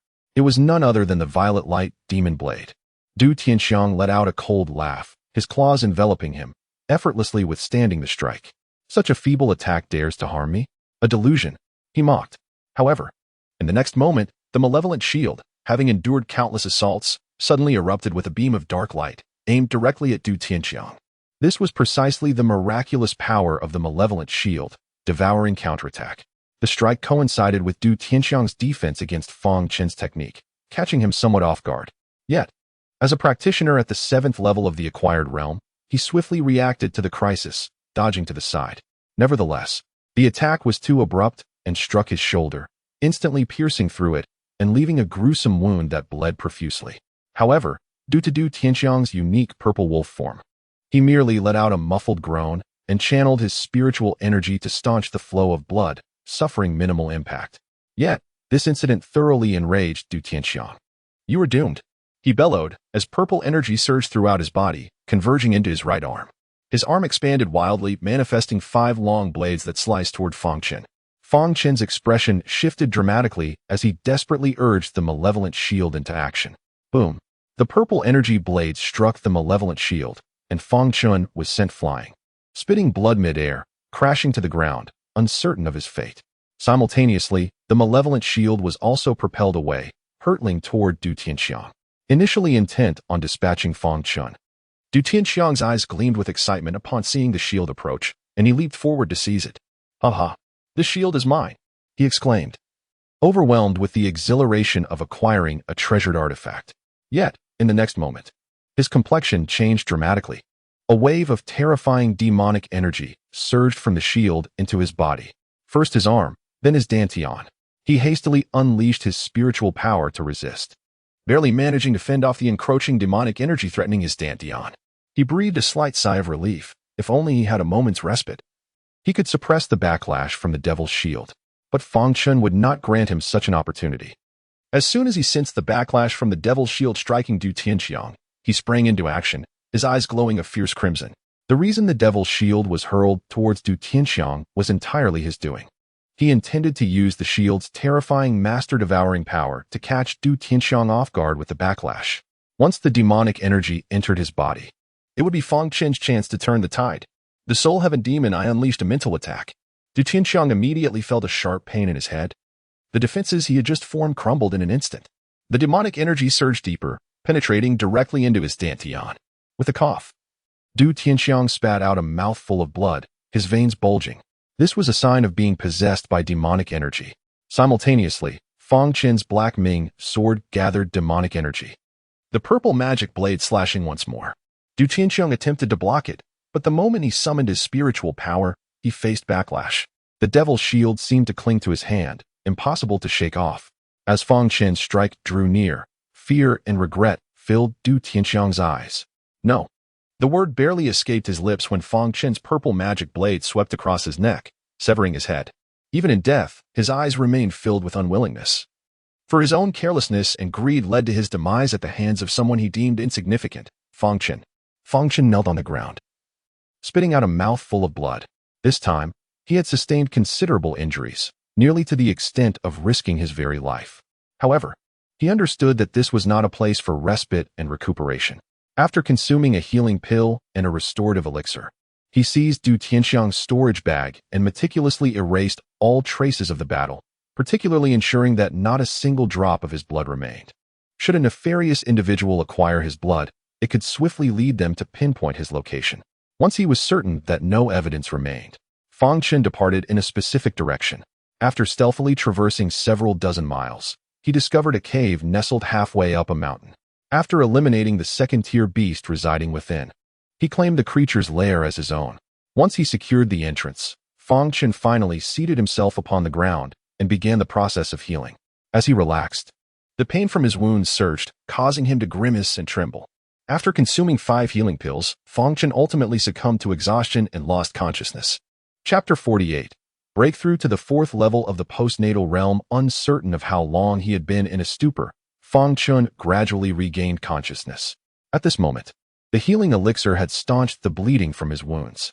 Yet, the lingering pain rendered even the slightest movement akin to enduring a whipping. Fortunately, the operation of the indomitable heart method alleviated his suffering considerably. He let out a wry chuckle, reflecting that had it not been for his physique as a sword demon body, which allowed him to fully absorb the elixir's medicinal properties, coupled with his cultivation at the 7th level of body refinement, he might very well have perished at the hands of that Du Tianxiang. After bandaging his wounds, he seated himself on the ground to assess his condition. To his astonishment, he remained frozen in disbelief. Wait, how did my physical cultivation break through to the 9th level of body refinement? What is happening? At this moment, his physical realm had unexpectedly advanced during his unconsciousness, and the foundation was solidified with scarcely any hint of instability. This must be attributed to the sword demon body, even when injured. The process of tempering could elevate his physical cultivation, advancing at a pace that rivaled the absorption of sword demon blood. However, such a method was fraught with peril, for sustaining injuries could easily lead to immediate demise or provide opportunities for others to exploit his vulnerability. Unexpectedly, this misfortune had turned into a blessing, enhancing his cultivation significantly. If he were to encounter a 7th level opponent again, he would no longer be so beleaguered. With this thought, a glint of cold light flickered in Fang Chen's eyes. He had no intention of lurking and hiding until the exit was revealed, since his adversaries sought to eliminate him in this new world. He would take it upon himself to annihilate them within this realm. Having embraced the path of darkness, Fang Chen was far from benevolent. First, he would inspect the treasures contained within Du Tianxiang's storage bag. He unfastened the storage bag and delved within. Du Tianxiang's treasures were significantly superior to those of others, boasting an impressive 3 zhang of space. Among them lay over 3,000 spirit stones, alongside a plethora of materials and herbs, their worth exceeding tens of thousands. Many of these items were of the 2nd and 3rd tiers, with some being exceptionally rare. Additionally, there were several vials of elixirs, approximately 5 or 6. The healing elixirs and those for restoring spiritual energy were of high quality, but what delighted Fang Chen the most was the discovery of 2 vials of spirit enhancement elixir. If consumed entirely, a breakthrough to the 4th level would pose no challenge whatsoever. Beyond that, there were several magical artifacts. Du Tianxiang's treasured sword was a 3rd-tier, yellow-grade artifact, highly valuable. Regrettably, as Fang Chen practiced swordsmanship, his combat prowess would not see an enhancement. The remaining items included a wolf's claw, a shield, and a long needle box. After some tinkering, Fang Chen discerned its purpose. This must be an artifact designed for tracking me, albeit only indicating a general direction. This explained why they had been unable to locate me. He decided to keep it, for it might prove useful in the future. He placed the long needle box back into the storage bag. Continuing his inspection for other valuable items, he indeed discovered an exquisite jade vial. Upon opening it, a fragrant aroma of elixir wafted forth, subtly enhancing his cultivation. What is this? A glimmer of excitement sparkled in Fang Chen's eyes as he poured out the contents of the jade vial. A golden-red elixir appeared in his hand, its enticing fragrance captivating. A third-tier spiritual vein elixir. This was comparable to the opening vein heavenly elixir. If I were to take it now, there would be no issue in opening the second meridian. First, I will open the meridian, then break through to the fourth layer of the acquired realm. Subsequently, I shall cultivate the fierce demon sword technique with both meridians to transcend the fourth level, and my strength will multiply. A faint smile graced Fang Chen's lips. Encountering a seventh-layer powerhouse under such circumstances would yield far more than mere combat prowess. However, he was not in haste to cultivate. First, he organized his belongings. He kept the useful items in his storage bag, while the useless ones were placed in another. Afterward, he examined the storage bag of the sixth-layer individual. But to his disappointment, this person's resources were not as substantial as those of the previous sixth layer. The spirit elevation pills were merely 1 or 2 in number. Yet, recalling that the previous sixth layer was weaker, he deduced that this one had likely just recently broken through, hence the scarcity of cultivation-enhancing items. Once he had organized everything, Fang Chen placed the spirit meridian pills and the spirit elevation pills before him. He then sat cross-legged on the ground, striving to attain his optimal state. Once prepared, he ingested the spirit meridian pill. Instantly, a surge of potent energy flooded into his body, guided by Fang Chen into the partially open meridian. The second meridian he was opening was the celestial meridian, which connects the sea of consciousness and the Danshians, holding significance equal to that of the central meridian. However, the central meridian is more suited to be the first opened, as it is the key pathway governing the entire body. For others, attempting to open these meridians would be exceedingly challenging, even with the spirit meridian pills, which are divine pills for meridian opening. In the early stages, 1 or 2 might suffice to open a meridian, but the difficulty of opening subsequent meridians will increase exponentially. Not only does one require a substantial quantity of the pulse-opening elixir, but the quality must also ascend to higher levels. However, Fang Chen's situation is different. After being transformed by the blood of the sword demon, the awakening of his meridians becomes exceedingly arduous. Yet, once awakened, his channels will prove to be far more formidable than those of others. This is the source of Fang Chen's confidence, as he believes that after unlocking his meridians, he can contend with those of the 7th level. Soon, Fang Chen immersed himself in his cultivation. Meanwhile, Du Tianxiang's lifeless body had been torn to shreds by passing beasts. At this moment, more than 20 individuals were gathered there, including Luo Xiu and Bai Xiangmei. They recognized Du Tianxiang through the token he had left behind. Yet their demeanor regarding his demise was remarkably composed. What a useless individual, to have perished at the hands of that mongrel, Luo Xiu scoffed disdainfully. Bai Xiangmei echoed her sentiment, remarking, he must have been caught off guard and ambushed by that mongrel. He deserves it for attempting to claim all the credit. Luo Xiu nodded in agreement, her eyes glinting with murderous intent. There are still 17 days until the exit opens. We must locate him within this time frame and eliminate him. Bai Xiangmei smiled alluringly and replied, rest assured, Senior Sister Luo. I shall deploy my white butterflies everywhere. As soon as he appears, I will sense his location. He will have no chance of escape.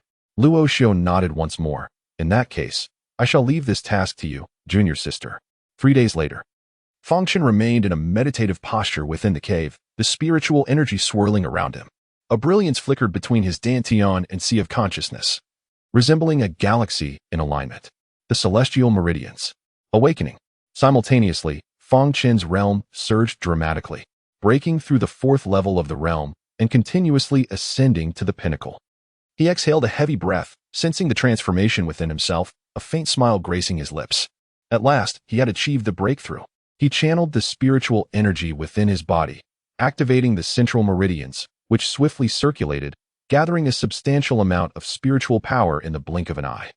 It should be noted that while the meridians primarily serve to rapidly converge spiritual energy, the eruption of divine abilities necessitates a robust reservoir of spiritual power.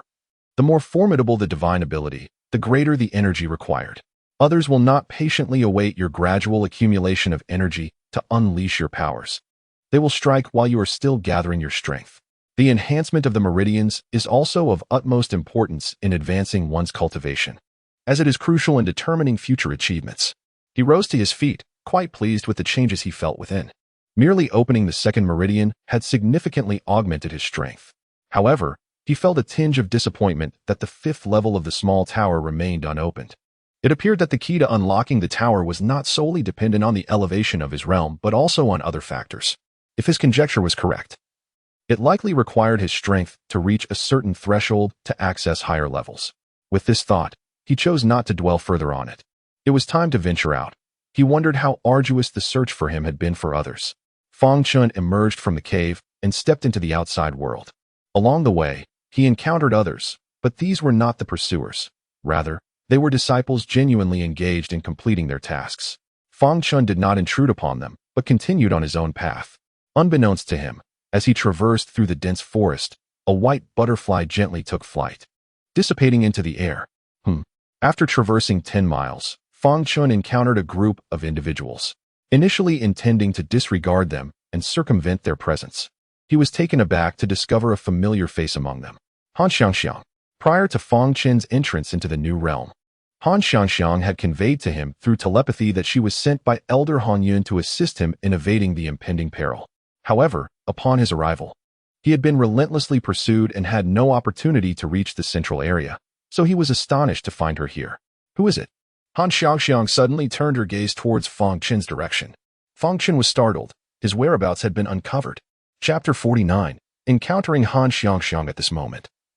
Han Xiangxiang was not alone. 2 others were present. Their position suggested a master and a servant dynamic. The man in front held his head high, wielding a folding fan, exuding an air of elegance. Behind him, the other man bowed slightly, nodding and showing deference to the one ahead. Upon hearing Han Xiangxiang's words, both men immediately became wary. Han Xiangxiang's spiritual awareness was significantly more powerful than that of her peers, which had ensured their safe passage thus far. Fang Chen had intended to remain hidden, but upon realizing that Han Xiangxiang had sensed his presence, he stepped forward. Seeing Fang Chen, Han Xiangxiang's face lit up with a smile. Fang Chen, you are alive. For many days, she had roamed the central area, hoping to wait for Fang Chen's arrival. However, as time in the new world had already passed its halfway mark without his appearance, she had feared he might have perished, only to discover he was thriving. Fang Chen smiled faintly and nodded. It was merely a stroke of luck. Fang Chen, the one pursued by senior brother Luo? You, this bastard, are still alive?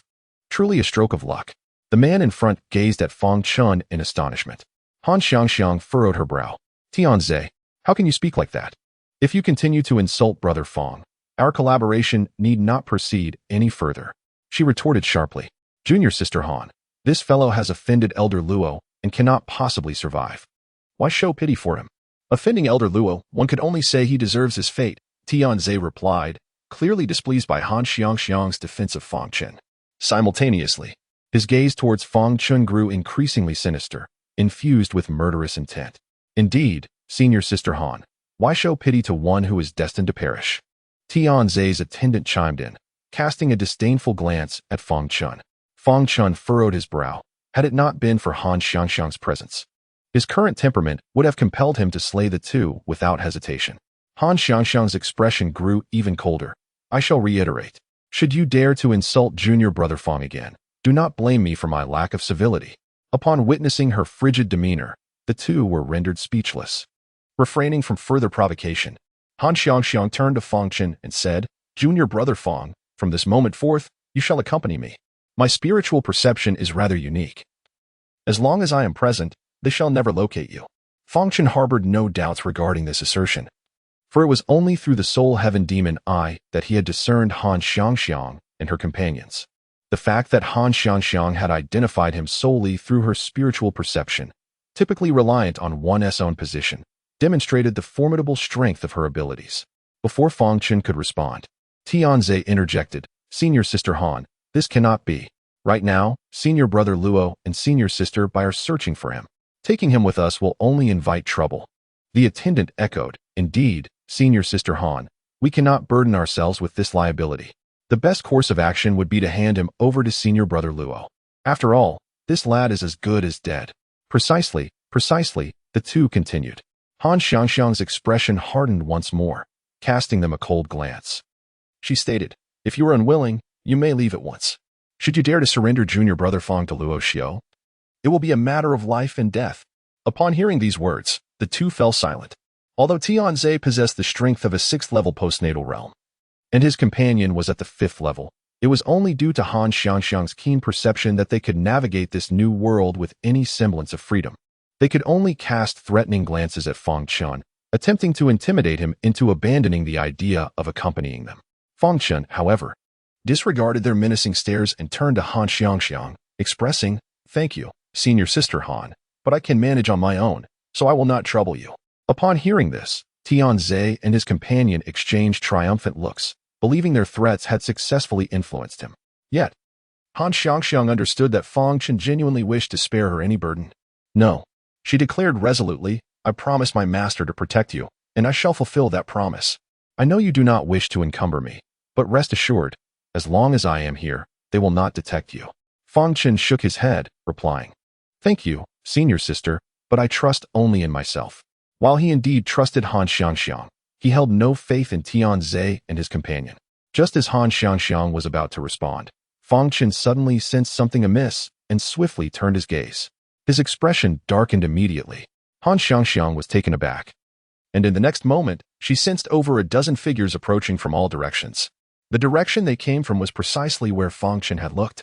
This revelation left her utterly astonished. Fang Chen had detected their presence even faster than she had. "Junior brother Fang, we must leave quickly. They are pursuing us." She understood that now was not the time for discussion and urged him urgently. Tianze was momentarily stunned, but soon realized that Luo Xiao was in pursuit. A glimmer of excitement flashed in his eyes. If we can capture Fang Chen for Luo Xiao, it would be an excellent opportunity to curry favor with Elder Luo. Very well. Fang Chen nodded and prepared to depart. However, Tianze and his henchmen obstructed his path, sneering, "Where do you think you're going?" Fang Chen's expression turned icy at this. He understood that they intended to delay him until their reinforcements arrived. "Move aside." He had no intention of engaging in idle chatter. The He Ming sword appeared in his hand. With a single stroke, he unleashed his power. Now, at the 4th level of the postnatal realm, having activated 2 meridians and wielding the sword with his dual combat techniques, he was no longer the weakling who had struggled against a severely injured 6th-level adversary. As Fang Chen's formidable sword strike bore down upon him, Tianze's countenance shifted in alarm, and he hastily raised his sword to defend himself. Bang! Yet, he was still sent flying by Fang Chen's strike. Though uninjured, he felt a violent tremor in his chest. How is this possible? Tianze gazed at Fang Chen in disbelief. He was merely at the 4th level. Logically, he shouldn't possess such combat prowess. "Young master," the henchman, witnessing this, attempted to step forward to intercept Fang Chen once more. However, Han Xiangxiang, astonished that Fang Chen could repel Tianze with a single blow, hesitated for a moment before declaring, "Let us see who dares to obstruct him." With that, she brandished her jade sword to block the henchman and swiftly struck him back with a single blow. "Junior brother Fang, quickly flee," she urged Fang Chen. Fang Chen sensed the pursuers drawing ever closer and, without further ado, made a beeline for an escape route. Though Tianze sought to obstruct him, Fang Chen executed the extreme shadow step, his speed vastly enhanced. In the blink of an eye, he vanished into the dense forest, disappearing from sight. Just as Fang Chen departed, merely 5 breaths had passed when over 20 figures swiftly materialized before Han Xiangxiang and her companions. Among them were Luo Xiao and Bai Xiangmei. They gazed at Han Xiangxiang's group with furrowed brows.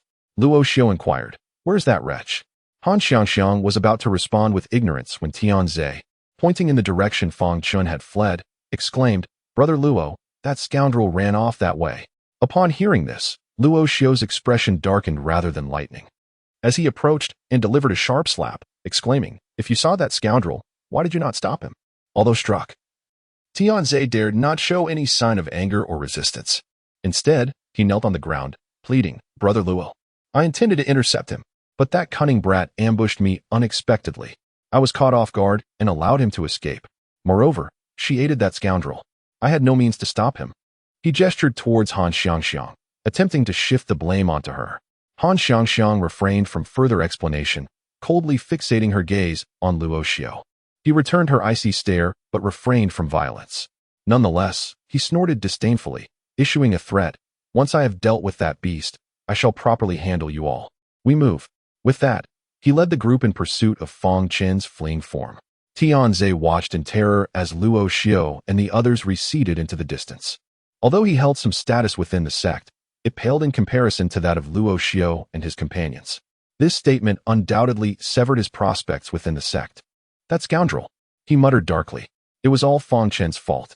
Were it not for him, how could I possibly offend Luo Xiao and the others? If I encounter that wretched individual again, I shall certainly dismember him. Han Xiangxiang's countenance was cold and profoundly gloomy, yet she refrained from saying much. She merely cast a glance at Tianze and said indifferently, "Let us depart." Tianze was taken aback, gazing at Han Xiangxiang in disbelief, thinking she no longer intended to collaborate. However, Han Xiangxiang calmly remarked, "Our relationship is merely one of cooperation for the sake of treasure. Once the treasure is secured, there shall be no further ties." Chapter 50. A perilous situation. Since it is merely a matter of collaboration, emotional ties can be set aside for the time being. After all, once the partnership is concluded, there will be no further entanglements with the other party. She remarked coldly, however, "You would do well not to play tricks." Otherwise, Tianze revealed a faint smile. "Rest assured, Senior Sister Han." Fang Chen fled at full speed, yet behind him, Luo Xiao and her companions were relentless in their pursuit, the distance between them shrinking to a mere 1,000 feet, nearly allowing them to glimpse each other as figures. Simultaneously, Luo Xiao commanded her subordinates to encircle Fang Chen, intent on trapping him. Thanks to his formidable spiritual awareness and the soul heaven demon eye, Fang Chen was acutely aware of their movements. Without a moment's hesitation, he activated the Earth Escape Talisman, seeking to create some distance from his pursuers. Observing this, Luo Xiao let out a cold laugh. "An Earth Escape Talisman? You can't truly believe you are the only one with such an item." One by one, they produced their own Earth Escape Talismans, which were of a superior grade compared to Fang Chen's. Instead of pulling away, the distance between them continued to diminish, now reduced to 500 feet. Realizing that their talismans were equally effective, Fang Chen understood that if this continued, he would inevitably be caught. After a moment of contemplation, he retrieved a map artifact, one belonging to Du Tianxiang. During his seclusion, Fang Chen discovered that this map artifact could assimilate data from other map artifacts, rendering his own far more comprehensive. The map he held incorporated information from dozens of individuals, making it exceedingly detailed, nearly encompassing the entirety of this miniature world. Through the map, Fang Chen discerned several locations that remained uncharted, marked ominously with the words "dangerous area." Fang Chen understood that these places were undoubtedly perilous. However, he felt no fear. Instead, a faint smile graced his lips. "You wish to take my life? Then accompany me into the depths." With that, he swiftly made his way toward the nearest danger. The new world was not vast, and with the aid of the Earth-escaping talisman, he reached his destination in the time it takes for a stick of incense to burn. Before him lay a peculiar thicket, where the trees were not the usual verdant green, but rather a haunting shade of crimson, as if stained by blood. The sky above, tainted by the eerie hue of the forest, appeared to be drenched in red, exuding an unsettling aura. This place was designated as the Blood Mist Forest, fraught with peril, and according to records, it harbored many mythical beasts that had never been encountered before. Fang Chen mused to himself. Meanwhile, behind him, Luo Xiao and Bai Xiangmei had also pursued him. Upon witnessing this, Fang Chen did not hesitate. He promptly entered the Blood Mist Forest. Luo Xiao and Bai Xiangmei halted, their brows furrowed as they gazed at the vanishing figure of Fang Chen. They were well aware of the dangers of the Blood Mist Forest and felt a sense of trepidation. They had not anticipated that Fang Chen would boldly venture within. "Is this brat not afraid of death?" Luo Xiao remarked coldly. "Shall we pursue him?" Bai Xiangmei inquired. "Of course we shall pursue him. However, there is no need to rush. We will wait for the others to arrive before we follow," Luo Xiao replied. "Although danger lurks within, it is not devoid of life. This time, we must ensure that this scoundrel meets his demise. He cannot be afforded even a moment's respite." "Agreed," Bai Xiangmei nodded. Before long, others caught up with them. Upon learning that they were to enter the Blood Mist Forest, their expressions turned grave. Some individuals began to harbor doubts, reluctant to continue the pursuit. Upon noticing this, Luo Xiao coldly remarked, "Esteemed junior brothers and sisters, you have all benefited from my master's generosity. To accept such benefits without fulfilling your obligations, you should be well aware of the consequences." This statement caused those contemplating withdrawal to halt abruptly. They were acutely aware of Luo Tian's ruthless nature. Failing to act after receiving compensation could lead to a fate as dire as that of Fang Chen. Bai Xiangmei interjected, there is no need for undue concern. Although peril lurks within, the level of danger is not excessively high. As long as we cooperate and exercise caution, we shall surely remain unscathed. In contrast, that bastard is alone, ahead of us. It is entirely possible that he will meet his demise before long. Her words served as a comforting assurance, easing the anxiety of those present. Observing this, Luo Xiao gestured, let us proceed, enter the forest.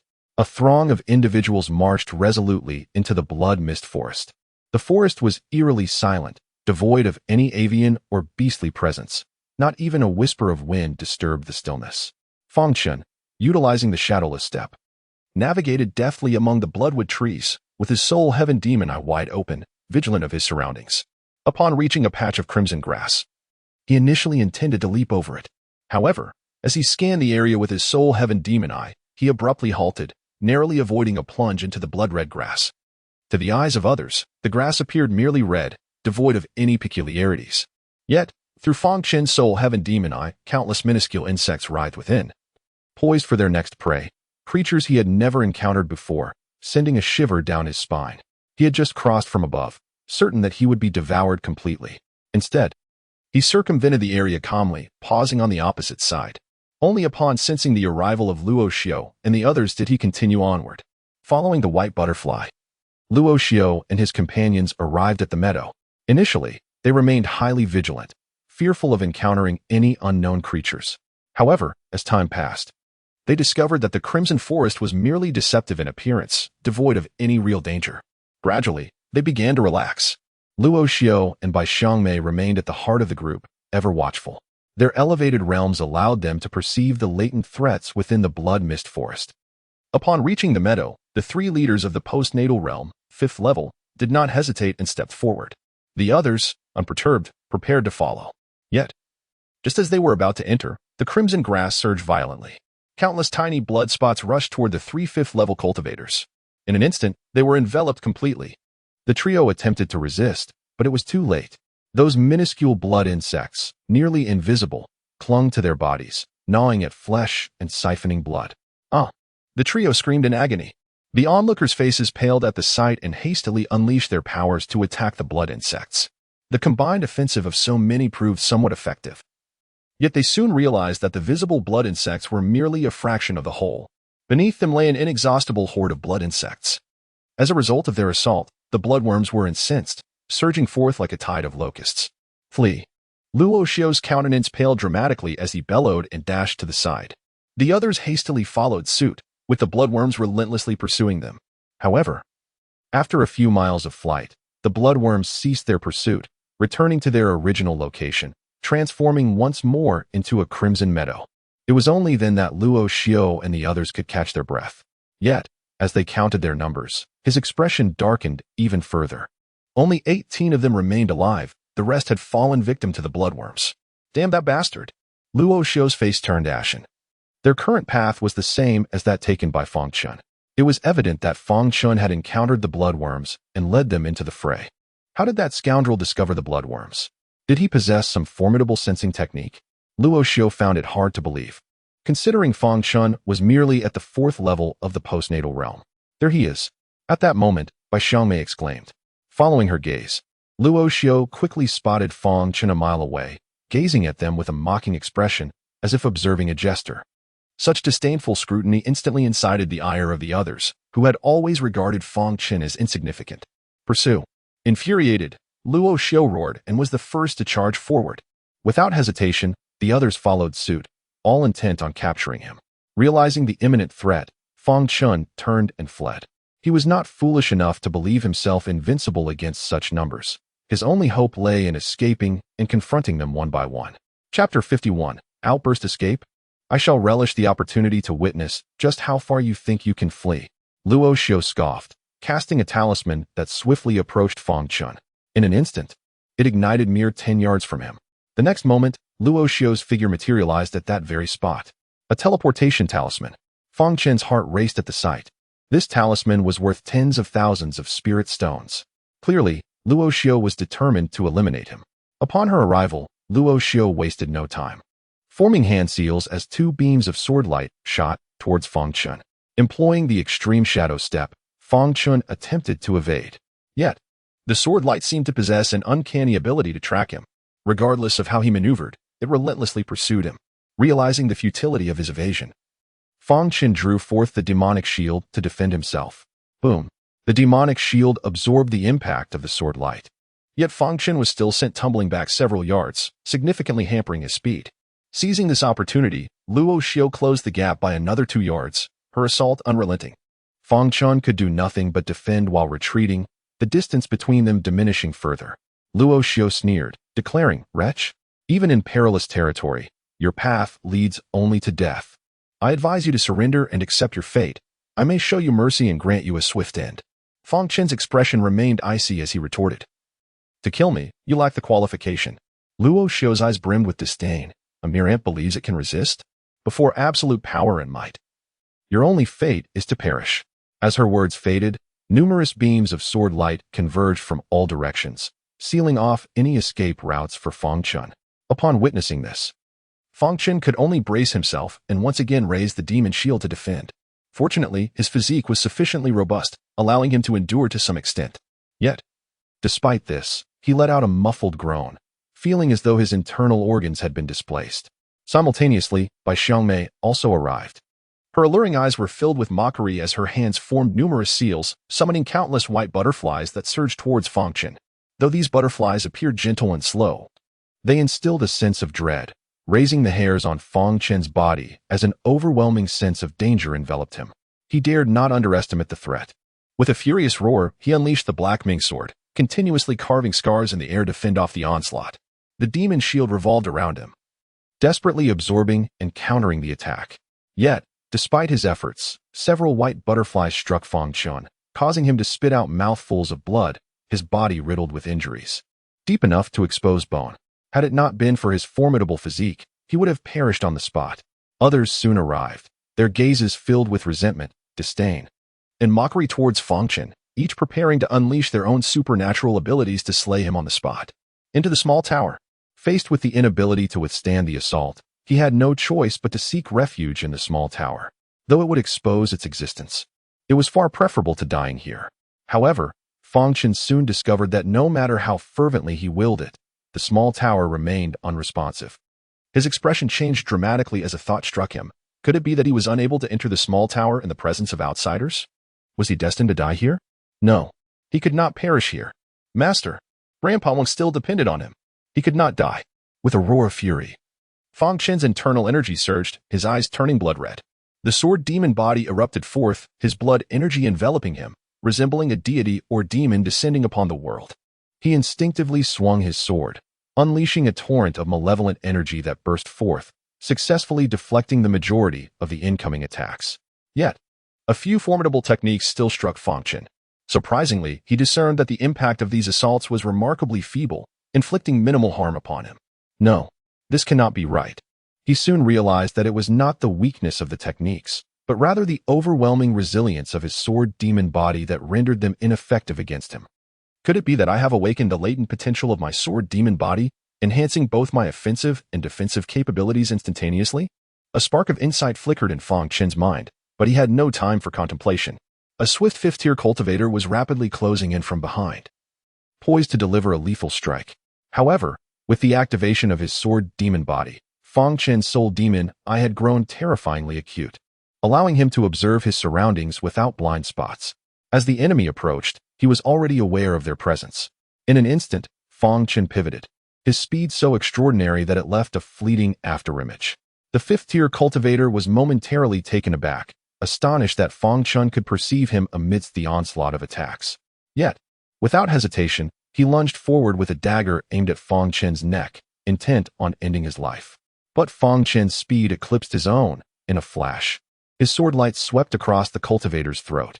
Before blood could even spurt forth, Fang Chen's figure vanished, propelled forward by the explosive speed of his shadow step technique. His pace was so swift that even Luo Xiao failed to react in time. "You audacious wretch! How dare you slay my people? You shall pay dearly!" Luo Xiao bellowed in fury, once again pursuing Fang Chen. Fang Chen's gaze was icy as he coldly declared, "Luo Xiao, I, Fang Chen, Swear to keep you all here forever. Chase him. Luo Xiao barked, swiftly pursuing Fang Chen. However, with Fang Chen's extreme shadow step having ascended to the second tier in conjunction with the Earth Escape Talisman, his speed had significantly increased. Although Luo Xiao and his companions had not been completely shaken off, closing the gap in a short time proved to be exceedingly difficult. Damn it! Luo Xiao's expression darkened, astonished by Fang Chen's resilience. Keep chasing. Once his Earth Escape Talisman is exhausted, it will be his doomsday, he shouted. Fang Chen was acutely aware of this, his mind racing with strategies to counteract the threat.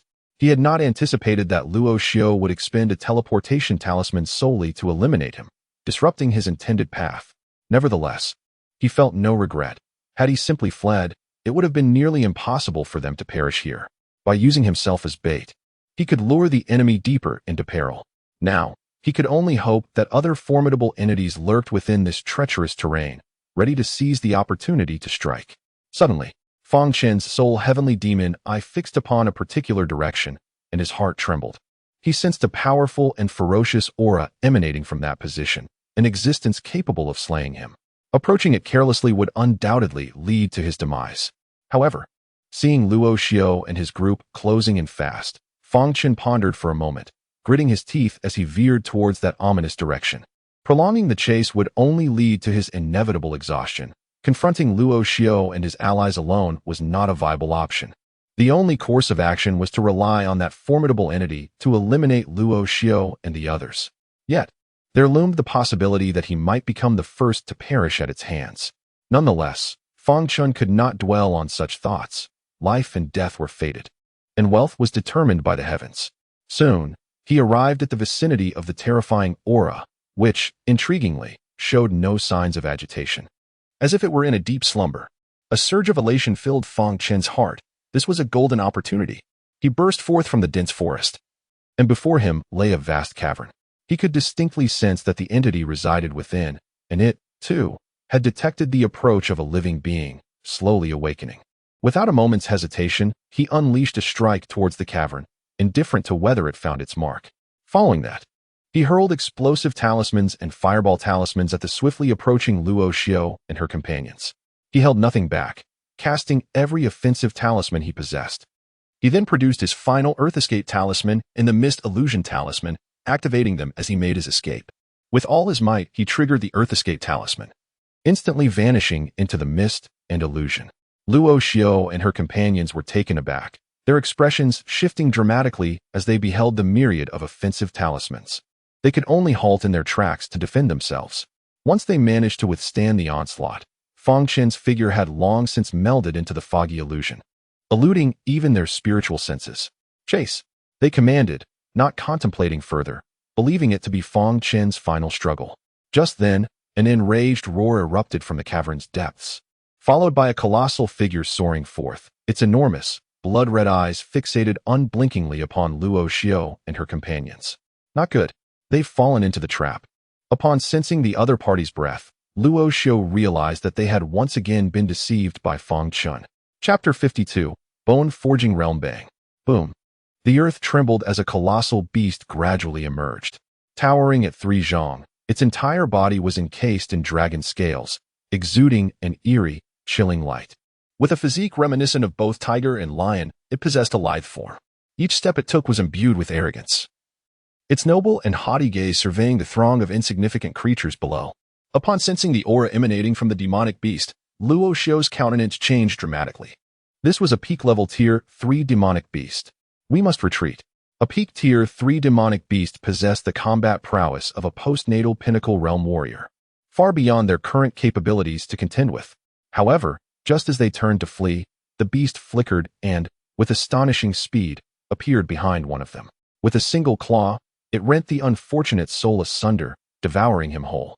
In a swift motion, it vanished again, reappearing in front of a 5-fold cultivator. The 5-fold cultivator had no time to react before being struck down and consumed. Witnessing this, Luo Xiao's expression shifted in horror. The creature's speed was unparalleled. Their only fate was to be picked off one by one. He bellowed, "Stop running. Gather together and confront this beast. At the pinnacle of the postnatal realm, we still have a chance. Fleeing will surely lead to our annihilation." Upon hearing his words, they hastily assembled. The demonic beast, observing this, showed no sign of anger, regarding them with the disdainful gaze one might reserve for insects. Then, with a flicker, it vanished into the depths of the forest. Luo and the others exchanged puzzled glances, wondering if the beast had retreated. But in the next instant, it lunged forth, striking down one of their number with blinding speed before disappearing back into the thicket. In the eyes of the crowd, terror was palpable, for it seemed that their adversaries intended to utilize the concealment of the dense forest to eliminate them one by one. Luo Xiao bellowed, "Destroy the forest." He was the first to strike, wielding his sword amidst a dazzling display of countless sword lights, obliterating a number of trees in the process. Witnessing this, the others also sprang into action, swiftly clearing a vast open area. The beast, previously shrouded in secrecy, was now completely exposed before Luo Xiao and his companions. Yet, it remained unperturbed, gazing down upon them with an air of haughty disdain. "Attack! Slay this wretched creature." Luo Xiao's eyes blazed with fury as he shouted. Having been deceived by Fang Chen and now belittled by this beast, his rage was palpable. He yearned to rend the creature and Fang Chen into pieces. The remaining individuals did not hesitate, launching their assaults with fervor. Although this beast was formidable, it was merely a pinnacle level 3 monster. Faced with such a multitude of attackers, it could not afford to be complacent. Boom! The clash of beast and man erupted as over a dozen assailants engaged in a fierce battle, each intent on vanquishing the other. Meanwhile, Fang Chen sat cross-legged atop a great tree, a distance away. At this moment, he had consumed several medicinal pills, managing to suppress his injuries. Yet full recovery would require time. However, he was in no rush, for the confrontation between Luo Xiao and the beast would not conclude swiftly. Indifferent to the chaos below, he remained seated in meditation, focusing on his recovery. As his wounds gradually mended, his sword demon physique underwent further refinement. Due to the severity of his injuries, the refining process reached its pinnacle, bringing him to the brink of entering the bone-forging realm. The bone-forging realm, an essential and pivotal process in the cultivation of the body, it encompasses the refining, tempering, and replacement of bones. Bones are of utmost importance to humanity, serving as the very foundation of physical cultivation. Without bone tempering, no matter how formidable the flesh may appear, it remains weak and hollow. The bone-forging realm is divided into 9 stages. The first 3 focus on the limbs, the middle 3 on the core, and the final 3 on the cosmos, symbolized by the head. Fang Chen felt himself on the verge of entering the bone-forging realm, and he had no intention of conserving the last drop of blood of the sword demon. He directly employed it for the enhancement of his physical form. Crack! Crack! The bones within Fang Chen's body emitted a series of crisp sounds as he furrowed his brow, drenched in cold sweat. The process of refining the body and breaking through to the bone-forging stage is no trivial endeavor. Bones are notoriously difficult to cultivate, and the initial step is exceptionally arduous. The cultivation process demands not only the relentless refinement of bones, but also the endurance of excruciating pain akin to the shattering of one's bones. A torment beyond the capacity of ordinary individuals. This is why most cultivators opt for the path of enlightenment rather than physical cultivation. The latter is not only costly, but also fraught with suffering. While it may appear that Fang Chen expended little effort, this is due to his possession of the sword demon physique and the invaluable blood of the sword demon. The consumption of merely the sword demon's blood can equate to the cumulative expenditure of hundreds of physical cultivators. This is one of the reasons for his rapid advancement. Fang Chen gritted his teeth, enduring the agony of bone forging for an entire hour. Fortunately, his willpower was sufficiently robust. Otherwise, he would have succumbed to the process, resulting in shattered bones and severe injury. Once bones are shattered, the possibility of embarking on the path of physical cultivation is irrevocably lost. But who is Fang Chen? Endowed with the body of a sword demon and an indomitable will? How could he possibly face defeat? Accompanied by a dazzling flash of golden light, his physical presence surged dramatically. He had transcended to the first level of the bone-forging realm. Instantly, Fang Chen's aura underwent a profound transformation, his physical strength now equating to 500 dings. Moreover, his Dao realm advanced further, reaching the pinnacle of the 4th level. At that moment, the small tower within him reacted once more, unlocking its 5th layer. Without a moment's hesitation, Fang Chen entered, for he desperately needed the treasures contained within, ideally those capable of resolving his current predicament. Upon entering the 4th layer of the small tower, he approached a wooden table and directly opened a wooden box. Inside lay 8 drops of sword demon blood, which Fang Chen swiftly absorbed into his dantian without a moment's pause. He then turned his gaze towards another treasure, which revealed 3 talismans. As he picked up a talisman and examined it closely, a flicker of delight sparked within him. The 3 talismans were distinct from one another. One was a lethal talisman, capable of slaying any formidable opponent below the Dao realm. Another was a teleportation talisman, allowing for instantaneous travel across 1,000 miles without leaving a trace. And the final one was a defensive talisman, an automatic protective charm that could block any attack from an adversary beneath the Dao realm, activating on its own in the face of danger. In essence, Fang Chen had acquired an additional life. Most importantly, these 3 talismans were reusable, each capable of being employed 3 times. This meant that Fang Chen now possessed the means to eliminate 3 adversaries below the Dao realm. A slight smile graced his lips as he thought of one individual. Luo Tianxiao, do you not wish to take my life? I am eager to witness who shall meet their demise. He withdrew from the small tower, his gaze sharp and profound as he fixed it upon the battleground where Luo Xiao and the others clashed with the beast. At this moment, only 8 individuals remained on Luo Xiao's side, 2 at the 7th level, 2 at the 6th, and 3 at the pinnacle of the 5th, while the rest had perished at the hands of the beast. Both Luo Xiao and Bai Xiangmei bore injuries, though theirs were comparatively minor. The others were likewise wounded, their injuries varying in severity. Yet, the beast was not without its own afflictions, even as a pinnacle 3rd-level creature. It had sustained numerous wounds from the onslaught of so many. Nevertheless, in contrast to Luo Xiao and his companions, it remained fierce and proud. However, Luo Xiao and his allies were gradually becoming accustomed to the beast's attack patterns, leading to a stalemate, with neither side gaining the upper hand. Cursed creature! Damn beast!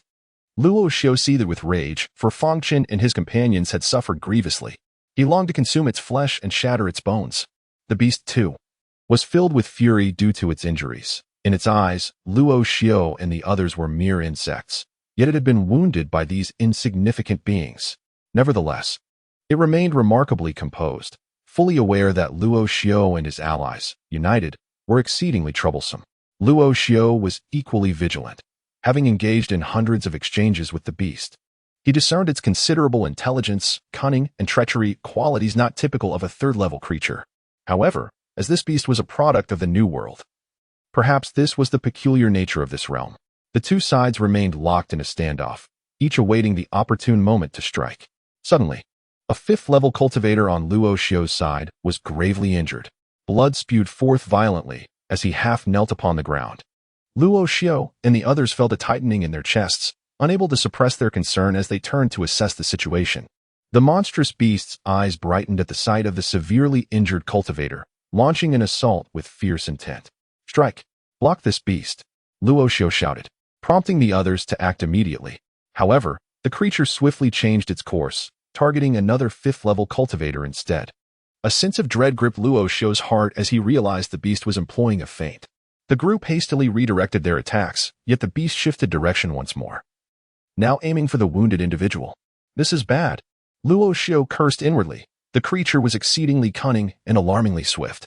They could only watch helplessly as their abilities missed the elusive beast, resulting in the grievously injured cultivator being torn apart by a single swipe, reduced to a mist of blood in the air.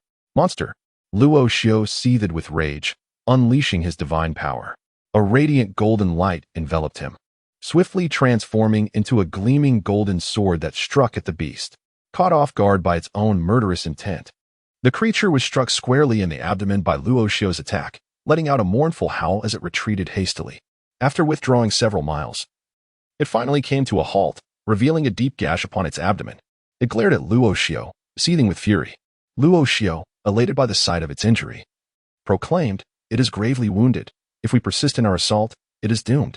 Yet, the ensuing scene left everyone astounded, as the beast abruptly turned and fled into the dense forest, escaping without hesitation. Chapter 53. The Battle with Luo Xiao and Bai Xiangmei. Damn beast! Luo Xiao exclaimed, her anger boiling over. Unlike other demon beasts that would unleash their primal fury when injured, this particular creature chose to retreat instead. Both Luo Xiao and Fang Chen, who stood at a distance, were momentarily taken aback. Is it truly possible for a demon beast to behave in such a manner? It appeared that this beast possessed a level of intelligence comparable to that of a human. His gaze shifted back to Luo Xiao and her companions, transforming into a frigid and merciless glare. 7 individuals remained. 2 of the 7th-level fighters were injured, yet their wounds were not severe. Among the remaining 5, 2 were gravely wounded, 2 sustained lighter injuries, and 1 was unscathed. Although the situation was perilous, action was imperative.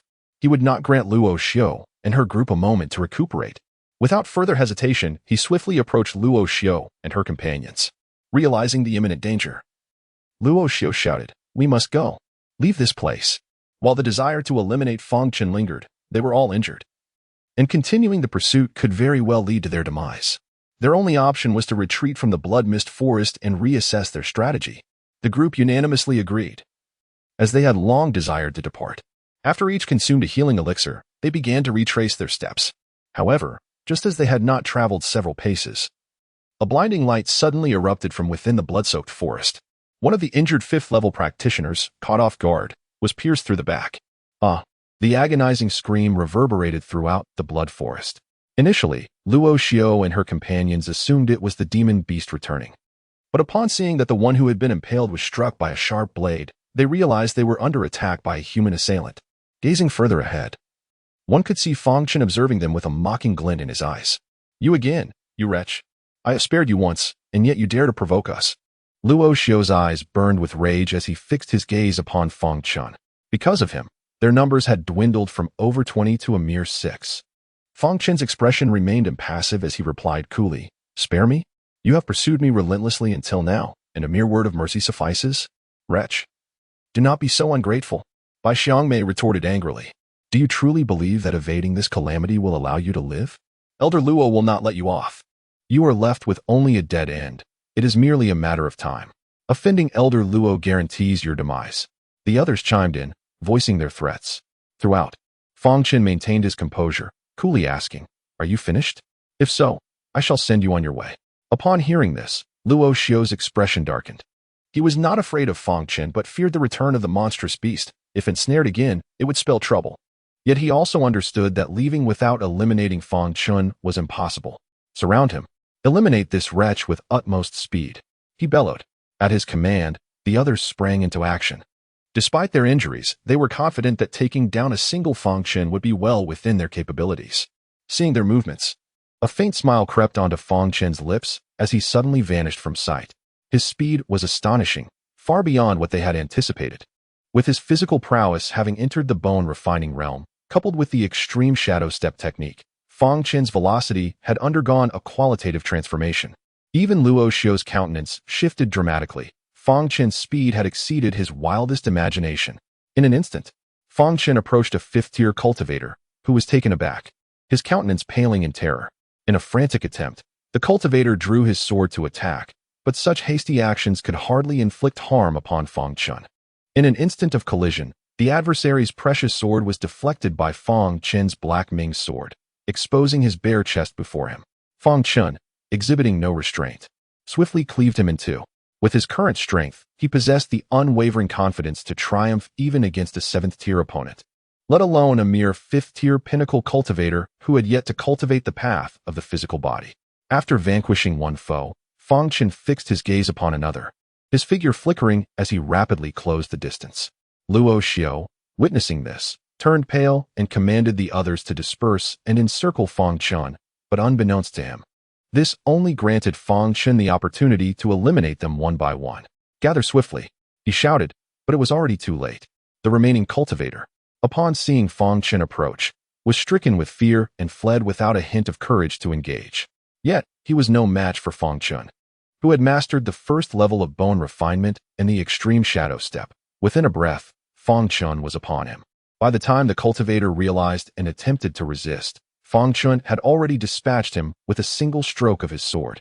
The others, now acutely aware of Fang Chen's formidable prowess, felt an overwhelming dread and refrained from any thought of confrontation, hastening towards Luo Xiao for safety.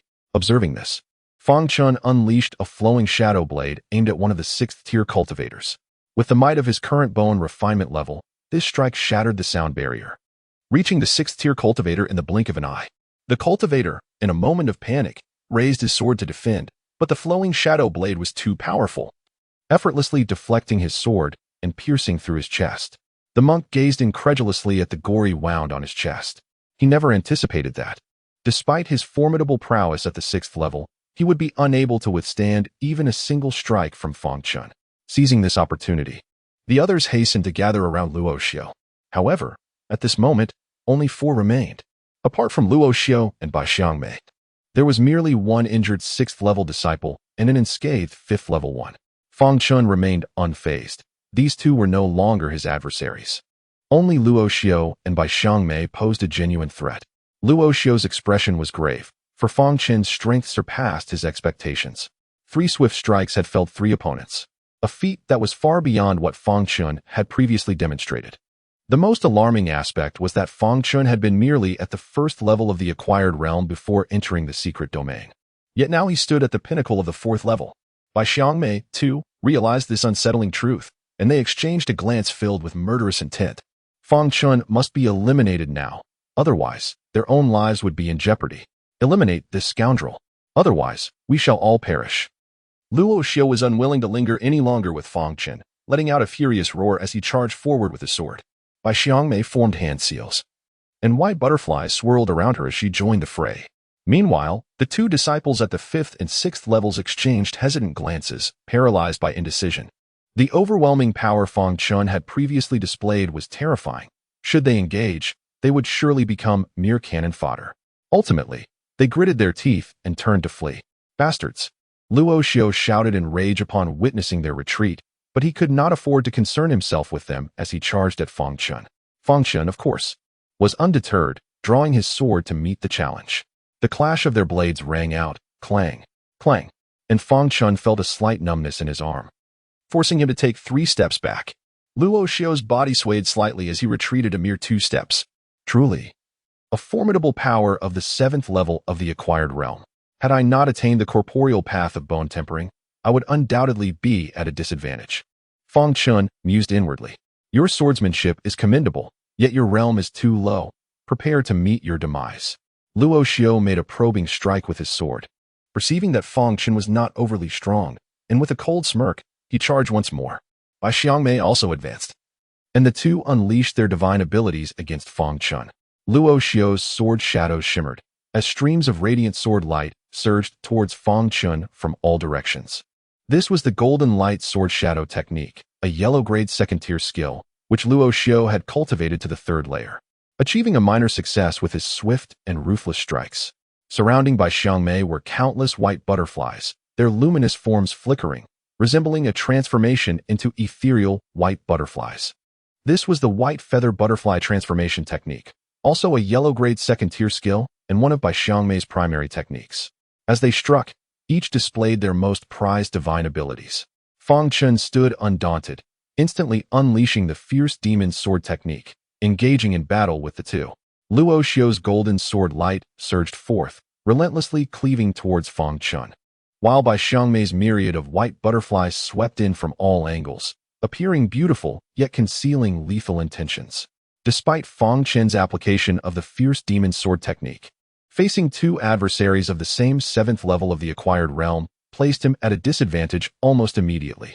Observing this, Luo Xiao let out a cold chuckle, saying, "Although I do not comprehend how you have ascended so rapidly or acquired the capability to fight beyond your level, I am certain that upon your demise, I shall attain the answers I seek." A glimmer of greed flickered in his eyes. If only he too possessed the strength to battle beyond his realm. I believe I can become the pinnacle genius of the Heavenly Feather sect. Do you think my strength is insufficient? A faint smile graced Fang Chen's lips. In the face of such a disparity in realms, you are undoubtedly doomed, Luo Xiao proclaimed with pride. Then you may give it a try, Fang Chen replied nonchalantly, as the aura of the great Dao surged behind him, manifesting the script of the sword. Chapter 54, Cunning Dao Text. Impossible. How could a bastard like you awaken Dao Text? Luo Xiao exclaimed, his eyes wide with disbelief, shaking his head vigorously. He considered himself exceptionally gifted and believed he could awaken Dao Text in the innate realm, becoming one of the top talents of the Heavenly Feather Divine sect. Yet, even he could not fathom achieving such a feat in the acquired realm. Yet, this individual, whom he deemed a mere bastard, had accomplished it. Fake. It must be fake. Bai Xiangmei's once confident and disdainful expression was now replaced with shock and disbelief. Fang Chen remained composed, coldly gazing at them. Fake? Then take another look and see if this is real. As his words fell, another character materialized, the character for battle. The two Dao texts radiated an aura of grandeur, powerful and enigmatic. Two Dao texts. Luo Xiao and Bai Xiangmei were left dumbfounded. To awaken two Dao texts in the acquired realm required a prodigious talent beyond imagination. In that moment, they realized they had provoked an existence they should not have. Now, you may die. Bloodlight surged around Fang Chen as the sword demon body erupted forth. His entire being was enveloped in demonic energy, his eyes blood red, with crimson runes swirling around him, and his aura skyrocketing. This was a state Fang Chen had previously unleashed during a life-and-death crisis, though it had not been a complete manifestation at that time. Now, with his physical body having reached the bone-forging realm, he could fully support the eruption of the sword demon body. Fang Chen referred to this state as sword demon transformation. Do not hold back any longer. Kill him. Luo Xiao sensed impending doom and shouted to Bai Xiangmei. The long sword shimmered with golden radiance, resembling a divine blade that cleaved through the air, emitting a piercing shriek. Surrounding Bai Xiangmei, white butterflies swiftly converged, transforming before her into a colossal white butterfly. As the butterfly unfurled its wings, a fierce gale erupted, hurtling towards Fang Chen. Both combatants unleashed their most formidable powers, intent on vanquishing him. Fang Chen, now a sword demon, bore an expression of cold indifference akin to a bloodthirsty fiend. He raised the Black Ming sword, which trembled incessantly, not from fear of Luo Xiao and Bai Xiangmei, but rather from the dread of the transformed Fang Chen. As the two formidable powers drew nearer, the malevolent energy surrounding the Black Ming sword surged wildly. In the instant the two mightiest abilities collided, Fang Chen swung his sword. The purple light blade sliced through the air with devastating force. Bang! Upon impact, the purple light blade obliterated their powers effortlessly, rendering them incapable of resistance. How is this possible? Luo Xiao and Bai Xiangmei exclaimed, their eyes wide with disbelief.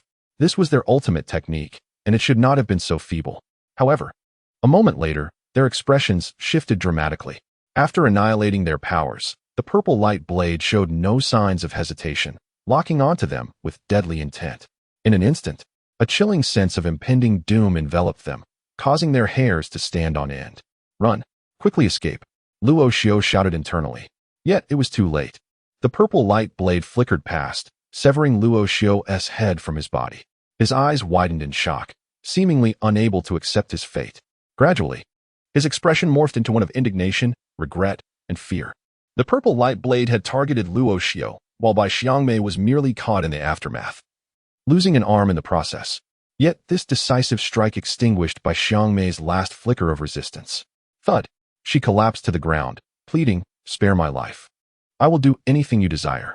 I am skilled at pleasing men. I have mastered the arts of intimacy, and I will surely satisfy you." But Fang Chen showed no hesitation. With a single stroke, he severed her throat. Bai Xiangmei's eyes widened in shock, tears cascading down her cheeks, filled with regret and bewilderment. Was it that her beauty was insufficient? Was he truly unmoved? Thud! Overwhelmed with confusion, she fell to the earth, devoid of life. This time, she suffered no wounds. It was a marked improvement from the last encounter. Fang Chen withdrew from his sword demon form, assessing his own condition. It was no surprise that he could easily dispatch Bai Xiangmei, as he had now reached the bone refinement realm in physical cultivation, and his spiritual practice had ascended to the 4th level. Both Luo Xiao and Bai Xiangmei had not cultivated their physical prowess. Despite their 3 minor realms of superiority over Fang Chen, the disparity was not as vast as it appeared. Furthermore, with Fang Chen wielding a sword, embodying the essence of battle, and possessing the sword demon physique, they were hardly his match. Both women were at the 7th level, and Fang Chen sought to claim any valuable items they possessed. He approached Luo Xiao, bending down to retrieve the storage pouch at her waist. Just then, a chill coursed through him from behind. A murderous intent locked onto him. His expression shifted dramatically. Without a moment's hesitation, he summoned the blood demon shield to protect his rear. Clang! A sharp collision echoed as the shield was sent flying, unable to thwart the deadly threat from behind. Yet this momentary distraction granted Fang Chen the opportunity to react. He swiftly turned, raising the Black Ming sword to defend himself. Boom! Even so, Fang Chen was still struck, and and sent flying. He soared over 20 zhong, crashing into and uprooting several large trees before finally coming to a halt. He spat out a few mouthfuls of blood and glanced down at his chest, discovering a gaping wound deep enough to reveal bone. This blow nearly cost him his life. Cursing under his breath, he regretted his decision to block the attack. Had he chosen not to intervene, he could have activated his defensive talisman and emerged unscathed.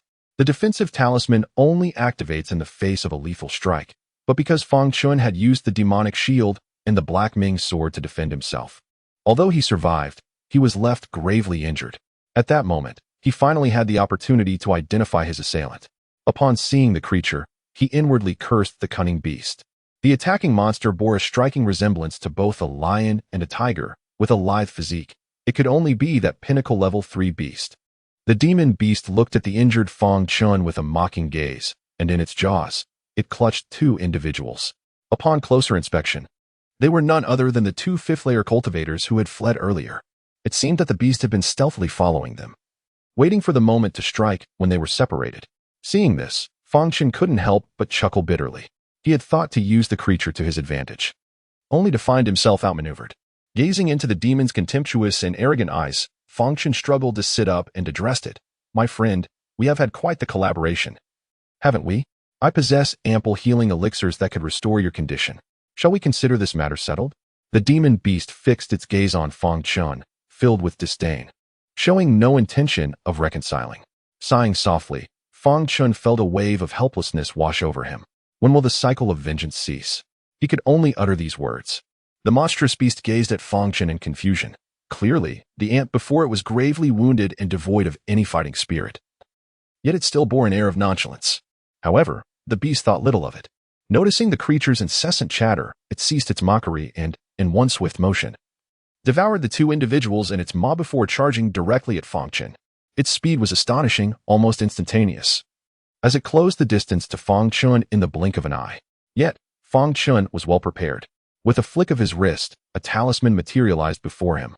The very attack talisman he had procured from the small tower. Without hesitation, he activated the talisman. The crimson symbols upon it whirled and transformed into a red point of light. In an instant, the light locked onto the beast, piercing through its skull with blinding speed.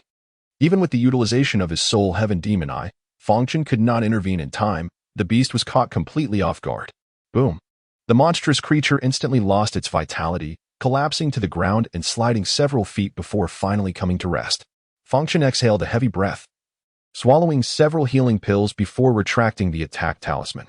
He cast a pained glance at the talisman, having used it for just one of 3 attacks. He had only vanquished a being at the pinnacle of the postnatal realm. This was meant for dealing with formidable opponents like Luo Tianxiao, a master of the primordial realm. However, had it not been for this attack talisman, he too might have perished here, for the beast was exceedingly cunning. He pushed his discomfort aside, barely managing to rise. He took possession of Luo Xiao and Bai Xiangmei's storage bags, then unceremoniously tossed the beast's corpse into his own storage bag. After a moment's contemplation, he set off in a particular direction, soon arriving at the lair of the monstrous beast within its cavernous abode. Caves inhabited by monstrous beasts are typically quite secure, as other creatures of their kind do not dare to encroach upon their territory. Thus, Fang Chen resolved to recuperate here before departing from the Blood Mist Forest. Upon entering the cavern, he was astonished to discover a hidden expanse. What appeared to be a modest entrance concealed a vast interior. However, when he ventured to the innermost depths, he found himself rooted to the spot, his mouth agape in astonishment, nearly causing him to stumble. Chapter 55, A Chance Encounter with Han Xiangxiang. The hero saves the beauty all around the cave. Numerous spiritual herbs and flowers were surprisingly arranged. Although the majority were merely of the first tier, there were quite a few of the second and third tiers, and many were exceedingly rare. Here were 7 spirit immortal flowers. A third tier Yuzhou Lingxiao. This arrow Lingxiao must be a millennium old. This particular specimen, which I have never encountered before, seems to be a product of this realm. Fang Chen gathered his findings. There were easily over 50 specimens here, with around 10 being of the second and third tiers, some of which were incredibly scarce. If sold, they would undoubtedly fetch a handsome price. Without hesitation, he collected all the spiritual herbs and flowers into his storage bag. Just as he was preparing to tend to his wounds, he noticed a flash of golden light darting through the tangled weeds where the beast was sleeping. Though the radiance vanished swiftly, it was strikingly brilliant in the dimly lit cave, instantly capturing Fang Chen's attention. What is that? He wondered. Approaching the underbrush, he parted the weeds and was astonished to discover an egg nestled within. An egg? The beast's egg? Fang Chen picked it up. It was just the size to be cradled by both hands, shimmering with golden light and adorned with white patterns that added an air of mystery. Gazing at the egg, Fang Chen furrowed his brow. Its aura did not resemble that of the beast, but rather seemed to surpass it in strength, suggesting it was something the beast had pilfered from elsewhere. As he pondered, the golden egg began to radiate light, wrapping around Fang Chen's hands. A tremor coursed through him as he faintly sensed the pulse of life emanating from within the egg. This peculiar aura inexplicably resonated with his sword demon physique, flooding his consciousness with an unfamiliar yet comforting sensation. What could this mean? Was this egg somehow linked to the ancient sword demon? Or was it merely the egg of a magical beast? His mind swirled with countless thoughts. Yet it was impossible to deduce the nature of this egg based solely on this faint connection. After a moment's contemplation, he decided to place the beast egg into his storage bag for safekeeping. Just as he completed this task, Fang Chen let out a muffled groan, inadvertently aggravating his internal injuries. The sudden ambush from the magical beast had inflicted significant harm upon him. First, he needed to tend to his wounds. Delaying further would lead to complications. He then settled himself amidst the overgrown grass, diligently consuming healing elixirs to facilitate his recovery. Days later, Fang Chen's injuries had finally healed, and his physical cultivation had also made notable progress, although he had not yet broken through to the second level of bone refinement. He had reached the pinnacle of the first level, a remarkable achievement given the rapid pace of his advancement. Once recovered, Fang Chen promptly retrieved the storage bags of Luo Xiao and Bai Xiangmei, opening them with anticipation. Inside, he discovered not only higher-tier healing and restorative elixirs, but also a collection of various talismans and magical artifacts.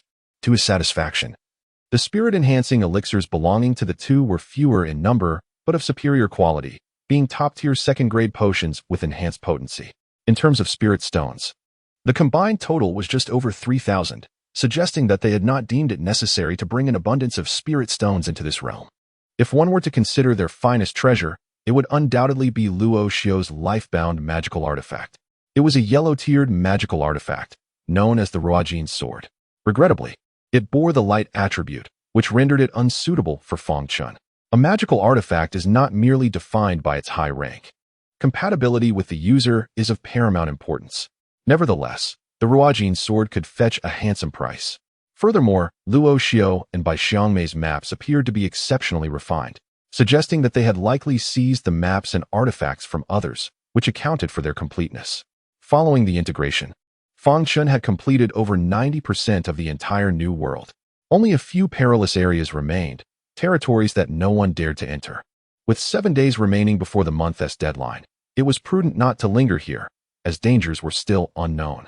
After organizing his thoughts, Fang Chen refrained from prolonging his stay and exited the cave, leaving the blood-mist forest behind. Once safely away from the treacherous woods, he intended to seek out a secure place to meditate until the time was ripe for his departure. However, he had not traveled far when his soul heaven demon eye swiftly detected the presence of 3 individuals. Upon discerning their identities, Fang Chen paused momentarily in surprise. Sister Han was still in the company of those 2? Wait, something seemed awry. He swiftly altered his course toward Han Xiangxiang and the others. At that moment, Han Xiangxiang gripped her long sword, her body trembling incessantly, her complexion ashen and devoid of blood, her eyes ablaze with fury as she fixed her gaze upon Tianze. Tianze, what are you planning? What have you done to me? Tianze's expression was twisted with malice as he too brandished a long sword, emitting a series of cold, mocking laughs. What am I doing? Naturally, I seek the treasures you possess. The heavenly cloudgrass root is a divine herb capable of unlocking the sea of consciousness. Do you truly believe I would relinquish it freely? You have fallen victim to my enchanting spell of the Hehuan realm. I wonder how you intend to resist. In these final 7 days, I shall indulge myself thoroughly. Ha. Young master, once you grow weary of your amusement, might you allow me to partake as well? The attendant leered, nearly drooling. Tianze generously replied, Fear not. I shall ensure your enjoyment is exquisite. Han Xiangxiang's expression darkened considerably. Tianze, how dare you? My master will never let you off. Your master? Tianze chuckled derisively. Do not presume I am unaware that you are merely an outer disciple of Elder Yinhong. Moreover, do you truly believe you will return alive? His cold laughter echoed ominously. Han Xiangxiang's complexion shifted. You intend to kill me? At this moment, her body swayed unsteadily, struggling to maintain her footing. Ah, Xiangxiang. I shall personally take care of you before we depart, Tianze declared with a grin. You. Han Xiangxiang's face paled further, unable to sustain herself any longer. She crumpled to the ground. Help! Help me! She weakly cried, hoping to draw the attention of nearby individuals. Tianze scoffed. We are close to the blood mist forest. No one will come to your aid. With that, he lunged towards Han Xiangxiang. Just then, a gentle breeze swept through. My apologies for the interruption, a voice resonated softly. Upon hearing this voice, Tianze froze momentarily. Then his countenance changed dramatically as he turned to look. Before him stood Fang Chen, his expression serene, one hand gripping the attendant's head. Junior brother Fang, you wretched scoundrel? The two exclaimed in unison. Fang Chen gazed at him, speaking with a hint of indifference. What's the matter? Are you disappointed that I'm still alive? Tianze scoffed coldly. Since you've managed to escape, you ought to find a place to hide well. Yet, you still harbor fantasies of a hero rescuing a damsel in distress. As long as I can hinder you for a moment, I am certain that senior brother Luo will soon catch up. This time, I shall see how you intend to flee. Luo Xiao? Fang Chen's lips curled into a slight smirk. They have all perished within. Perished within? Tianze paused momentarily, but quickly returned to his mocking demeanor. Do you honestly believe I would trust you? You, a mere mongrel, are no match for senior brother Luo and his companions. Brother Fang, run. Do not wait until Luo Xiao and the others catch up. Upon your return, inform our master. She shall avenge me. Han Xiangxiang, initially holding on to a glimmer of hope, soon recalled that Fang Chen was merely at the fourth tier, far from being Tianze's match. Fang Chen looked at Han Xiangxiang, shaking his head as he reassured, Sister, do not worry. I will save you. Save. You, a mongrel, possess the strength for that. Tianze laughed heartily as he charged forward with his sword drawn. As for the lackey in Fang Chen's grasp, he had no concern for the latter's fate. His sole aim was to incapacitate Fang Chen and deliver him personally to Luo Xiao. By doing so, he believed he could settle previous scores, and perhaps even gain favor with the formidable Luo Tianxiao. Fang Chen smirked coldly, gripping the lackey's hand and exerting a sudden force, causing the latter's head to explode like a watermelon. With his current strength, such an act was well within his capabilities. Subsequently, he drew forth the Haiming sword and clashed head-on with Tianze. Bang! The swords clashed with a resounding force. Tianze felt a tremendous sword intent, accompanied by a terrifying power, surge from the blade into his arm and throughout his entire body. He spat out a mouthful of blood, his internal organs shifting violently. He was sent flying over Tinjiang, crashing into the ground and creating a deep pit. The bone-forging realm. How could this be possible? You have cultivated to the fourth layer of the acquired realm, yet your physical body has reached the first layer of bone forging. This is inconceivable. He roared in anguish. Chapter 56. Junior brother, take me. In the realm of bone forging at the fourth level of the postnatal stage, Han Xiangxiang was equally astonished, profoundly impressed by Fang Chen's rapid ascension. Yet, her surprise swiftly transformed into elation. Junior brother Fang, this is wonderful. Fang Chen turned to Tianze, his voice frigid. Previously, when Luo Xiao pursued me and you intended to obstruct my path, you sealed your fate as one marked for my slaughter. What does it matter that you have entered the bone-forging realm? To seek my life is but a delusion. With a roar of fury, Tianze's eyes blazed with unbridled malice as he brandished his sword and lunged at Fang Chen once more. Fang Chen, his demeanor devoid of warmth, countered with the Haiming sword, parrying Tianze's assault and swiftly retaliating with a strike that severed his arm. Ah! Tianze's cries echoed, filled with agony and disbelief. How can he be so powerful? This is impossible. I cannot perish here. I am the heir of the Tian family. I have yet to fully save her life.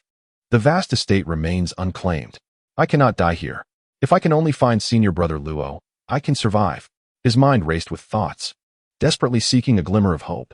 Yet, Fang Chen surged forward with alarming speed, appearing before him in an instant. You have no more chances.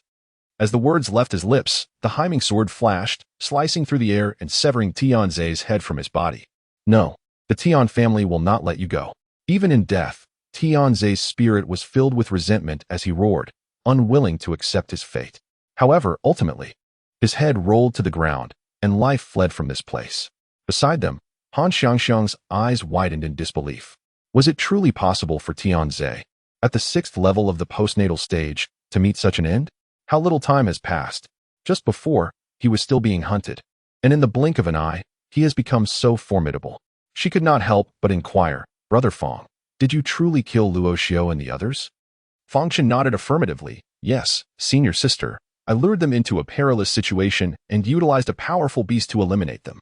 Han Xiangxiang was taken aback. This outcome was something she could accept. If Fang Chen had indeed vanquished Luo Xiao and by Xiang Mei single-handedly, it would have been utterly extraordinary. Senior sister, are you all right? Fang Chen noticed Han Xiangxiang's cheek shifting from pale to an unusual shade of red. Not only her face, but also her ears and entire body began to flush, prompting him to inquire further. Han Xiangxiang seemed to recall that she had fallen victim to Tian Zhe's ecstasy powder, letting out a weak, delicate sigh. Brother Fang, Tian Zhe must possess the antidote. You must search for it quickly.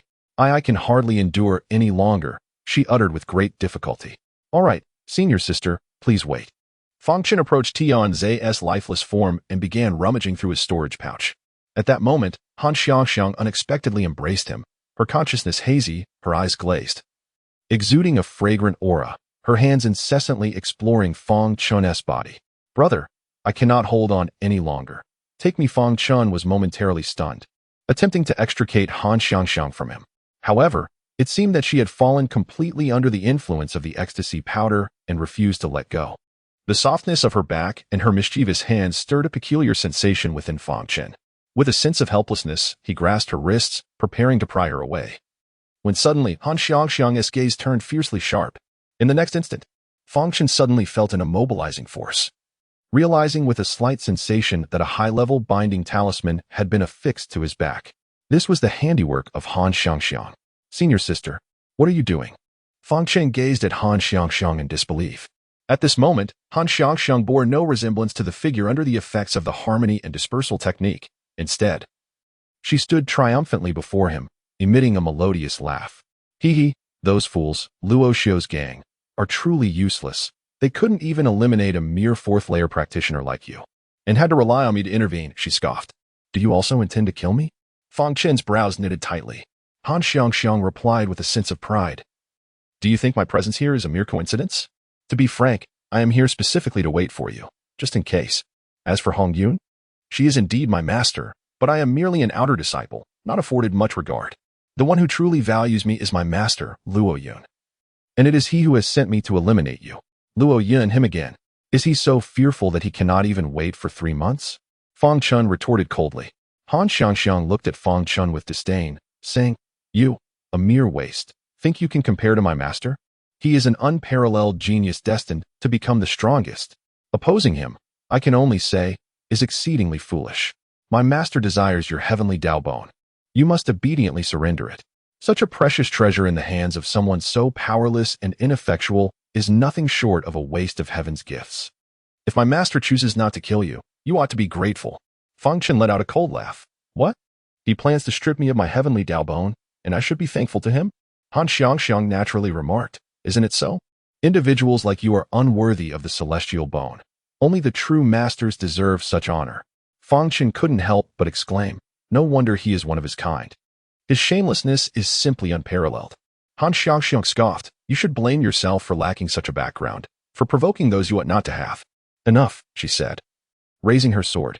It is time to send you on your way. Remember, in your next life, do not offend those who wield more power and wealth than you. With that, she lifted her sword, aiming for Fang Chen's vital point. Kill me? You are still unworthy of that. Fang Chen gazed at the approaching blade with utter tranquility. In the next moment, the demon shield materialized, intercepting Han Xiangxiang's lethal strike. The demon shield, a growth-type artifact, possessed its own consciousness and could protect autonomously without Fang Chen's command. Of course, if Fang Chen were gravely injured or unconscious, its loyalty might waver. Simultaneously, Fang Chen's sword demon body surged forth once more. The sword demon transformation unleashed. It wreaked havoc upon the sealing talisman. Han Xiangxiang was taken aback. She had not anticipated that Fang Chen could summon an artifact. Observing him assaulting the sealing talisman, she sneered, This is a 9th-tier talisman. Do not even think of breaking it below the 7th layer. Is that so? Fang Chen's lips curled upward slightly. Merely the 7th layer? I have slain those before. How could I not shatter this trifling talisman that only binds the 7th layer? Break. he bellowed. The sword demon transformation erupted in its entirety. The talisman could not contain this overwhelming force. In an instant, it was shattered. How is this possible? Han Xiangxiang's eyes widened in disbelief. Incredulously gazing at the scene before him, he managed to free himself from his bindings. Fang Chen slowly rose, his gaze icy as it fell upon Han Xiangxiang. It is time to send you on your way.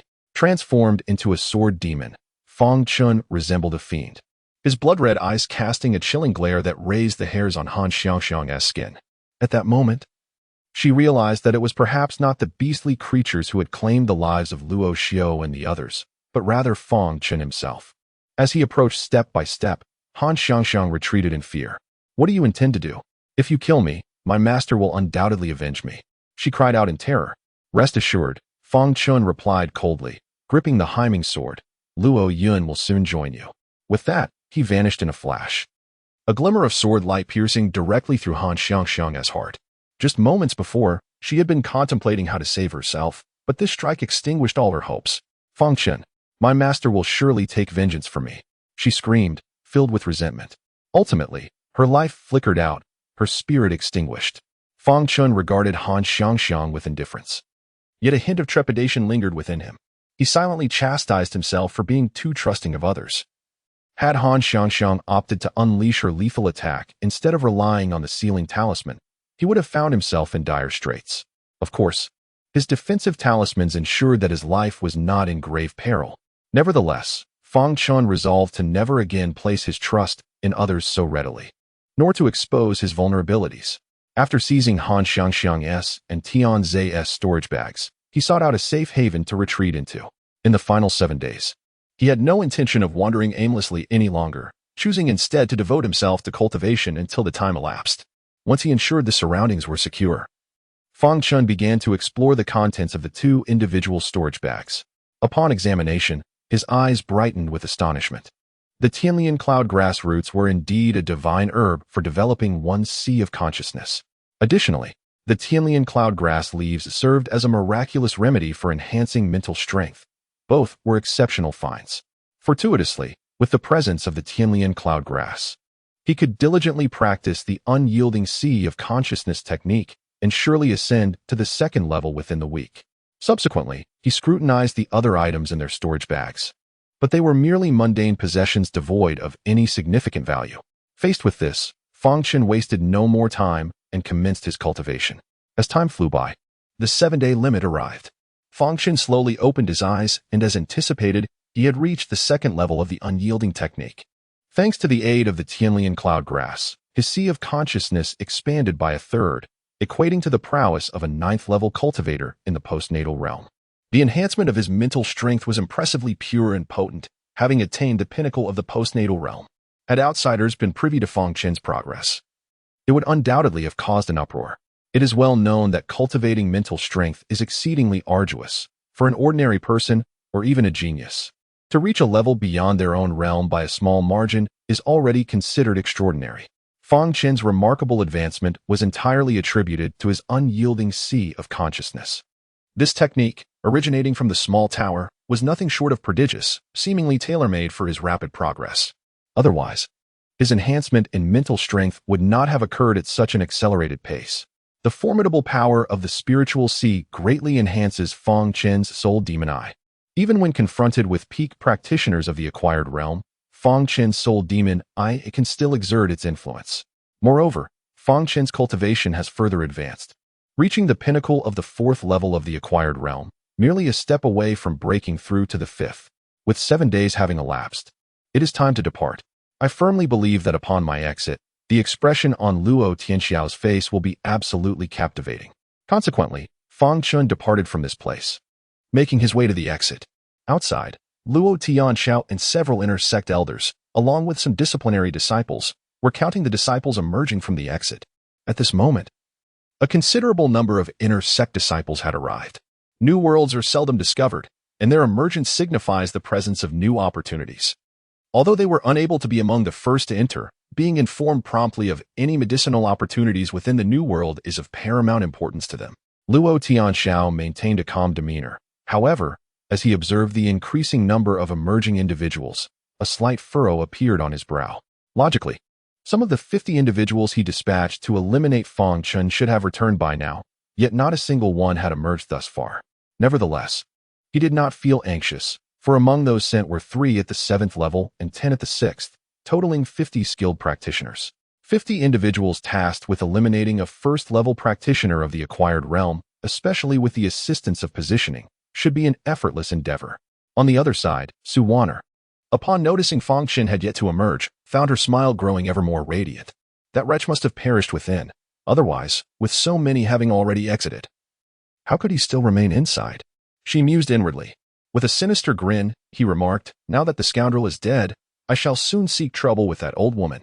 This time, I am determined to seize all the treasures left behind by Tian Yangzi." However, he remained oblivious to the increasingly grim expression on Luo Tianxiao's face. 200 individuals had emerged, yet not a single one of his men had returned. As expected, when a figure finally stepped out, his countenance darkened to an extreme. "Fang Chen," he growled in a low, furious tone. Fang Chen was alive. Not only that, but his cultivation had grown significantly stronger since he had entered. Now reaching the peak of the 4th level of the postnatal realm, Suwaner was momentarily stunned, her gaze drawn to Fang Chen. Upon seeing his calm demeanor, tinged with a hint of mockery, disbelief washed over her. "Impossible! How can this be?" she screamed. Apart from them, others were equally astonished to witness Fang Chen's survival despite being relentlessly pursued by so many. Fang Chen looked at Luo Tianxiao and said, "What's this? You're disappointed to see that I'm still alive?" Luo Tianxiao's expression fluctuated between dark and light as he glanced behind Fang Chen, searching for the appearance of Luo Xiao and the others. "Don't bother looking," Fang Chen replied nonchalantly. "Your men are not coming back." Luo Tianxiao and his companions were struck with shock. That was 50 men, 3 at the 7th level and 10 at the 6th level. How could they all fail to return? Could it be? Were they all killed by you? Luo Tianxiao's face darkened further. Yet, Fang Chen offered no response, merely allowing a slight smile to play at the corners of his mouth, an unmistakable indication that he was indeed responsible for their demise. "It is impossible, you, a mere 4th-layer practitioner, could not possibly eliminate the likes of Luo Xiao and the others who were 7th layer. Luo Tianxiao scoffed at this notion, believing it to be mere bravado on Fang Chen's part. Yet, Fang Chen chose to remain silent, a smile gracing his lips. As time passed, the entrance was on the verge of closure, yet Luo Xiao and her companions remained absent, darkening Luo Tianxiao's expression further. When the exit finally sealed shut, not a single one of the 50 from Luo Xiao's group emerged, compelling the onlookers to reconsider Fang Chen's claims. In an instant, Luo Tianxiao's aura surged dramatically, his peak Shou Yuan realm presence bearing down upon Fang Chen like an immense mountain. "Fang Chen, how dare you lay hands on disciples of the sect? What punishment do you deserve? Lay hands on the sect's disciples? Which of Elder Luo's eyes has witnessed me inflicting harm upon them? Or does being a core elder grant one the authority to frame a disciple?" Fang Chen retorted, undeterred. "In the Tianyu divine sect, do you think you, Luo Tianxiao, can act with impunity?" Fang Chen stood resolutely, meeting Luo Tianxiao's gaze without flinching, despite the immense pressure from a peak Shou Yuan realm powerhouse. This. The crowd gaped in disbelief, astonished by Fang Chen's audacity to openly provoke Luo Tianxiao and cast such serious accusations. Luo Tianxiao trembled with fury, his eyes fixated on Fang Chen. "You insolent wretch, do you even comprehend what you are uttering?" Fang Chen responded with a cold smirk. "Elder Luo seems to be hard of hearing. Moreover, publicly insulting a disciple of our sect as a wretch, how is it that Elder Luo has ignored the regulations of the sect? Or is it that you hold our sect in such low regard?" Luo Tianxiao's eyes reddened, veins protruding, unable to restrain himself any longer. He unleashed a powerful punch directed at Fang Chen. Fang Chen narrowed his eyes, a cold smirk forming within. What a welcome. This would grant him the perfect justification to eliminate Luo Tianxiao, as it would be deemed self-defense. According to the sect's rules, the one who strikes first bears the gravest sins, regardless of their status. "You dare." At that moment, a delicate voice rang out, swiftly followed by another figure interposing herself before Fang Chen, effectively blocking Luo Tianxiao's fist. The one who intervened was Aunt Jing, who had been silently safeguarding Fang Chen all along. The voice belonged to Meng Yao, who had hastened to the scene. Meng Yao's enchanting visage was cloaked in frost, her expression icy as she fixed her gaze upon Luo Tianxiao, unabashedly revealing the murderous intent in her eyes. It was senior sister Meng. She had indeed arrived. Almost forgotten was her previous declaration that Fang Chen was her partner. Was senior sister Meng here to stand up for Fang Chen? Judging by her demeanor, she seemed quite incensed. Meng Yao's arrival stirred a considerable commotion, particularly as this was the first time they had witnessed her in such a frigid state. Upon noticing Meng Yao, Luo Tianxiao's expression darkened significantly. He coldly remarked, "Meng Shizi, what is the meaning of this? This traitor employs despicable tactics. Having slain Luo Xiao and 50 others, I am merely eliminating a rebel for the sake of our sect. Why do you obstruct me?" He had already devised a rationale for killing Fang Chen, and as for evidence, it would be a simple matter to bribe a few disciples entering the new world to provide false testimony. Yet, he had not anticipated the appearance of Meng Yao. Meng Yao's expression remained as frigid as ever as she spoke. "Elder Luo, you claim that Fang Chen is a rebel who has slain Luo Xiao and others. Yet, Fang Chen is merely at the 4th level of postnatal cultivation. How could he possibly defeat those of the 7th level, such as Luo Xiao? Where is your evidence? Furthermore, he is my partner. Any harm you inflict upon him constitutes a declaration of enmity against me. Your Luo family shall not succeed in annihilating him." Chapter 58. Troubles resurfaced. Meng Yao's words reverberated throughout the venue, evoking envy and resentment among the crowd directed towards Fang Chen. Fang Chen turned his gaze towards Meng Yao, who met his eyes with a smile. Luo Tianxiao's expression darkened further. He did not fear Meng Yao herself, but the family behind her was not one that the Luo family could afford to offend. He glared coldly at Fang Chen, realizing that as long as Meng Yao was present, it would be impossible to eliminate this scoundrel. "Wait, you will pay for this," he transmitted ominously to Fang Chen. Fang Chen's lips curled into a slight smile as he responded, "Old man, your threats are all you have. You are nothing." Luo Tianxiao's veins bulged as he glared at Fang Chen with bloodshot eyes, wishing he could tear him to shreds. However, recognizing that he was powerless against Fang Chen at this moment, he suppressed his fury. "Enough," declared an intersect elder who had come forward to prevent further chaos. A total of 211 disciples have emerged. Now, all disciples, please present your map artifacts. Upon hearing this, the disciples began to produce their map artifacts. Some were incomplete, while others roughly recorded the entirety of the New World, and some were partially clear, partially obscured. The New World was vast, and it was impossible for a single disciple to document the entire realm within a month. The only viable option was to seize others' map artifacts, which had become tacitly accepted. One by one, the crowd presented their map artifacts, and the intersect elder inspected them meticulously. This one is decent. It has about 50% accuracy. The completion rate stands at 40%. Remarkably, this one boasts a completion rate of 70%. The intersect elder expressed great satisfaction with everyone's performance. Fang Chen also presented his map artifact, and when the intersect elder examined it, he was left astounded. This one has an astonishing 90% completion rate. Upon uttering these words, the crowd erupted in commotion. 90%? How could this be possible? It must be that he acquired the map artifacts from others to achieve such a feat. My goodness. How many artifacts must he have seized to accomplish this? All eyes turned towards Fang Chen, filled with shock and disbelief. Fang Chen offered a faint smile and remarked, "By sheer luck, I stumbled upon 50 map artifacts." The crowd was momentarily taken aback, but Meng Yao was the first to respond, bursting into laughter, exuding charm. She shot a playful glare at Fang Chen, yet her eyes were filled with tenderness, devoid of reproach. It dawned on the others that Fang Chen was referring to the 50 map artifacts belonging to Luo Xiao and the others. This revelation left the crowd at a loss for words. Fang Chen's statement seemed to imply that he had eliminated those individuals. Yet they found themselves unable to pin anything on him. Luo Tianxiao's lips twitched in anger, nearly shouting in fury. This was an outright provocation. He yearned to retaliate. Yet, he soon realized he had no means to contend with Fang Chen. Ultimately, he could only grit his teeth and utter, "You will regret this," before turning away. His murderous intent towards Fang Chen intensifying. Su Wan'er also wore a gloomy expression. Seeing Luo Tianxiao retreat in defeat, she dared not linger any longer. With a fierce glare directed at Fang Chen, she coldly declared, "In the battle of life and death, your demise is imminent." The intersect elder cast a complex glance at Fang Chen, undoubtedly recognizing him as the foremost contender. Upon witnessing Luo Tianxiao's departure, the elder cleared his throat and announced, "Thus, congratulations to this disciple for securing first place in this exploration. He presented a brocade box containing a pulse awakening pill along with 20 spirit stones, stating, "This is your reward." Fang Chen accepted the brocade box, expressing, "Thank you, elder." The others also received their respective 20 spirit stones without any complaints, as they had discovered numerous treasures in the new world, which were the true rewards. After claiming their prizes, the exploration concluded. Following the elder's announcement, the crowd dispersed in a flurry. As for re-entering the new world, that would have to wait until a stable entrance was established. Fang Chen and Meng Yao, of course, did not linger and took their seats on the spirit ship. Meng Yao, with an apologetic tone, said, "Brother Fang, I'm sorry. I was in seclusion and was unaware of this matter."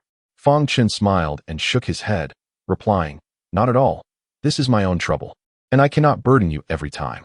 If I were to rely on you continuously, I would truly become a dependent. Being a dependent is fine. I can support you." Meng Yao playfully blinked her eyes and smiled. "If those people were to hear you say that, I would surely become an enemy of the masses," Fang Chen chuckled. Not only did he captivate the enchanting Yin Mei, but he could also enjoy the comforts of dependence, provoking envy and jealousy in many. "They dare." Meng Yao huffed. "Bring it on. I shall strike down each one." The two had not seen each other for over a month, yet their bond had grown significantly closer than before. "My lady, it is time to return. If we delay any longer, it will truly be late." The voice of Aunt Jing floated in from outside the boathouse. Upon hearing her words, the two ceased their conversation. Fang Chen inquired, "Return? Where are you going?" At the mention of this matter, Meng Yao's expression dimmed slightly, but she quickly regained her composure. With a bright smile, she replied, "The family has sent word, asking me to return for a brief visit, but I shall be back shortly." "I see," Fang Chen said with concern. "What about your indulgent physique?" Meng Yao maintained her smile. "Fear not. After the last explosive episode, my indulgent physique will remain dormant for quite some time. It will not erupt again." "That is good to hear." Fang Chen felt reassured and resolutely stated, "During this time, I shall devote myself to cultivation. I can sense that the higher my cultivation level rises, the better I shall be able to suppress the outburst of the dark energy within you. And in the future, I will undoubtedly resolve this issue completely." Seeing Fang Chen's earnest demeanor, Meng Yao beamed with happiness. "Yes, I believe Brother Fang will certainly succeed." After exchanging a few more words, Meng Yao escorted Fang Chen to the outskirts of the seventh peak, where they reluctantly parted ways. On board the airship, Meng Yao turned to Aunt Jing and said, "Aunt Jing, you should stay. In just a month, it will be the life and death battle between Brother Fang and Luoyan, and I fear I may not return in time." Aunt Jing, sensing Meng Yao's low spirits, comforted her, saying, "Do not worry, young lady. This family should not be a matter of great concern." Meng Yu sighed deeply, replying, "The ancestor has lost contact. My grandfather's condition is deteriorating, and my father's old illness has recurred. The other members of the family are restless, especially my second uncle, who has long coveted the position of the family head. This return to the family may not be peaceful. I can only hope that it truly is nothing serious." She composed herself and continued, "All right, I must return now. I shall trouble you here, Aunt Jing." Subsequently, Aunt Jing also disembarked from the ship. She watched as Meng Yao's vessel departed, her eyes clouded with concern. Upon returning to the Seven Peaks Sacred Hall, Fang Chen encountered his master and the old man. Steel Tiger was in seclusion. According to the old man, it seemed that the previous observation had inspired Steel Tiger, and he had been in seclusion for a month. Seeing this, Fang Chen chose not to disturb him and was about to return to his residence when a furious roar echoed from outside. "Fang Chen, get out here." Fang Chen furrowed his brow. Trouble has come knocking. He prepared to investigate and coincidentally saw the old man emerging as well. "Young master, you need not go out." "I can handle it," the old man said. Fang Chen interjected, "Grandfather, I shall take care of it myself. In the future, leave such matters to me. If I am not present, entrust it to Steel Tiger. Isn't that too dangerous?" The old man expressed his concern. "It will be fine." Fang Chen smiled reassuringly. "Half-breed, why don't you hurry up and get out here?" The voice from outside resounded once more. Fang Chen, after ensuring the well-being of his master's wife, stepped out of the Seven Peaks Sacred Hall. Outside the hall stood a group of 7 or 8 youths, each exuding an aura of ferocity, their eyes wide with rage. Further away, a throng of onlookers had gathered, seemingly drawn by the spectacle. At the forefront was a tall, white-haired young man named Guang Hao, standing nearly 2 meters tall, with a robust physique akin to that of a bear. He scrutinized Fang Chen with a cold demeanor and declared, "So you are Fang Chen. The wretched offspring who killed my junior apprentice. Your junior apprentice? Fang Chen furrowed his brows. Indeed, my junior apprentice is Luo Xiao. Guang Hao glared at Fang Chen with a dark expression and continued, you have resorted to despicable means to harm my junior apprentice. The Tianyu divine sect will not tolerate such treachery and cunning. Now, you must forfeit your cultivation, sever your limbs, and leave the Tianyu divine sect. Chapter 59. Before slaying Luo Yun, first cut you open. As the words fell, Guang Hao's aura, emanating from the 8th level of the post-heaven realm, surged forth, bearing down upon Fang Chen. Self-destruct your cultivation. We do not need treacherous individuals like you in our sect. You who harm your fellow disciples.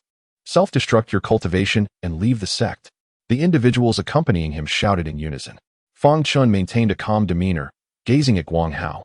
If your purpose here is merely to utter such drivel, then do not waste my time further, you fool. Having spoken, Fang Chen had no intention of lingering any longer and turned to depart. Impudent! A new disciple dares to be so arrogant. Today, I must teach you a lesson. With that declaration, he raised his hand and struck towards Fang Chen. This strike was executed with 80% of his strength, intending to incapacitate Fang Chen on the spot. Fang Chen sensed the impending attack in an instant and turned, delivering a counter-strike with a single palm. Bang! The two forces collided, causing Fang Chen to stagger back several steps before gradually coming to a halt. Guang Hao, however, retreated a step, clearly indicating the disparity between them. Yet, the impact of their clash sent a tremor through Guang Hao's heart. He was acutely aware that his strike had been charged with considerable force, while Fang Chen's response had been hasty. Nonetheless, Fang Chen had managed to withstand his recent blow. You wish to incapacitate me? Fang Chen's gaze turned frigid, a murderous intent igniting within his eyes. That recent strike, had he not reacted in time, would have rendered him crippled. Though Guang Hao was momentarily astonished, he quickly regained his composure and asserted, so what? A person like you dying would only serve to eliminate a threat to the sect. The sect will not punish me. Should I take your life, do you believe the sect would punish me? Fang Chen unsheathed the Hyming sword, poised to strike. What of the 8th layer? To him, the possibility of elimination was not entirely out of reach. Guang Hao, witnessing this, scoffed derisively. You insignificant insect. Do you truly think you possess such capability? You may attempt it. Fang Chen replied coldly, stop.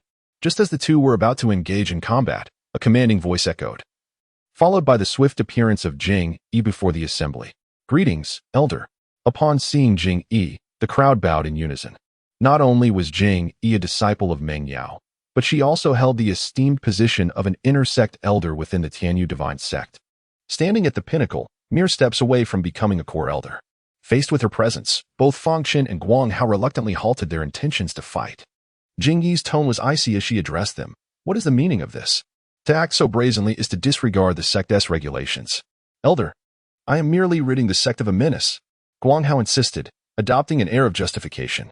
Which of your eyes witnessed him committing murder? Jing Yi inquired coldly. While he may lack the ability, he employs cunning schemes to harm his fellow disciples. He deserves death. Guang Hao retorted defiantly. By what evidence do you claim he has harmed anyone? There is no need for evidence. Junior brother Luo was slain by him. He must die.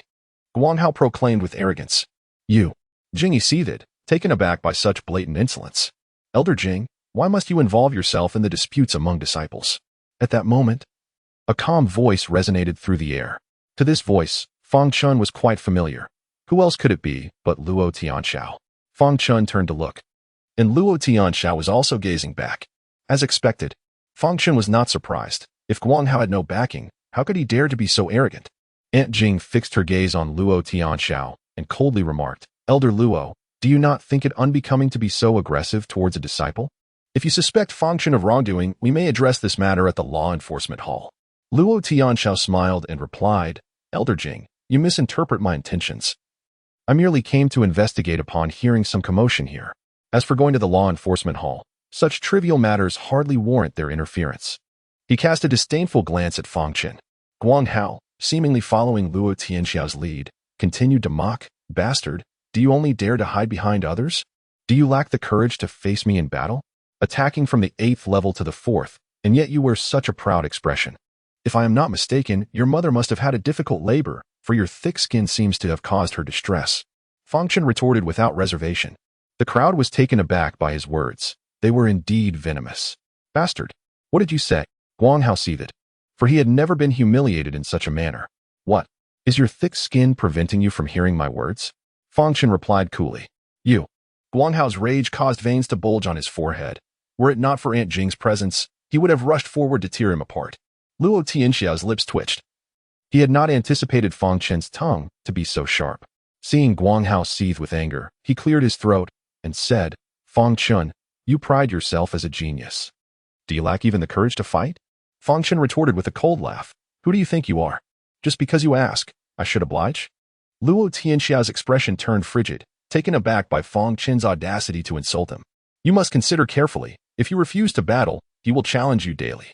Moreover, I recall you have a mortal teacher mother, he remarked with a chilling smile. Fang Chen's demeanor instantly turned icy. His teacher mother was his Achilles heel. Anyone who dared to touch that would meet their demise.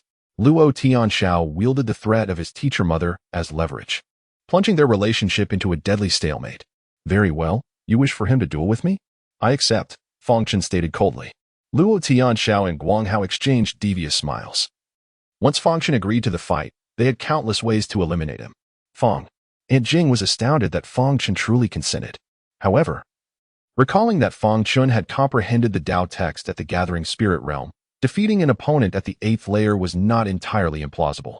It seems you are not entirely cowardly, Guanghao sneered. Fang Chen replied, however, I am not in the mood to indulge you right now. If you desire a life and death battle, let us schedule it for the day of my duel with Luo Yun. I shall sever you first before confronting Luo Yun. 20 days, then? Guanghao was well aware of Fang Chen's impending battle with Luo Yun. He glanced at Luo Tianxiao, seeking his approval. Luo Tianxiao nodded. As long as he could eliminate Fang Chen before facing Luo Yun, that would suffice. He intends to eliminate Fang Chen before Luo Yun, thereby securing a leverage within the family that would prevent Luo Yun from becoming a candidate for the position of family head. Very well. Let us set the date for the life and death duel between you and senior brother Luo. Regardless, your demise is inevitable. It matters not whether it is I or senior brother Luo who delivers the fatal blow, Guanghao stated with unwavering confidence. Once this was decided, Guanghao grew disinterested in wasting further time on Fang Chen and remarked, treasure the time you have left, which is less than a month. We shall take our leave. With a wave of his hand, he departed with his companions. Luo Tianxiao cast a cold glance at Fang Chen before also making his exit. Were it not for the concern that Luo Yun might hesitate to engage in battle, there would have been no need to prolong the wait. As Fang Chen watched them leave, a chill settled in his heart. Fang Chen, do you possess any certainty? After Luo Tianxiao and the others had departed, Jing Yi inquired with lingering worry. Fang Chen offered a slight smile and replied, Thank you for your concern, elder. However, with less than a month remaining until I confront Luo Yun, what difference does it make if Guanghao is added to the equation? If I cannot defeat Guanghao, how could I possibly vanquish Luo Yun? Jing Yi was taken aback. Fang Chen's words rang true. Luo Yun's innate talent far surpassed that of Guanghao. Just days prior, he had already reached the 8th level of the acquired realm and was rumored to be in seclusion, striving to break through to the 9th level. His rate of cultivation was nearly on par with that of the previous Miss Mengyao. As for strength, there was no doubt it exceeded that of Guanghao. With a soft sigh, she remarked, Very well then. In the month ahead, you must intensify your training and not disappoint the young lady. Fang Chen clasped his hands in acknowledgement and nodded. Rest assured, elder, I shall not falter. He inquired with a hint of confusion, by the way. Why is the elder here and not accompanying Mengyao? Aunt Jing replied. The young lady instructed me to stay here to ensure your safety, as well as that of the other two, and did not send me back with her. Fang Chen realized so. It was the elder who intervened during the last incident with the 7 Peaks. Aunt Jing did not deny it. Thank you for your timely assistance, elder. Fang Chen expressed his gratitude. Had you not intervened last time, those individuals would have surely breached the premises. Your diligent cultivation will serve as the best form of gratitude. As for the other members of the 7 Peaks, rest assured, as long as I am here, nothing will happen, Aunt Jing stated. Waving her hand before departing on her sword, Fang Chen watched her leave before returning to the 7 Peaks Sanctuary and entering the training chamber. Chapter 60. The Golden Egg acknowledges its master during this expedition to the New World. Fang Chen reaped considerable rewards. He amassed over 80,000 spirit stones and collected more than 20 vials of medicinal pills, primarily for healing, with varying degrees of quality. Among these, 8 vials were conducive to advancing his cultivation. With the finest sourced from Luo Xiao and by Xiangmei, comprising second and third tier pills. These elixirs would sufficiently support Fang Chen in his ascent to the 5th and even 6th levels of cultivation. He also gathered around 70 to 80 spirit herbs and flowers, acquired either from the lairs of demonic beasts or from the storage bags of Luo Xiao and her companions, although numerous magical artifacts of yellow grade and above were found. Including those capable of enhancing Fang Chen's demonic powers, they held little utility for him, even if he retained the useful ones. Selling the rest would yield approximately 300,000 spirit stones. Then there was this particular item. With a flourish of his hand, a colossal corpse plummeted to the ground, that of an unidentified demonic beast. Days had passed without the body being processed, yet it remained in a state as if it had just perished. Rather than being alarmed, Fang Chen felt a surge of joy. The flesh of the demonic beast, remaining intact after death, surely contained a demon core. Logically, only demonic beasts of 4th tier or above possess such cores. However, given this beast's cunning intellect and formidable strength, it was entirely plausible that it harbored a demon core. Without delay, Fang Chen produced the flowing shadow blade and plunged it into the beast's chest. As anticipated, he grasped a demon core, pulsating with demonic energy, roughly the size of a palm. This 3rd tier demon core, judging by its quality, was of the highest grade. If sold, it could fetch a price of 70 to 80,000 spirit stones. Fang Chen mused, yet he deemed it more fitting for his cultivation at present. The demon elixir can also be utilized for cultivation. If fortune favors one, it may even allow for the comprehension of the innate talents of the beast it originates from. However, the likelihood of such an occurrence is exceedingly low, almost 1 in 10,000. Just as Fang Chen was preparing to refine the demon elixir for his cultivation, he sensed an anomaly within his storage pouch. He paused momentarily, and upon probing with his spiritual consciousness, he discovered that the golden egg was reacting. Almost forgotten, this peculiar entity had slipped his mind after his return. Upon summoning it forth, the golden egg began to sway on the ground, incessantly moving toward Fang Chen. No, rather than approaching Fang Chen himself, it was drawn to the demon elixir in his hand. "Do you wish to eat?" Fang Chen inquired. The golden egg swayed back and forth, responding to his question. Astonished, Fang Chen gazed at the egg. It exhibited an unusual sentience even before hatching, and it had the audacity to consider a 3rd tier demon elixir as sustenance while still in its shell. Once hatched, it would undoubtedly emerge as a formidable beast, perhaps even a sacred creature. Contemplating this, a flicker of golden light danced in Fang Chen's eyes. He regarded the golden egg with a slight smile, feigning warmth. "Little golden egg, I can offer you this 3rd tier demon elixir, but you must recognize me as your master. What say you?" The egg hesitated momentarily, seemingly in contemplation. Observing this, Fang Chen continued, "In the future, I can provide you with even more demon elixirs." Upon hearing this, the golden egg shimmered with brilliance, no longer hesitating, and nodded vigorously. It appeared that despite its strong spirit, it was still newly born and unaware of the treacherous nature of humanity. With this, Fang Chen smiled with satisfaction. "Then let us establish a contract." The beast contract is remarkably straightforward, essentially a fundamental agreement. One merely needs to inscribe the terms to formalize it. This initial phase proves quite effective. However, should the beast possess formidable strength or elevated intelligence, it can easily breach the contract. Fang Chen is well aware of this fact, yet for the time being, the current contract suffices, especially since the entity within the golden egg has yet to be born. Future endeavors can seek a more potent agreement. Thus, he inscribed the terms with his spiritual energy and affixed his name. The golden egg leaped slightly and also endorsed the contract. Instantly, the agreement transformed into golden light and vanished into the void, signifying its establishment. Fang Chen could distinctly sense a connection with the golden egg, prompting him to place the demon core before it. Gradually, the demon core lifted and hovered in front of the golden egg. Fang Chen felt a formidable devouring force absorbing the demonic energy contained within the core. However, the process was somewhat sluggish. This 3rd tier demon core would likely take around 10 days for complete absorption. Observing this, Fang Chen decided to leave it be. He meticulously preserved the demon beast's corpse, which, being a rare specimen, could fetch a handsome price. Such creatures, if properly handled, would not decay for 3 to 4 months. Once everything was suitably arranged, Fang Chen retrieved the opening veins pill. He aimed to activate the 3rd meridian. With the opening veins pill in hand, he believed this would not pose a significant challenge. When the time comes for cultivation, his progress would accelerate considerably. Regrettably, he possessed only one opening veins pill. If he could acquire 3 or 4 dozen more, opening 7 or 8 meridians would pose no difficulty. However, as one delves deeper into the intricacies, the unlocking becomes increasingly arduous. Otherwise, those affluent geniuses would have already opened all 36 meridians. Subsequently, Fang Chen consumed the meridian opening elixir and commenced his cultivation. For a considerable period thereafter, no one troubled Fang Chen.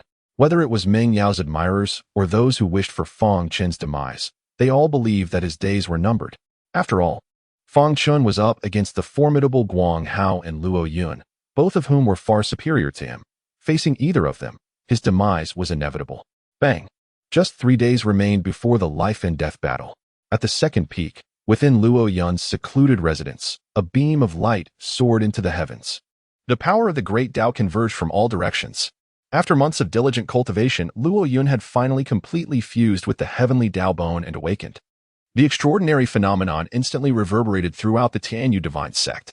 The mighty figures within the sect were stirred, and the talented disciples gathered in anticipation. This celestial phenomenon heralds the emergence of an unparalleled genius, remarked a core elder. Who is this young man? Inquired another elder. Luo Yun, a direct descendant of the Luo family, indeed possesses a fraction of his ancestors' talent. It appears this young man is a disciple of Qing Wuzi. With Qing Wuzi wandering afar, his disciple has awakened the heavenly Dao Bone. What remarkable fortune! Speaking of which, he should be returning soon. The elders sighed, enviously reflecting on Qing Wuzi's good fortune. Brother Luo, you are my idol. Brother Luo, you are the best. The disciples at the second peak continuously cheered, their eyes brimming with admiration. I knew it. The essence of the heavenly way ought to be bestowed upon a genius like Brother Luo, rather than squandered on that wretch. A disciple familiar with the grievances between Luo Yun and Fang Chen remarked, that scoundrel dares to challenge Brother Luo? Truly, he is oblivious to his impending doom. With merely 3 days remaining until the life and death battle, that miscreant must be trembling in fear. There is no need for Brother Luo to intervene. Brother Guang Hao can easily slay him. Indeed, he is unworthy to engage in combat with Brother Luo. The crowd buzzed with discussion, and at that moment, Fang Chen's upcoming life and death duel in the Seven Peaks examination appeared utterly absurd in their eyes. Within the Luo residence, Su Wan'er gazed adoringly at the newly emerged and proud Luo Yun. She believed that abandoning the worthless Fang Chen in favor of Luo Yun was the wisest decision she had ever made in her life. This choice would undoubtedly elevate her to a position of unparalleled distinction above all others. She imagined that the women outside were green with envy and jealousy, yet they would forever remain inferior to her. Upon hearing that Fang Chen had emerged alive from the new world, Luo Yun maintained his calm demeanor. So, it follows that Han Xiangxiang also perished at the hands of that wretch? He remarked indifferently. It seems so. That scoundrel must have acquired some fortunate opportunity within. For upon his return, he remarkably attained the 4th level of cultivation. Su Wan'er gritted her teeth, then softened her tone, saying, yet even if he has stumbled upon sheer luck, he will surely be no match for the young master. The 4th level of the acquired realm? Luo Yun's expression remained unfazed. It matters not. Even if he has reached the 7th, 8th, or even 9th level, there is but one outcome in facing me, death. He was brimming with confidence regarding his own abilities. Hybrid, no one can protect you this time, he said coldly. At the 7th peak, within the sacred hall of the 7 peaks and the training chamber, Fang Chen furrowed his brow. At this moment, he was absorbing the blood of the sword demon to transcend the corporeal bottleneck. This process remained agonizing, yet Fang Chen had long grown accustomed to it. Despite the cold sweat pouring down and his body trembling incessantly, he persevered. With a fierce roar, his physical realm successfully ascended to the 2nd level of bone tempering. Fang Chen exhaled a deep breath, feeling the transformation within himself.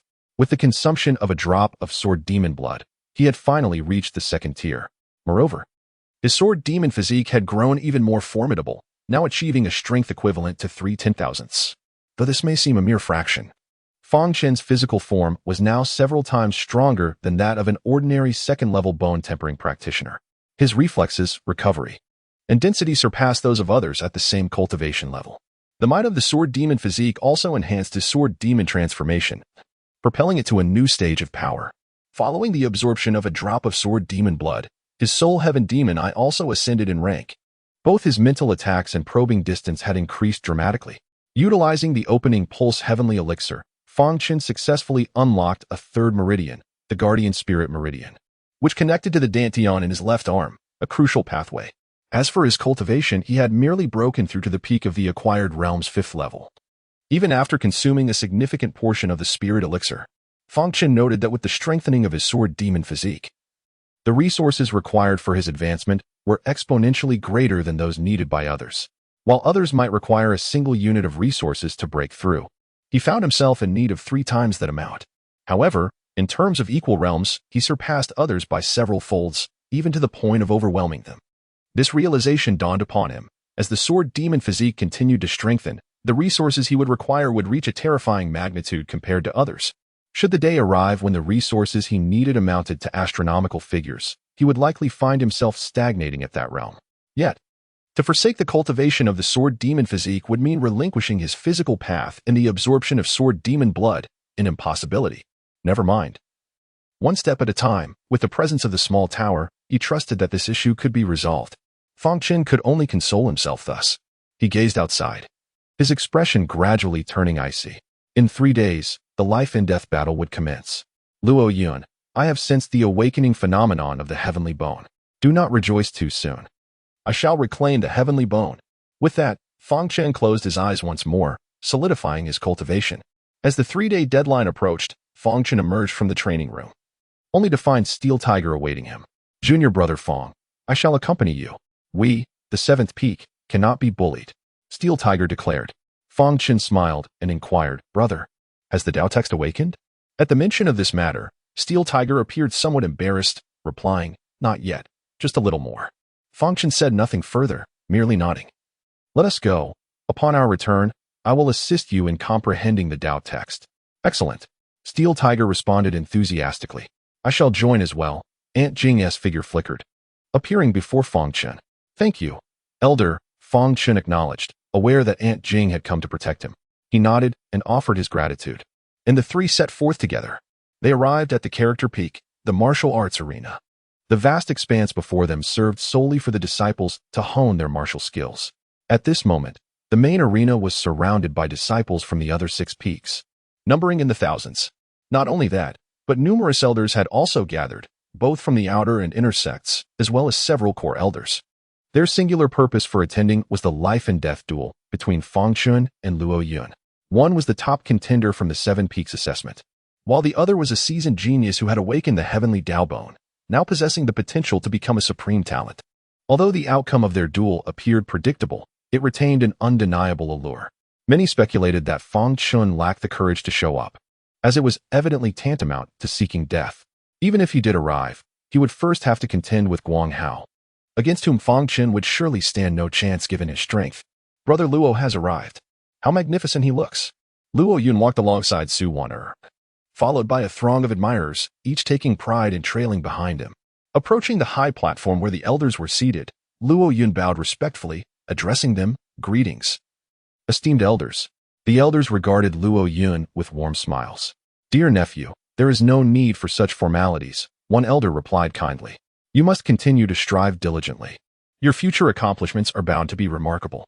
The elders expressed their admiration for Luo Yun. At that moment, Luo Tianxiao also made his entrance, accompanied by Guang Hao. Greetings. Elder Luo, Luo Yun acknowledged, maintaining the respect customary in front of outsiders. However, Luo Tianxiao's demeanor was somewhat aloof. He merely nodded in response, remaining silent. Beside him, Guang Hao remarked, Brother Luo, there is no need for you to intervene in such a trivial matter. I can easily slay that wretch myself.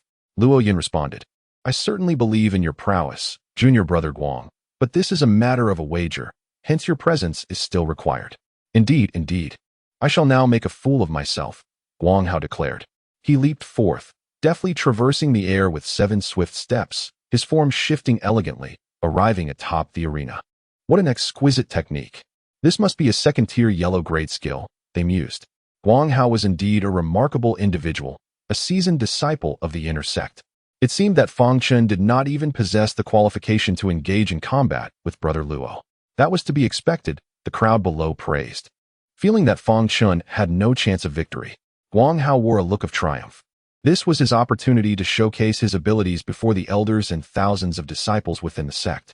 In the distance, on a high balcony, Lin Shuyan had also arrived. However, She preferred to remain inconspicuous and thus chose this vantage point.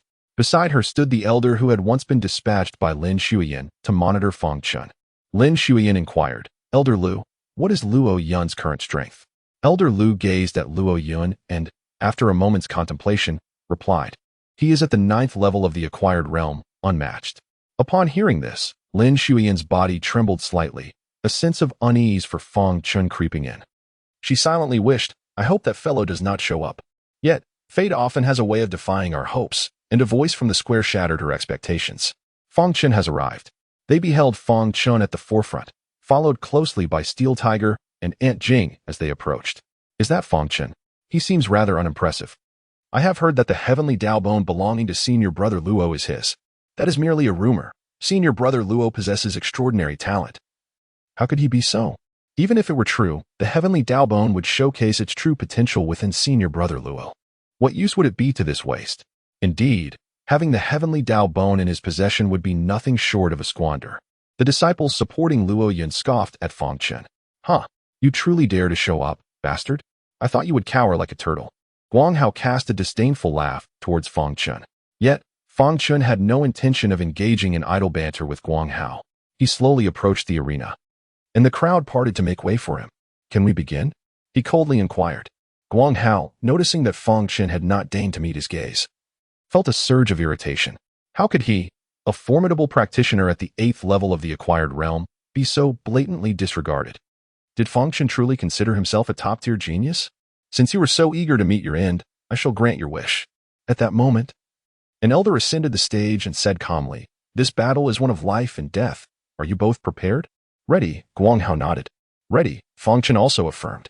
Observing this, the elder stated, "In a life and death battle, until you have determined the outcome, neither of you may leave the stage. Let the contest commence." With that, he swiftly exited the arena. Guang Hao, with a glimmer of energy in his hand, drew a long spear and sneered, "To perish at the hands of my spear would be an honor for you, bastard.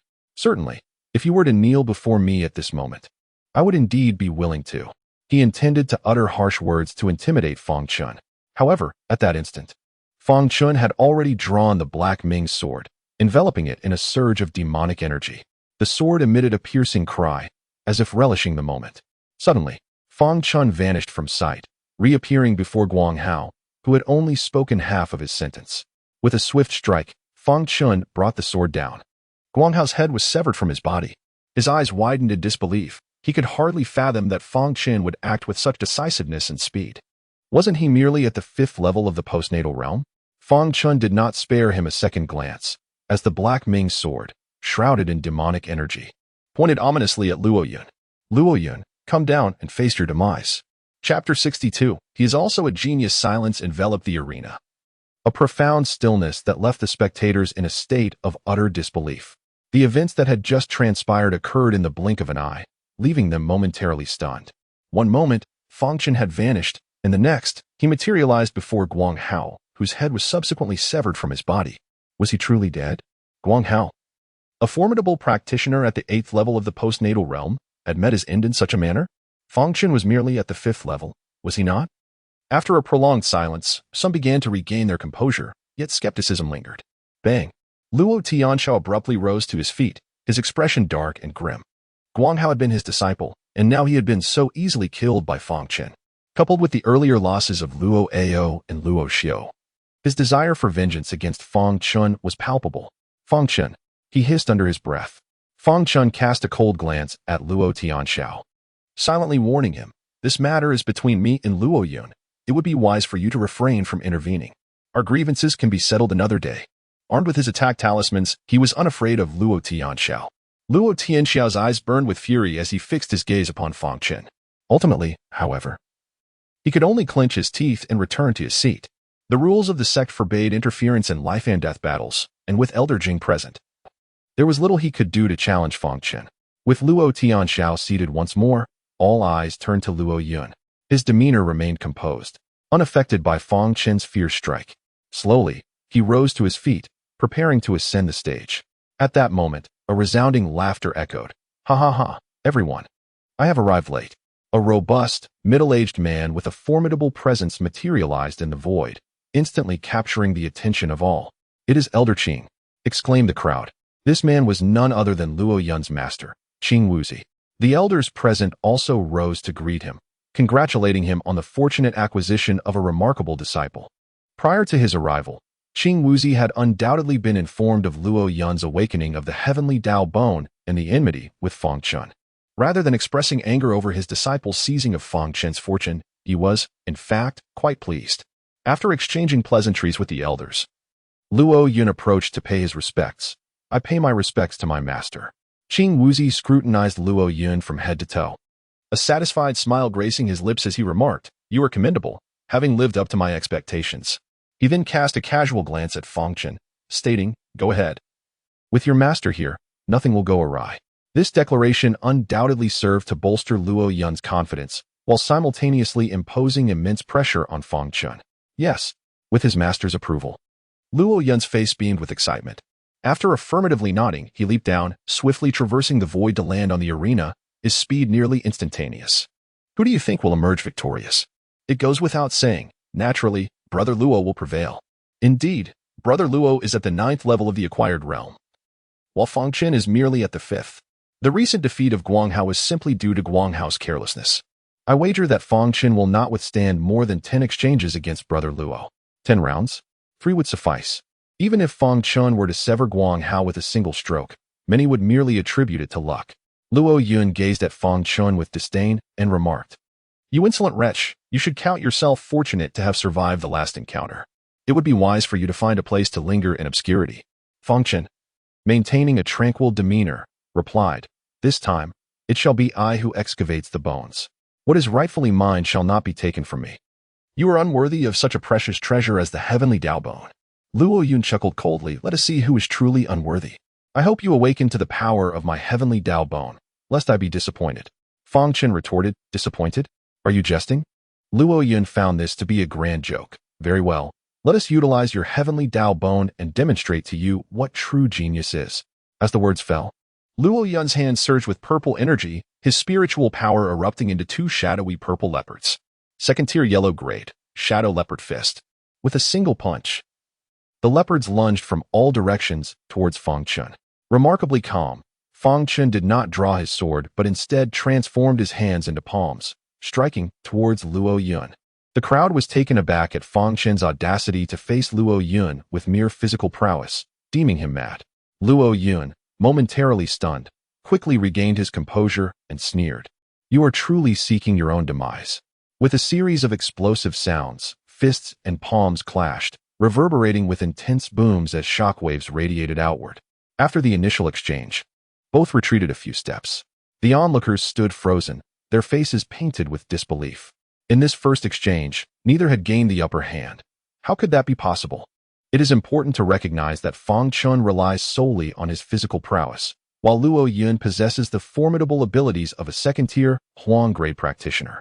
Furthermore, with Luo Yun at the 9th level of the postnatal realm, it stands to reason that they should be evenly matched. However, atop the high platform, Qing Wuzi perceives a deeper truth. Despite being at the 2nd level of the bone-forging realm, he is still considered a practitioner of physical cultivation. Physical cultivation differs from the path of Dao. In the early stages, it primarily focuses on internal development, making it difficult to discern one's true level of achievement. Therefore, unless Fang Chen unleashes his full potential, others will find it challenging to gauge his physical prowess. Upon hearing Qing Wuzi's words, the crowd gasps in astonishment. In the Tianyu Divine Sect, a mere 10% of practitioners focus on physical cultivation, as most believe they can comprehend the Tao and embark on the path of enlightenment. Although few ultimately succeed, the majority still opt for this route, largely because physical cultivation demands excessive resources, which not everyone can sustain. They did not anticipate that Fang Chen not only attained the 5th level of the Dao realm, but also reached the 2nd level of the bone-forging realm, rendering his dual cultivation of body and Dao nearly indistinguishable. Thus, this is the source of your confidence. Luo Yun, momentarily taken aback, soon scoffs, asserting that believing one can defeat him solely based on physical strength is sheer folly. With a flick of his wrist, a radiant longsword materializes in his hand. Regardless of your mastery of physical cultivation, in the face of overwhelming power, you are but an insect. In that instant, Luo Yun's aura surges.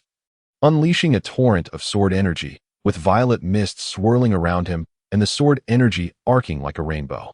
It is the signature technique of senior brother Luo, the Violet Qi Heavenly Rainbow Sword technique. A voice from below exclaims in awe. For this is indeed a technique of the 4th tier of Huang grade.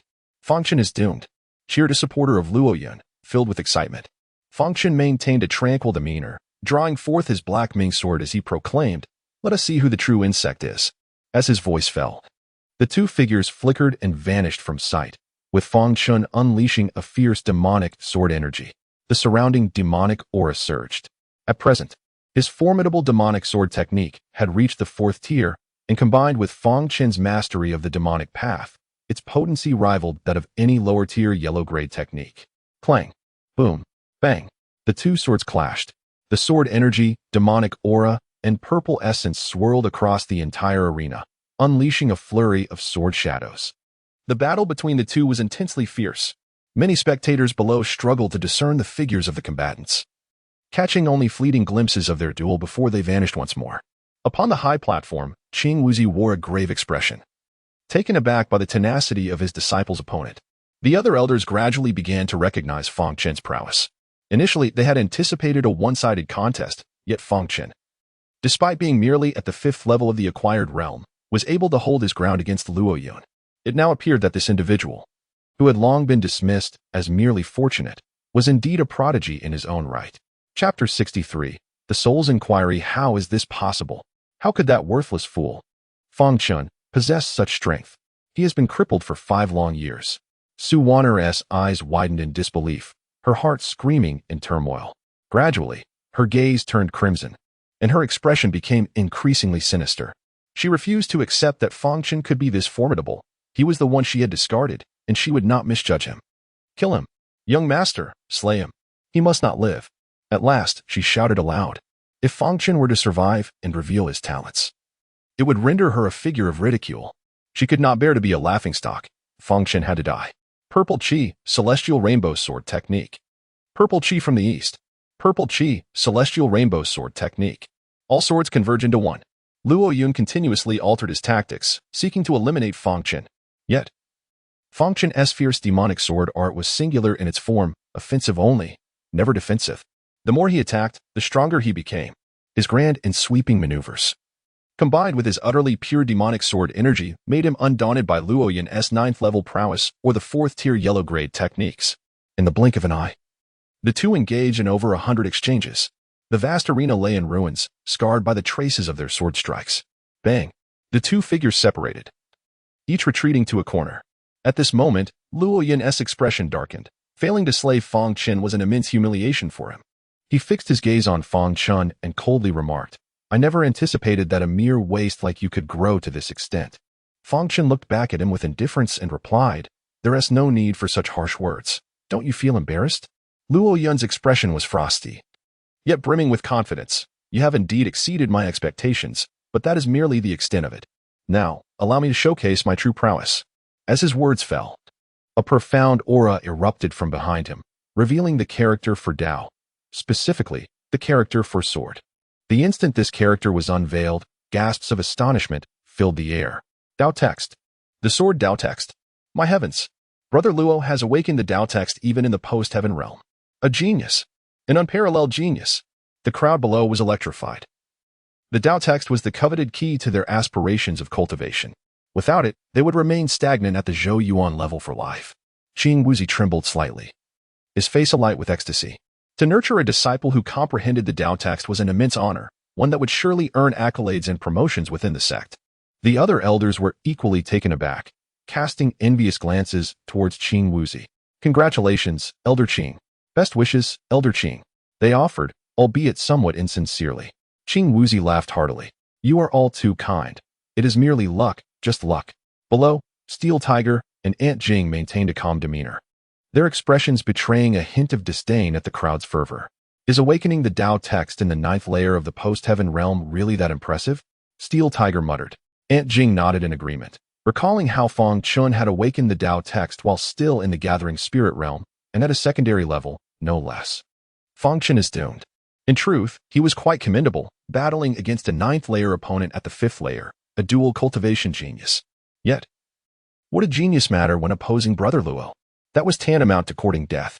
Genius requires not only innate talent but also a formidable background. After the initial excitement, the crowd unanimously believed that Fang Chen was doomed. You, a mere hybrid, shall perish beneath my peak strength, such as a fitting end, Luo Yun declared, gazing at Fang Chen, hoping to discern a glimmer of fear in his eyes. However, Fang Chen remained unfazed, his demeanor calm and composed, showing no signs of despair or regret despite Luo Yun's display of prowess. Observing this, Luo Yun let out a cold snort and proclaimed, "Now, you may embrace death."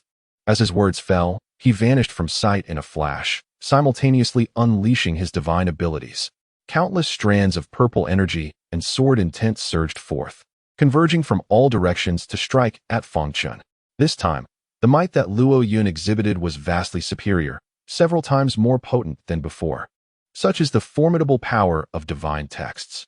Yet, Fang Chen stood undaunted, brandishing his sword and charging forward to engage Luo Yun once more in fierce combat. In an instant, the stage was enveloped in a tempest of sword winds, an overwhelming display of strength. Yet, after merely 3 exchanges, Fang Chen found himself at a disadvantage. Aha, hybrid, were you not boasting just a moment ago? Continue. Luo Yun cackled maniacally, sensing victory was within his grasp. His divine powers surged forth relentlessly, intent on sealing Fang Chen's fate. Unbeknownst to him, however, Fang Chen bore a slight smile at the corners of his mouth. Very well. I shall unveil a fraction of my true capabilities to entertain you. In the next moment, Fang Chen's aura exploded, a chaotic energy rising skyward. With demonic patterns swirling around him, he had transformed into a sword demon. With a resounding clash, the 2 swords collided once more, their power igniting the air around them. To Luo Yun's astonishment, the recent clash between the 2 yielded no clear victor. How is this possible? He exclaimed, having unleashed even the sword character Dao text, yet still unable to vanquish this wretch. Surprised? The true spectacle was yet to unfold. Fang Chen, with a mocking tone, unleashed his aura once more, revealing a blood-red halo of demonic energy behind him. This halo was adorned with ancient demonic runes, exuding a fierce and terrifying presence. This transformation marked the evolution of Fang Chen's sword demon body, having reached a mere 1,000th of its potential. He referred to this state as sword demon, first level. In this form, Fang Chen appeared even more demonic. His crimson eyes, coupled with the surrounding demonic runes and aura, resembled a soul-reaping specter traversing the depths of hell. Bang! Fang Chen, wordless, gripped the Black Ming sword and once again clashed with Luo Yun. The collision sent shockwaves reverberating through the arena, the sword intent swirling around them. The stage lay in ruins, ravaged by the residual energy of their confrontation. Yet, in this instance, Fang Chen stood firm, while Luo Yun was forced to retreat several steps. Luo Yun felt a tingling in his hands, agony coursing through his body, and his spiritual energy in disarray. He could not fathom why, despite his superior artifacts, techniques, cultivation, and Dao text, he could not eliminate Fang Chen, and instead found himself pressed back. Not only he, but the onlookers were equally perplexed. They felt their worldviews shatter, unable to comprehend the sheer incredibility of the situation. It was not just them. Even the esteemed Qing Wuzi and others on the high platform shared the same bewilderment. The power Fang Chen exhibited was far beyond what one would expect from a mere 5th level of the acquired realm. Even if his physical body had reached the 2nd stage of bone tempering, such prowess was unthinkable. However, Fang Chen has unleashed such formidable power, leaving them utterly perplexed. Impossible. Su Wanner in the audience wore an increasingly grotesque expression, her face contorted with pain. The more terrifying talent Fang Chen displayed, the more agonizing her countenance became. That individual had always been regarded as a worthless being by her. No, you must be employing some secret technique. It is absolutely impossible for you to be this powerful. On the arena, Luo Yun roared with a grimace. I am a peerless genius awakened with the 9th level of the acquired realm. How could I possibly fail to eliminate someone as worthless as you? In response to Luo Yun's furious outburst, Fang Chen remained calm and indifferent. Is it really that difficult to awaken a Dao mark? He said slowly. Of course it is. You worthless fool. You will never awaken, Luo Yun bellowed, attempting to humiliate Fang Chen, but he abruptly halted. Around Fang Chen, the aura of the Dao surged, and a character appeared behind him. It was also the character for sword, signifying the Dao mark.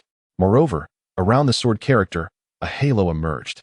This was, in fact, a secondary Dao mark. Dao mark? Is it truly difficult? Fang Chen questioned once more. This inquiry struck the very souls of all present. Is it truly so challenging to awaken a Dao mark? Indeed, it is exceedingly difficult. How many individuals spend their entire lives seeking a Dao mark, yet never manifest a single character? Yet Fang Chen awakened a Dao mark at the 5th level of the acquired realm and advanced it to the secondary level. Impossible. Luo Yun shrieked. You, a worthless being. How could you possibly awaken a Dao mark? This is absolutely impossible. Fang Chen chuckled coldly. The true waste is you. With merely one Dao text. Do you presume yourself invincible? In my eyes, you are nothing but a jest. As he spoke, the aura of the great Dao surged once more behind him. The second Dao text, the battle character Dao text, manifest. Silence fell over the arena, a profound stillness enveloping the crowd. Everyone stared at Fang Chen, their eyes wide with astonishment. Dao text. Another Dao text. The individual they had deemed a certain failure, Fang Chen, had awakened 2 Dao texts, one of which was a second-tier Dao text. This could no longer be described as monstrous talent. He was the pinnacle among prodigies. Even those core disciples found themselves overshadowed by him. Impossible. That waste cannot be so exceptional. He cannot be so extraordinary. Su Wanner clutched her hair, screaming in anguish. Indifferent to the disarray, regret washed over her. She lamented her choice to abandon Fang Chen for Luo Yun. She could have been the companion of a greater genius. From a distant high-rise, Lin Shuiyin could no longer maintain her aloof demeanor, her stunning visage marred by shock. So he is such a prodigy. And I failed to notice it at all. Recalling their first encounter, when she had pressured Fang Chen in her capacity as a saintess, declaring they were not of the same ilk and would have no future connection, her words now seemed particularly absurd. Yet, she did not regret her initial decision. She aspired to become a formidable force in her own right, determined to master her own destiny. Yet she remained unaware that, deep within her heart, a flicker of regret was beginning to stir. On the high platform, the elders could no longer contain themselves, rising in unison. The awakening of 2 Dao texts at the 5th level of the post-heaven realm, one of which was of the second tier, was a revelation they fully grasped. Fang Chen's displayed talent was sufficient to elevate him to the status of a core disciple. Qing Wuzi's expression darkened considerably. He had never anticipated that Fang Chen was an existence more monstrous than Luo Yun. He must die. He roared inwardly, believing that as long as Fang Chen lived, the future would be fraught with peril. This sentiment was shared by Luo Tianxiao as well. If that wretch were to survive, the Luo family would undoubtedly face grave troubles. His expression was fierce, and his heart echoed with a desperate cry. Unbeknownst to Fang Chen, the thoughts of the two on the platform were tumultuous. He directed his gaze, fierce like a blade, at the grim-faced Luo Yun and calmly declared, "It is time for you to meet your end." As his words fell, he vanished in a flash. Employing the extreme shadow step, the words sword and battle erupted forth, augmented by the first level of the sword demon, unleashing a fierce sword demon technique. This time, Fang Chen exerted his full strength. Luo Yun's complexion shifted dramatically, fear creeping into his heart. The power Fang Chen exhibited had left him in shock. Anyone would tremble before such a prodigious talent. Even though he refused to admit it, a sense of trepidation had already taken root within him. Once fear takes hold, defeat is inevitable. With a furious roar, Fang Chen swung the purple light demon blade down upon Luo Yun. A flicker of terror flashed in Luo Yun's eyes. He failed to evade and was struck in the chest by a single sword strike. Fortunately, at that moment, a talisman materialized, absorbing 80% of the blow's might. Yet, even with only 20% of his power remaining, a gruesome wound was torn open on his chest. This is bad. On the high platform, Qing Wuzi and Luo Tianxiao's expressions changed drastically. Once engaged in battle, a wound generally signified a predetermined outcome. Bang! Fang Chen would not let this opportunity slip away. Unleashing a flurry of sword strikes that left Luo Yun unable to defend himself. His chest bore additional injuries. Fang Chen coldly declared, "Rest assured, I shall not grant you a swift death. I will carve open your chest, reclaiming my heavenly Dao Bone." The onlookers below witnessed this scene and realized that Fang Chen was on the verge of victory. How could this be? Brother Luo was actually losing? This was hardly surprising. Fang Chen had comprehended 2 Dao texts, a testament to the talents of a core disciple. The other disciples murmured among themselves, expressing their astonishment. Impossible. Brother Luo cannot lose. Indeed, Brother Luo is destined to triumph. Fang Chen, you cannot kill Brother Luo. He is a genius. You wretched scum are forbidden from slaying Brother Luo. You can only be vanquished by him. The die-hard fans of Luo Yun from the second peak refused to accept this reality, persistently threatening Fang Chen. As for the words of those below, Fang Chen could hardly be bothered to listen. Luo Yun, feeling his injuries worsening, realized that if he did not act soon, he might truly perish here. Suddenly, he conceived the only possibility for a turnaround, though it would inflict upon him a backlash, making recovery a daunting endeavor that could take a year or more.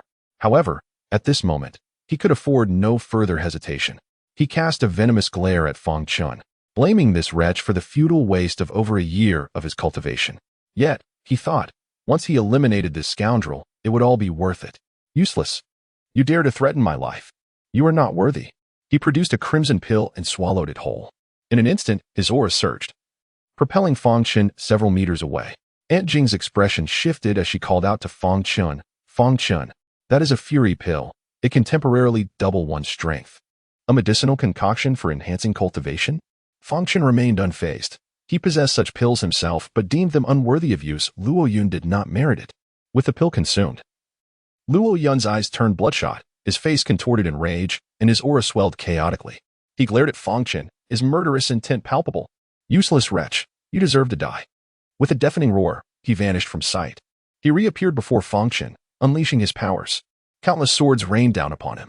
Fang Chen's expression grew grave.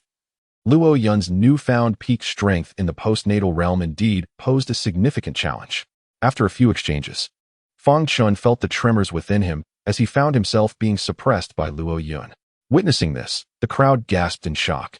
Su Wanner and other supporters of Luo Yun were ecstatic. "Useless. What does it matter if you're a genius? You'll still perish here. Once you are dead, I shall remain the foremost genius." Luo Yun unleashed a flurry of swords, purple energy swirling into an array of sword intent that drove Fang Chen back relentlessly. "Now, you can meet your end." He resolved not to prolong the confrontation any longer, raising his sword high. Behind him, a purple aura rippled like the surging waters of a mighty river. "This sword shall surely slay you," he declared with a cold smile. Upon witnessing this, Fang Chen's lips curled into a slight smirk. "Let us see who lives and who dies." Suddenly, Fang Chen's figure flickered, advancing rather than retreating. As he charged towards Luo Yun, simultaneously, the Dark Ming Sword Demon rapidly gathered its energy. The fierce magic sword technique erupted. Sword Demon, a first-tier explosion. The battle commenced. As two sword inscriptions burst forth, Fang Chen's abrupt action left the crowd momentarily stunned. What was he attempting? Seeking death? Luo Yun sneered. "Do you think you can retaliate while I gather my strength? Do you believe you have the time?" As he spoke, a massive purple sword had already taken form behind him, poised to strike. Fang Chen's expression remained calm, devoid of any fear, even possessing the composure to respond to Luo Yun's query.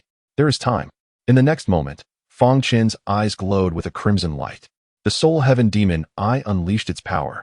Luo Yun's movements faltered instantaneously as a sharp pain surged through his consciousness, causing the spiritual energy within him to spiral into chaos.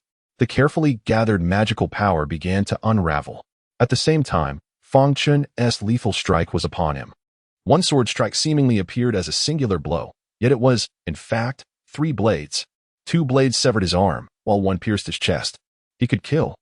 Yet he refrained from delivering a fatal blow, for he believed that a direct kill would be too lenient on Luo Yun. He meant every word when he spoke of digging out the bones of the heavenly Dao. "Ah!" Luo Yun let out a wretched scream, propelled several feet away, crashing to the ground, spitting out blood repeatedly, his cries echoing in agony. Fang Chen wiped the blood from the tip of his finger, sheathing the sword once more. Chapter 65. A model master-disciple pair. The arena fell into a profound silence, as the majority of those present struggled to comprehend the fleeting moment that had just transpired. Their confusion deepened when, just as he was about to strike, Luo Yun's divine abilities suddenly began to falter. Yinner, Qing Wuzi was the first to react, letting out a thunderous shout as he sprang to his feet and charged towards the stage. "You little wretch dare to harm my disciple. You seek death." His aura surged, disregarding the sect's regulations, as he unleashed a powerful palm strike towards Fang Chen. The terrifying pressure of the questioning Dao realm enveloped Fang Chen, causing him to cough up blood in response to the overwhelming force. "How dare you?" Aunt Jing reacted swiftly, positioning herself in front of Qing Wuzi to shield Fang Chen from the dreadful pressure. She countered with a palm strike of her own, managing to withstand Qing Wuzi's assault. With a resounding crash, Jing was forced back several steps, barely managing to regain her footing. Clutching her chest, it was evident that Qing Wuzi's strike had inflicted significant internal injury upon her, yet she remained resolute in protecting Fang Chen. "Get out of my way," Qing Wuzi bellowed in fury. Aunt Jing replied coldly, "Elder Qing, are you intent on violating the sex regulations? Fang Chen and Luo Yun are engaged in a life-and-death duel. No interference is permitted until a victor is determined." Ha ha ha. At that moment, Fang Chen's maniacal laughter echoed from the stage. What a splendid pair of master and disciple. The disciple shamelessly excavates others' heavenly bones and usurps their inheritance, while the master flouts sect rules and resorts to violence against his own disciple. Truly, an exemplary model of mentorship. Amidst his laughter, Fang Chen slowly approached Luo Yun, his sword demon transformation rendering him both cold and fearsome. "Wretch, dare you to harm my disciple? I shall ensure your body is shattered into 1,000 pieces." As Fang Chen approached Luo Yun, Qing Wuzi bellowed once more. He attempted to charge forward, but Aunt Jing steadfastly obstructed his path. Despite possessing superior cultivation, it was utterly impossible for him to reach Luo Yun before Fang Chen could strike. Fang Chen let out a sinister laugh, his foot crashing down mercilessly upon Luo Yun's chest. "Ah!" The anguished cry of Luo Yun echoed as he spewed forth a torrent of blood. Fang Chen coldly remarked, "What? Is it permissible for your disciple to slay me? Yet I am forbidden from retaliating against him? Elder Qing, what a grand display of authority you possess." Qing Wuzi felt his heart plummet into despair. Yet, suddenly, he roared, "Luo Tianxiao, are you not going to make your move?" As his words fell, a sound of slicing air resonated. Luo Tianxiao surged towards Fang Chen with astonishing speed. Aunt Jing, witnessing this, sought to intervene but found herself powerless. To stop Luo Tianxiao would mean allowing Qing Wuzi to pass. "You bastard, today marks your end." Luo Tianxiao swiftly closed the distance to Fang Chen, unleashing a palm strike intended to obliterate him. Fang Chen was neither surprised nor afraid of Luo Tianxiao's sudden assault. On the contrary, he had awaited this very moment, a legitimate opportunity to eliminate Luo Tianxiao. "Oh, whose end is it really?" He clutched an offensive talisman in his hand, ready to counter. As long as Luo Tianxiao's attack was thwarted by his defensive talisman, he would strike back. Impudent. Just then, a feminine voice rang out. A jade sword rushed past Fang Chen, aimed directly at Luo Tianxiao. Startled by the sight of the jade sword, Luo Tianxiao hurriedly raised his palm to deflect it. Yet, the sword intent of the jade blade surged like a tempest, instantly overwhelming him and severing his arm with a single strike. "Ah!" Luo Tianxiao let out a harrowing cry as he was violently hurled backward, crashing to the ground and creating a massive crater. The onlookers were taken aback. To inflict such grievous harm upon Luo Tianxiao, a pinnacle figure of the Zhou Tian realm, this individual must possess at least the strength of the Dao-seeking realm. They turned their gazes toward the source. There stood a woman clad in a pale green gown, adorned with embroidered red plum blossoms on the hem. A white brocade sash cinched her delicate waist, accentuating her slender figure. Her long, dark hair was elegantly styled into a pleasing bun, secured with a single jade hairpin resembling a plum blossom. Simple yet refreshingly graceful. Salutations to the second peak master, the crowd bowed in unison. She was none other than the master of the second peak, the esteemed Meng Yao, known as Qingxiang. Her stunning visage, cold as frost, betrayed her profound anger. "Very well. Qing Wuzi, Luo Tianxiao, as elders of the sect, how dare you violate the law? Are you teaching your disciples to disregard our sect's regulations?" Qing Wuzi's complexion shifted slightly, and he quickly responded, "I dare not." Before Qingxiang, he was loath to act recklessly. "And you?" Qingxiang's icy gaze fell upon the trembling, pain-stricken Luo Tianxiao. "I dare not." Luo Tianxiao gritted his teeth in reply. Qingxiang snorted coldly, "After this matter, you shall all face punishment, especially you, Elder Qing." The two dared not defy her, nodding in acquiescence. Only then did Qingxiang's frigid gaze turn toward Fang Chen. Fang Chen, however, was unperturbed by her gaze and greeted her with a bow, saying, "I have come to pay my respects, Peak Master." Qingxiang, observing this, nodded in satisfaction but refrained from speaking. Yet, within Fang Chen's consciousness, he heard Qingxiang's voice resonating. "Young man, I have heard that you possess the ability to heal the indulgent body of Dream Girl, and that you have also become her Dao partner." Startled, Fang Chen nodded slightly. Ying Qingxiang continued to convey her thoughts. Today, I am entrusted by Dream Girl, so do not let her down.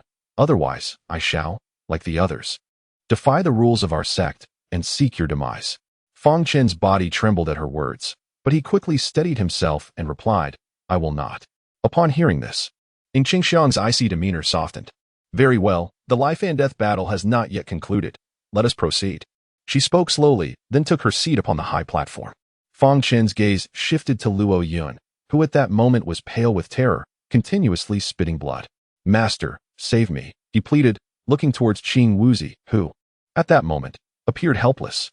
Witnessing this, despair filled Luo Yun's eyes as he laboriously turned to Fang Chen. Fang Chen, do not kill me. As long as you spare my life, I will return Su Wan'er to you and offer you a substantial compensation. He was unwilling to meet his end. He possessed the heavenly Dao Bone, destined to become an unparalleled genius and a supreme powerhouse. Wretch, should you dare to take his life, I shall ensure your body is torn asunder. If you choose not to kill him, I shall consider the enmity between you both settled.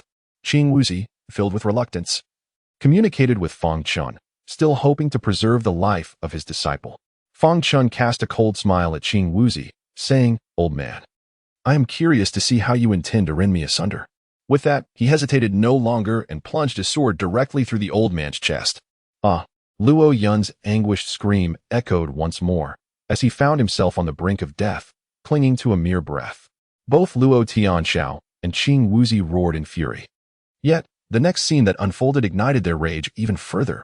Fang Chen, crouching low, gripped the flowing shadow blade and, before the eyes of all, violently extracted the heavenly Dao Bone.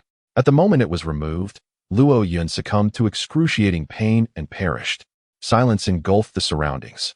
The onlookers stood in shock, their gazes fixed on Fang Chen, whose hands were drenched in blood, clutching the dim, heavenly Dao Bone. It had lost its potency, having been awakened.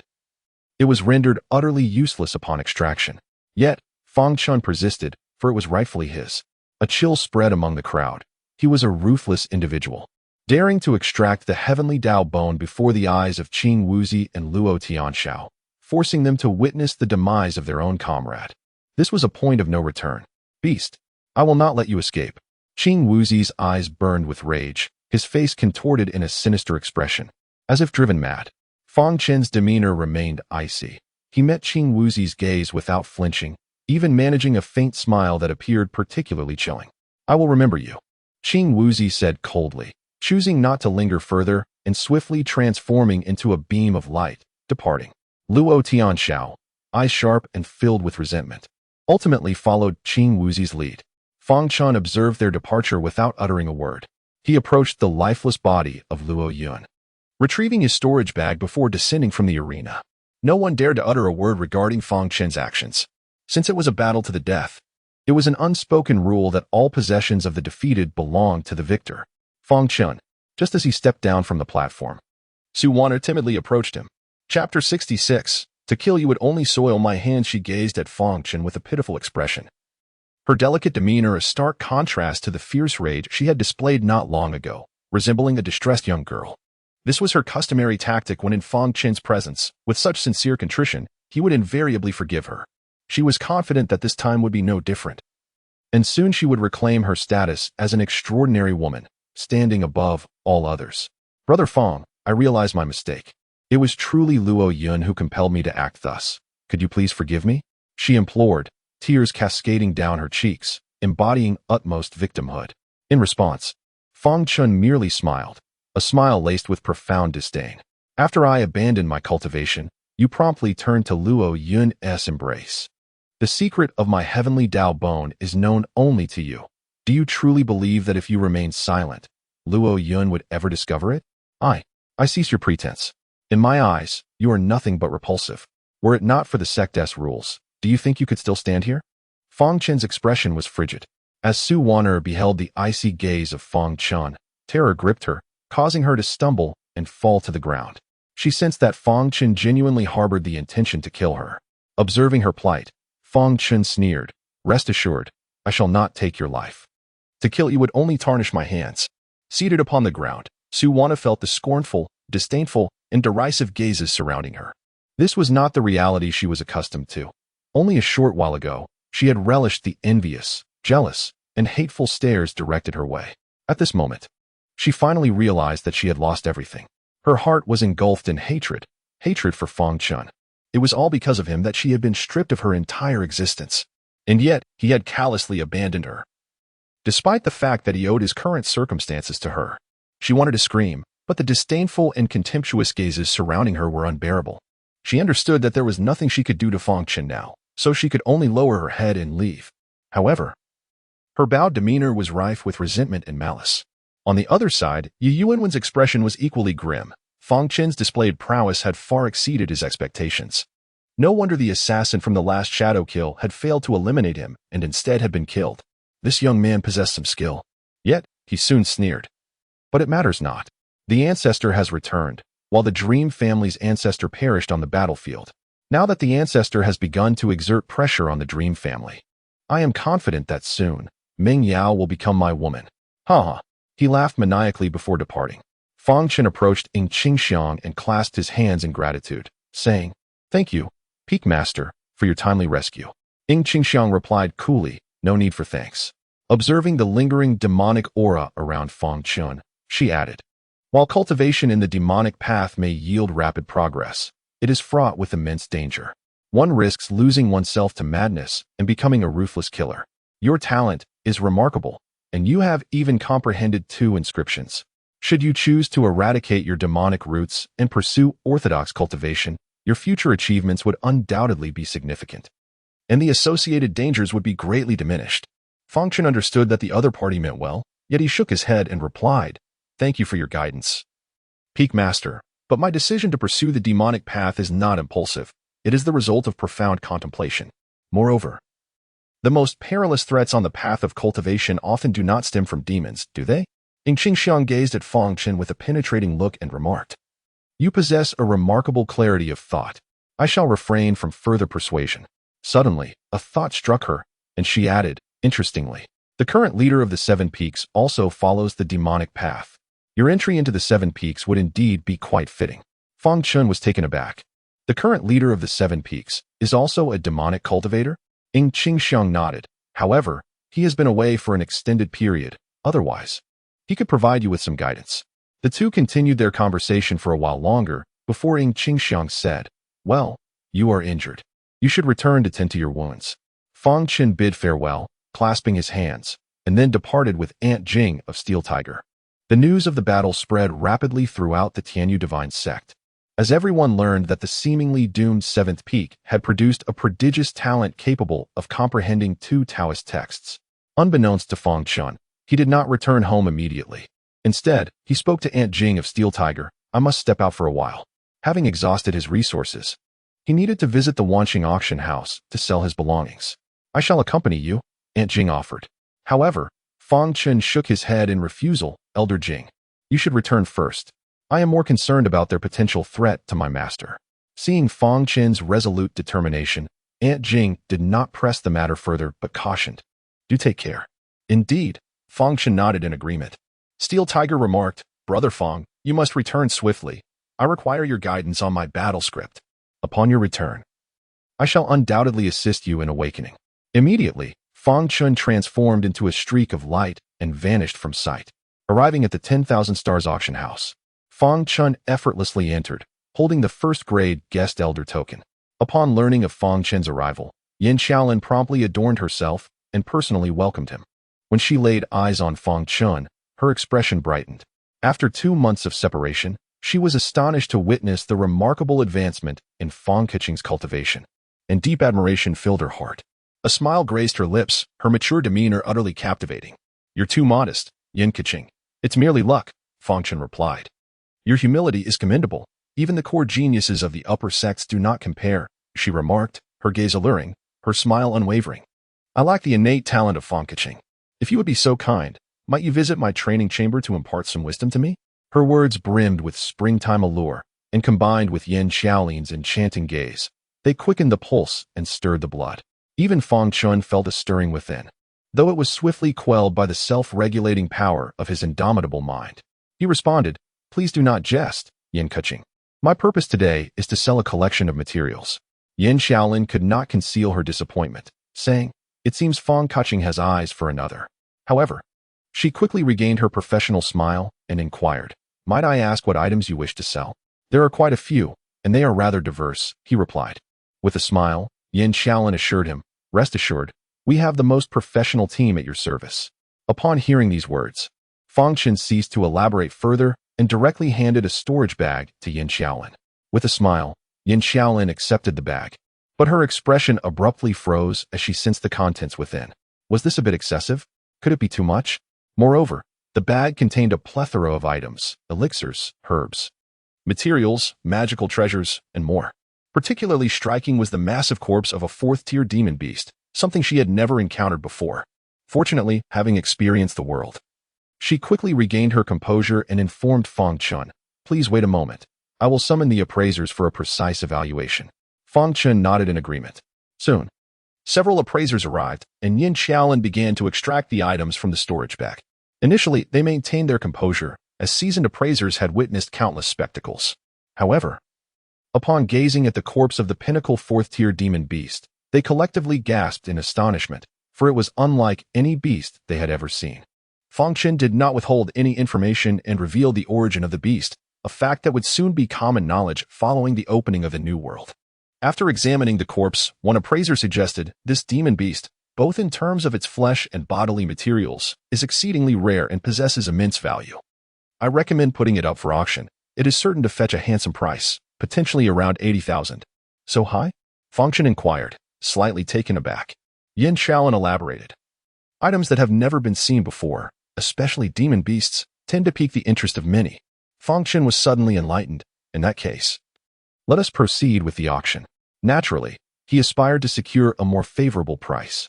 "This afternoon, there will be a prestigious auction. I will arrange for the sale of this beast," Yin Xiaolin remarked. "Thank you," Fang Chen acknowledged with a nod. Subsequently, the group of appraisers meticulously assessed the items for the duration of an incense stick before finally compiling the list. Yin Xiaolin accepted the list and presented it to Fang Chen. "Fang Chen, these treasures have been thoroughly accounted for, and their price is established. Excluding the carcass of the demon beast, the total value of the remaining treasures amounts to 310,000. Please review it to ensure there are no discrepancies." Chapter 67. The auction. Fang Chen refrained from participating, expressing his trust in the credibility of the Wanqing auction house. Yin Xiaolin paused momentarily, then smiled brightly, thanking Fang Chen for his recognition of their establishment. Fang Chen continued, stating that he intended to procure spiritual elixirs from the Wanqing auction house, and would prefer to conduct the transaction using the spiritual stones. "What type of elixirs does Master Fang require?" she inquired. "Primarily, I seek the Spirit Elevation Elixir, as well as the Meridian Opening Elixir, preferably the Supreme Meridian Opening Elixir," Fang Chen replied succinctly. His primary focus was on enhancing his cultivation and opening his meridians. As for body refinement, with the blood of the sword demon and his mental power reaching a plateau, he could afford to set that aside for the time being. The Spirit Elevation Elixir is readily available, but the Supreme Meridian Opening Elixir is somewhat scarce. After all, it is a rare concoction, and our establishment currently possesses only 3. Yin Xiaolin remarked. Indeed, the Supreme Meridian Opening Elixir was an expensive and rare potion, only capable of being refined by 4th-grade alchemists. "I shall take them all," Fang Chen declared. "In addition, I would like the Spirit Elevation Elixirs and any other Meridian Opening potions, all to be exchanged for the spiritual stones I just mentioned." "Very well." Yin Xiaolin nodded. She then instructed her attendants to make the necessary arrangements, emphasizing the need for the finest quality elixirs. Shortly thereafter, a maid entered respectfully, carrying a tray that held an exquisite storage pouch. Yin Xiaolin accepted the pouch, and with a flicker of her thoughts, 15 elixir vials and 5 ornate boxes appeared on the table. "Master Fang, here are 18 vials of Spirit Elevation Elixir, all of the highest second-tier quality, with 5 elixirs contained within each vial," she announced. The 3 brocade boxes contain the Opening Pulse Heavenly Elixir, while the other 2 hold different varieties of Opening Pulse Elixirs. Although their effects are somewhat inferior to that of the Heavenly Elixir, they still yield commendable results. Fang Chen nodded, calculating in his mind that acquiring these outside would undoubtedly require at least 300,000 to 400,000 spirit stones. It appears that Yin Xiaolin not only offered him a discount of 20%, but also extended considerable additional benefits. Upon opening one of the brocade boxes, A refreshing aroma of elixirs invigorated his senses. Fang Chen realized that the opening pulse heavenly elixir inside was indeed of superior quality compared to what the sect had provided him. Thank you, Fang Chen expressed his gratitude. Yin Shaolin smiled and replied, there is no need for such politeness among family. Subsequently, Fang Chen stored all the elixirs in his spatial pouch. With a continued smile, Yin Shaolin remarked, Fang Qiqing, if you are interested in the auction this afternoon, you are welcome to participate. After a moment of contemplation, Fang Chen accepted, saying, in that case, I shall comply. That is splendid. I shall make the arrangements. Yin Shaolin maintained her cheerful demeanor. The Wanqing Auction House, as the premier auction venue within dozens of cities, naturally attracts the attention of numerous powerful family factions during each high-level auction. The expansive auction hall can accommodate over 1,000 attendees, in addition to 100 VIP rooms. Access to the VIP rooms necessitates not only wealth but also a certain level of status, making it a venue where various families showcase their prestige and power. As the afternoon approached, attendees began to filter in, and nearly all the 1,000 seats were filled. The VIP rooms echoed this trend, with the grand auction almost completely attended. Yin Shaolin naturally arranged a VIP room for Fang Chen. She addressed him, Fang Qiqing, the time is nearly upon us. I apologize, but I must attend to some matters regarding the auction. Allow these two to escort you, if you would. She gestured towards two stunningly beautiful maids, dressed provocatively. Fang Chen had no objections. No problem, Manager Yin. Please go about your business. Yin Shaolin offered a graceful bow and then departed. Please, follow us. The two maids said in unison, their voices sweet and enchanting. Fang Chen nodded and was led by the two women toward one of the VIP rooms. Suddenly, as they traversed a long corridor, an odd voice pierced the air. You, bastard, are here as well? Fang Chen furrowed his brow and turned to see Yu Yuanwen, his face a mask of incredulity and disdain. Beside him stood an elderly man with white hair, exuding an air of superiority. Fang Chen recognized Yu Yuanwen, and perceiving his intent to provoke, he retorted bluntly, oh, it's you, you fool. At this, Yu Yuanwen's anger flared, veins bulging on his forehead. As he recalled the incident involving the counterfeit pill he had auctioned, you seek death. Yu Yuanwen seethed, unleashing the pressure of his 7th layer of innate realm cultivation. Young Master Yu, this is the Wanqing Auction House. I kindly ask you to refrain from causing a scene, one of the maids interjected. With this reminder, Yu Yuanwen finally calmed himself, realizing that causing a disturbance here would indeed lead to considerable trouble. He cast a malevolent glare at Fang Chen, and then, as if struck by a sudden thought, he sneered, you wretched fool, you may not yet realize this, but soon, Ming Yao will be wed to my family, becoming my woman. Fang Chen furrowed his brow and replied coolly, do you truly believe I would take your words to heart? Ha ha ha ha. Yu Yuanwen laughed triumphantly. You genuinely think Ming Yao would choose to be with you? Have you even considered your own insignificance? Do you really believe a toad can feast upon a swan? Seeing Fang Chen's silence, Yu Yuanwen's arrogance swelled further. Just wait, you shall soon receive the news. Ha ha ha. With that, he laughed maniacally and departed with the elder. Fang Chen remained pensive. He certainly dismissed Yu Yuanwen's claims. However, an unsettling apprehension gnawed him. Perhaps Ming Yao would encounter some form of adversity. Young Master Fang, shall we proceed to the VIP room? Inquired the maid. Fang Chen recognized that dwelling on such matters was futile, and he nodded, following the maid to the VIP chamber. Upon entering, he was greeted by opulent decor, with tables adorned with an array of exquisite spiritual fruits. As he sampled one, a warm sensation coursed through his body, invigorating his spirit and delighting his palate. His eyes sparkled with delight, and he decided to collect some spiritual fruits to take home for his master and the elderly gentleman to savor. The two ethereal maidens gazed at him in astonishment, as it was their first encounter with a guest who would take the spiritual fruits. Realizing his impetuousness and lack of etiquette, Fang Chen offered an awkward smile and said, I apologize. I wish to bring some home for my family. The maid beamed in response, young master need not be so formal. Take as many as you desire. Suddenly, she instructed someone to prepare a spiritual fruit and meticulously package it for Fang Chen to take away. Fang Chen expressed his gratitude with a smile, while the two maidens responded with cheerful bows. At that moment, a middle-aged man ascended the auction stage. Smiling as he addressed the esteemed guests, thank you all for attending the Wanqing auction. My name is Fang Zhang, but you may also call me fellow Taoist Fang. Without further ado, we have a total of 20 auction items, and I trust that at least one of these will captivate your interest. Let us commence the auction. With a clap of his hands, a maiden wheeled out a display cart, its contents concealed beneath a red cloth. This cloth was no ordinary fabric. It had the remarkable ability to shield the items from external spiritual probing. Fang Chen elaborated, this item hails from a perilous realm. It is a natural treasure known for its efficacy in forging divine weapons. Can anyone guess what it might be? Please, do not waste our time. Indeed. Someone in the crowd could not help but grumble.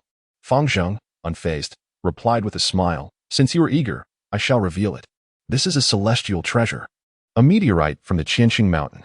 He then lifted the red cloth, unveiling a stone approximately the size of a fist, deep purple and black in hue. Chapter 68. You were simply a fool. This stone appeared exceedingly ordinary, devoid of any distinctive features, yet it elicited gasps of astonishment from many. Fang Chen was quite pleased with their reactions. With a smile, he remarked, I need not elaborate on the efficacy of this stone.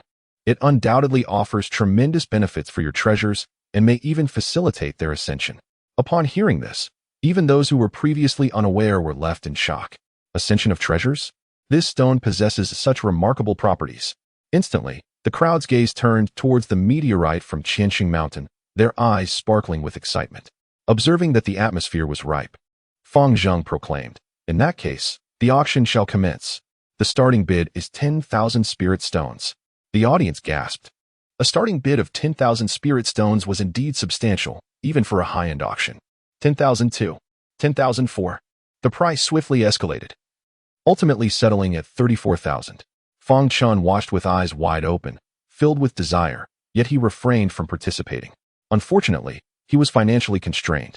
His spirit stones had already been expended on purchasing elixirs, leaving him with only 50 to 60,000 spirit stones, which he might need at any moment. Meanwhile, in another VIP room, Yu Yuanwen fixated intently on Fang Chen's area, eagerly awaiting his move. At that moment, he chuckled coldly, thinking to himself, you wretch, no matter what you desire, I shall ensure it remains out of your reach. Since Fang Chen had appeared here, he undoubtedly sought auction items of significance. Yu Yuanwen's intention was to compel Fang Chen to expend a great deal or to secure the items himself. Congratulations to the esteemed guest number 29 for acquiring the first auction item. Next, we shall commence the auction of the second item. On the elevated platform, Fang Chen smiled and promptly instructed the attendants to present the second item for bidding. This exquisite item was procured from the perilous Wanzhong forest. The auction proceeded in an orderly manner, with each precious item unveiled eliciting exclamations of awe and excited, avaricious gazes. The bidding was particularly fervent, with prices escalating continuously, leaving the audience astounded. Fang Chen's eyes sparkled with desire. There were numerous items he yearned for. Regrettably, just as he resolved to compete, a casual bid from another party soared above his entire fortune. He had no choice but to dejectedly lower his hand, his longing unfulfilled, which elicited amused laughter from the two maidens nearby. In the distance, Yu Yuanwen observed anxiously. Witnessing Fang Chen's hand rise and fall, he gritted his teeth in frustration. After 7 or 8 items, did he not have any interest at all? Beside him, an elderly man furrowed his brow and remarked, Young master Yu, we must focus on the matter at hand. Yu Yuanwen replied, Fear not, old Liu. I shall deal with this scoundrel without hindering our primary objectives. Old Liu, upon hearing this, chose to remain silent, closing his eyes to rest. Fang Chen suddenly felt a pair of malevolent eyes fixed upon him. Turning his gaze, he found Yu Yuanwen staring intently at him, wearing a cunning expression. He was momentarily taken aback. What does this fellow intend? Is he plotting against me? In the realm of auctions, ill intentions could manifest in 2 ways: inflating the price to vex oneself or acquiring the desired item at any cost. As he contemplated, he gazed toward the auction hall. At that moment, a jade pendant was being auctioned, a remarkable artifact that possessed the ability to autonomously safeguard its owner. Capable of withstanding a full-force strike from a cultivator at the Yuan realm, the bidding had already escalated to 60,000, with numerous participants still vying for it. Observing this, Fang Chen called out, 65,000.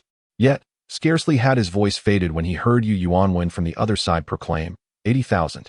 Fang Chen glanced over, meeting Yu Yuanwen's gaze, which was rife with provocation and disdain. You wretched creature, do not even think of leaving here with anything. My financial prowess far surpasses yours. He conveyed through thought. In response to these words, Fang Chen remained silent, lowering his head to take his seat once more. Yu Yuanwen, witnessing this, felt a surge of triumph. He refrained from further bidding, instead keeping a watchful eye on Fang Chen.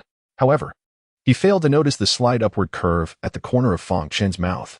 Ultimately, the jade pendant was secured by another bidder for a price of 100,000, followed by several more items, with Fang Chen abstaining from participation. Finally, on the 13th item, it was time for Fang Chen's peak level 3rd tier beast carcass to be presented.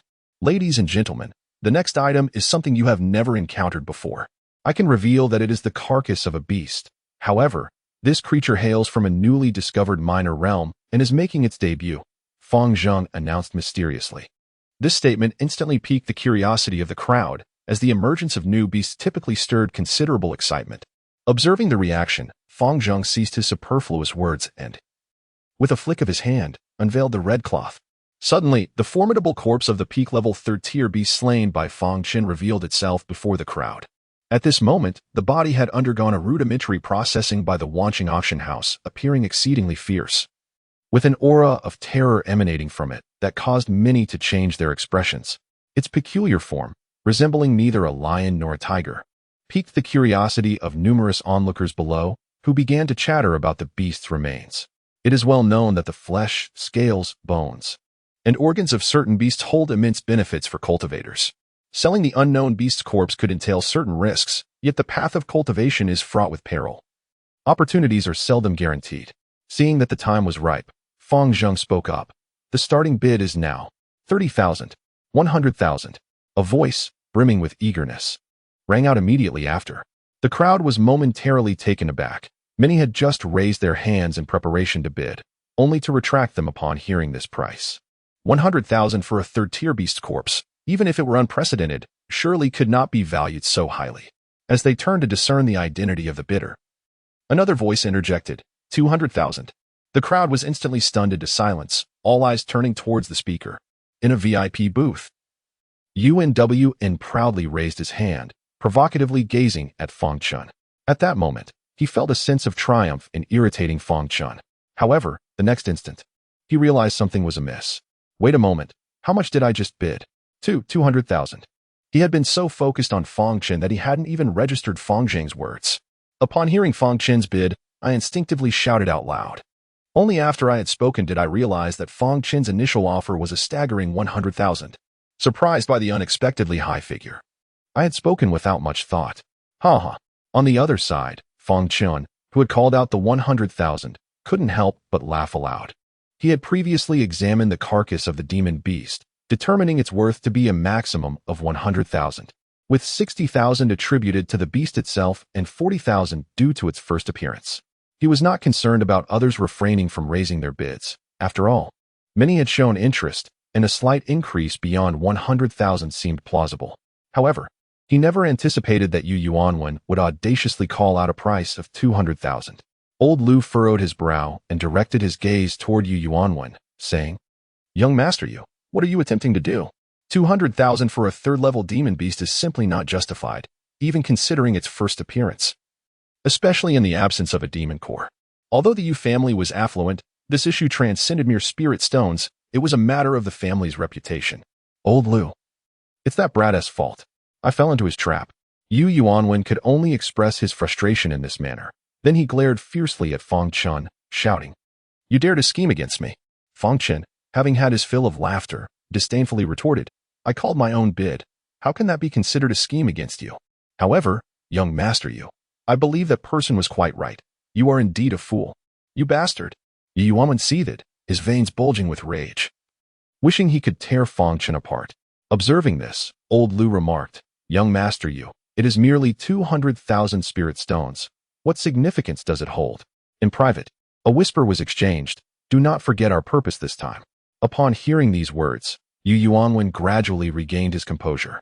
However, he still issued a fierce warning. "Fang Chen, no one can protect you this time. You shall await your fate." Fang Chen merely smiled in silence, aware that many harbored intentions to eliminate him, and he had long-standing enmity with Yu Yuanwen.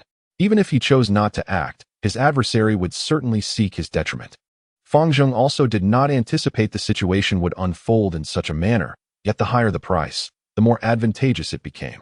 He declared, 200,000 for the first time, 200,000 for the second time. Yu Yuanwen hoped for a moment that no one else would place a bid. But the price of 200,000 for the beast's carcass far exceeded its actual worth. Even a newly discovered specimen would not command such a price, leading to silence in the bidding. Ultimately, the beast's carcass was acquired by Yu Yuanwen for 200,000, infuriating him to the point of shattering the exquisite teacup on the table into fragments. Congratulations to guest number 44. Let us proceed with the auction. Please welcome the next item. Fang Chen remarked with a smile, and at that moment, a maid entered the stage, delicately balancing a tray with both hands. As she stepped forward, a glimmer of gold sparkled in old Lu's eyes. An opportunity for fortune had arrived. Chapter 69. The false Yu Yuanwen exhibited a glimmer of excitement. The Wanqing auction house. You dare to seize my 200,000 spirit stones? I shall demand their full restitution. No. I will require you to pay tenfold. He chuckled coldly, and then looked towards Elder Lu, inquiring through sound transmission. Elder Lu, is there any issue? Elder Lu responded with a confident smile. Transmitting back. Thanks to your previous mention of that counterfeit elixir, I have been enlightened. Rest assured. The imbeciles at Wanqing Auction House will undoubtedly fail to recognize this demon essence pearl. If they could, they would not have dared to put it up for auction. A sinister smile crept across Yu Yuanwen's face. Our task now is to inflate the bidding price. Naturally, they would not act directly. Instead, they had arranged for others to operate beneath the arena. These individuals would continually elevate the auction price until they secured the item, subsequently seeking compensation from Wanqing Auction House, just as he had done before.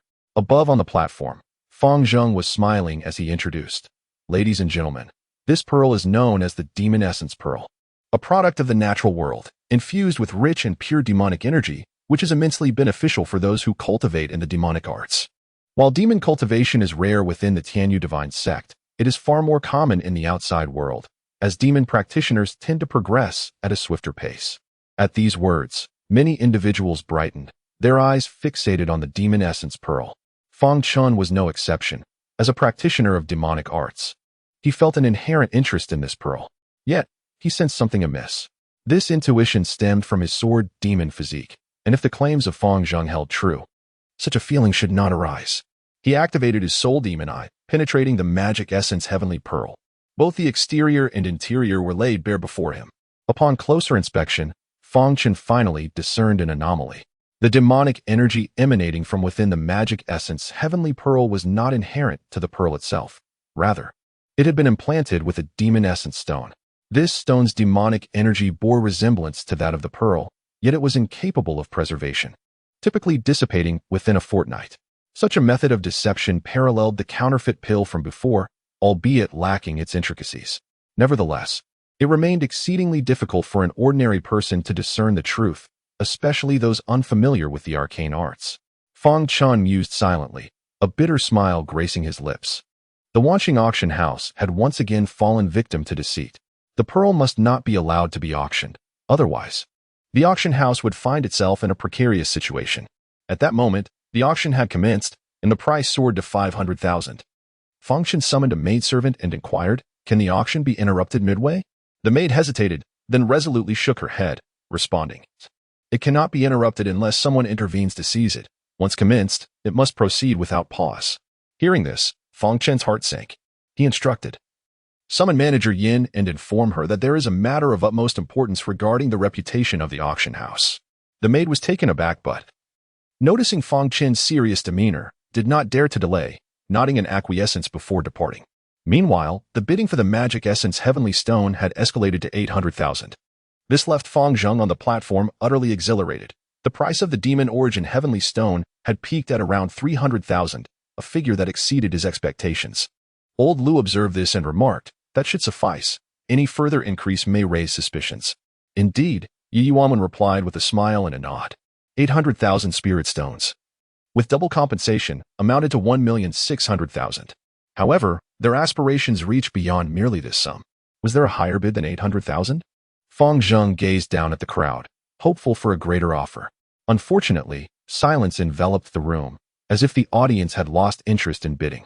A slight disappointment washed over Fang Chen, but 800,000 was already a substantial figure, so he refrained from prolonging the auction. 800,000 going once, going twice, 820,000. Just as Fang Chen was about to conclude the bidding, a voice rang out. The crowd stirred in astonishment, as they had not anticipated another bidder.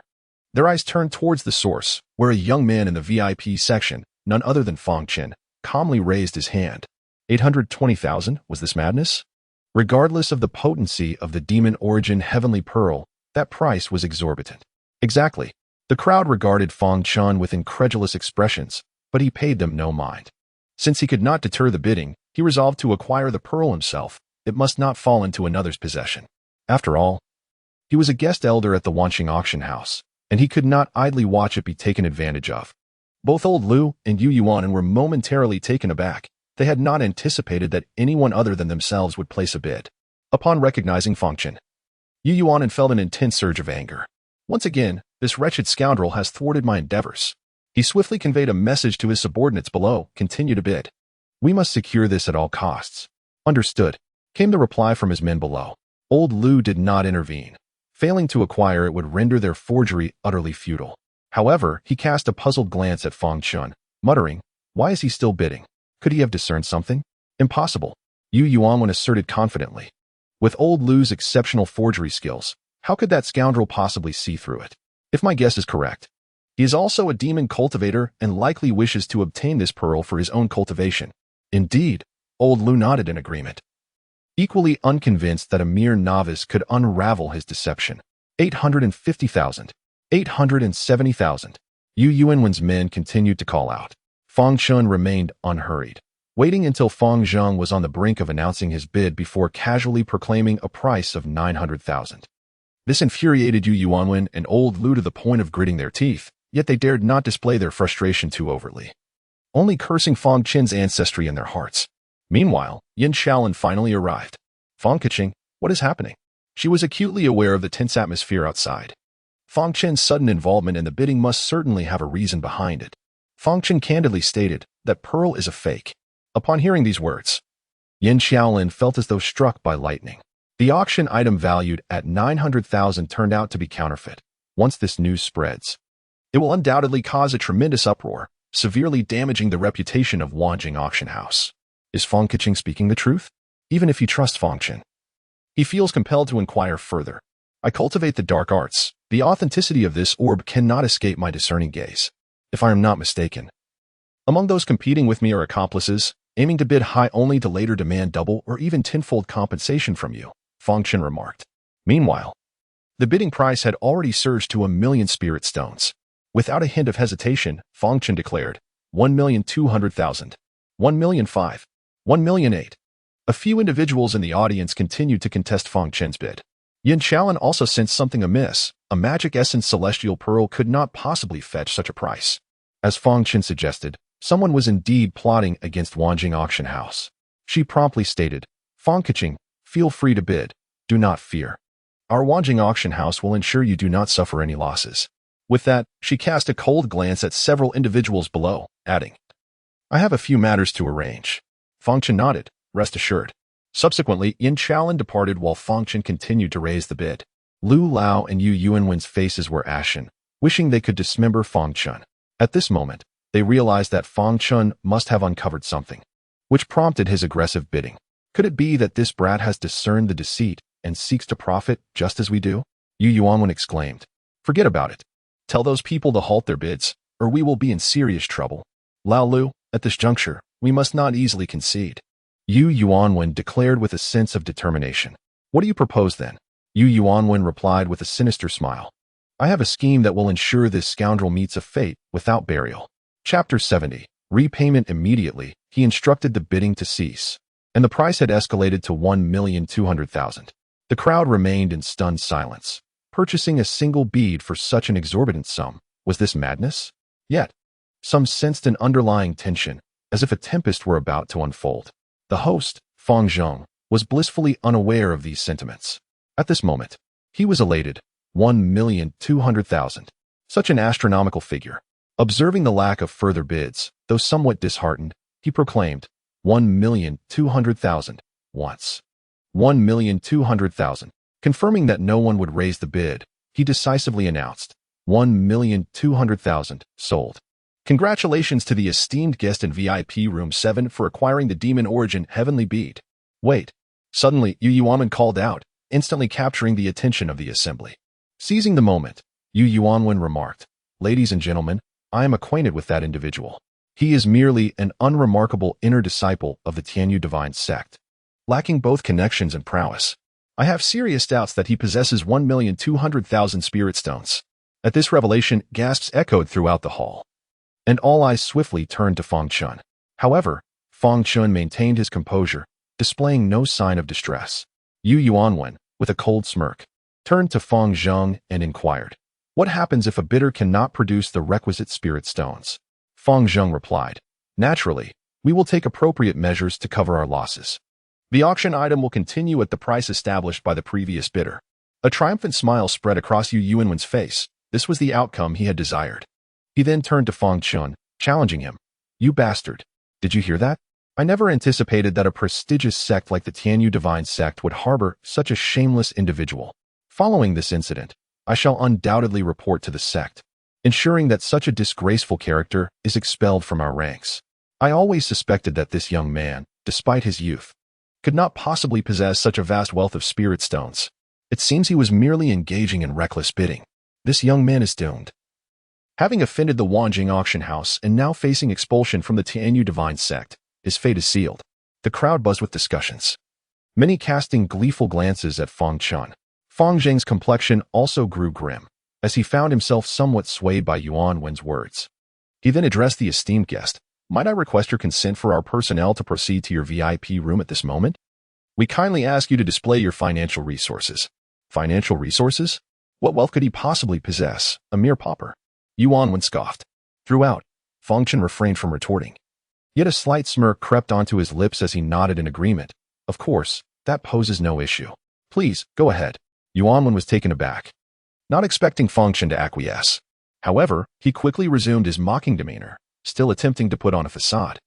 "I am eager to witness how this destitute young man will produce 120,000 spirit stones. Soon." 3 men clad in the attire of the Wanjing auction house knocked and entered Fang Chen's VIP chamber. Fang Chen remained still as a maid stepped forward, presenting a storage bag. One of the men accepted the bag, briefly sensed its contents, and then returned it to the maid, who respectfully placed it beside Fang Chen. "Quickly announce whether it contains merely 120 spirit stones," Yuanwen taunted. His words elicited a chorus of laughter from the onlookers. The examiner cleared his throat and solemnly declared, "The financial capacity of VIP number 7 has been confirmed. There are no issues." Instantly, the laughter dissipated into silence. The crowd stared in astonishment at the composed Fang Chen, who seemingly possessed such immense wealth. Wasn't he supposed to be an ordinary disciple, lacking both background and strength? It dawned on them that if Fang Chen truly lacked connections and power, he would not be seated in the VIP lounge. "I refuse to believe it. This lad cannot possibly possess such wealth. It must be a conspiracy between you all to deceive us," Yu Yuanwen adamantly insisted. Unable to reconcile the staggering sum of 120,000, a feat that even he would struggle to achieve. "Don't believe?" Fang Chen smirked, raising the storage bag with a flourish.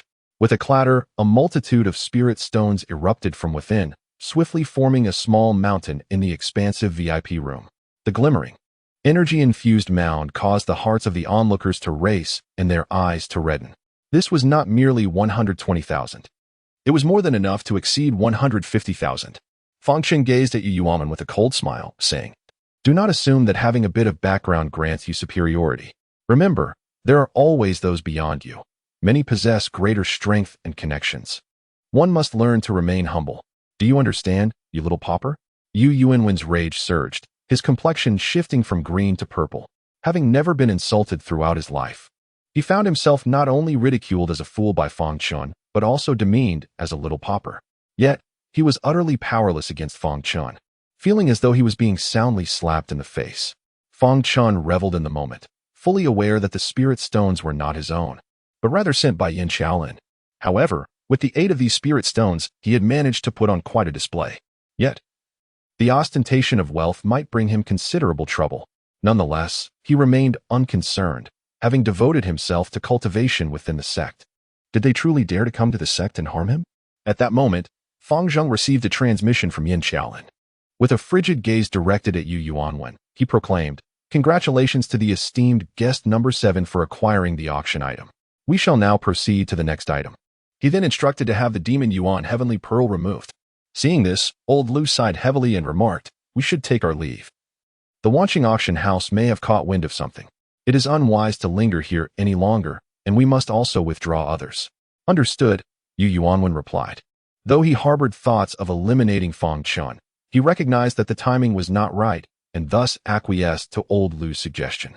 Unbeknownst to them, their associates were already under watch. As they departed, someone stealthily followed behind. Fang Chen, disinterested in the forthcoming auction, returned to his previous chamber under the guidance of a maid. Shortly thereafter, Yin Xiaolin visited Fang Chen, her expression filled with gratitude. "Fang Chen, we have conducted an attack probe on the Demon Yuan Heavenly Pearl and indeed discovered it to be a counterfeit. It was merely a piece of demonic stone. I am truly grateful to you, Fang Chen.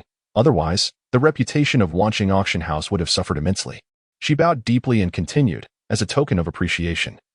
"We will forego our share of the 200,000 obtained from the auction of the beast's carcass, and additionally, I shall present you with another 200,000 spirit stones as thanks." Upon hearing this, Fang Chen resolutely shook his head. "Thank you, Manager Yin, for your kind offer. I can accept the 200,000 from the auction, but I cannot accept the additional 200,000 as a gift." He stated firmly, "This is indeed my responsibility. Otherwise, I would find it difficult to reconcile with myself for receiving that annual sum." Yin Xiaolin, however, smiled and replied, "You are being too courteous, Fang Chen. After you resolve issues for our establishment, you will receive a corresponding commission. This 200,000 is merely your commission. Given the substantial amount involved this time, it is crucial for the reputation of our institution." "Really?" Fang Chen expressed some disbelief. "Indeed," Yin Xiaolin affirmed, and the maids around her nodded in agreement.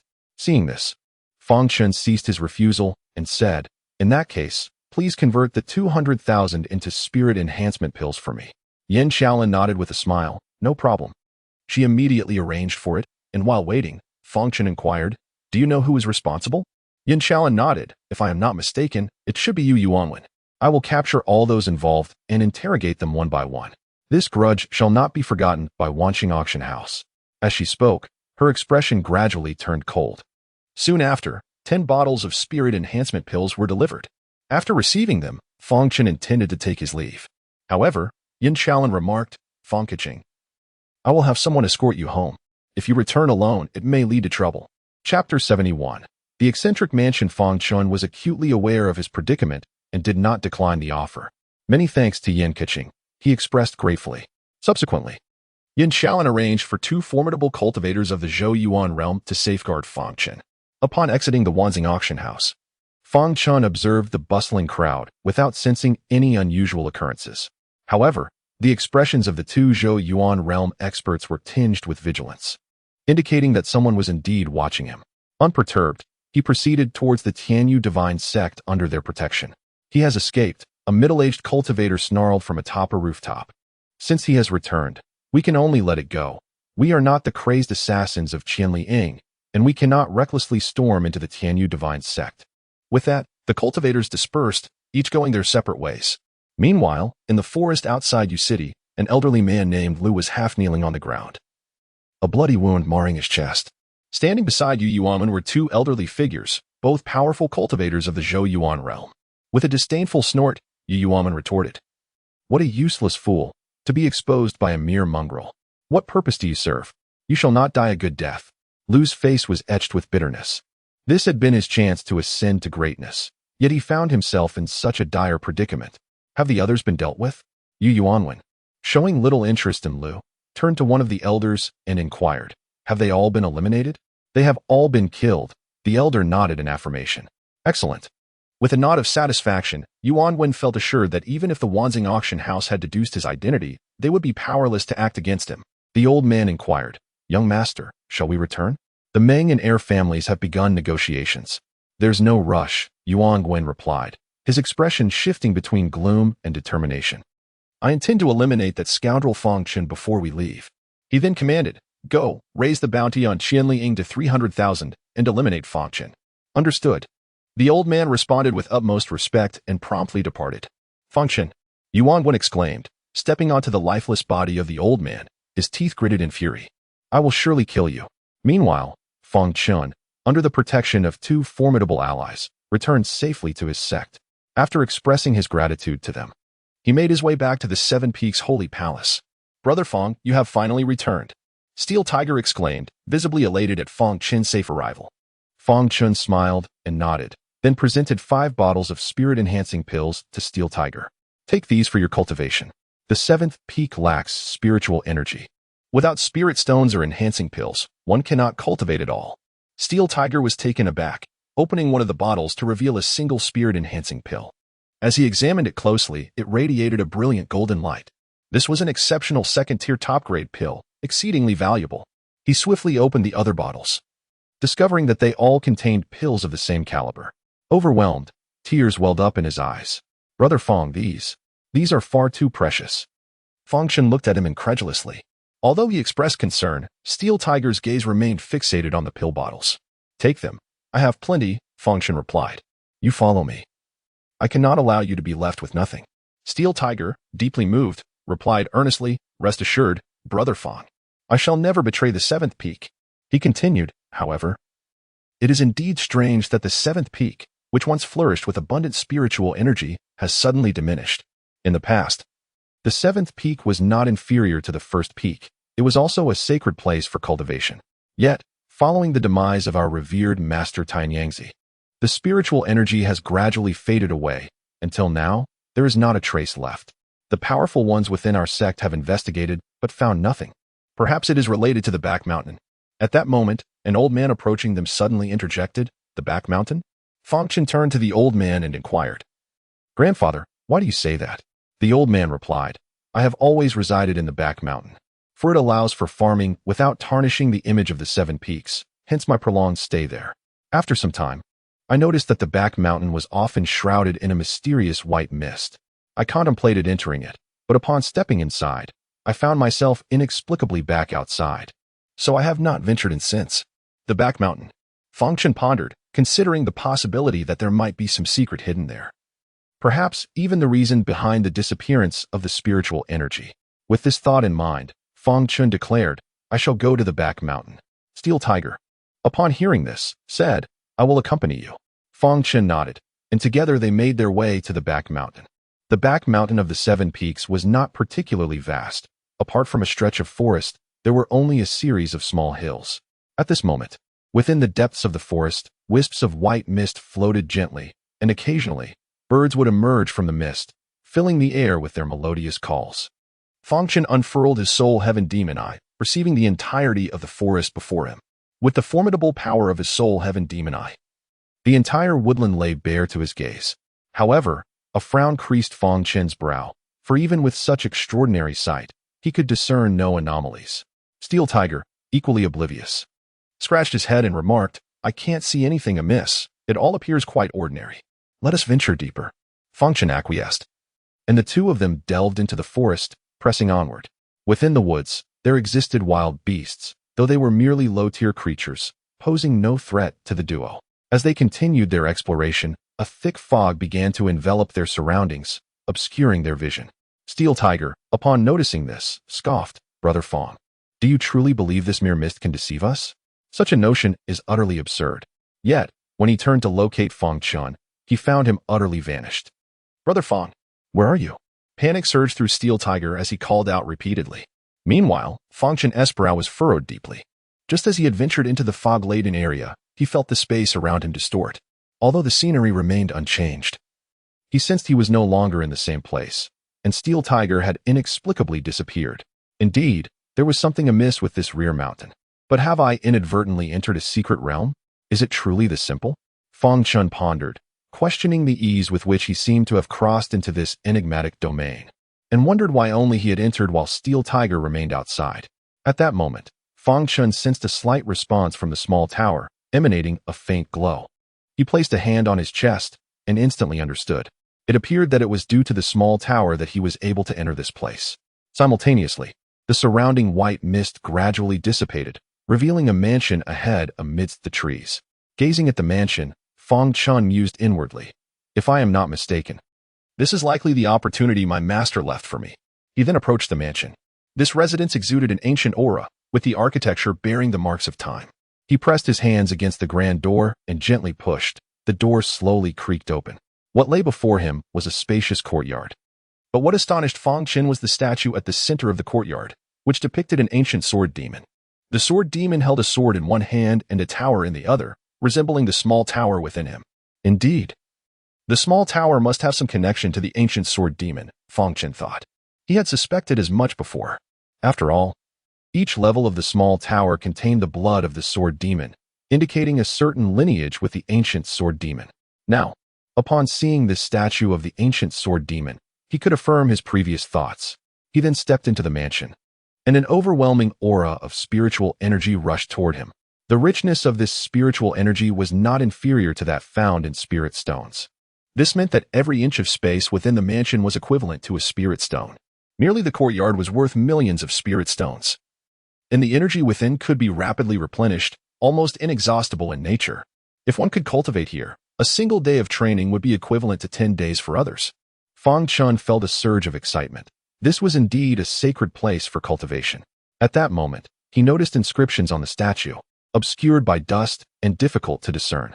With a gentle sweep of his hand, he revealed the words above. Should one be fortunate enough to enter this realm, it would signify a connection with the esteemed one.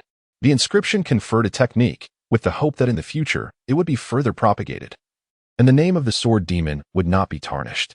As Fang Chen read these lines, the words shimmered with a crimson glow, and a fragment of an ancient text materialized before him. He took the fragment and examined it closely. The fragment of divine and demonic arts, the first 3 levels. This technique was devoid of rank. The stronger the practitioner, the mightier the technique. It accompanied a lifetime of cultivation, unlocking the true potential of the sword demon physique. Fang Chen was taken aback. Could it be that the transformation into a sword demon did not represent the true power of the sword demon physique? He turned the fragment over and began to read the introduction of the first level. Upon completion, he gasped in astonishment. So that was it.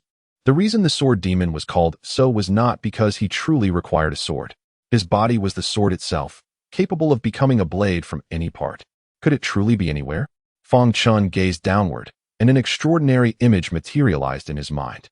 Chapter 72, Meng Yao's engagement. He swiftly dismissed the inexplicable thoughts that had suddenly surfaced in his mind and continued reading. Upon perusing the introduction to the first layer, Fang Chen gasped in astonishment, realizing just how little he truly understood about the sword demon. It could even be said that he had squandered the potential of his sword demon physique. Truly, the ancient sword demon was remarkable. If I could master the first layer, it would undoubtedly enhance my combat prowess exponentially, enabling me to engage in battles beyond my current capabilities with ease. Upon my return, I must dedicate myself to diligent research and cultivation. He stowed away the technique and approached the grand entrance to the inner residence. This was merely the outermost layer. Within, there were likely other treasures. Moreover, the sudden disappearance of spiritual energy from the 7th peak was undoubtedly related to this place. Fang Chen raised both hands, attempting to push open the grand doors. At that moment, a flicker of red light erupted from the entrance. Fang Chen was abruptly hurled backward. Crashing to the ground with a thud, he let out a muffled groan, gazing at the door radiating red light, and managed a wry smile. It seems that I am not yet worthy to step inside. To gain entry, my strength must reach a certain threshold, which bears resemblance to the small tower. Fang Chen was not disheartened. Even if he could enter, seizing opportunities that were beyond his current strength would not be as simple as he might wish. Having obtained the fragment of the divine demon, he felt quite content. Furthermore, the spiritual energy in this location was exceptionally rich, making it an ideal environment for cultivation. I shall first reunite with the steel tiger and return to this place to cultivate another day, he resolved. If he were to commence his cultivation now, Steel Tiger was uncertain how to convey this to the mistress. She would likely be exceedingly anxious. Thus, Fang Chen proceeded to step outside. Upon reaching the woods, the surrounding mist thickened once more. Accompanied by a distortion of space, Fang Chen successfully departed from that realm. Following Fang Chen's emergence, Steel Tiger swiftly sensed his presence. Brother Fang, where have you run off to? How did you vanish so suddenly? Upon seeing Fang Chen, Steel Tiger let out a sigh of relief. Fang Chen shook his head and replied, I don't know. I suddenly lost track of you as well. He had no intention of disclosing the existence of the hidden estate in the woods to Steel Tiger, as it pertained to his own secrets. Upon hearing this, Steel Tiger felt an eerie chill enveloping the forest. Brother Fang, we should hasten our departure. This place is quite unsettling, he urged. Agreed, Fang Chen responded without objection. Meanwhile, Deep within the shadow forest, beneath the ground, lay a dimly lit underworld. This realm was heavily fortified, teeming with formidable beings. Here resided the headquarters of the 1,000-mile Shadow Killers. Inside the tavern, several cultivators were scrutinizing the bounty board, gesturing animatedly. Numerous portraits adorned the board, accompanied by basic information and cultivation levels. Among them was Fang Chen, standing out conspicuously, a mere fifth layer of postnatal realm. And yet he was valued at a bounty of 300,000. One could only wonder whom this individual had offended. It was noted that only silver-tier assassins and above were qualified to take action. The gathered assassins buzzed with intrigue regarding Fang Chen. Just then, a figure entered the tavern, forcefully pushing aside several assassins gathered before the bounty board. You. The assassin, initially filled with rage upon being interrupted, experienced a dramatic change in expression upon recognizing the newcomer, prompting him to retreat hastily. The individual was a young man named Tian Chong, whose darker complexion was accentuated by a red scarf adorning his head. A scar traced across his face, yet a perpetual smile graced his lips. Prominently displayed on his chest was a silver badge, marking him as a silver-tier assassin. Tian Chong cast a glance at the bounty board, his gaze swiftly settling upon the reward notice for Fang Chen. 300,000, a fifth tier in 2 days, quite intriguing. With a smirk, he tore down Fang Chen's bounty, declaring, "It is you." As the words left his lips, a surge of terrifying demonic energy enveloped him, causing the sword strapped to his back to quiver slightly, not from fear, but from the exhilarating anticipation of impending bloodshed. "Patience," he reassured his weapon. "Soon you shall taste the blood of a genius." With that, he took the bounty notice and departed. The other assassins, witnessing his exit, finally exhaled in relief. The madman had indeed arrived. They had assumed he had succumbed entirely to madness. With him joining the fray, it was certain that Fang Chen was doomed. Yet, this may also invite considerable trouble for their organization. But what did it matter? His brother was a high-ranking member of their group, which explained his brazen demeanor and the unchallenged nature of his actions. The assassins exchanged hushed comments, wary of saying too much, before returning to their table to continue drinking. As for Fang Chen, they paid little heed. Such occurrences were all too common. Unbeknownst to him, he had once again caught the attention of the shadowy assassins. But the forthcoming days remained tranquil. Occasionally, individuals would come to challenge Fang Chen, yet he paid them no heed. Elders from other peaks also approached, hoping to take Fang Chen as their disciple, for his displayed talent was truly extraordinary. However, he ultimately declined their offers, citing his desire to rejuvenate the 7th peak. Gradually, the number of visitors to the 7th peak dwindled. During this time, Fang Chen continued to instruct Steel Tiger in comprehending the essence of the battle word. Although Steel Tiger had yet to awaken, he gained profound insights, significantly enhancing his cultivation to the 3rd level of the postnatal realm. One day, upon returning from the character peak, Steel Tiger was exceedingly excited. Brother Fang, I have uncovered significant news." Fang Chen ceased his training and inquired, "What is it?" Steel Tiger, brimming with enthusiasm, replied, "I've just received confirmed information that, at the earliest in 6 months, the sect will host a challenge for the heavens." "What is this challenge for the heavens?" Fang Chen questioned. "Are you not aware? The challenge for the heavens allows the top 10 victors to represent our sect in the central region of the Divine Heaven Continent, specifically in the Luotian domain. For the Divine Continent Assembly, the Divine Heaven Continent comprises 9 major domains, among which both the Luotian domain and the Shindong domain, where you reside, are included. The Luotian domain is the heart of the Divine Heaven Continent and is renowned for its prosperity and power, drawing countless aspirants. However, he continued, somewhat disheartened, the core disciples will also participate in the challenge, all of whom are innate realm cultivators, many of whom have awakened at least one battle word. They are extraordinary talents, far beyond my current capabilities to compete with. 6 months is far too brief." He then looked at Fang Chen, his eyes lighting up. "Brother Fang, your presence may offer some glimmer of hope. With your innate talent, it is highly probable that you will transcend to the innate realm within 6 months, at which point you may compete for a coveted spot in the Divine Continent's Luotian domain." Fang Chen was well aware of this. The Luotian domain is situated to the east of the Divine Eastern region, separated by a colossal cliff that delineates the boundaries of the 2 realms. The Luotian domain perches atop this precipice, towering 500 zhang above the entirety of the Divine Eastern region.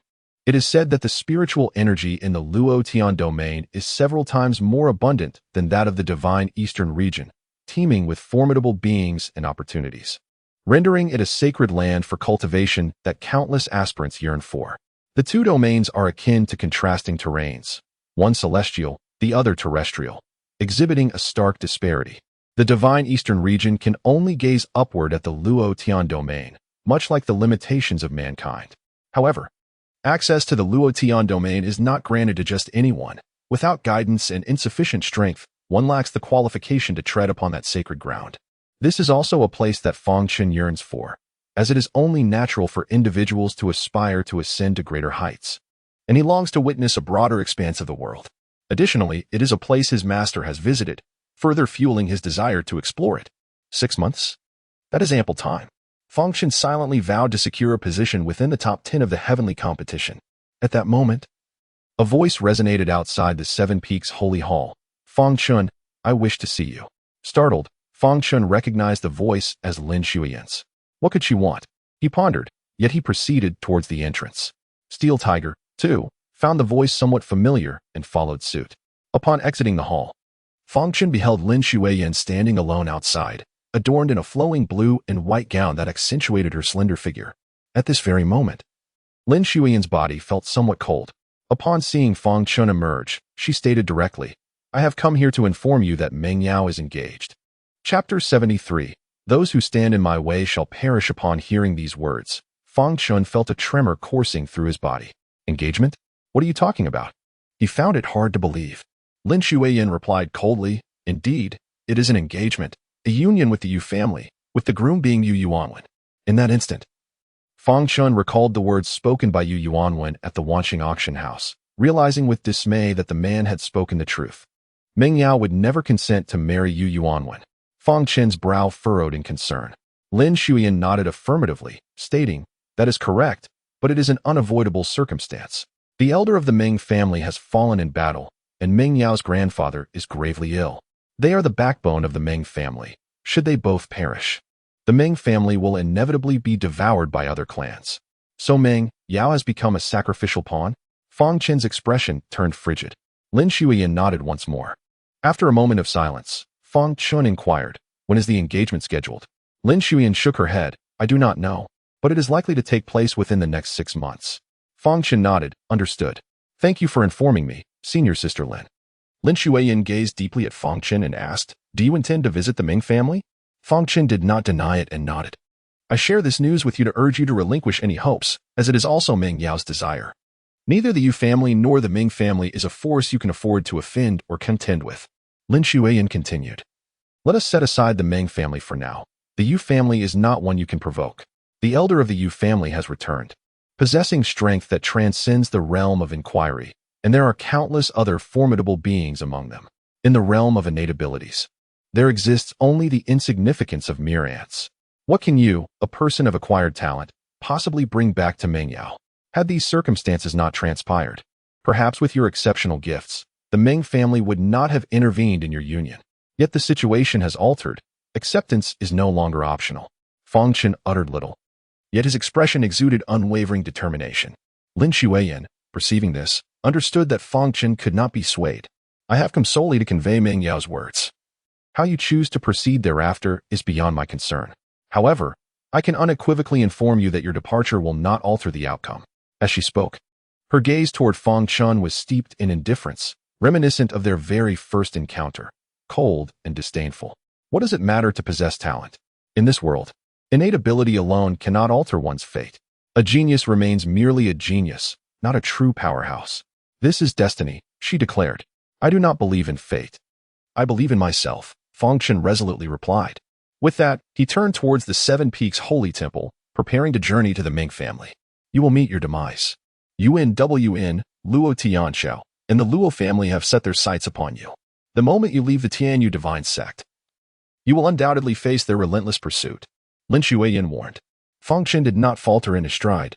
Then let them come. Those who obstruct me shall be met with death. Throughout this journey, Meng Yao had aided him on numerous occasions without seeking recompense. How could Fang Chen abandon her in her most vulnerable hour? To be candid, he feared that his next act of devotion might yield a fate akin to Su Wan'er's. Yet, he feared even more the prospect of remaining inactive. Even though he was acutely aware of the imminent dangers and the slim prospects of success, he felt compelled to proceed. Lin Shuiyan gazed at Fang Chen, hoping to discern a hint of hesitation in his silhouette. Yet, Fang Chen stood resolute, his posture unwavering and his steps firm. In that moment, Lin Shuiyan's heart, which had been encased in ice, was suddenly flooded with mixed emotions, leaving her at a loss for words. Upon returning to the Seven Peaks Sacred Hall, Jing Yi made her appearance, having overheard the earlier conversation. "I shall accompany you," she declared. However, Fang Chen shook his head and responded, "Elder Jing, the Seven Peaks still require your protection. This time, I shall go alone." Though Jing Yi possessed cultivation at the Yuanyuan level, which might offer him some assistance, it would not be significant. But Jing Yi began, wishing to voice her concerns. Fang Chen reassured her, "Do not worry, Elder. I will not venture to the Meng family alone." "What do you intend to do?" Jing Yi inquired, her brow furrowed in confusion. Fang Chen smiled. "You will know soon enough. For now, I must continue my seclusion and strive to break through to the 6th layer." He understood that this matter could not be rushed. Even a potential alliance between the two families would not materialize within a few months. His current priority was to enhance his strength, ensuring he possessed the means for self-preservation. Meanwhile, Luo Tianxiao crushed the communication talisman in his hand. "Bastard! This time, I will see where you can escape." He sneered malevolently. His losses had been considerable. Not only had Luo Yun perished, but he had also sustained a grave injury to one hand, been demoted to an intersect elder, and faced punitive measures. As for Qing Wuzi, he would be confined for 3 months. At that moment, a disciple entered the hall and reported, "Elder, someone from the Luo family has arrived." Luo Tianxiao was not surprised. The death of Luo Yun had incited the wrath of the entire Luo family, and the family head had issued a death warrant for Fang Chen. Sending someone was entirely expected. "Let them in," he instructed. Subsequently, the disciple ushered the visitors into the grand hall. Initially, Luo Tianxiao remained composed, yet his expression shifted dramatically upon seeing the leader, transforming into one of utmost respect. The leader was a middle-aged man adorned with heavy makeup, exuding an air of elegance yet possessing a hint of femininity. "Elder, I did not anticipate that the family head would send you," he remarked. The newcomer was Luo Xiaoshan, the grand elder of the Luo family, a formidable figure at the 3rd level of the Dao realm. Luo Xiaoshan coldly stated, "Luo Ao is dead, and so is Luo Yun. Are you merely idling away your time at the Tianyu divine sect?" Luo Tianxiao immediately knelt, exclaiming, "Grand Elder, this cannot be blamed on me. I never expected that wretch to be so monstrous. His 5th level cultivation was capable of slaying the 9th level Luo Yun.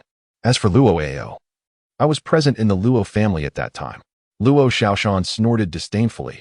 "Once that wretch is dealt with, you shall accept your punishment." "Yes," Luo Tianxiao replied respectfully, not daring to offer further explanations. "Where is that wretch now?" Luo Xiaoshan inquired.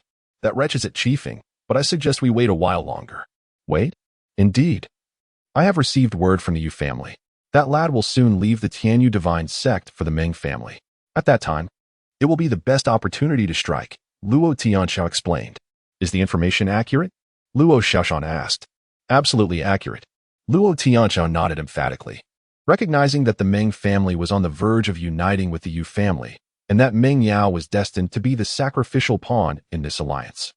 That bastard had some connection to Meng Yao. He would undoubtedly not allow her to meet such a fate. Luo Xiaoshan slowly nodded in agreement. "In that case, let him live a little longer. This time, I will take matters into my own hands. Those who dare to harm my Luo family shall undoubtedly face a severe reckoning." In addition to Luo Xiaoshan, more than 10 others from the Luo family had arrived, all formidable innate realm warriors.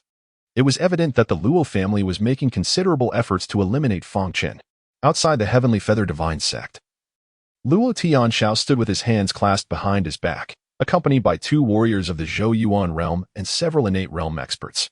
These were summoned from within his clan for a singular purpose, Fang Chen.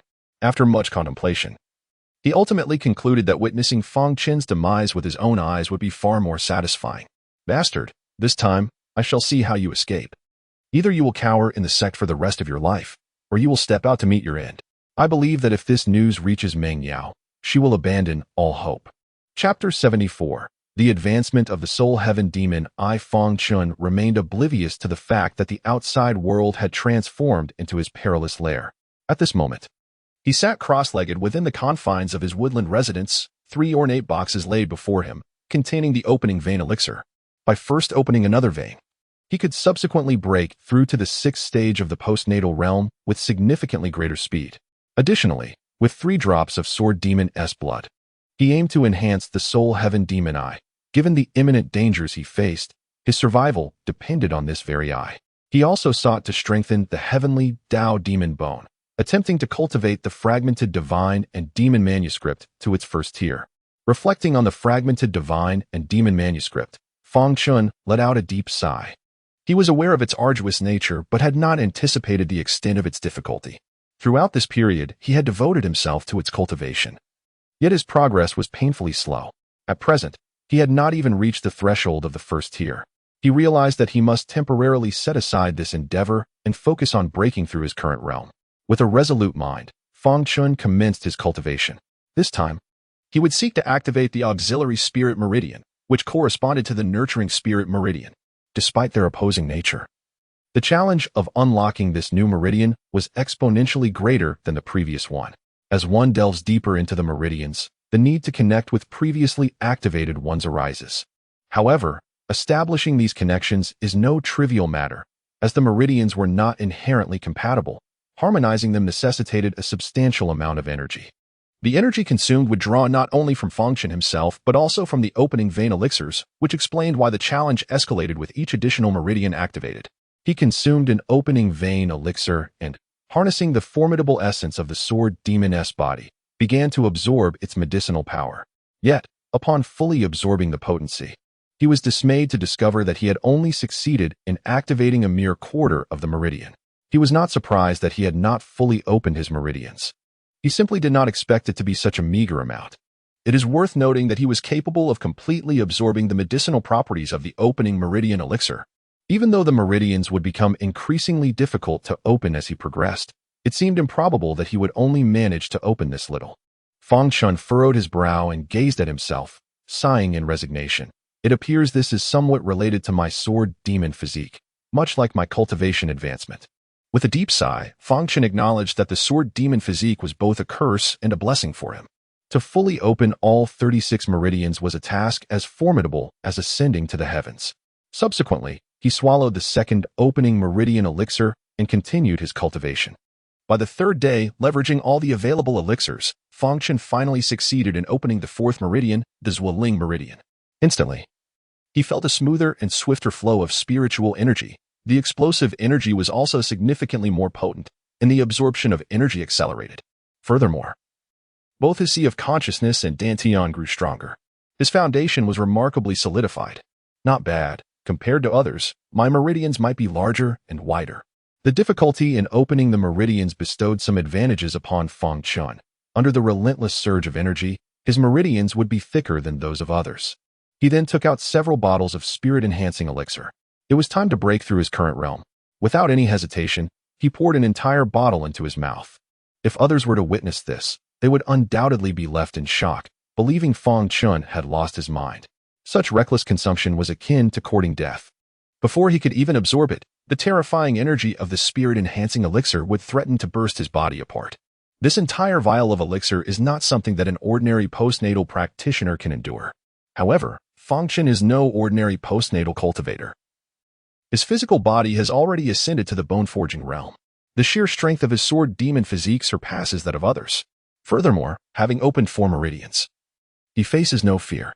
Swiftly, Fang Chen activated the formidable demon sword technique and absorbed the spiritual energy from the manor in the forest, quickly refining 10 spirit-enhancing pills. Yet, even at his current pinnacle of the 5th level, a single vial of spirit-enhancing pills was insufficient for him to break through his bottleneck. Observing this, Fang Chen did not hesitate to consume another vial, still striving for that breakthrough. Without any second thoughts, he continued to ingest the pills. His sword demon physique could entirely absorb the medicinal power and repel any toxic effects, ensuring no adverse consequences. Thus, he consumed the 3rd, 4th, and 7th vials. By the 12th vial, his aura surged dramatically. The spiritual energy of heaven and earth converged. He finally broke through to the 6th level of postnatal cultivation. Fang Chen exhaled a heavy breath, a bitter smile gracing his lips. The amount required for his bottleneck breakthrough equated to what others would need to ascend 2 minor realms. However, the singular advantage was that upon breaking through, he would be several times stronger than an ordinary 6th level cultivator, even rivaling the weakest of those at the 9th level. If he were to unleash his full strength, confronting a first-level prenatal cultivator would pose no challenge. With his realm ascended, he now began to enhance his Soul Heaven Demon Eye. He extracted 3 drops of Sword Demon blood from his Dantian, allowing the Soul Heaven Demon Eye to absorb 1 drop first. Instantly, a wave of scorching sensation surged forth. This absorption proved to be even more agonizing than before. What could be the reason for this? Fang Chen furrowed his brow as a wave of excruciating pain surged through him, causing cold sweat to cascade down his face and his body to tremble uncontrollably. The Soul Heaven Demon Eye, akin to a black hole, seemed insatiable even after consuming a drop of Sword Demon blood. Observing this, Fang Chen hastily poured in the 2nd and 3rd drops of blood. The Soul Heaven Demon Eye swiftly absorbed the essence, unleashing a terrifying energy from Fang Chen's gaze, flooding the expansive training chamber with an overwhelming demonic aura. At the same time, a fierce pain radiated from his eyes throughout his entire being, akin to countless whips striking every inch of his skin. Fortunately, Fang Chen's will was unwavering, fortified by his relentless cultivation of the unyielding sea of consciousness, allowing him to grit his teeth and endure. Was the Soul Heaven Demon Eye on the verge of advancing? This pair of eyes ultimately belonged to Fang Chen, and he could sense its progress. If it craved the blood of the Sword Demon, then he would ensure it was satiated. With determination, Fang Chen retrieved 2 more drops of Sword Demon blood and offered them to the Soul Heaven Demon Eye. Yet, after absorbing these 2 drops, it still seemed unsatisfied. Not enough? Then here are the last 2 drops. If this isn't sufficient, I shall have none left. Fang Chen resolutely surrendered the final 2 drops of Sword Demon blood. Fortunately, this infusion finally brought the Soul Heaven Demon Eye to a state of saturation, initiating its ascension. Fang Chen felt a searing heat radiate from his eyes, as if they were on the verge of exploding. Simultaneously, a formidable energy began to coalesce at the center of his spiritual eye. Bang! In the next moment, Fang Chen's aura surged dramatically, his cultivation level gradually climbing, ultimately reaching the pinnacle of the 6th layer. As Fang Chen opened his eyes, a brilliant red light erupted, striking the walls of the training chamber. This chamber had been constructed from exceptionally resilient minerals by the renowned Tianyangzi, making it nearly indestructible even to those at the Yuanshan realm. Yet, the red light released by Fang Chen left a deep fissure in the stone wall. As the red glow dissipated, what emerged were a pair of blood-red eyes. However, unlike before, a white halo flickered within those crimson orbs. Simultaneously, an overwhelming aura of the Dao converged behind Fang Chen, forming the character for Eye, which represented the Dao text. At the moment of the Soul Heaven Demon Eye's ascension, Fang Chen also comprehended the Dao text of the Eye. After a considerable duration, he finally recovered from the recent torment. Following the elevation, how formidable had the Soul Heaven Demon Eye become? He unfurled the Soul Heaven Demon Eye and gazed at the stone wall. Instantly, a 2-foot-thick stone wall was penetrated as if it were mere air, effortlessly pierced by Fang Chen. Overjoyed, he realized this was a divine ability coveted by countless men. Furthermore, after penetrating, he could extend his perception to a radius of 10 miles. It is worth noting that this range was typically the effective distance for the divine sense of a late-stage, innate realm practitioner. In addition, if he encountered any living beings, no matter how well they concealed themselves, they would find no refuge from Fang Chen's gaze. This power far surpassed mere divine sense investigation. Even innate realm experts would find it exceedingly challenging to accurately locate a target within a 10-mile radius. Coupled with the Dao text of the Eye that Fang Chen had comprehended, the Soul Heaven Demon Eye was destined to grow even more potent. As long as this eye is present, as long as a formidable opponent from the realm of Zhou Yuan does not intervene, preserving one's life poses no challenge. Fang Chen smiled faintly. Although he had completely expended his blood of the Sword Demon, he felt a profound satisfaction with the formidable power of the Soul Heaven Demon Eye. Regrettably, he found himself unable to enhance the heavenly Dao Demon Bone. However, Fang Chen remained unperturbed, believing that once he ascends to the 7th layer of the postnatal realm, he would once again gain entry into the small tower. With all preparations in place, only the favorable winds were lacking. It was time to embark on his journey. Fang Chen slowly rose to his feet, ready to head towards the Meng family. Chapter 75. Journey to the Meng family. Upon returning to the 7 Peaks Sacred Hall, Fang Chen entered the main hall to meet his master's wife, Xiaomei. She was already aware of Fang Chen's imminent departure and the perilous nature of his undertaking. However, she did not dissuade him. Instead, she produced a neatly folded garment. "You have been growing recently, so I have knitted this for you. Take it with you on your journey," she said gently. After arriving at the 7th peak, she continued her usual routine, tending to flowers and weaving clothes. Previously, she had crafted garments for Tianyangzi, but now her efforts were devoted to Fang Chen. Of course, on occasion, Steel Tiger and the old man would also bask in her kindness. When Steel Tiger received his first piece of clothing, he was profoundly moved, as it was the first gift he had ever received since becoming an adult. "Yes," Fang Chen replied, placing the clothing into his storage pouch. He then added, "Master's wife. When I return, I will bring my future wife with me." Chiomei smiled softly and said, "Very well. I shall await the return of my daughter-in-law." After chatting for a while longer, Fang Chen took his leave. However, upon reaching the entrance, he discovered that Steel Tiger and the old man had been waiting for him. Steel Tiger said, "Brother Fang, rest assured and embark on your journey. As long as I am here, I will ensure that no troublemakers disturb the 7 peaks." Fang Chen smiled and replied, "Brother, make sure to cultivate diligently. I hope to see you awaken your Dao text by the time I return." "Absolutely," Steel Tiger declared confidently. Patting his chest, Fang Chen nodded and turned to the old man, saying, "Grandpa, I entrust you with Master S' wife." "Young master, don't worry." The old man reassured him, though concern was evident on his face. "You must return safely. Madam, the master is no longer with us, and we must not lose the young master as well." Fang Chen consoled with a smile, saying, "Grandfather Wang, rest assured. Those who seek to take my life will find it no easy task." Though the old man remained filled with concern, he understood his limitations and could only say, "I shall continuously pray for the young master." Fang Chen nodded with a smile and then called out into the void, "Elder Jing, I entrust this to you." "Do not worry," came the voice of Elder Jing from the emptiness. With this reassurance, Fang Chen felt unburdened and departed from the 7-peak sacred hall, hastening away from the sect. However, before the Tianyu divine sect, he retrieved a communication talisman. After uttering a few incantations, he cast the talisman, which transformed into a beam of light, racing deep into the heart of the sect. It was only after this that Fang Chen finally left the Tianyu divine sect. As he stepped out, he was immediately noticed by Luo Tianxiao. "So he has finally decided to show himself. Let us act," Luo Xiaoshan said with a grim expression. "Not so fast," Luo Tianxiao replied. "This is still within the realm of the Tianyu divine sect. If we were to kill that wretch here, it would undoubtedly attract the attention of the sect's powerful figures. This wretch has displayed formidable talent. Should we slay him here, it could provoke their wrath, and our Luo family may face great trouble." Upon hearing this, Luo Xiaoshan found some merit in the argument. "Then when shall we strike? Since he has emerged, he will surely head to the Chu family. We shall wait until he has distanced himself before we make our move," Luo Tianxiao declared. "Very well. Let this young man live for a few more hours," Luo Xiaoshan consented. After Fang Chen departed from the Tianyu divine sect, he paused for a moment before heading towards Yu City, ultimately entering the Wanqing auction house. Luo Xiaoshan furrowed his brow. What does he seek in Wanqing? Surely he intends to procure some treasures for protection. Luo Tianxiao scoffed. Regardless of what he purchases, his demise is inevitable.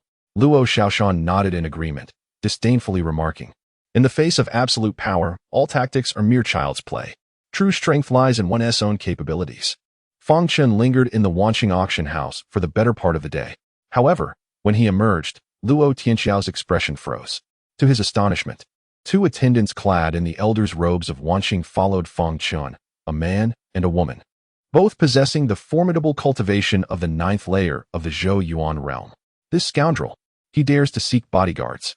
Luo Tianxiao's countenance darkened. Given Fang Chen's lack of connections, they had not anticipated his ability to enlist powerful protectors. Yet, it was evident they had underestimated him. He clearly possessed the financial means to do so. This only intensified Luo Tianxiao's murderous intent towards Fang Chen. He must be eradicated, or else the consequences would be dire. Luo Xiaoshan, however, remained unconvinced. Merely 2 9th-layer Zhou Yuan cultivators. Do they truly believe they can ensure his safety? Such delusions. Luo Tianxiao complimented. Indeed, with the Grand Elder present, even with numerous Zhou Yuan cultivators by his side, he is fated for demise. We shall strike once he departs Yu City by 30 miles. We must not grant him any further opportunities. Understood. Luo Tianxiao nodded emphatically. Fang Chen seemed oblivious to the fact that he was being followed. Under the protection of two formidable figures from the Zhou Yuan realm, he swiftly departed from Yu City. This time, his destination was indeed the residence of the Chu family. Luo Tianxiao and his companions trailed behind at a leisurely pace, confident in the presence of Luo Xiaoshan. Even though they were peak experts of the Zhou Yuan realm, they failed to detect any signs of pursuit. Thus, Fang Chen and his companions soared through the skies, covering 30 miles in no time. Upon reaching a hilltop, one of the Zhou Yuan men, with a furrowed brow, abruptly halted Fang Chen and his companion, exclaiming, "Stop! There is something amiss." This man, named Long Qi, was a second-tier elder of the Wanxing auction house, renowned for his formidable strength, and had been safeguarding Yu City's auction house for over 20 years. "What is the matter?" Fang Chen inquired. "Your troubles have arrived," the woman replied slowly. She was Lan Bingxin, also a second-tier elder of the Wanxing auction house.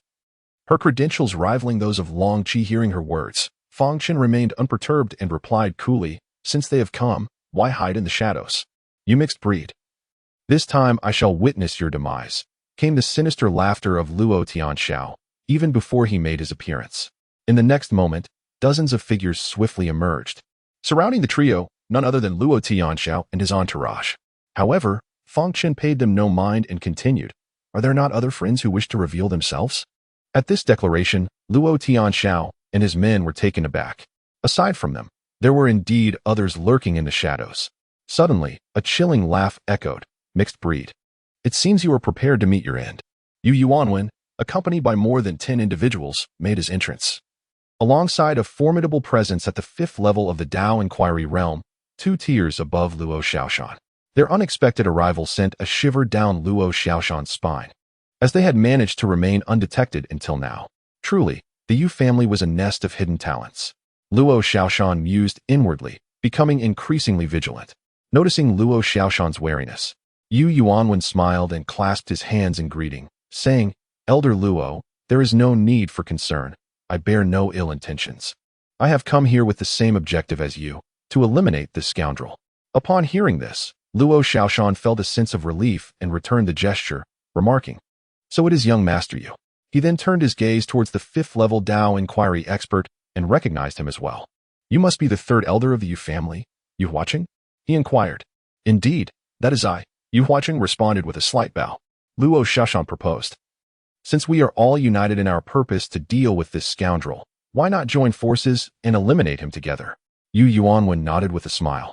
"That is precisely my intention." At this moment, Long Qi's expression shifted slightly, and he transmitted a message to Chen, 2 powerful Dao Inquiry experts. One at the 3rd level and the other at the 5th. This could pose some trouble. Chen reassured him, "Do not worry. Nothing will happen." "Nothing will happen? Scoundrel. You will soon meet your demise. How can there be no consequences?" Yu Yuanwen sneered, adding, "After your death, I shall inform Meng Yao of the news. I am certain she will be delighted to hear it." Chen regarded him with indifference, calmly stating, "Meng Yao will never marry you." "Ha ha ha ha." Yuan laughed maniacally, proclaiming, "You will not marry me? Upon my return, Meng Yao shall be mine, and I shall indulge in her as I please. As for you, your fate will be one of utter obliteration. After your demise, I shall sever your head, allowing you to witness how I claim Meng Yao for myself." Chapter 76. A game begins. Fang Chen's expression instantly turned frigid, his crimson eyes shimmering with a malevolent glow as dark energy surged around him. Yu Yuanwen, however, wore a sneer of disdain on his face, continuing his taunts. "I truly cannot fathom where you derive such audacity. What do you think you can change by going to the Meng family? You ought to assess your own worth. To extinguish your life would be as effortless as crushing an ant." Fang Chen remained silent, merely casting a cold gaze in his direction. Observing Fang Chen's continued silence, Yu Yuanwen's confidence swelled. "Just like now, your death is inevitable. You can't even reach the Ming family. All that's left for you is this solitary, wandering ghost. Do you truly believe you can compel me to remain here?" Fang Chen replied with an air of indifference. Upon hearing these words, Yu Yuanwen erupted in laughter, as if he had heard the most preposterous joke. Not only did he laugh, but those around him joined in, their laughter rife with contempt and derision. After a lengthy pause, the harsh echoes of mockery slowly subsided. Yu Yuanwen looked down upon Fang Chen with disdain. "Do you genuinely believe that 2 individuals at the Zhou Yuan realm can ensure your safety? Beside me stands an elder of the Yu family. Next to Elder Luo is the head elder of the Luo family. Both are formidable beings of the Dao-seeking realm. With the three of you at the Zhou Yuan realm, what can you possibly use to defend yourself? Fang Chen's demeanor remained placid as he stated. You may certainly attempt it. Truly a fool seeking his own demise, oblivious to the danger that looms, Yu Yuanwen scoffed. He then turned to Long Qi and his companion, saying, Now, if you two simply return to the Wanqing auction house, there will be no repercussions. Long Qi's expression was grave. Yet he shook his head resolutely. Shopkeeper Yin has issued a death order, vowing to protect Elder Fang at all costs. Although Lan Bingxin remained silent, her resolve was unwavering. Fang Chen was taken aback, for he had not expected such loyalty from the two, considering their brief acquaintance. However, it was evident that Yin Qiaolin had specially arranged for them, fully aware of their steadfast allegiance, to protect her. Reflecting on this, Fang Chen felt immense gratitude towards Yin Qiaolin. Yu Yuanwen, with a heavy sigh, his tone turning icy, declared, Since you wish to perish, I shall oblige. He turned to his companion, Yu Huaqing, and said, Third Elder, I entrust this to you. Understood, Yu Huaqing acknowledged, then directed his gaze towards Luo Xiaoshan, Elder Luo. Let us swiftly deal with one each. Agreed, Luo Xiaoshan replied without objection. As the two approached, Long Qi's expression grew grave. If a battle ensues, Bingxin, you must take Fang Qiqing and flee swiftly. I will provide cover for you. Brother Long, if we must fight, let us do so together. Han Bingxin protested, unwilling to abandon him. They had worked together for over 20 years, forging a deep bond. This is an order, Long Qi insisted. But Han Bingxin hesitated, knowing this was their only chance for survival. Both of you, Fang Chen interjected, there is no need for such drastic measures. Assistance will arrive. Assistance? You wretched fool, are you still lost in a daydream? Yu Yuanwen scoffed. Submit to your fate. This is the consequence of offending the Luo family, Luo Tian sneered coldly. As the two adversaries of the Dao realm drew closer, Long Qi and Han Bingxin's expressions grew increasingly solemn. At that moment, Luo Xiaoshan and Yu Huaqing's faces shifted, as they turned their attention towards a particular direction. Upon witnessing this, Yu Yuanwen was taken aback and urged, Third Elder, eliminate him. However, Yu Huaqing paid him no heed, his expression becoming increasingly grave. The others, sensing the peculiar atmosphere, turned their gazes in unison. To their astonishment, a graceful silhouette had materialized in mid-air, coldly observing them. Kill? Who do you intend to slay? The figure inquired with indifference. Yu Yuanwen's countenance paled dramatically upon recognizing the visitor. The second peak master? The arrival was none other than Ing Qingxiang, the master of the second peak, adorned in an elegant, flowing gown that retained its simplicity. Her demeanor remained as aloof as ever. Yu Yuanwen's face turned ashen. With Ing Qingxiang present, their intentions to eliminate Fang Chen would become exceedingly arduous. This realization cast a shadow over his expression. Despite having two individuals of the enlightened realm among them, confronting Ing Qingxiang alone would be an insurmountable challenge. To ascend to the position of peak master in the heavenly feather divine sect, one must possess the prowess to battle beyond their rank. Moreover, Ing Qingxiang's cultivation was several realms superior to that of Luo Xiaoshan and the others. At that moment, he comprehended that Fang Chen's calm demeanor indicated his awareness of Ing Qingxiang's proximity.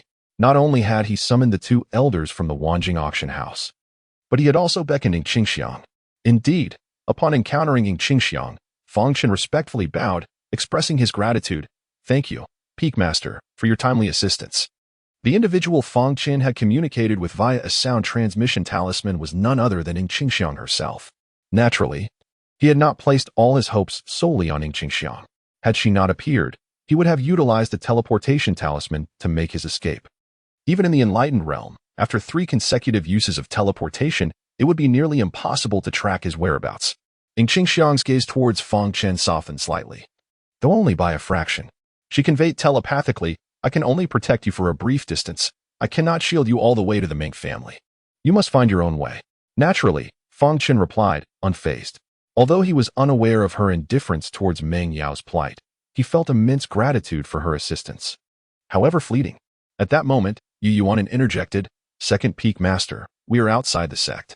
My feud with Fang Chen is personal. I implore you not to intervene. Besides, your beloved disciple will soon become my wife. We shall be family. Ing Qingxiang, however, retorted sharply, it is unacceptable to commit murder in my presence. Instantly, Yu Yuanwen's expression darkened. He fixed his icy gaze upon Fang Chen, coldly declaring, Bastard, do you intend to cower behind others forever? Fang Chen scoffed. 2 in the Dao realm, 3 in the Zhou Yuan realm, and more than 20 in the innate realm, all gathered to eliminate a mere postnatal cultivator like myself. Yu Yuanwen, how shameless must you be to utter such words? What? Do you plan to linger here indefinitely? You do not intend to go to the Ming family, do you? He chuckled coldly, unconvinced that Fang Chen would remain in this standoff. With a deep sigh, Fang Chen remarked, alas, there is no other choice.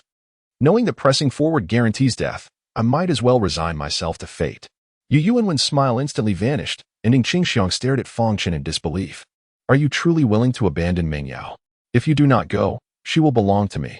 He could not fathom it. Fang Chen declared, I am confident that Ming Yao understands me. Even if you possess her, her heart will forever belong to me. At this proclamation, the entire venue fell into a profound silence. What absurdity was this? Fang Chen revealed a faint smile, adding, consider this, your wife gazes out the window daily, yearning for someone whose heart does not belong to her husband, but to me. Isn't that rather amusing? Upon hearing this, Yu Yuanwen's veins bulged in fury. Wishing to dismember Fang Chen piece by piece, his desire to eliminate Fang Chen stemmed from this very reason. Only with Fang Chen's demise would Ming Yao relinquish her affections. Should Fang Chen truly abandon his pursuit, it would become exceedingly difficult to kill him.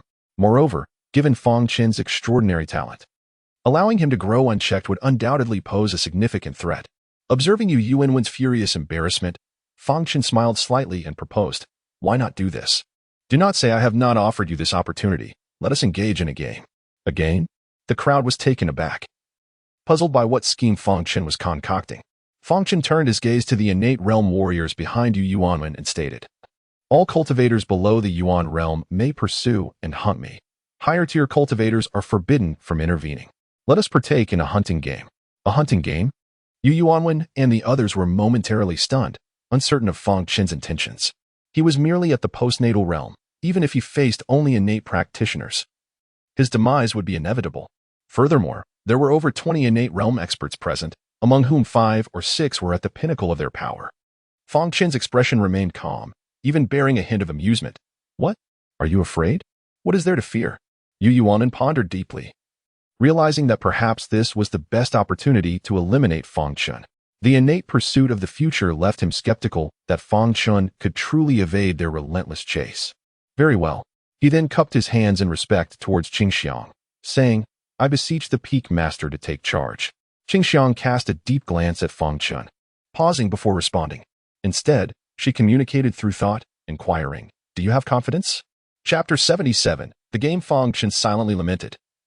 If you do not escort me to the Ming family, what options do I have? The proposition of this game was, in fact, a desperate measure. It was unthinkable to simply refuse to go or to engage in a war of attrition with Yu Yuanwen. Thus, he resolved to employ this strategy to minimize risks while seeking a way to evade their relentless pursuit. If all else failed, he would resort to the teleportation talisman as a last resort, a safeguard he would not wield unless absolutely necessary. Though internally distressed, he maintained a confident facade, smiling as he replied, of course. Seeing this, Ing Qingxiang chose not to elaborate further, nodding in agreement, no problem. Fang Kexing, Long Qi interjected. We will remain vigilant against others. Thank you. Fang Chen expressed his gratitude. He then addressed Yu Yuanwen. I shall take my leave for the duration of a half incense stick. Is that acceptable? What's the difference if I grant you half an incense stick? Yu Yuanwen scoffed. Fang Chen smiled faintly, then let the game commence. In the next moment, he produced a ground escape talisman and affixed it to his calf. Immediately, he vanished underground, heading in a specific direction that was not towards the Ming family. Luo Tianxiao sensed the anomaly. It appeared he intended to utilize the treacherous terrain of the Wanjian forest to evade his pursuers. It matters not, Yu Yuanwen replied dismissively. No matter where he flees, he is destined to perish. He then glanced at a Peak innate realm expert beside him. The innate master nodded and produced a jade mirror to activate. The reflection of Fang Chen appeared suddenly on the jade mirror as he departed, declaring, the target has been locked. Excellent, Yu Yuanwen responded with a satisfied nod. Soon, the time equivalent to half a stick of incense had elapsed. Let us pursue, Yu Yuanwen commanded. Over 20 innate realm experts transformed into streaks of light, darting after Fang Chen's fleeing figure. Upon witnessing this, Luo Xiaoshan remarked, shall we follow suit? It is indeed rare to engage in a game of mouse catching. He then turned to Ing Qingxiang, inquiring, are you coming along? Indeed, Ing Qingxiang replied, fully aware that her presence was necessary to deter individuals like Luo Xiaoshan. As long as she did not become embroiled in the affairs of the Ming and Yu families, she felt free to act without concern. Moreover, she was curious about how Fang Chen managed to evade his pursuers. Long Qi and Han Bingxin naturally followed suit, ensuring that Luo Tianxiao and others would not suddenly turn against Fang Chen. Fang Chen fled with great haste, soon arriving at the fabled perilous terrain known as the Wanjian Forest. The Wanjian Forest was immense, its boundaries nearly invisible. The trees within towered toward the heavens, the shortest reaching over 20 zhang, while the tallest surpassed 100 zhang, resembling a forest of giants. Without a moment's hesitation, Fang Chen plunged into its depths. Simultaneously, he retrieved a map. This map centered on the Tianyu divine sect, with the Wanjian Forest prominently featured, accompanied by detailed annotations. Fang Chen had procured this map from Yin Xiaolin during his time at the Wanqing auction house, fully aware that he might face the threat of being hunted. He quickly scanned the map, confirming that the Wanjian Forest indeed lived up to its perilous reputation, containing several areas where entry would guarantee death. Those places are shunned by others, yet Fang Chen is determined to venture into one of those perilous realms. He understands that without taking risks, it is utterly impossible to shake off these pursuers. Even if the formidable beings beyond the Yuan realm do not engage, the disparity between the two parties remains vast. He has swept through the Wanjiang Forest and swiftly identified one such perilous location, the Abyss of Demons. It is said that the demonic energy there soars to the heavens, the result of a sword strike from a mighty demon cultivator, transforming into an abyss over countless years. No one who has entered has ever emerged alive. The demonic energy and the treacherous nature of this place are perfectly suited for Fang Chen. This is the place, he resolves, setting forth with determination. They've ye caught up? So soon? Just after entering the Wanjiang Forest, Fang Chen's soul heaven demon, I detected that Yuan and his companions were already within 10 miles. Closing in rapidly, their speed surpassing his own significantly. What is happening? Fang Chen was slightly taken aback. His speed, coupled with the Earth Escape Talisman, should not be inferior to that of ordinary innate realms. Even those in the later stages should not be able to pursue him this swiftly. However, upon noticing the talismans in front of them, he instantly comprehended the situation. They were utilizing escape talismans, showing they were truly willing to spare no expense to eliminate him. Fang Chen's lips twitched slightly, feeling a sense of helplessness within. This won't do.